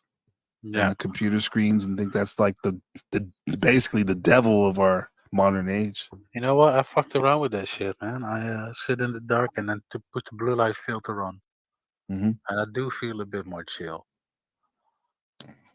less alert. But whatever, that's just me. Where we had it, bro? You still wanna let Jones finish before we? Of course. Before we shut him up for good. But then the devil masquerades as an angel of light. And the elites themselves believe they're racing using human technology to try to take our best minds and build some type of breakaway civilization where they're going to merge with machines, transcend, and break away from the failed species that is man, which is kind of like a false transmission because they're thinking what they are is ugly and bad, projecting it onto themselves instead of believing, no, it's a human test about building us up. And God will send out a transmission for a larger plan, but evil's willing to come in. And what does it say? Demoralize, get rid of children, don't have kids. Humans are bad. We'll be better once you're all gone. And it's because sounds like a keeping it vague. Klaus Schwab and the boys. Yeah. That's true. But that sounds to me also like intentionally. You know better, Alex. You know how to point at it actually, like specifically. We know, but you're saying it's just evil making it happen, like there's some sort of wind that's making people crazy. No, this is conscious efforts we're dealing with. This is definitely tribe techniques he's using, tribe leader, or somebody would say cult leader, where you get people excited by telling them something like very negative that's going to happen to them, and then you bring them back down and tell them like, oh, no, don't worry, we're strong, we can take care of it, we're these beings and great beings, and like a roller coaster, and you bring them back up and scare them and bring them back. He's getting yep. And it's because it's their operational mission for whatever reason that we'll understand later what's going on. And so Google was set up 18, 19 years ago. I knew about this before it was declassified. I'm just saying I have good sources, that they wanted to build a giant artificial system. And Google believes that the first artificial intelligence will be a supercomputer based on the neuron activities of the hive mind of humanity, with billions of people wired into it with the Internet of Things. And so all of our thoughts go into it, and we're actually building a computer that has real neurons in real time, that's also psychically connected to us, that are organic creatures, so that they will have current prediction powers, future prediction powers, a true crystal ball. But the big secret is, once you have a crystal ball and know the future, you can add stimuli beforehand and make decisions that control the future. And so we saw that in Minority Report. I guess that makes sense, because we can already see with the ads and stuff that they know pretty well how to predict our behavior. And it's easy then to only nudge us, with a gust of wind, nudge us in a different direction. Yeah, and that's and you see him do this all the time. It's always like 5 years, 10 years, it's going to come down the pipe. This is happening, but like in a large sense, the things that he's saying is already happening all around. Thank you for saying that. I was saying like, that you would. Sorry, go ahead. No, I'm 100% agreeing with you, Rupert. Like it's like he's like minimizing the effects of what's already happening, and it's like this constant fear porn. And I saw this on the when Bill Cooper exposed him, he was talking about him almost causing the race riots, because he's talking about how this great thing is going to happen and this great violence is going to happen, and he creates this fear porn before the event, and he gives false information about it. Right. He's also a notorious disruptor of protest and stuff. Yeah, and he did that with Y2K and stuff like that. Like he's almost pushed every hoax, where he's like, this is gonna happen. Yeah. And and it's like he's been doing it for years. He said on the Rogan show that the Y2K thing, that was the only thing that didn't come from him. Like he sort of admitted his, being a puppet at the time. The magazine pushed for it or whatever the fuck. Yeah. But the thing he said about the supercomputer and the neurons, like it's coming, as you say, I'm glad you say it like that, because he's presenting it as if it's way off. We're already in it. You think we're in the digital age? No, we're in the commercial DNA database age. That's where we are. It's already here. You and I and Gabe, we are the neurons of the computer doing what we do exactly right now. Right. This is filling into it right now, huh? We're connected 100%. To it. We are those organic beings he was talking about. 100%. Shout out to Leopard Print. Yeah, Leopard Print. Good morning, good day, good evening. Yeah. So NBC, may I ask you what we're listening? We're listening to Alex Jones on his 2 or 3 different last times he was on Joe Rogan, when he was explaining what he believes consciousness is. Basically, he was giving, how's he say, Rupert? He was giving a gestalt. The basic gestalt, basic gestalt on consciousness. Gestalt, the question I used to ask people since 2012: what's really going on? I like that question. What's really going on? This is what he thinks is going on. It's fun, definitely. But it's really happening. And you know what? I believe it's going on too. But I also believe Jones is misleading. Let's hit it. Look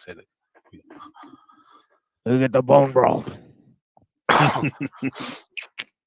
the end of consciousness and free will for individuals, as we know, and a true 2.0 in a very bad way, hive mind consciousness with an AI jacked into everyone, knowing our hopes and dreams, delivering it to us, not in some PKD wirehead system where we plug in and give up on consciousness because of unlimited pleasure, but because we were already wired in and absorbed before we knew it by giving over our consciousness to this system by our daily decisions that it was able to manipulate and control into a larger system. But like the Bible tells you, any pharmakia or any of that always leads to destruction because only evil is going to come through that way.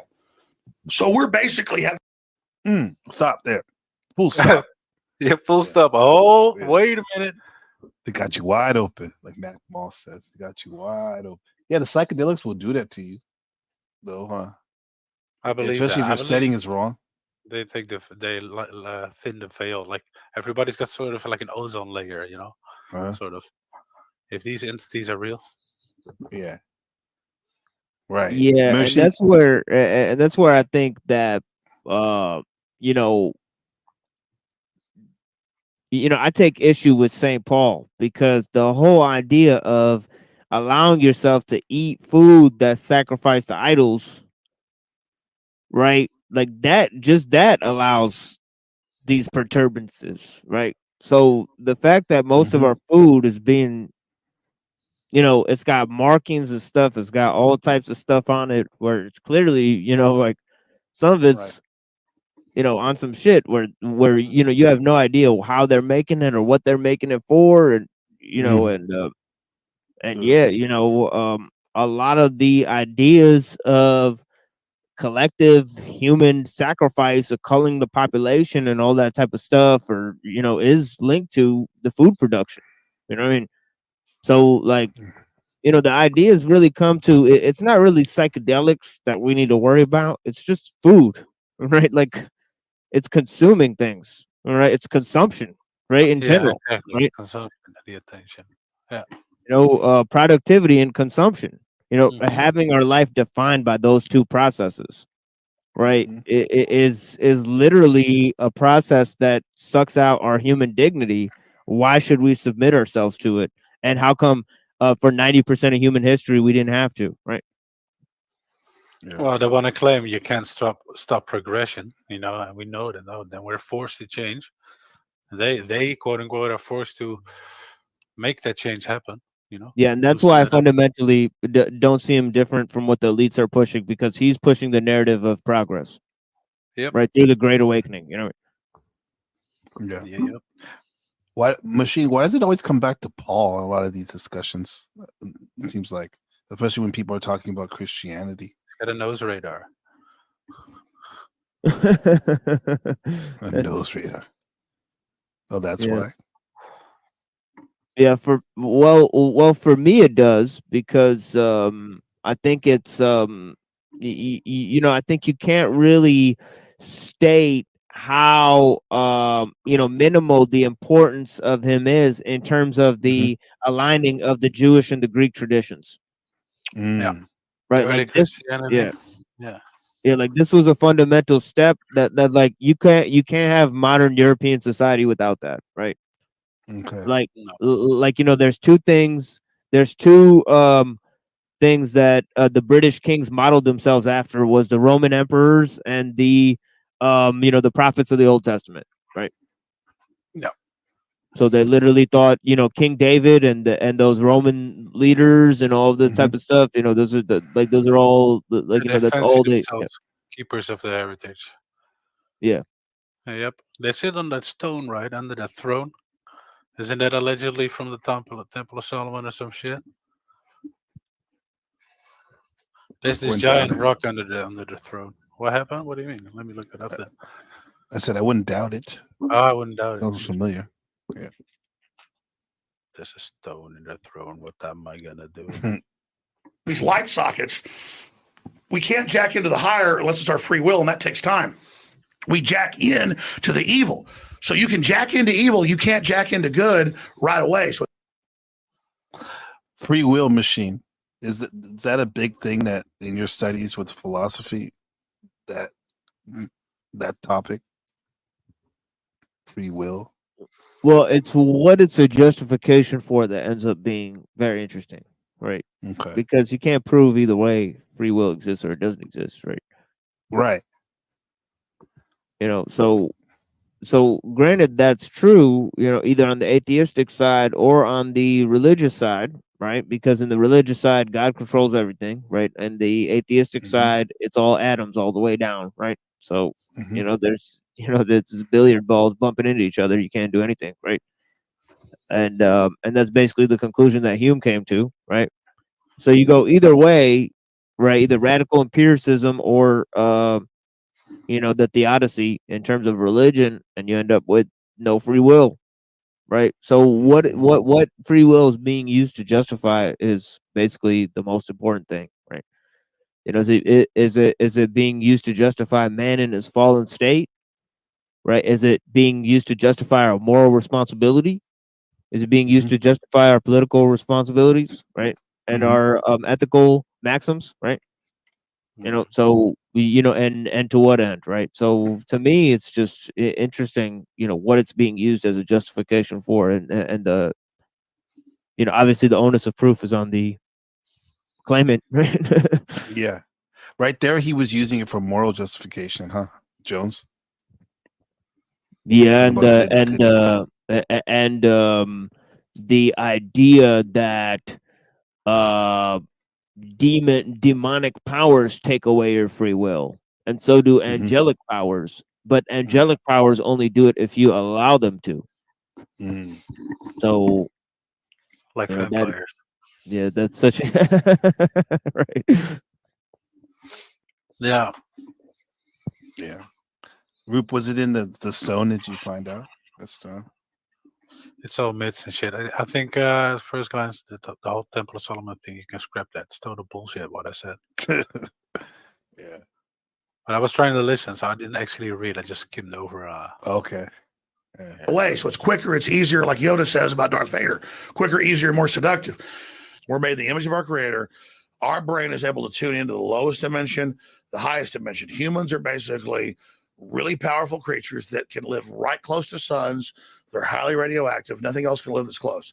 They have very short lives because we're like a hive organism that actually lives second to second in the space-time continuum. It's like 100 years. It's a second. And we transmit our data up to be able to live next to, like, these Stargate jump gates that are.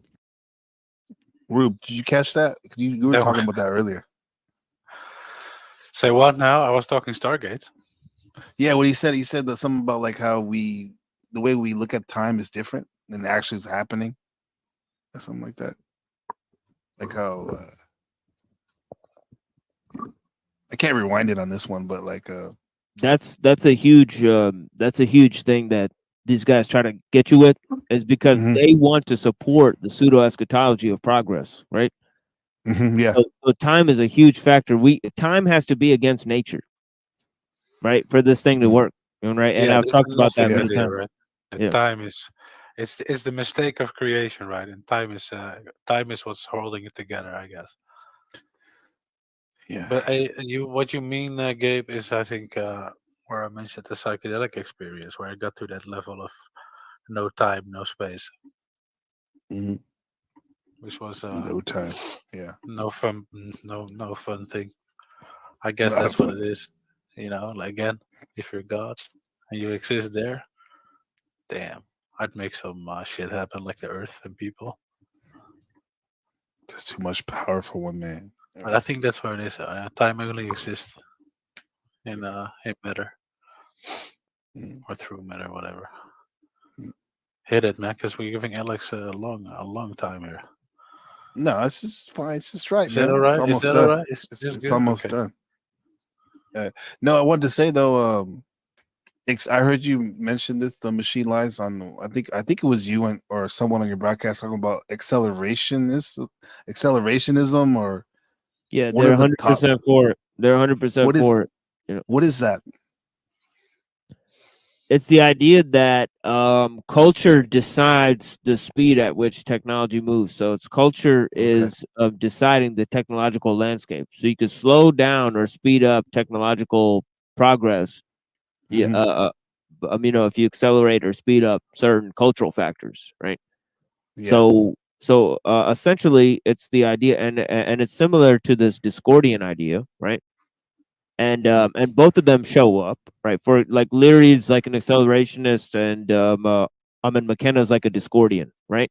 And this is going to be the new right and left, basically. I mean, it's going to be either futurist on the one end or environmentalist Discordians on the other end. That are more about art and nature, right?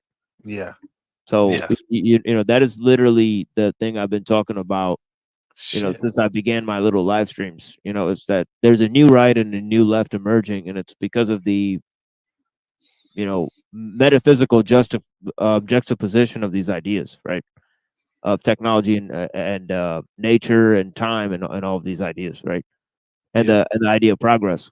And ultimately, us having to find a way to fit that mold of the new technology, right? Right. That's why we get all these idols talking to us. Oh yeah. Yeah, definitely. The technology is idle, and I mean, as I said on my last thing, I said, they're going to create a mythos of mechanos, right? That's the next step. Science and spiritualism are going to merge because science cast away the transcendental mode. So it's going to have to supply itself with a unique form of spirituality, and it's going to be, it's going to be the machine like God or whatever. Gabe, you can almost. I'm not really asking you to because it takes so long. You can pull up that video from the Modern Future Prison. Yeah. That's a good one. That's a good time to pull it up. Check this out. The Machine Lies. Cute little mock-up.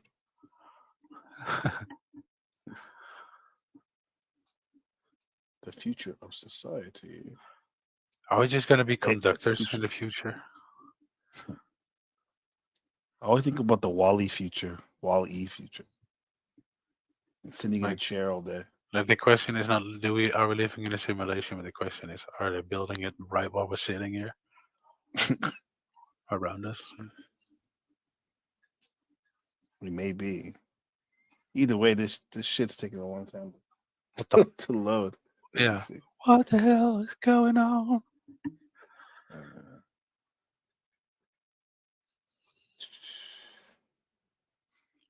Let's do some breathing exercises in the meantime. Wim Hof. Let's do some half breathing. What's going on, Gabe? Scratching on you? I'm just trying to I just fucked this shit up. Hold on. Let me just reset this. Oh, here we go. Yeah, let's play this Alex Jones while I let this roll. That are suns. So because we live so close to these suns, we only have like milliseconds to be alive. So we're actually a hive organism that keeps transmitting up to the next species in our hierarchical system and then down below us. So we're alive right now in this continuum, and we're trying to progress and make things better. And the elites are trying to make sure that we don't dial into that incredible knowledge we've got as a species and basically die as a species, so that we're not competitors on the next level, as the Bible says, of the interdimensional plane. And so when you study it, the globalists go to these events and they take bigger and bigger doses of drugs. They do electroshock. If you go back to owners of Time Life books, weren't just in the 20s and 30s into LSD and other hallucinogens. And apothecary, they were getting electroshock. They were having people turn their heart off to like try to communicate with these things to try to be dominant and get that. So you go back thousands of years, Merlin, the archetypal, or these magicians or these wizards are taking drugs in these temples and interfacing with these palantirs, these crystal balls, which aren't really crystal balls. It's their psychic focus of an interdimensional connection while they're on drugs, looking into glass, to then be able to see the future and understand what's happening, to give them temporal power over this planet. That sounds a lot, very Discordian. That's a lot. Pardon. Yeah. That is a lot. What do you want to say? Me? I defer to the panel. It's crazy, dude. It's so much. Let it roll for a bit. Yeah, I know it's disinfo. Like, like these, like spas where people are taking psychedelics. Like that's not where people are communing with demons. Like people are actually sacrificing children and shit. Like he's Yeah, just so he's scratching the surface of some shit. He's actually hiding information, about how the true extent of satanic rituals and the true extent of their sex magic rituals. It's sex magic that's the apex of this shit. It's torturing people while you're fucking them. Yes, like this but is the while actual thing. But look, while I think he's smart enough to not name that, but playing it safe. Yeah, and then you wonder why he's invited into the Bohemian Grove, right? Yeah, he's let right in. He's let right in. That's his his bar mitzvah was that, and he's let right in. And plus, he is on Joe Rogan's show. He's not on his own show where will kind of play the role of talking more in depth. Like I remember he did a series about talking about that real life case of the German Child Protective Services, how they molested and raped and sex trafficked many of the children on there. But on this Joe Rogan though, he's not going to talk about that shit like that. No, but it's also not really what Joe Rogan asked for. I think he probably asked for some sort of the big enchilada as the joke. This is what Joe Rogan wants right here, guys. That's right. That's right here. Welcome to Cognify, a facility designed to treat criminals like patients. Instead of spending years in an actual prison cell, prisoners could finish their sentence here in this is very TML-ish broadcast. Just a few minutes. Cognify could someday create and implant artificial memories directly into the prisoner's brain. These complex, vivid, and lifelike memories are created in real time using AI-generated content. Depending on the seriousness of the subject's crime and their sentence, the memories could be tailored to the rehabilitation needs of each subject. The artificial memories implanted by Cognify would be seamlessly incorporated into the existing neural networks of the brain, preventing cognitive dissonance and ensuring the subject experiences the memories as if they were real. The Cognify concept offers a new approach to criminal rehabilitation, transforming how society deals with offenders by focusing on rehabilitation rather than punishment. You know what's funny? They're saying that this is a punishment, but Machine maybe because Machine was just mentioning this people taking psychedelics in the spa. I could see this being changing the audio and this being sold as a treatment, like a spa treatment or something. Yeah. Right. Damn. It's wild. First, the prisoner is given a choice, either spending tens of years in a prison cell or seeking fast-track rehabilitation through artificial memory implantation. If the prisoner chooses to undergo fast-track rehabilitation, the Cognify device is used. Next, the prisoner undergoes high-resolution brain scanning to create a detailed map of their neural pathways. This brain map helps guide the Cognify device to target specific brain regions responsible for memory. What's that? I just said, is that where your neural pathways are? Your neck? Shit. I'm sorry. It seems like it's his abdomen. I don't know. Whatever. Yeah. Reasoning and logical thinking. This is the same art for the Brain Rock cartoons. Such as the hippocampus, prefrontal cortex, amygdala, parietal lobe, and anterior cingulate cortex. Brilliant. Once the target brain regions are identified, Cognify is then placed around the head of the prisoner. The intensity and the type of artificial memories is then adjusted depending on the crime. Inside the criminal's mind, time would pass differently, slower than in real life, making them experience years' worth of artificial memories in just a few minutes. Synthetic memories are customized depending on the crime committed and the unique brain structure and psychological profile of the individual. Violent offenders could experience memories that are designed to trigger empathy and remorse, seeing their crime from the perspective of their victim, feeling their pain and suffering firsthand. Yeah. Some memories are designed to trigger consequence. Can't you just do that on your own? That's a juicy experience, being raped by yourself. What is that? What kind of treatment is that? It's like masturbation. It's violent masturbation. We gotta figure out where this is from, but let it play. I like it. And trauma. Such memories could simulate the long-term consequences of violent actions, such as the grief of the victim's family or the physical and emotional trauma endured by the victim. Artificial memories could cover a wide range of crimes, including domestic violence, hate crimes and discrimination, embezzlement, insider trading, theft and fraud. Cognify Emotion Regulation System could modulate neurotransmitters and hormones to induce specific emotional states, such as remorse or regret, which is crucial for rehabilitation. Real-time monitoring and feedback mechanisms could track the prisoner's neural responses throughout the process, allowing the system to adapt and optimize the rehabilitation in real time with new visuals, sensation, and realistic AI-generated content.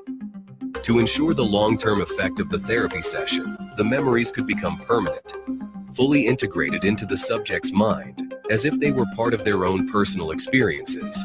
While subjects are undergoing therapy session, valuable data are collected from all the prisoners into a central computer for scientific research, which will help understand the criminal mind and determine the best approach to tackle crimes in society. AI-driven analytics could enhance the device's functionality, optimizing future procedures based on gathered data and insights. Cognify could feature encrypted storage for sensitive prisoner information and rehabilitation data. A compact and portable design would allow Cognify to be used anywhere in the world. It would be constructed with durable materials to withstand frequent use. Its energy-efficient design would ensure long operational life, reducing the need for frequent recharges.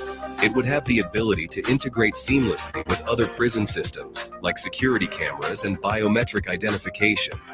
Once the therapy session is concluded, family members of the subject could be provided with a comprehensive report on the new artificial memories that have been implanted, offering them a chance to adjust to the subject's new, positive personality traits. The subject is then released back into society to start a new life away from crimes. The Cognify concept could revolutionize the criminal justice system by significantly reducing the need for long-term incarceration and its associated costs. Traditional prisons require substantial budgets for construction, maintenance, staffing, and prisoner care, including food, healthcare, and rehabilitation programs. By replacing extended prison sentences with brief, intensive rehabilitation through artificial memory implantation, the costs of maintaining prison facilities and supporting inmates could be drastically lowered. The funds saved from reduced incarceration and recidivism rates could be reallocated to other critical areas. These might include education, healthcare, infrastructure development, social welfare programs, or research and development initiatives that benefit society as a whole. What'd you say? I say you're going to use the same systems for that. Of course, yeah. Exactly.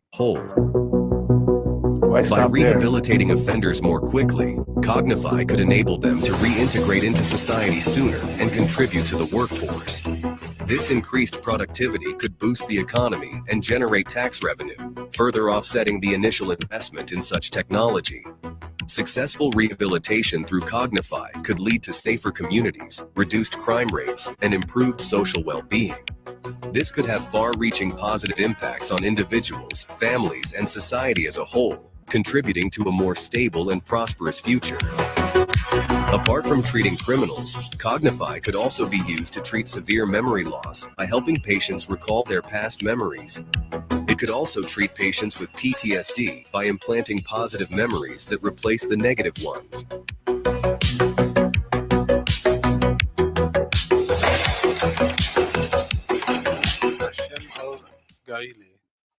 You can get on the fuck out of here. Yeah, that was one of the strangest videos I've ever seen in terms of its presentation. Yes. Just it totally seemed like a gay spa, like where these people are like fucking like. Dude, I don't that's understand. Esalen, period. Yeah, like yeah, it looked like the future of Esalen, and then it also kind of looked like a super soldier program. You could kind of see how you could actually turn something like that into like a super soldier program, or yeah, how the same tools could be used on the general population, like Rupert said, or even like they even admitted that you can implant false memories, which is horrifying. Crazy. So what's to stop them from implanting a false memory of a crime and then getting you to admit to it? It's total stupidity. That's what the premise was for a Minority Report, right? Right. Yeah. Yeah. Yeah. I mean, they just admitted to being able to implant false memories through the same technology. So it's not. So it's totally fake and gay. This is it, dude. It's what's the word? Well, Bruce Willis.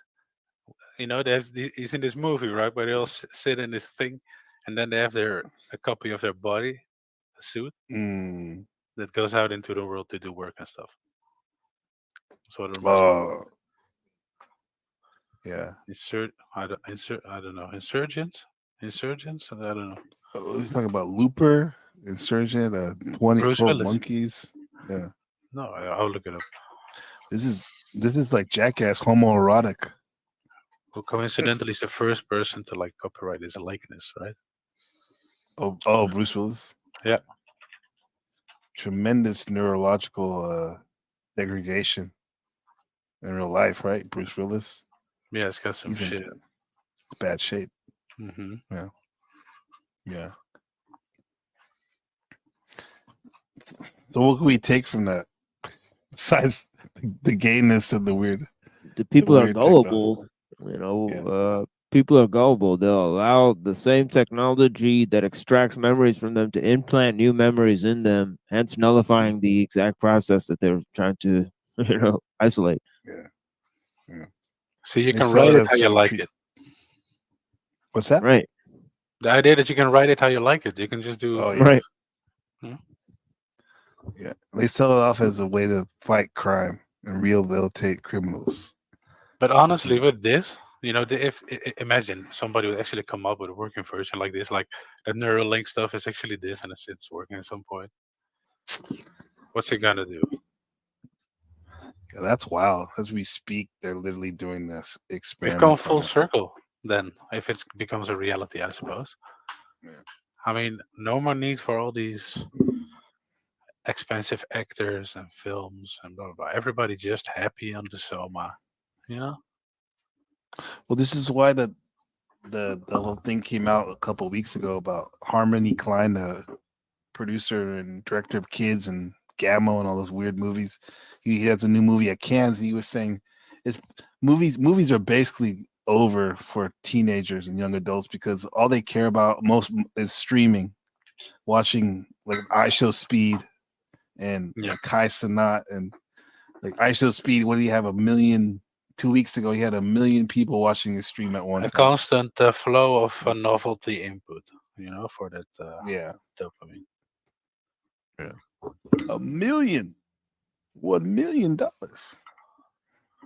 Force that wants to influence us to build something that absorbs us and kills us rather than the divine free will we're given to build something much better that empowers the species. So the species is now making a decision about its entire future. Where are you getting this from? That's what it is. Let me give you a basic gestalt. He said, where are you getting this from? That was it. Yeah, where are you getting this from? The film I meant was Surrogates. Surrogates, okay. Yes, sir. Okay. Yeah. Le Bruce, Le Willis. Yes. What was our last if we go to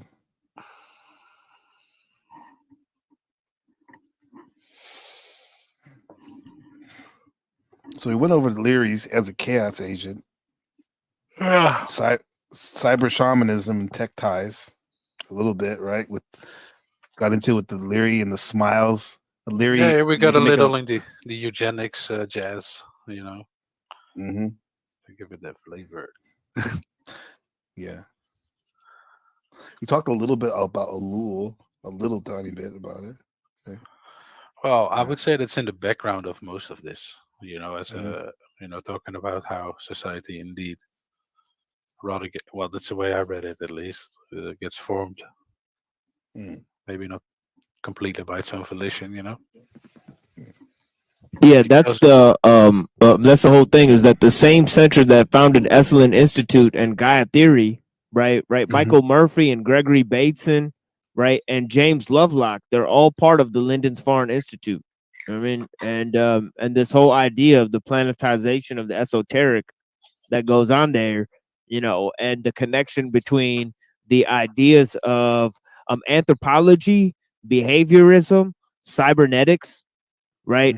And those mainly those three systems, right? That's there in the MK Ultra report, right? Is vastly significant. Which is a perfect platform for the world NPC, essentially. Exactly. Right. World peace, ladies and gentlemen. Finally. Right. Right. The study on the authoritarian personality by Theodore Adorno, and also the Changing Ideas in Man by the Stanford Research Institute. Stanford Research is very close to the same city as the Palo Alto Veteran Hospital, where Ken Kesey was getting where supposedly his story One Flew Over the Cuckoo's Nest takes place.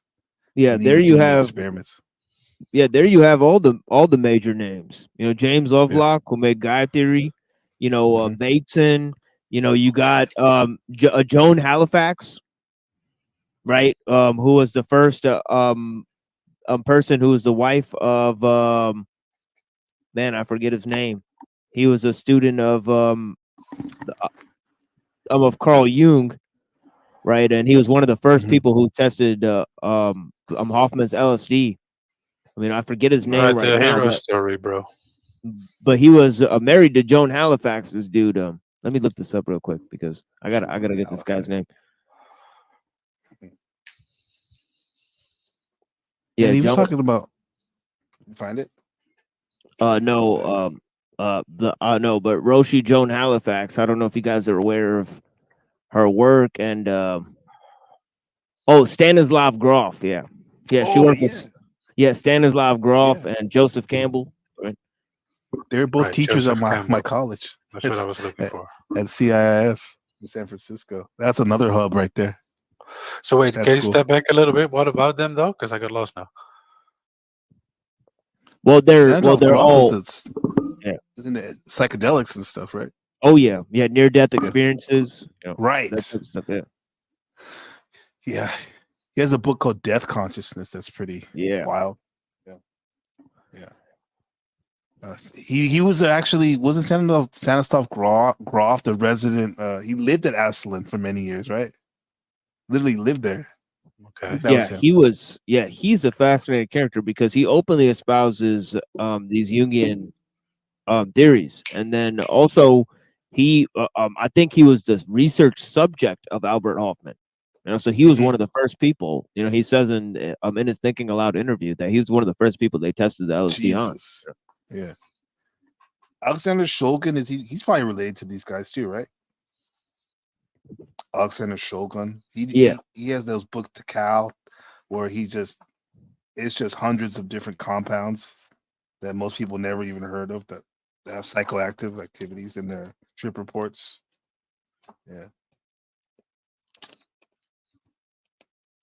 These guys.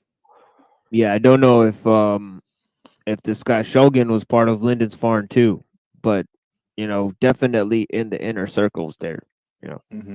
I know he was mostly independent most of his life, but right.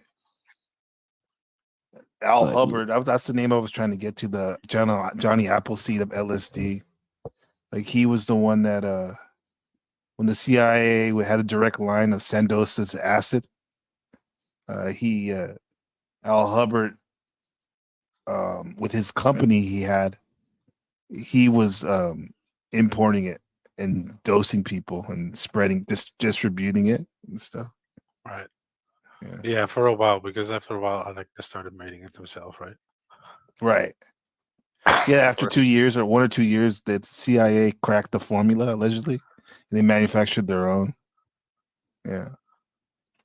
Yeah, it says here, I got a list right now. It says Ralph Abraham was part of it. Gregory Bateson is Ralph Abraham. He was a mathematician that from UC Santa Cruz, and he's one of the guys with Terrence McKenna, the Trilog talks, the famous talks. Ralph Abrahamson and Rupert Sheldrake and Terrence McKenna. Yeah, I know those. I know. Okay. Michael Murphy. Right. David Stendhal Rost, Elaine Pagels. Elaine Pagels is huge. The fact that she's part of all this is huge because she literally published the work, The Gnostic Gospels, right? Oh, she did that? Yeah. That's Maurice Strong is part of Lyndon's Foreign Institute. Fucking Maurice Strong, who wrote the fucking Limits to Growth, the Club of Rome. Right? Yeah. Club of Rome. Yeah, so this shit is this is a wild list. It's a big for net. sure.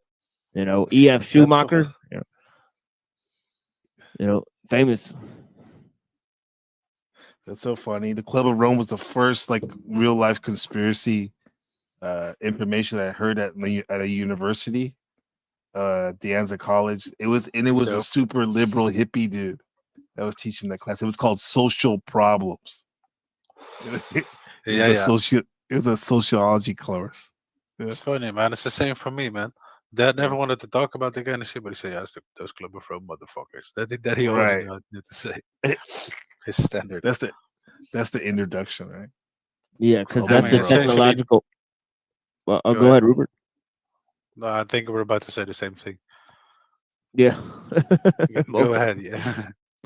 No. I was just gonna say that's the entire technological side of things as well. That they push.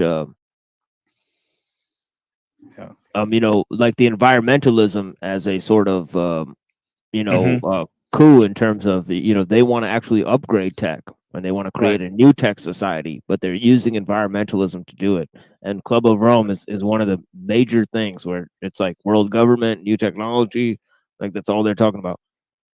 Yeah. Yep. Again, where do we get our ideas, right? Yeah. Indirectly, it comes from those places. Yeah. And then I remember in that class, another thing he brought up was the Walmart. This is back in 1999, a long time ago. Walmart and like their globalization and how they undercut people. Did you know that the Sam Walton's, this is kind of related, I guess. Sam Walton, the daughter of the founder of Sam Walton's daughter, she just became the richest woman in America. First woman to have like $1 billion or something like that. So she's Jewish, right? Walton, yeah. I think so. Yeah. I was about to ask honestly though, what's that name though? It sounds familiar. Walton, the Walton family, they started Walmart in Arkansas. Yeah, they're Ashkenazi Jews. Essentially, yeah, so the richest. So confirmed, the richest person in America is Ashkenazi Jew. You got to see this too, because my ex-girlfriend, she worked for their company. She worked in their Walmart.com, and she would have to go to Bentonville, Arkansas, for meetings every now and then. And she said that they're so cheap that their headquarters looks like an old high school. Oh, right. And they make executives, like type of executives, when they go on like business meetings, they have to share a room. Perfect. Like the men. Nice and frugal. Nice and frugal. You cannot take example. Very frugal, huh? And what did you say they were again? Their ethnicity? No, it's religion, dog, isn't it? I don't know. I get it confused. I don't know, man. I don't want religion to or ethnicity. Yeah. Confusing. I don't want to pull the eye of Sauron onto your I don't know, your little den of Gentiles here. The Walton. Rupert Walton. Oh, that's not bad. That sounds bad. It's not bad. Rupert Walton Meyer. Meyer, yeah, that's it. Yeah. So the rise of digital shamanism, you can see it there. Yep. It's all been said essentially for today. Pretty much, yeah. I mean, we've come full circle with Adventureland. Living another life pod at what's the word again? Clonify? Cognify. Yeah. Oh my god. Look that up. The modern war view. I forgot the name it said there. Let's see. Oh, let me see. Future. I was trying to go back. Future Prison Society. Well, Cognify. Yeah, I found that Welcome. thing here. Okay. Cognify. Hashem El Gaili, a creative scientist, developed Cognify, which represents a significant step forward in assisting offenders to improve. Blah, blah, blah, blah, It's blah, real. blah. Yeah, it's real, dog. Shit. Interesting that because the Machine Lives was talking about white nationalism and stuff. Like the videos that come up on the same channel that made this video is like "No Future for White Children" series. Wait, what? Like the videos you may like, it says related on this Odyssey. It's no future for every Oh, video yeah. says no future for white children. That's what I was telling you the other day. Like sometimes you have to go find these videos in places where even by the place itself you're inclined to leave, you know. That's how you can never share it with anybody. Yeah. You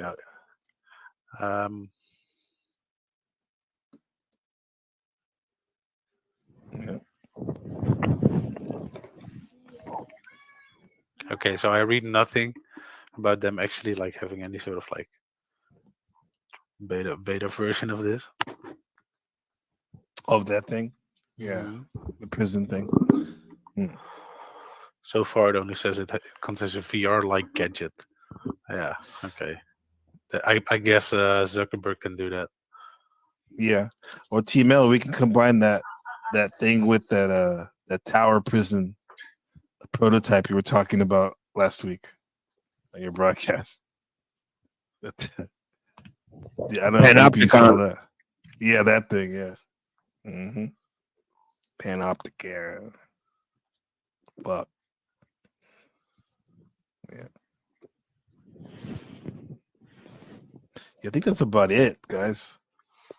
Yeah, I mean, the freaks are trying to map the DMT plane. You know, we're supposed to be batteries. Yeah. I think next week we can let's go to Burning Man, Psychedelic League. Yeah, we gotta have something fun as well, you know, for the balance. That Burning goes Man, more raves, into culture.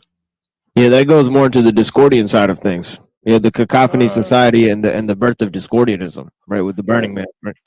Mm-hmm. Yeah. Right on. Perfect. Exactly. All out of San Francisco, California. That's what they started it. Wild place. Yeah. So I'm telling you, that's what my university. They had Terrence McKenna would teach classes there.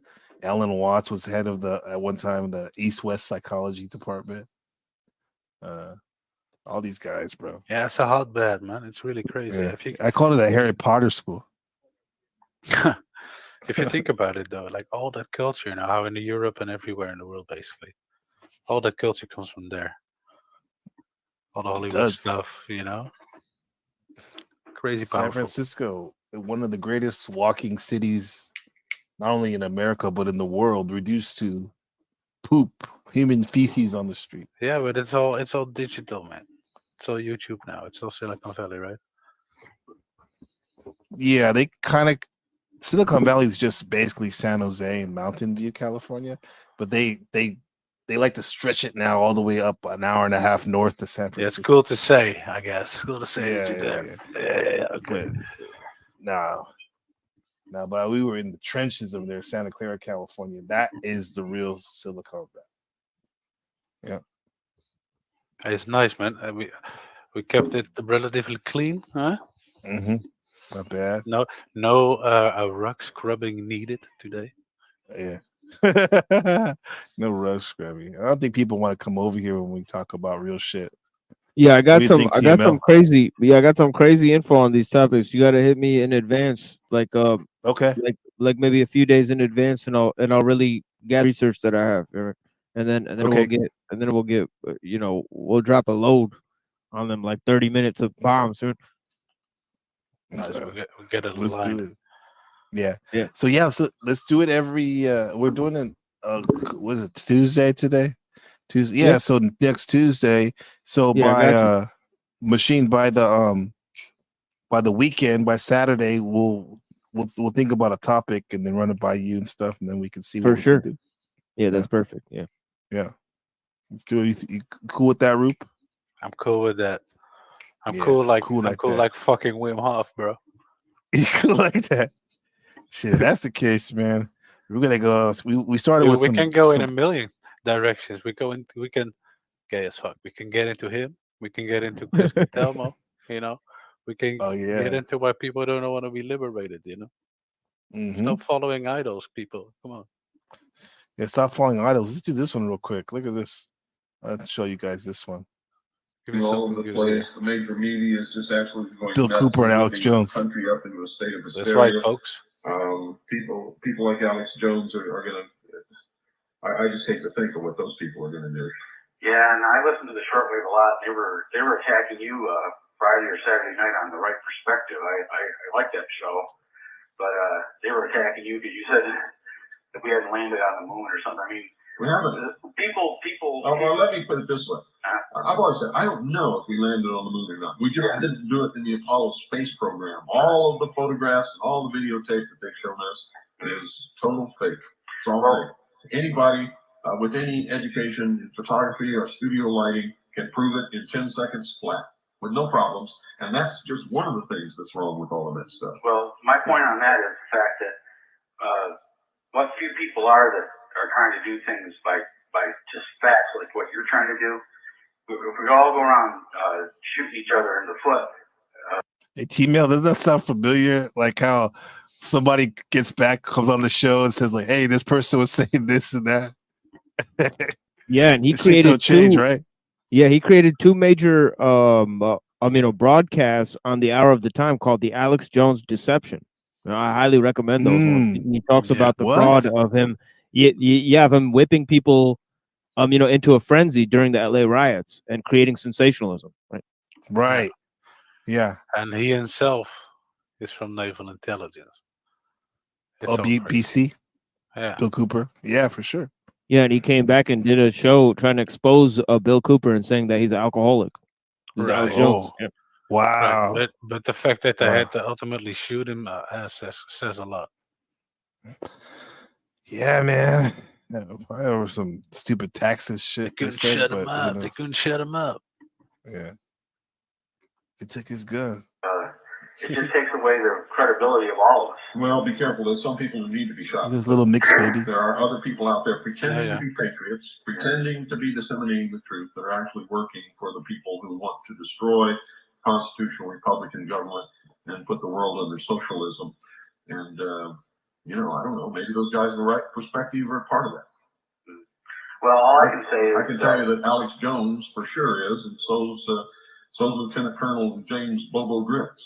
Well, Jones will be foaming at the mouth over this, and it'll all be a bunch of emotional tirade. But anyways, keep up the good work. Okay. And don't, be careful who you listen to. I've already heard reports of people saying that we're going to be... Please protect us under the law order. Please protect the children. Oh, God. Oh, God. This is when he said like the missiles are going. So Y2K, NORAD just lost the missiles. Right? Oh, God. Oh. That's an NPC, all right. You think so? That's my friend, man. Yeah. Hello. Let me close it For out. anyone who's watched this show over the past few weeks knows I've taken a pretty strong stand on guns in America. It's not escaped the notice of supporters of gun rights, and it's led to a petition on the White House official website, no less. It's entitled, and I quote, "Deport British citizen Piers Morgan for attacking Second Amendment." Take a look. More than 104,000 people have signed it so far. And joining me now is one of the people behind the petition, Alex Jones. He's host of the Alex Jones Show. Welcome to you. Piers, thanks for having me. Why do you want to deport me? Well, we did it as a way to bring attention to the fact that we have all of these foreigners and the Russian government, the official Chinese government. Mao said political power goes out. That's enough. All right, gentlemen. Listen, can I have one thing? One short What's thing. that? Like dealing with digital shamanism, it all seems to serve for people disassociating with their current identity, right? Disassociating with national identity mostly. That's why you've seen the rise, I think, of working from home, quote unquote, or your fan in this case, while you go buy a cheap house in Portugal or whatever. Stuff like that, expats, it's being sort of popularized, so romanticized out there. Right. And that has been, for not a small part, brought about by these digital shamans, representing basically the new world order, men and women. That's the way I see it. Yeah, because you're completely plugged into the digital, the snake, the beast, right? Yeah, exactly. Digital nomad. You can be a digital Exactly. shaman while you're a digital nomad making bread. Exactly. So I guess with your digital wife. Yeah. So I guess that's a good landing, to set up the next. That next is party. a good one. That's perfect. Yeah. The machine lies. We appreciate you, man. Yeah, man. For coming through, and we're gonna do this of course the right way next time, huh? Yeah, I got you. Yeah. And then machine, you got a broadcast probably coming up, right? Yeah, today's Tuesday, so I'm gonna do something tonight, but I can't exactly define what it will be at this point. It'll either be a panel or or a continuation of my research and readings. But Great. Yeah. And I got the book. I'm already following through. I appreciate you, man. Blessing me like that in my class. Yeah, of course. My class. Yeah, no man. worries. Yeah, no worries. Yeah, anytime. Yeah. Yeah, I'm working on another one, so we'll see what happens. Roop. Right on, man. Hey, good talking. Good talk. Was man. nice. You see, what's the word? She said, "Good show. Take care." For It's a sure. good show. Take care. Piece by piece, we dismantle the amusement park around us. Yeah, peace, Rupert, man. I Take appreciate care, your everybody. knowledge, man, and you're fucking legend, bro. Let me play this. I made this video a while back. One of my favorite psychedelic rappers, Kambada, when he went off on DMT, talking about DMT and using that as an acronym. Let's see this shit. I put some nice anime. See if you recognize any of these shows. You're gonna play yourself with that? I'm gonna play you off with that. All right. Okay. Cool. Let's see. All right, peace. This has been Psychedelic Elitism, Volume 2. Yeah. Digital Shaman. And we'll see you next time. Peace.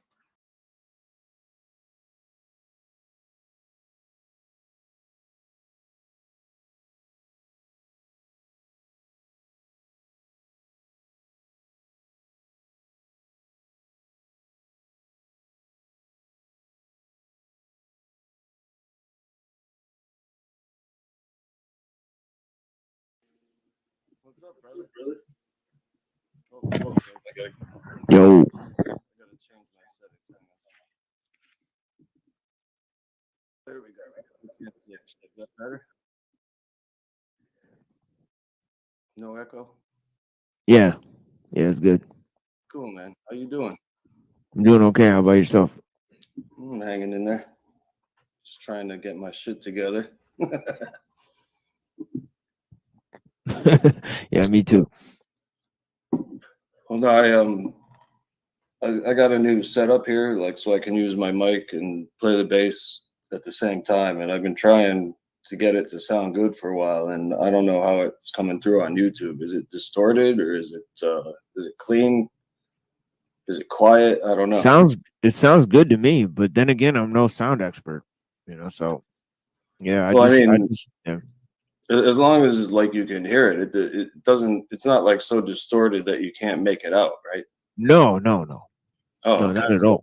Yeah. Cool. Yeah, you could hear like I think you were playing like some Pink Floyd or something like that. But yeah. Yeah, a little bit. I know like 4 notes of Pink Floyd. Yeah, that dark one you played at first, I really like that one. That dark shit. Which one? Like whatever you played at first, I gotta Like send you the I gotta clip it and then send it to you. I can't explain Led it. Zeppelin? Was it Led Zeppelin? No, it was like whatever you were playing like first. It sounded like some like ethnic this. folk music. Yeah.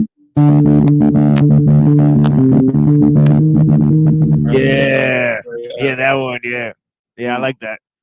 Yeah, that's a Thank nice you. one. I wrote that. Oh, really? Oh, really? Yeah, Wow. I've been playing that for like 20 years now because. Yeah, that's an excellent one. Yeah, I really like that one. Yeah. Thank you. I Yeah, appreciate that. Yeah. Yeah. So what are you up to today? Nothing really. Just doing a little show for the people, you know. Yeah. But other than that, yeah, I'll probably take a nap because I do my show like all night. So I'll probably take a little nap and then do a little show. And I do a little music on my show too. But Oh, you do? yeah, but I don't have ability to create music. So I just make my own like musical remixes by opening up OBS and playing 2 tabs at one time. Okay. Yeah, that works. So I actually don't know how to make music, but like I made some rap songs, you know, right? Where like I recorded vocals and then sent them to people. I'm Nice. pretty good at like writing poetry, that stuff. Yeah. Well, you seem like someone who's has a big vocabulary, you know, and would know how to use it. Yeah, I have a dangerous vocabulary, and then and I use it for yeah. Sometimes I use it. Yeah. Well, you should, man. That's a weapon. A weapon against modern society. Yeah, that's something that I had when I was a kid because I won the spelling bee when I was a kid. Yeah, so, me too. So I was like, oh, like, I just like knew a lot of words when I was a kid because they made me like participate in these contests. Like I would never do my homework, but I always won the science fair and the spelling bee because it was a competition, you know. So I wanted to prove my like intellectual feats, you know. So yeah.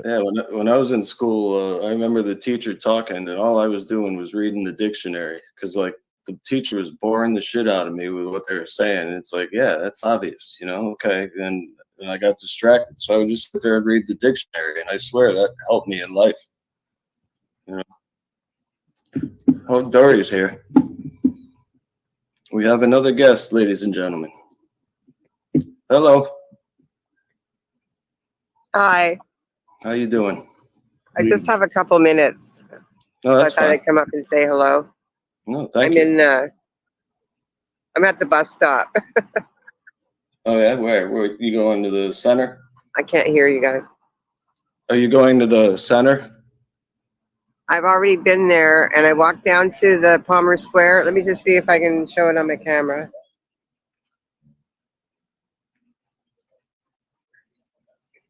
Oh yeah. This is where I am now.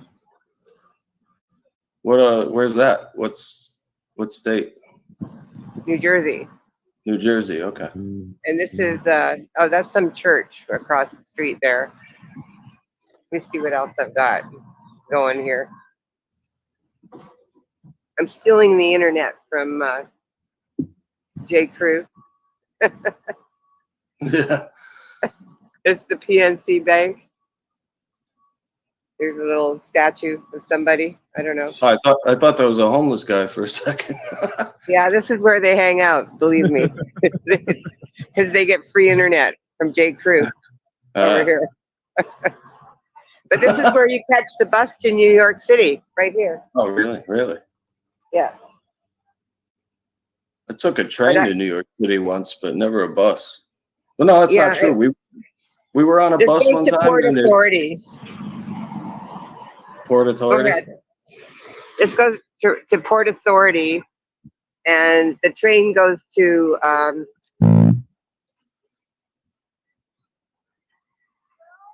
just underneath Times Square, or not Times Square, but Madison Square Garden. Where's that? What's that station called? Oh, Grand Central? Yeah, I guess it's Grand Central. Yeah, we went to New York one time on a bus. It was this band that they rented a bus, and the stupid bus driver, he was drinking and he forgot to take the emergency brake off. So the bus caught on fire, and we had to wait on the side of the road for like 2 hours for another one to come get us. It was a nightmare. Okay, so the bus going that way goes to New York, but the bus going this way just does a little loop and comes back and goes to New York from here. But yeah, so I'd have to figure out what's cheaper because I get a discount being that I'm a senior. Yeah. We get like 50% off the rates, the bus rates and the train rates. So I'd have to figure out which one was cheaper for me to go. So what are you going to New York for? Just because I've never been. Just go and say hi to New York and then leave. I can't really afford to do anything there. It's so expensive. Yeah, I know. I went there one time. I'll take a picture of me dancing in Times Square, like those dance-a-thon people do. Nice. You got to take a picture with like Elmo and all the characters they have walking around. Like I didn't even know they did that. I know they do that in Las Vegas. I used to live in Las Vegas. Yeah. No, I didn't know they did that. And there's some dirty people doing it. Oh, really? Yeah. I've seen some stuff in Vegas. Trust me. There's a lot of crazy stuff going on there.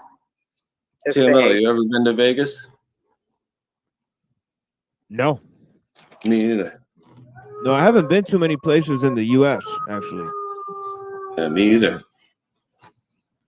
Yeah. I've been to Florida and I've been up and down, the East Coast, and I've been to Canada like twice, but that's about it. So, I hear people in North Carolina are suffering right now. They're underwater, no power. Oh, no way. Yeah. Yeah, that's one place I've actually been to is North Carolina. And it must be like the hills because if you walk around North Carolina, it's all hills. Yeah, I heard it's in the high country.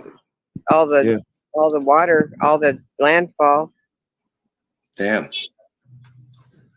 What's that from Helene, the hurricane?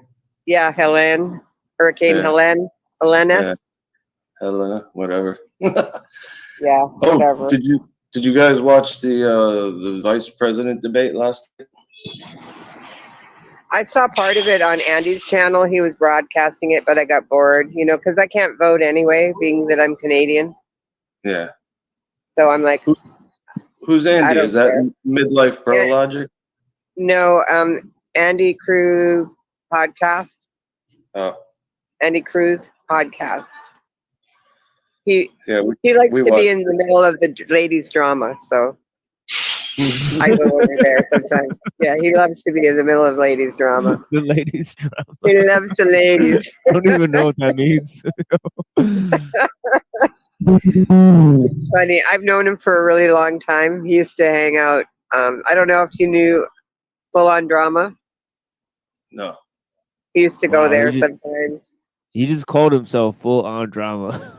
Yeah, like please excuse my LARP. They're gone now. They're still around every now and again, but yeah, they named themselves Full On Drama after all the controversy with.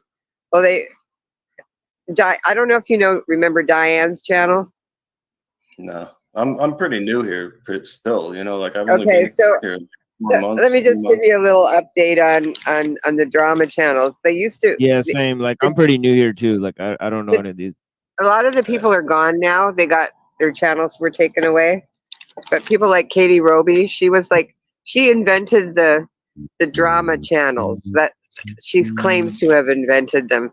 And people that I know would go over to her channel. Some of them used to be mods over there, but Katie was wild, like really wild. I don't know if you ever get a chance to go look at her channel's gone now, but she still comes on every now and again. She's from Ohio. Like I'm telling you, people from Ohio are wild. Wild I know.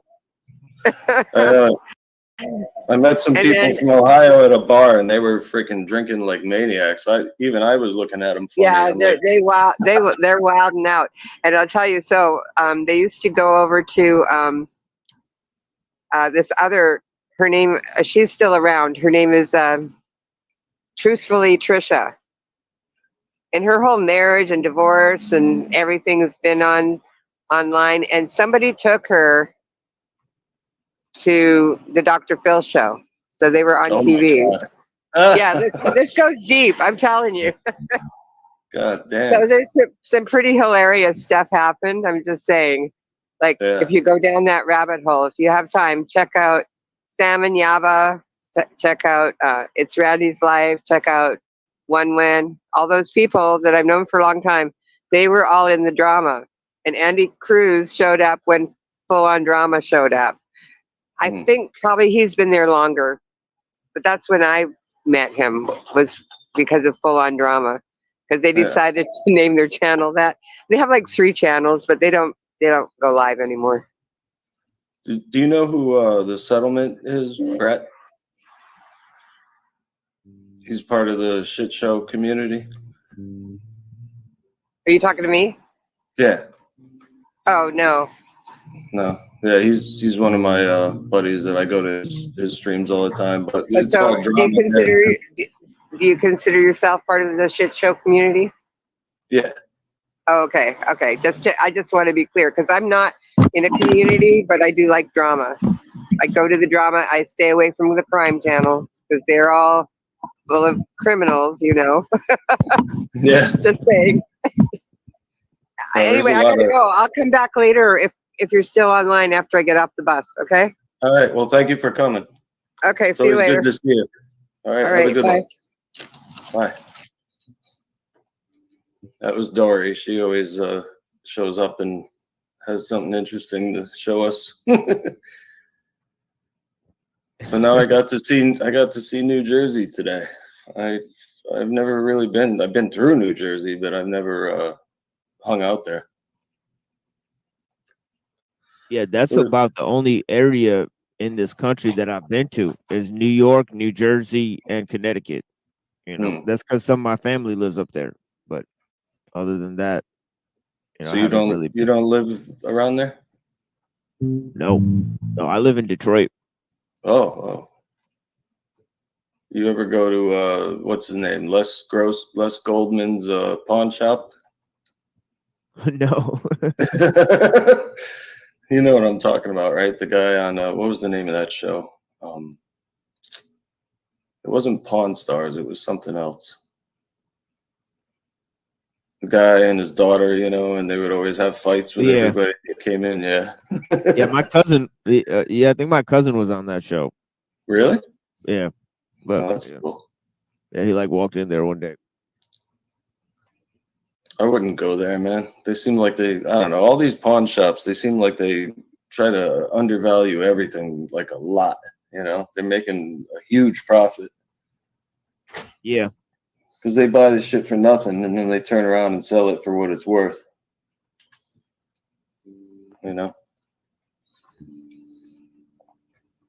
I haven't been to a pawn shop in a while. I got to go and just look because I like Rickenbacker bases, and I got to go see if they have any that I could, like, you know, that I wouldn't care about, that I could play and just bash it into the wall and not care, you know, like a beater, I call them. Yeah, I think there's enough technology that they don't have to make anything new, you know, like definitely. Like they could just keep on just fixing the shit we already have, and that'd be it. And just steampunk. Just, yeah. You know, just go steampunk. Yeah. A little bit of the old with the new. Yeah.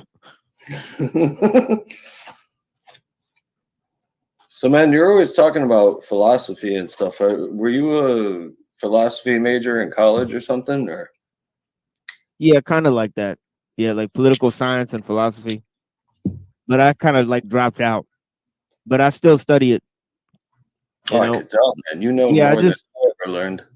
Yeah, I just write and study it on my own because I noticed like they kept like replacing the good professors with like nutbags, and then they're just like basically just like, you know, like all my friends that were in the master's program like turned into fruitcakes, and I was just like, this is just like a bunch of nonsense, you know, like I don't want to end up like these guys, like theorizing about nonsense, you know? Like I'll just learn on my own and talk to the people. I was good at philosophy because I smoked a lot of weed in college, and I was sitting there, and you know, I had hair down to the middle of my back. I had hair as long as yours, pretty much, and I was sitting in class, and none of the teachers liked me because of that. and it looked like I wasn't paying attention, but I was. And one time I had to write a 15-page paper for this philosophy professor, and I wrote it like a couple hours before I went into the class because I went camping the night before. So 4 a.m, I got up, went home, and wrote this fucking paper. And I handed in, and he gave me a B-, and he says, "You would have gotten an A, but I get the feeling you're making it up as you go along." And I was. He caught me, But I was like, B-, I'll take it. That's good. And then political science, this guy fucking got mad at me. He accused me of plagiarism on one of my papers. And I yelled at him, and I got in trouble because all the class didn't like that I yelled at him. But I said, "Listen, you motherfucker," I go, "don't accuse me of plagiarism." I said, "Don't accuse me of plagiarism because I wrote this at, like a couple hours before I came in, and I drank half a 6-pack and smoked a joint. So," and I said, "and if you look at that bibliography, the whole thing is fake." Because this was before the internet, when you couldn't, like look up, just see like the bibliography. You're supposed to put all the books that you read. I would put titles like "The Art of Philosophy" by J.K. Winston, and who the hell, written in 1974 by some publisher name I would put in there. Nobody would ever check. I didn't do the research, I didn't go to the library. My father would say, "Where are you going?" "Library." "Yeah, right." He knew I wasn't going to the library. And then there was a college near me that was, it was so rich. It was all rich kids, so they had a really nice library, and I would go there. And I would go up to the 3rd floor, and I would smoke a couple one-hitters because there was nobody around. And then it was so hot in there that I would just end up falling asleep. I could never get anything done. Yeah, I used to do that too, just in the library with the one-hitter, for sure. Mm-hmm. They don't know. Yeah, if you're slick, blow the smoke out. I don't even blow the fucking smoke out. Just toasted that motherfucker. It's a part of you now. Yeah, exactly. Just absorbed into the fat cells and shit. That's right. I remember I was at a bar one time, and this was back when you could smoke cigarettes in bars. So I'm smoking a cigarette, and I reach in my jean jacket, and I pull out the one-hitter, and I pack it under the bar. And then it looked like a cigarette back then, it was painted like a cigarette. So I light it, and I take my hit, and then I pick up my real cigarette, and then I blow the hit out, and everybody was looking around, and they're like, "Who the fuck is smoking weed?" And I was right in front of the bartender. I blew it right in her face, and nobody knew. It's like, if you're slick, you can get away with murder.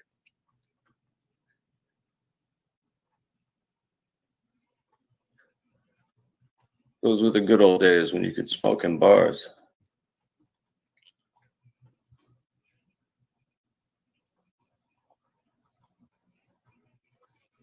Yeah, I had to do all sorts of crazy shit. I had to hide alcohol because I'm Muslim. So shit is crazy. What did you say? I said I had to hide alcohol from my parents because I'm Muslim. Oh, your parents are Muslim too? Yeah. We couldn't drink. But you drank anyway? Oh yeah. Yeah, Nice. definitely. Yeah, all the time. Yeah. Yeah, but I stopped, eventually. But yeah, I drank a lot. The reason is because I couldn't stop drinking. So I just had to quit. I know what you mean, brother.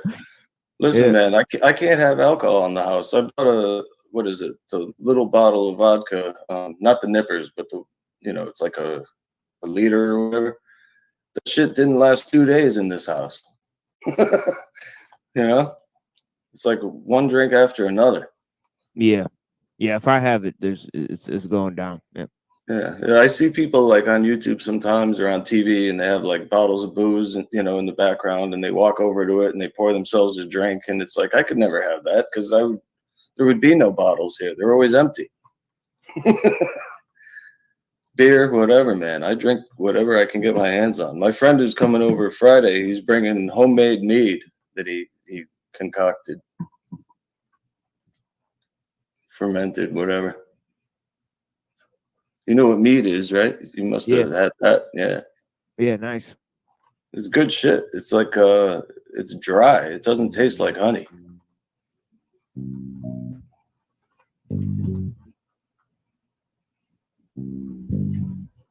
Yeah, I smoke a lot of weed. Do a lot of mushrooms. Yeah, I love mushrooms. I only feel normal when I'm on mushrooms because it's like that's when everything feels like it's going to be okay, you know? Yeah, it sure does. Yeah.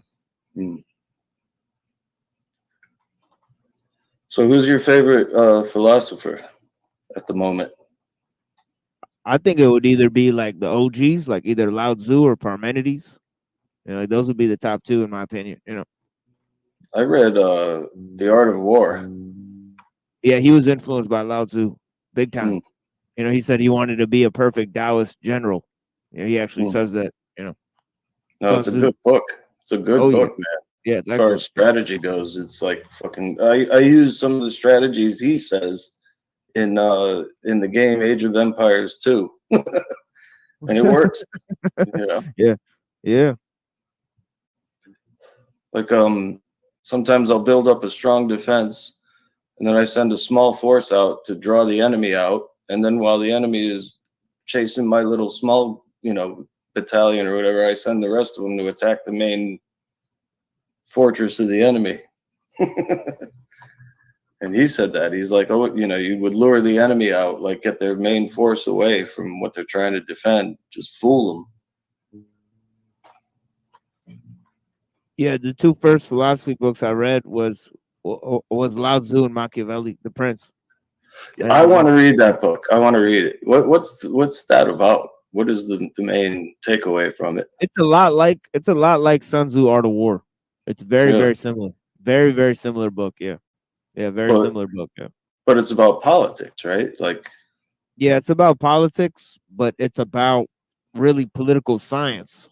So he basically sort of creates political science, but also he says, that, you can't really trust either religion or science in terms of politics. You have to actually look at history, So he says, like,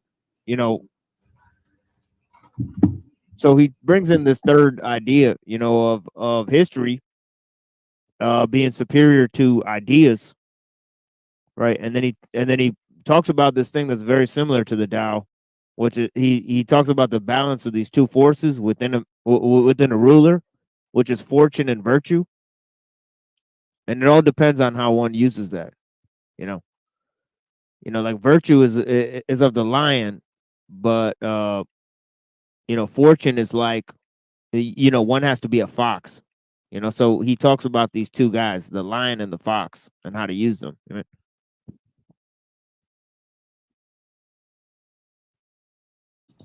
Yeah, man. I don't know.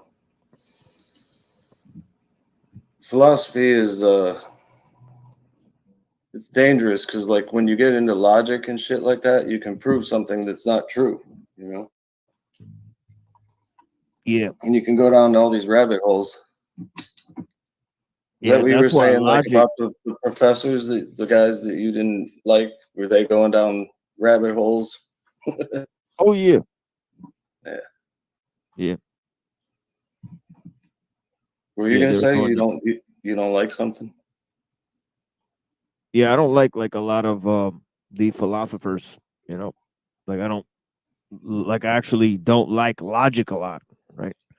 I actually you actually talk about the limitations of logic a lot, like I gave a little reading yesterday about rationality, about the use of rationality, when it's used for indiscriminate violence, right? For example, by scientific inventions and all that type of stuff.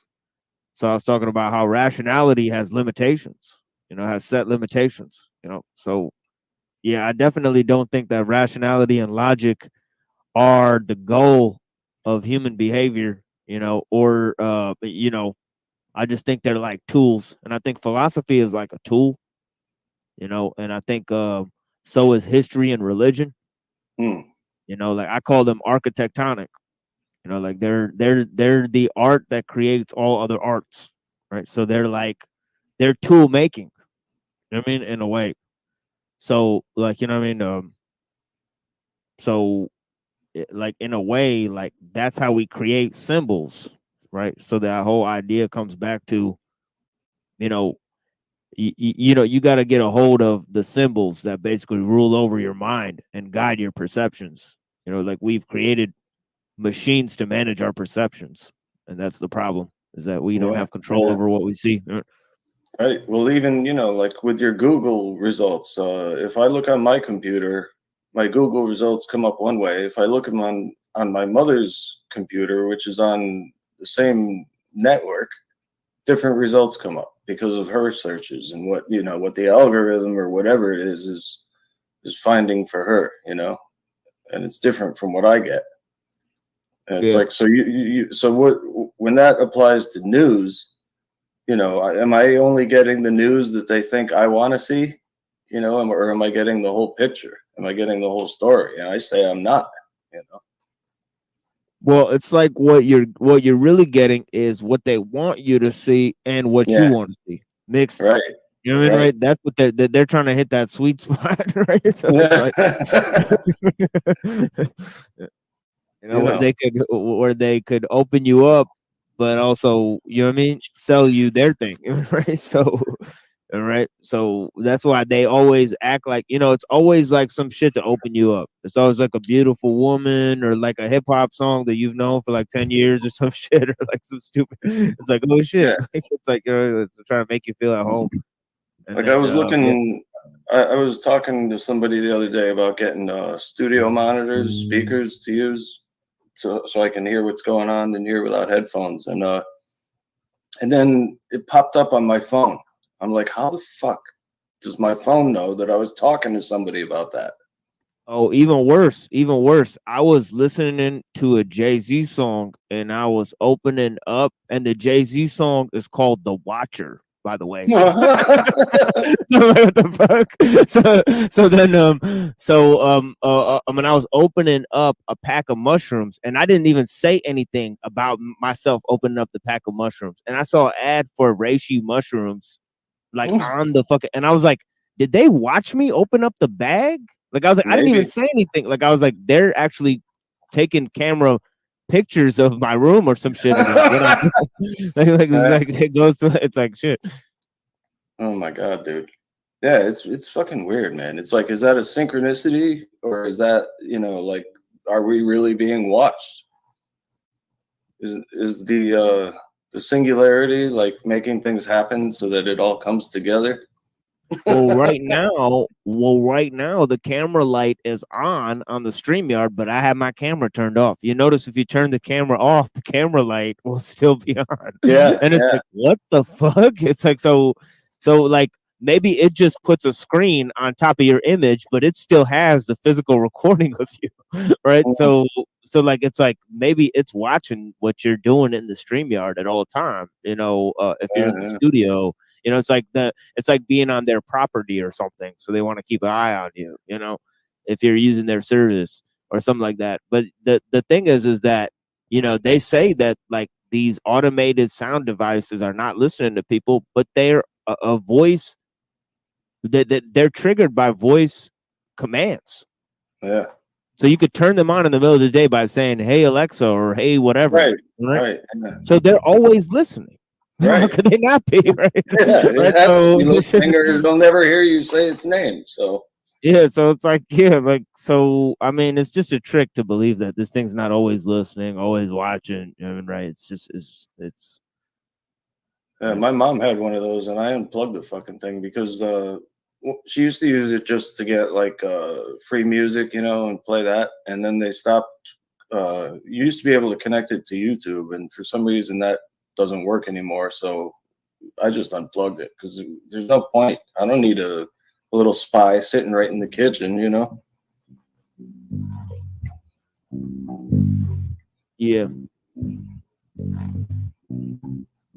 The only thing they're gonna hear is me, like, I don't know, complaining. Yeah. Yeah, but if you could be told what to see and hear, you could be told what to think and say. 100%. Yeah, well, it leads you down that direction. It's the narrative. Like, oh, okay, I guess because I'm being told that there's racial tension, now every black person I see, I should be afraid of because they hate white people. It's like, I'm not buying that bullshit because I have my own two eyes and my own experience. But it seems like that's what they keep pushing. They keep pushing the racism thing and other things that I don't think exist on that level. I don't think racism is bad as people in the media try to make it. They're trying to make it worse, I think.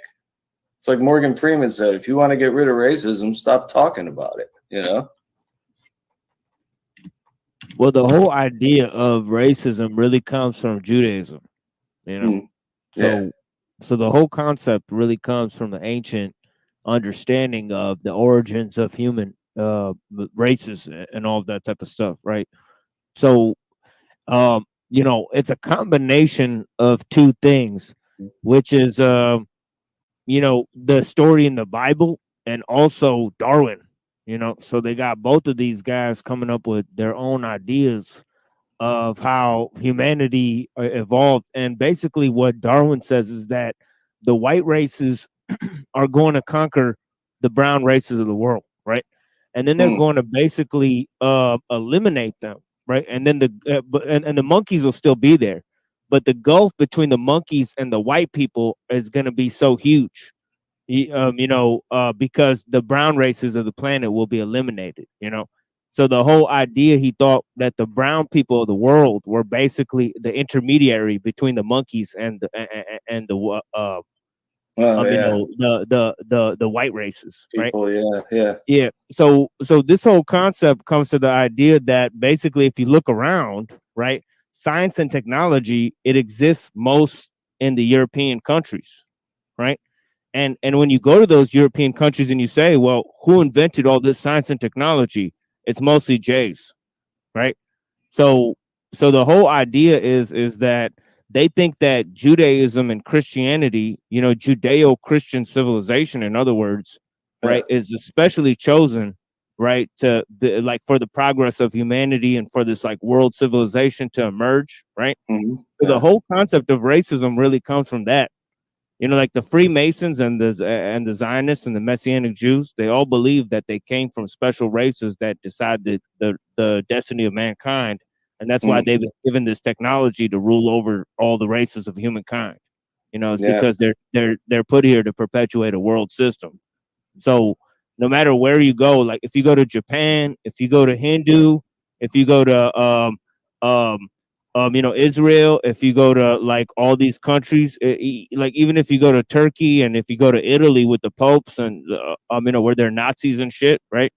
They all believe like they're like chosen by God in the same fucking way.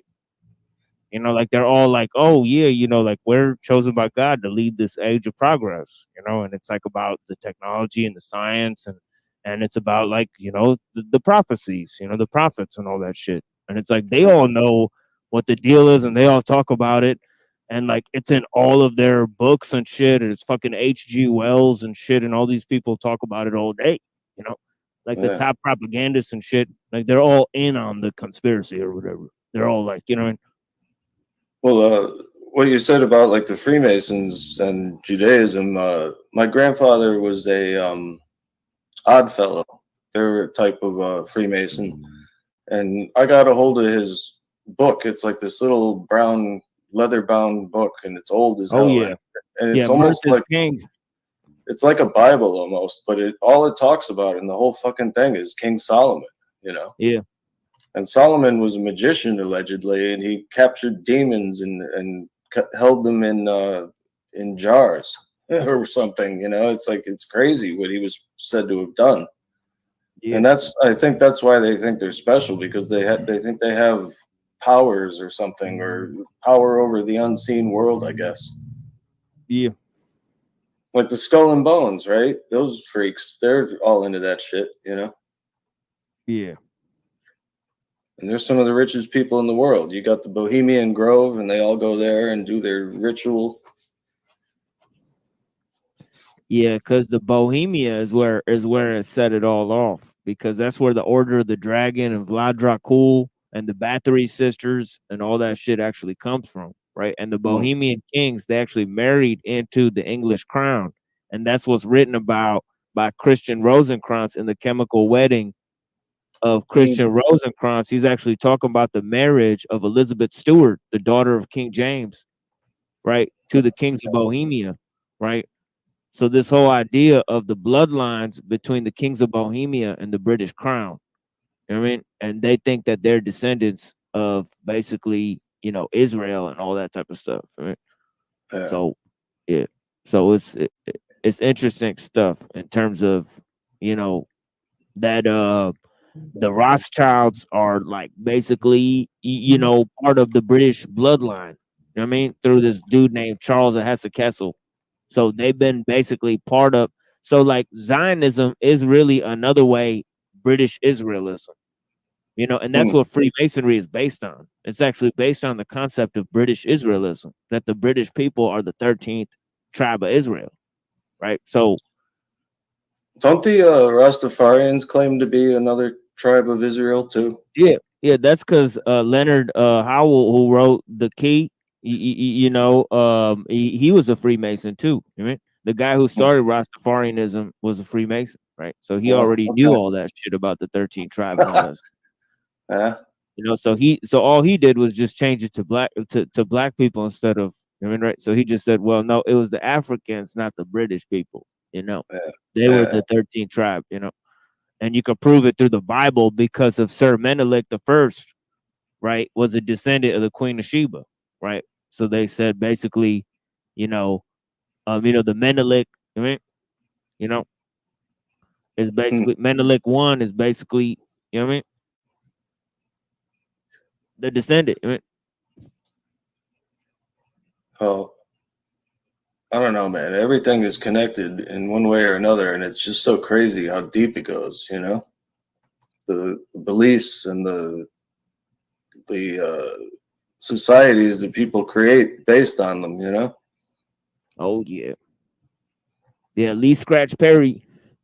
You know, shout out to Lee Scratch Perry. I mean, you know, the popularizer of reggae music.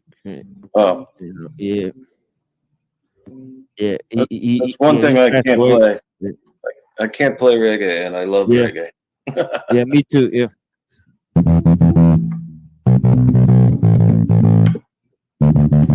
I don't know, something like that. Could you hear that still, or no? Yeah. Okay, because I took off echo cancellation, and someone told me that I mean, I turned it on, and someone told me that I had to have it off to be able to be heard. But maybe that's because he was using the microphone, and I'm going in direct. So, just still experimenting. By the time this is done, I'm gonna have a little show that I can do where I'll, you know, add keyboards and delays and stuff, and because I have a decent keyboard. I bought it for like what, $50 or something. It's probably worth $25 now.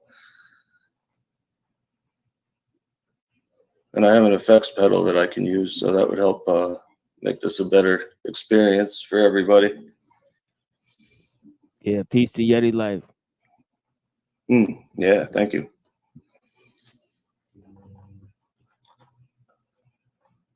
Oh man, so what's going on with you today? You doing anything? Nothing really. I made I just made some music. I'm gonna take a little nap. You know, I made a little video with it, but I'll show you some of it if you want to hear it. You know. Yeah, go for it. Where is it? Yeah, let me try to put this up. I'll show put you on the big screen you know, if I can. Mobb Deep. Do you like Mobb Deep? I don't know who that is. Oh, you don't know Mobb Deep? Do you like hip hop music or some of it? Right. I like older stuff like NWA, Eazy-E, Dr. Dre. You know that Oh, kind of. you'll like this. Yeah, you'll like this thing. Yeah, you'll like this. Yeah, this is like an old style hip hop remix, right?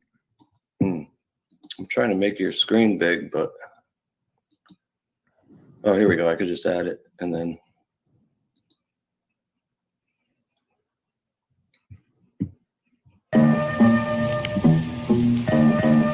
'41st Sock Convention, Queens Connect.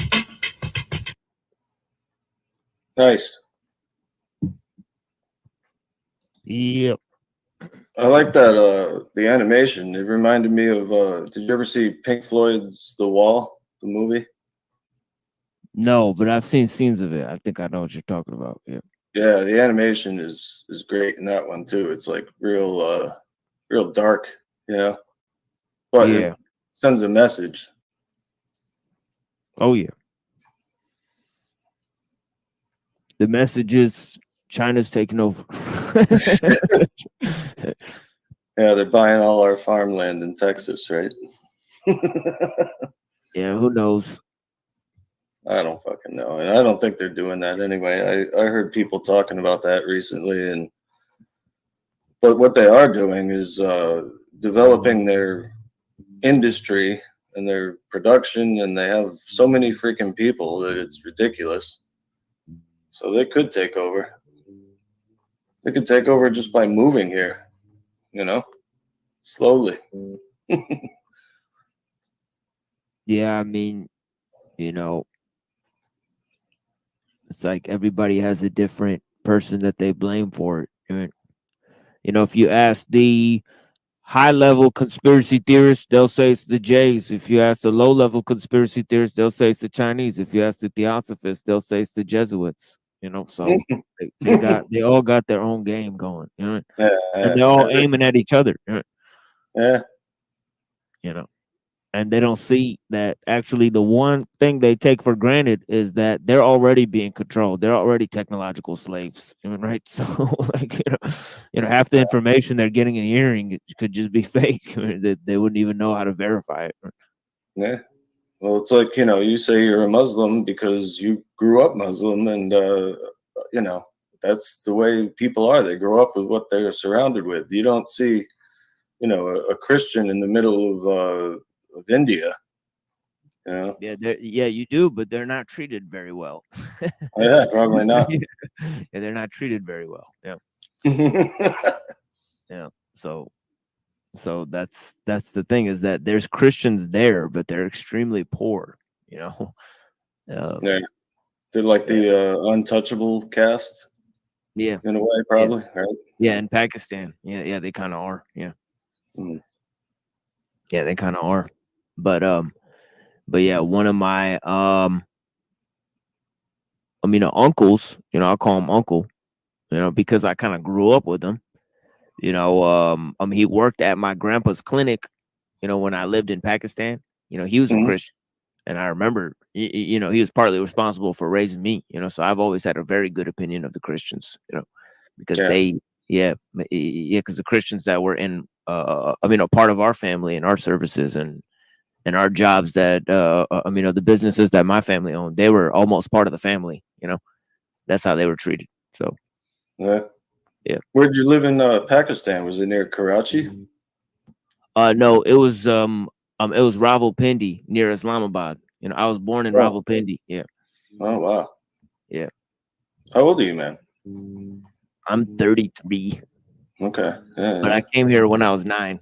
So 9. Yeah. Yeah. So do you speak what language is it over in Pakistan? In the Indian subcontinent, they mainly, if you go to Bangladesh, if you go to India, if you go to Pakistan, you could basically get away with speaking Urdu with almost anybody, right? Urdu or Hindi, right? URDU, Urdu, right? Yeah. Also known as Hindi in India, right? They call it Hindi because they want to take credit, for the entire legacy of Hinduism, even though a lot of that stuff was invented more geographically specific to Pakistan, those regions, so it was tall, light-skinned dudes like me that invented those things. So and not those short brown people that practice it today, for sure. But yeah, isn't there a legend in India about some like white race or something, or white gods, or that like appeared? I thought I heard something similar to that. Well, I think they're blue. They appear to be blue. But I don't know about the white ones. But I read Bhagavad Gita. But they definitely came from the mountain. There's legend about people coming from the mountain. So when you go to the mountains, they look like me. They don't look like people who live in India. They look more like the Punjabis and the Kashmiris and the Afghanis. So I think those would be the people who actually invented what we know today as Hinduism, right? Would be people who were Persians, Afghanis, right? They're from northern Pakistan, right? And that's where most of the music and the language actually comes from, right? Mm-hmm. So I think there was a culture or tradition that rose up in that land, northern Pakistan, I think, and that's really where Buddhism comes from too. I was just going to ask you if you noticed the similarity between Hinduism and Buddhism.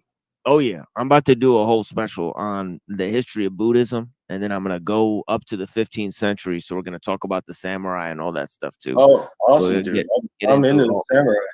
Yeah, all through the history. Because when I do a little special, it turns up being like 10 or 11 episodes where I give 3-hour presentations each, Jesus Christ, dude. Yeah, so it turns out to be about like 20 or so hours of material that people could actually take and serialize and turn into like a decent size like introduction to like a topic in history or something like that, So I put and actually I bring up like primary and secondary sources too, in terms of like I'll be reading, the works of the Buddha.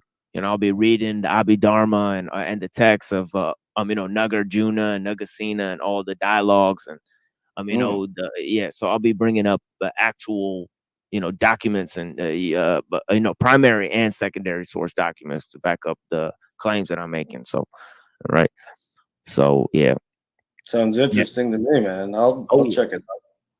Yeah, I always pop over at your stream and I listen for a while, but it's like, I don't have 3 hours to hear the whole thing. But yeah, no, you always have a panel and you always have good talks, Yeah, thank you. Yeah, we try to do some stuff, make it I guess more common, just upgrade the common people with some level of discussion that they don't regularly get, make them question technology, because people don't question, people just take, that's the first thing that people take for granted.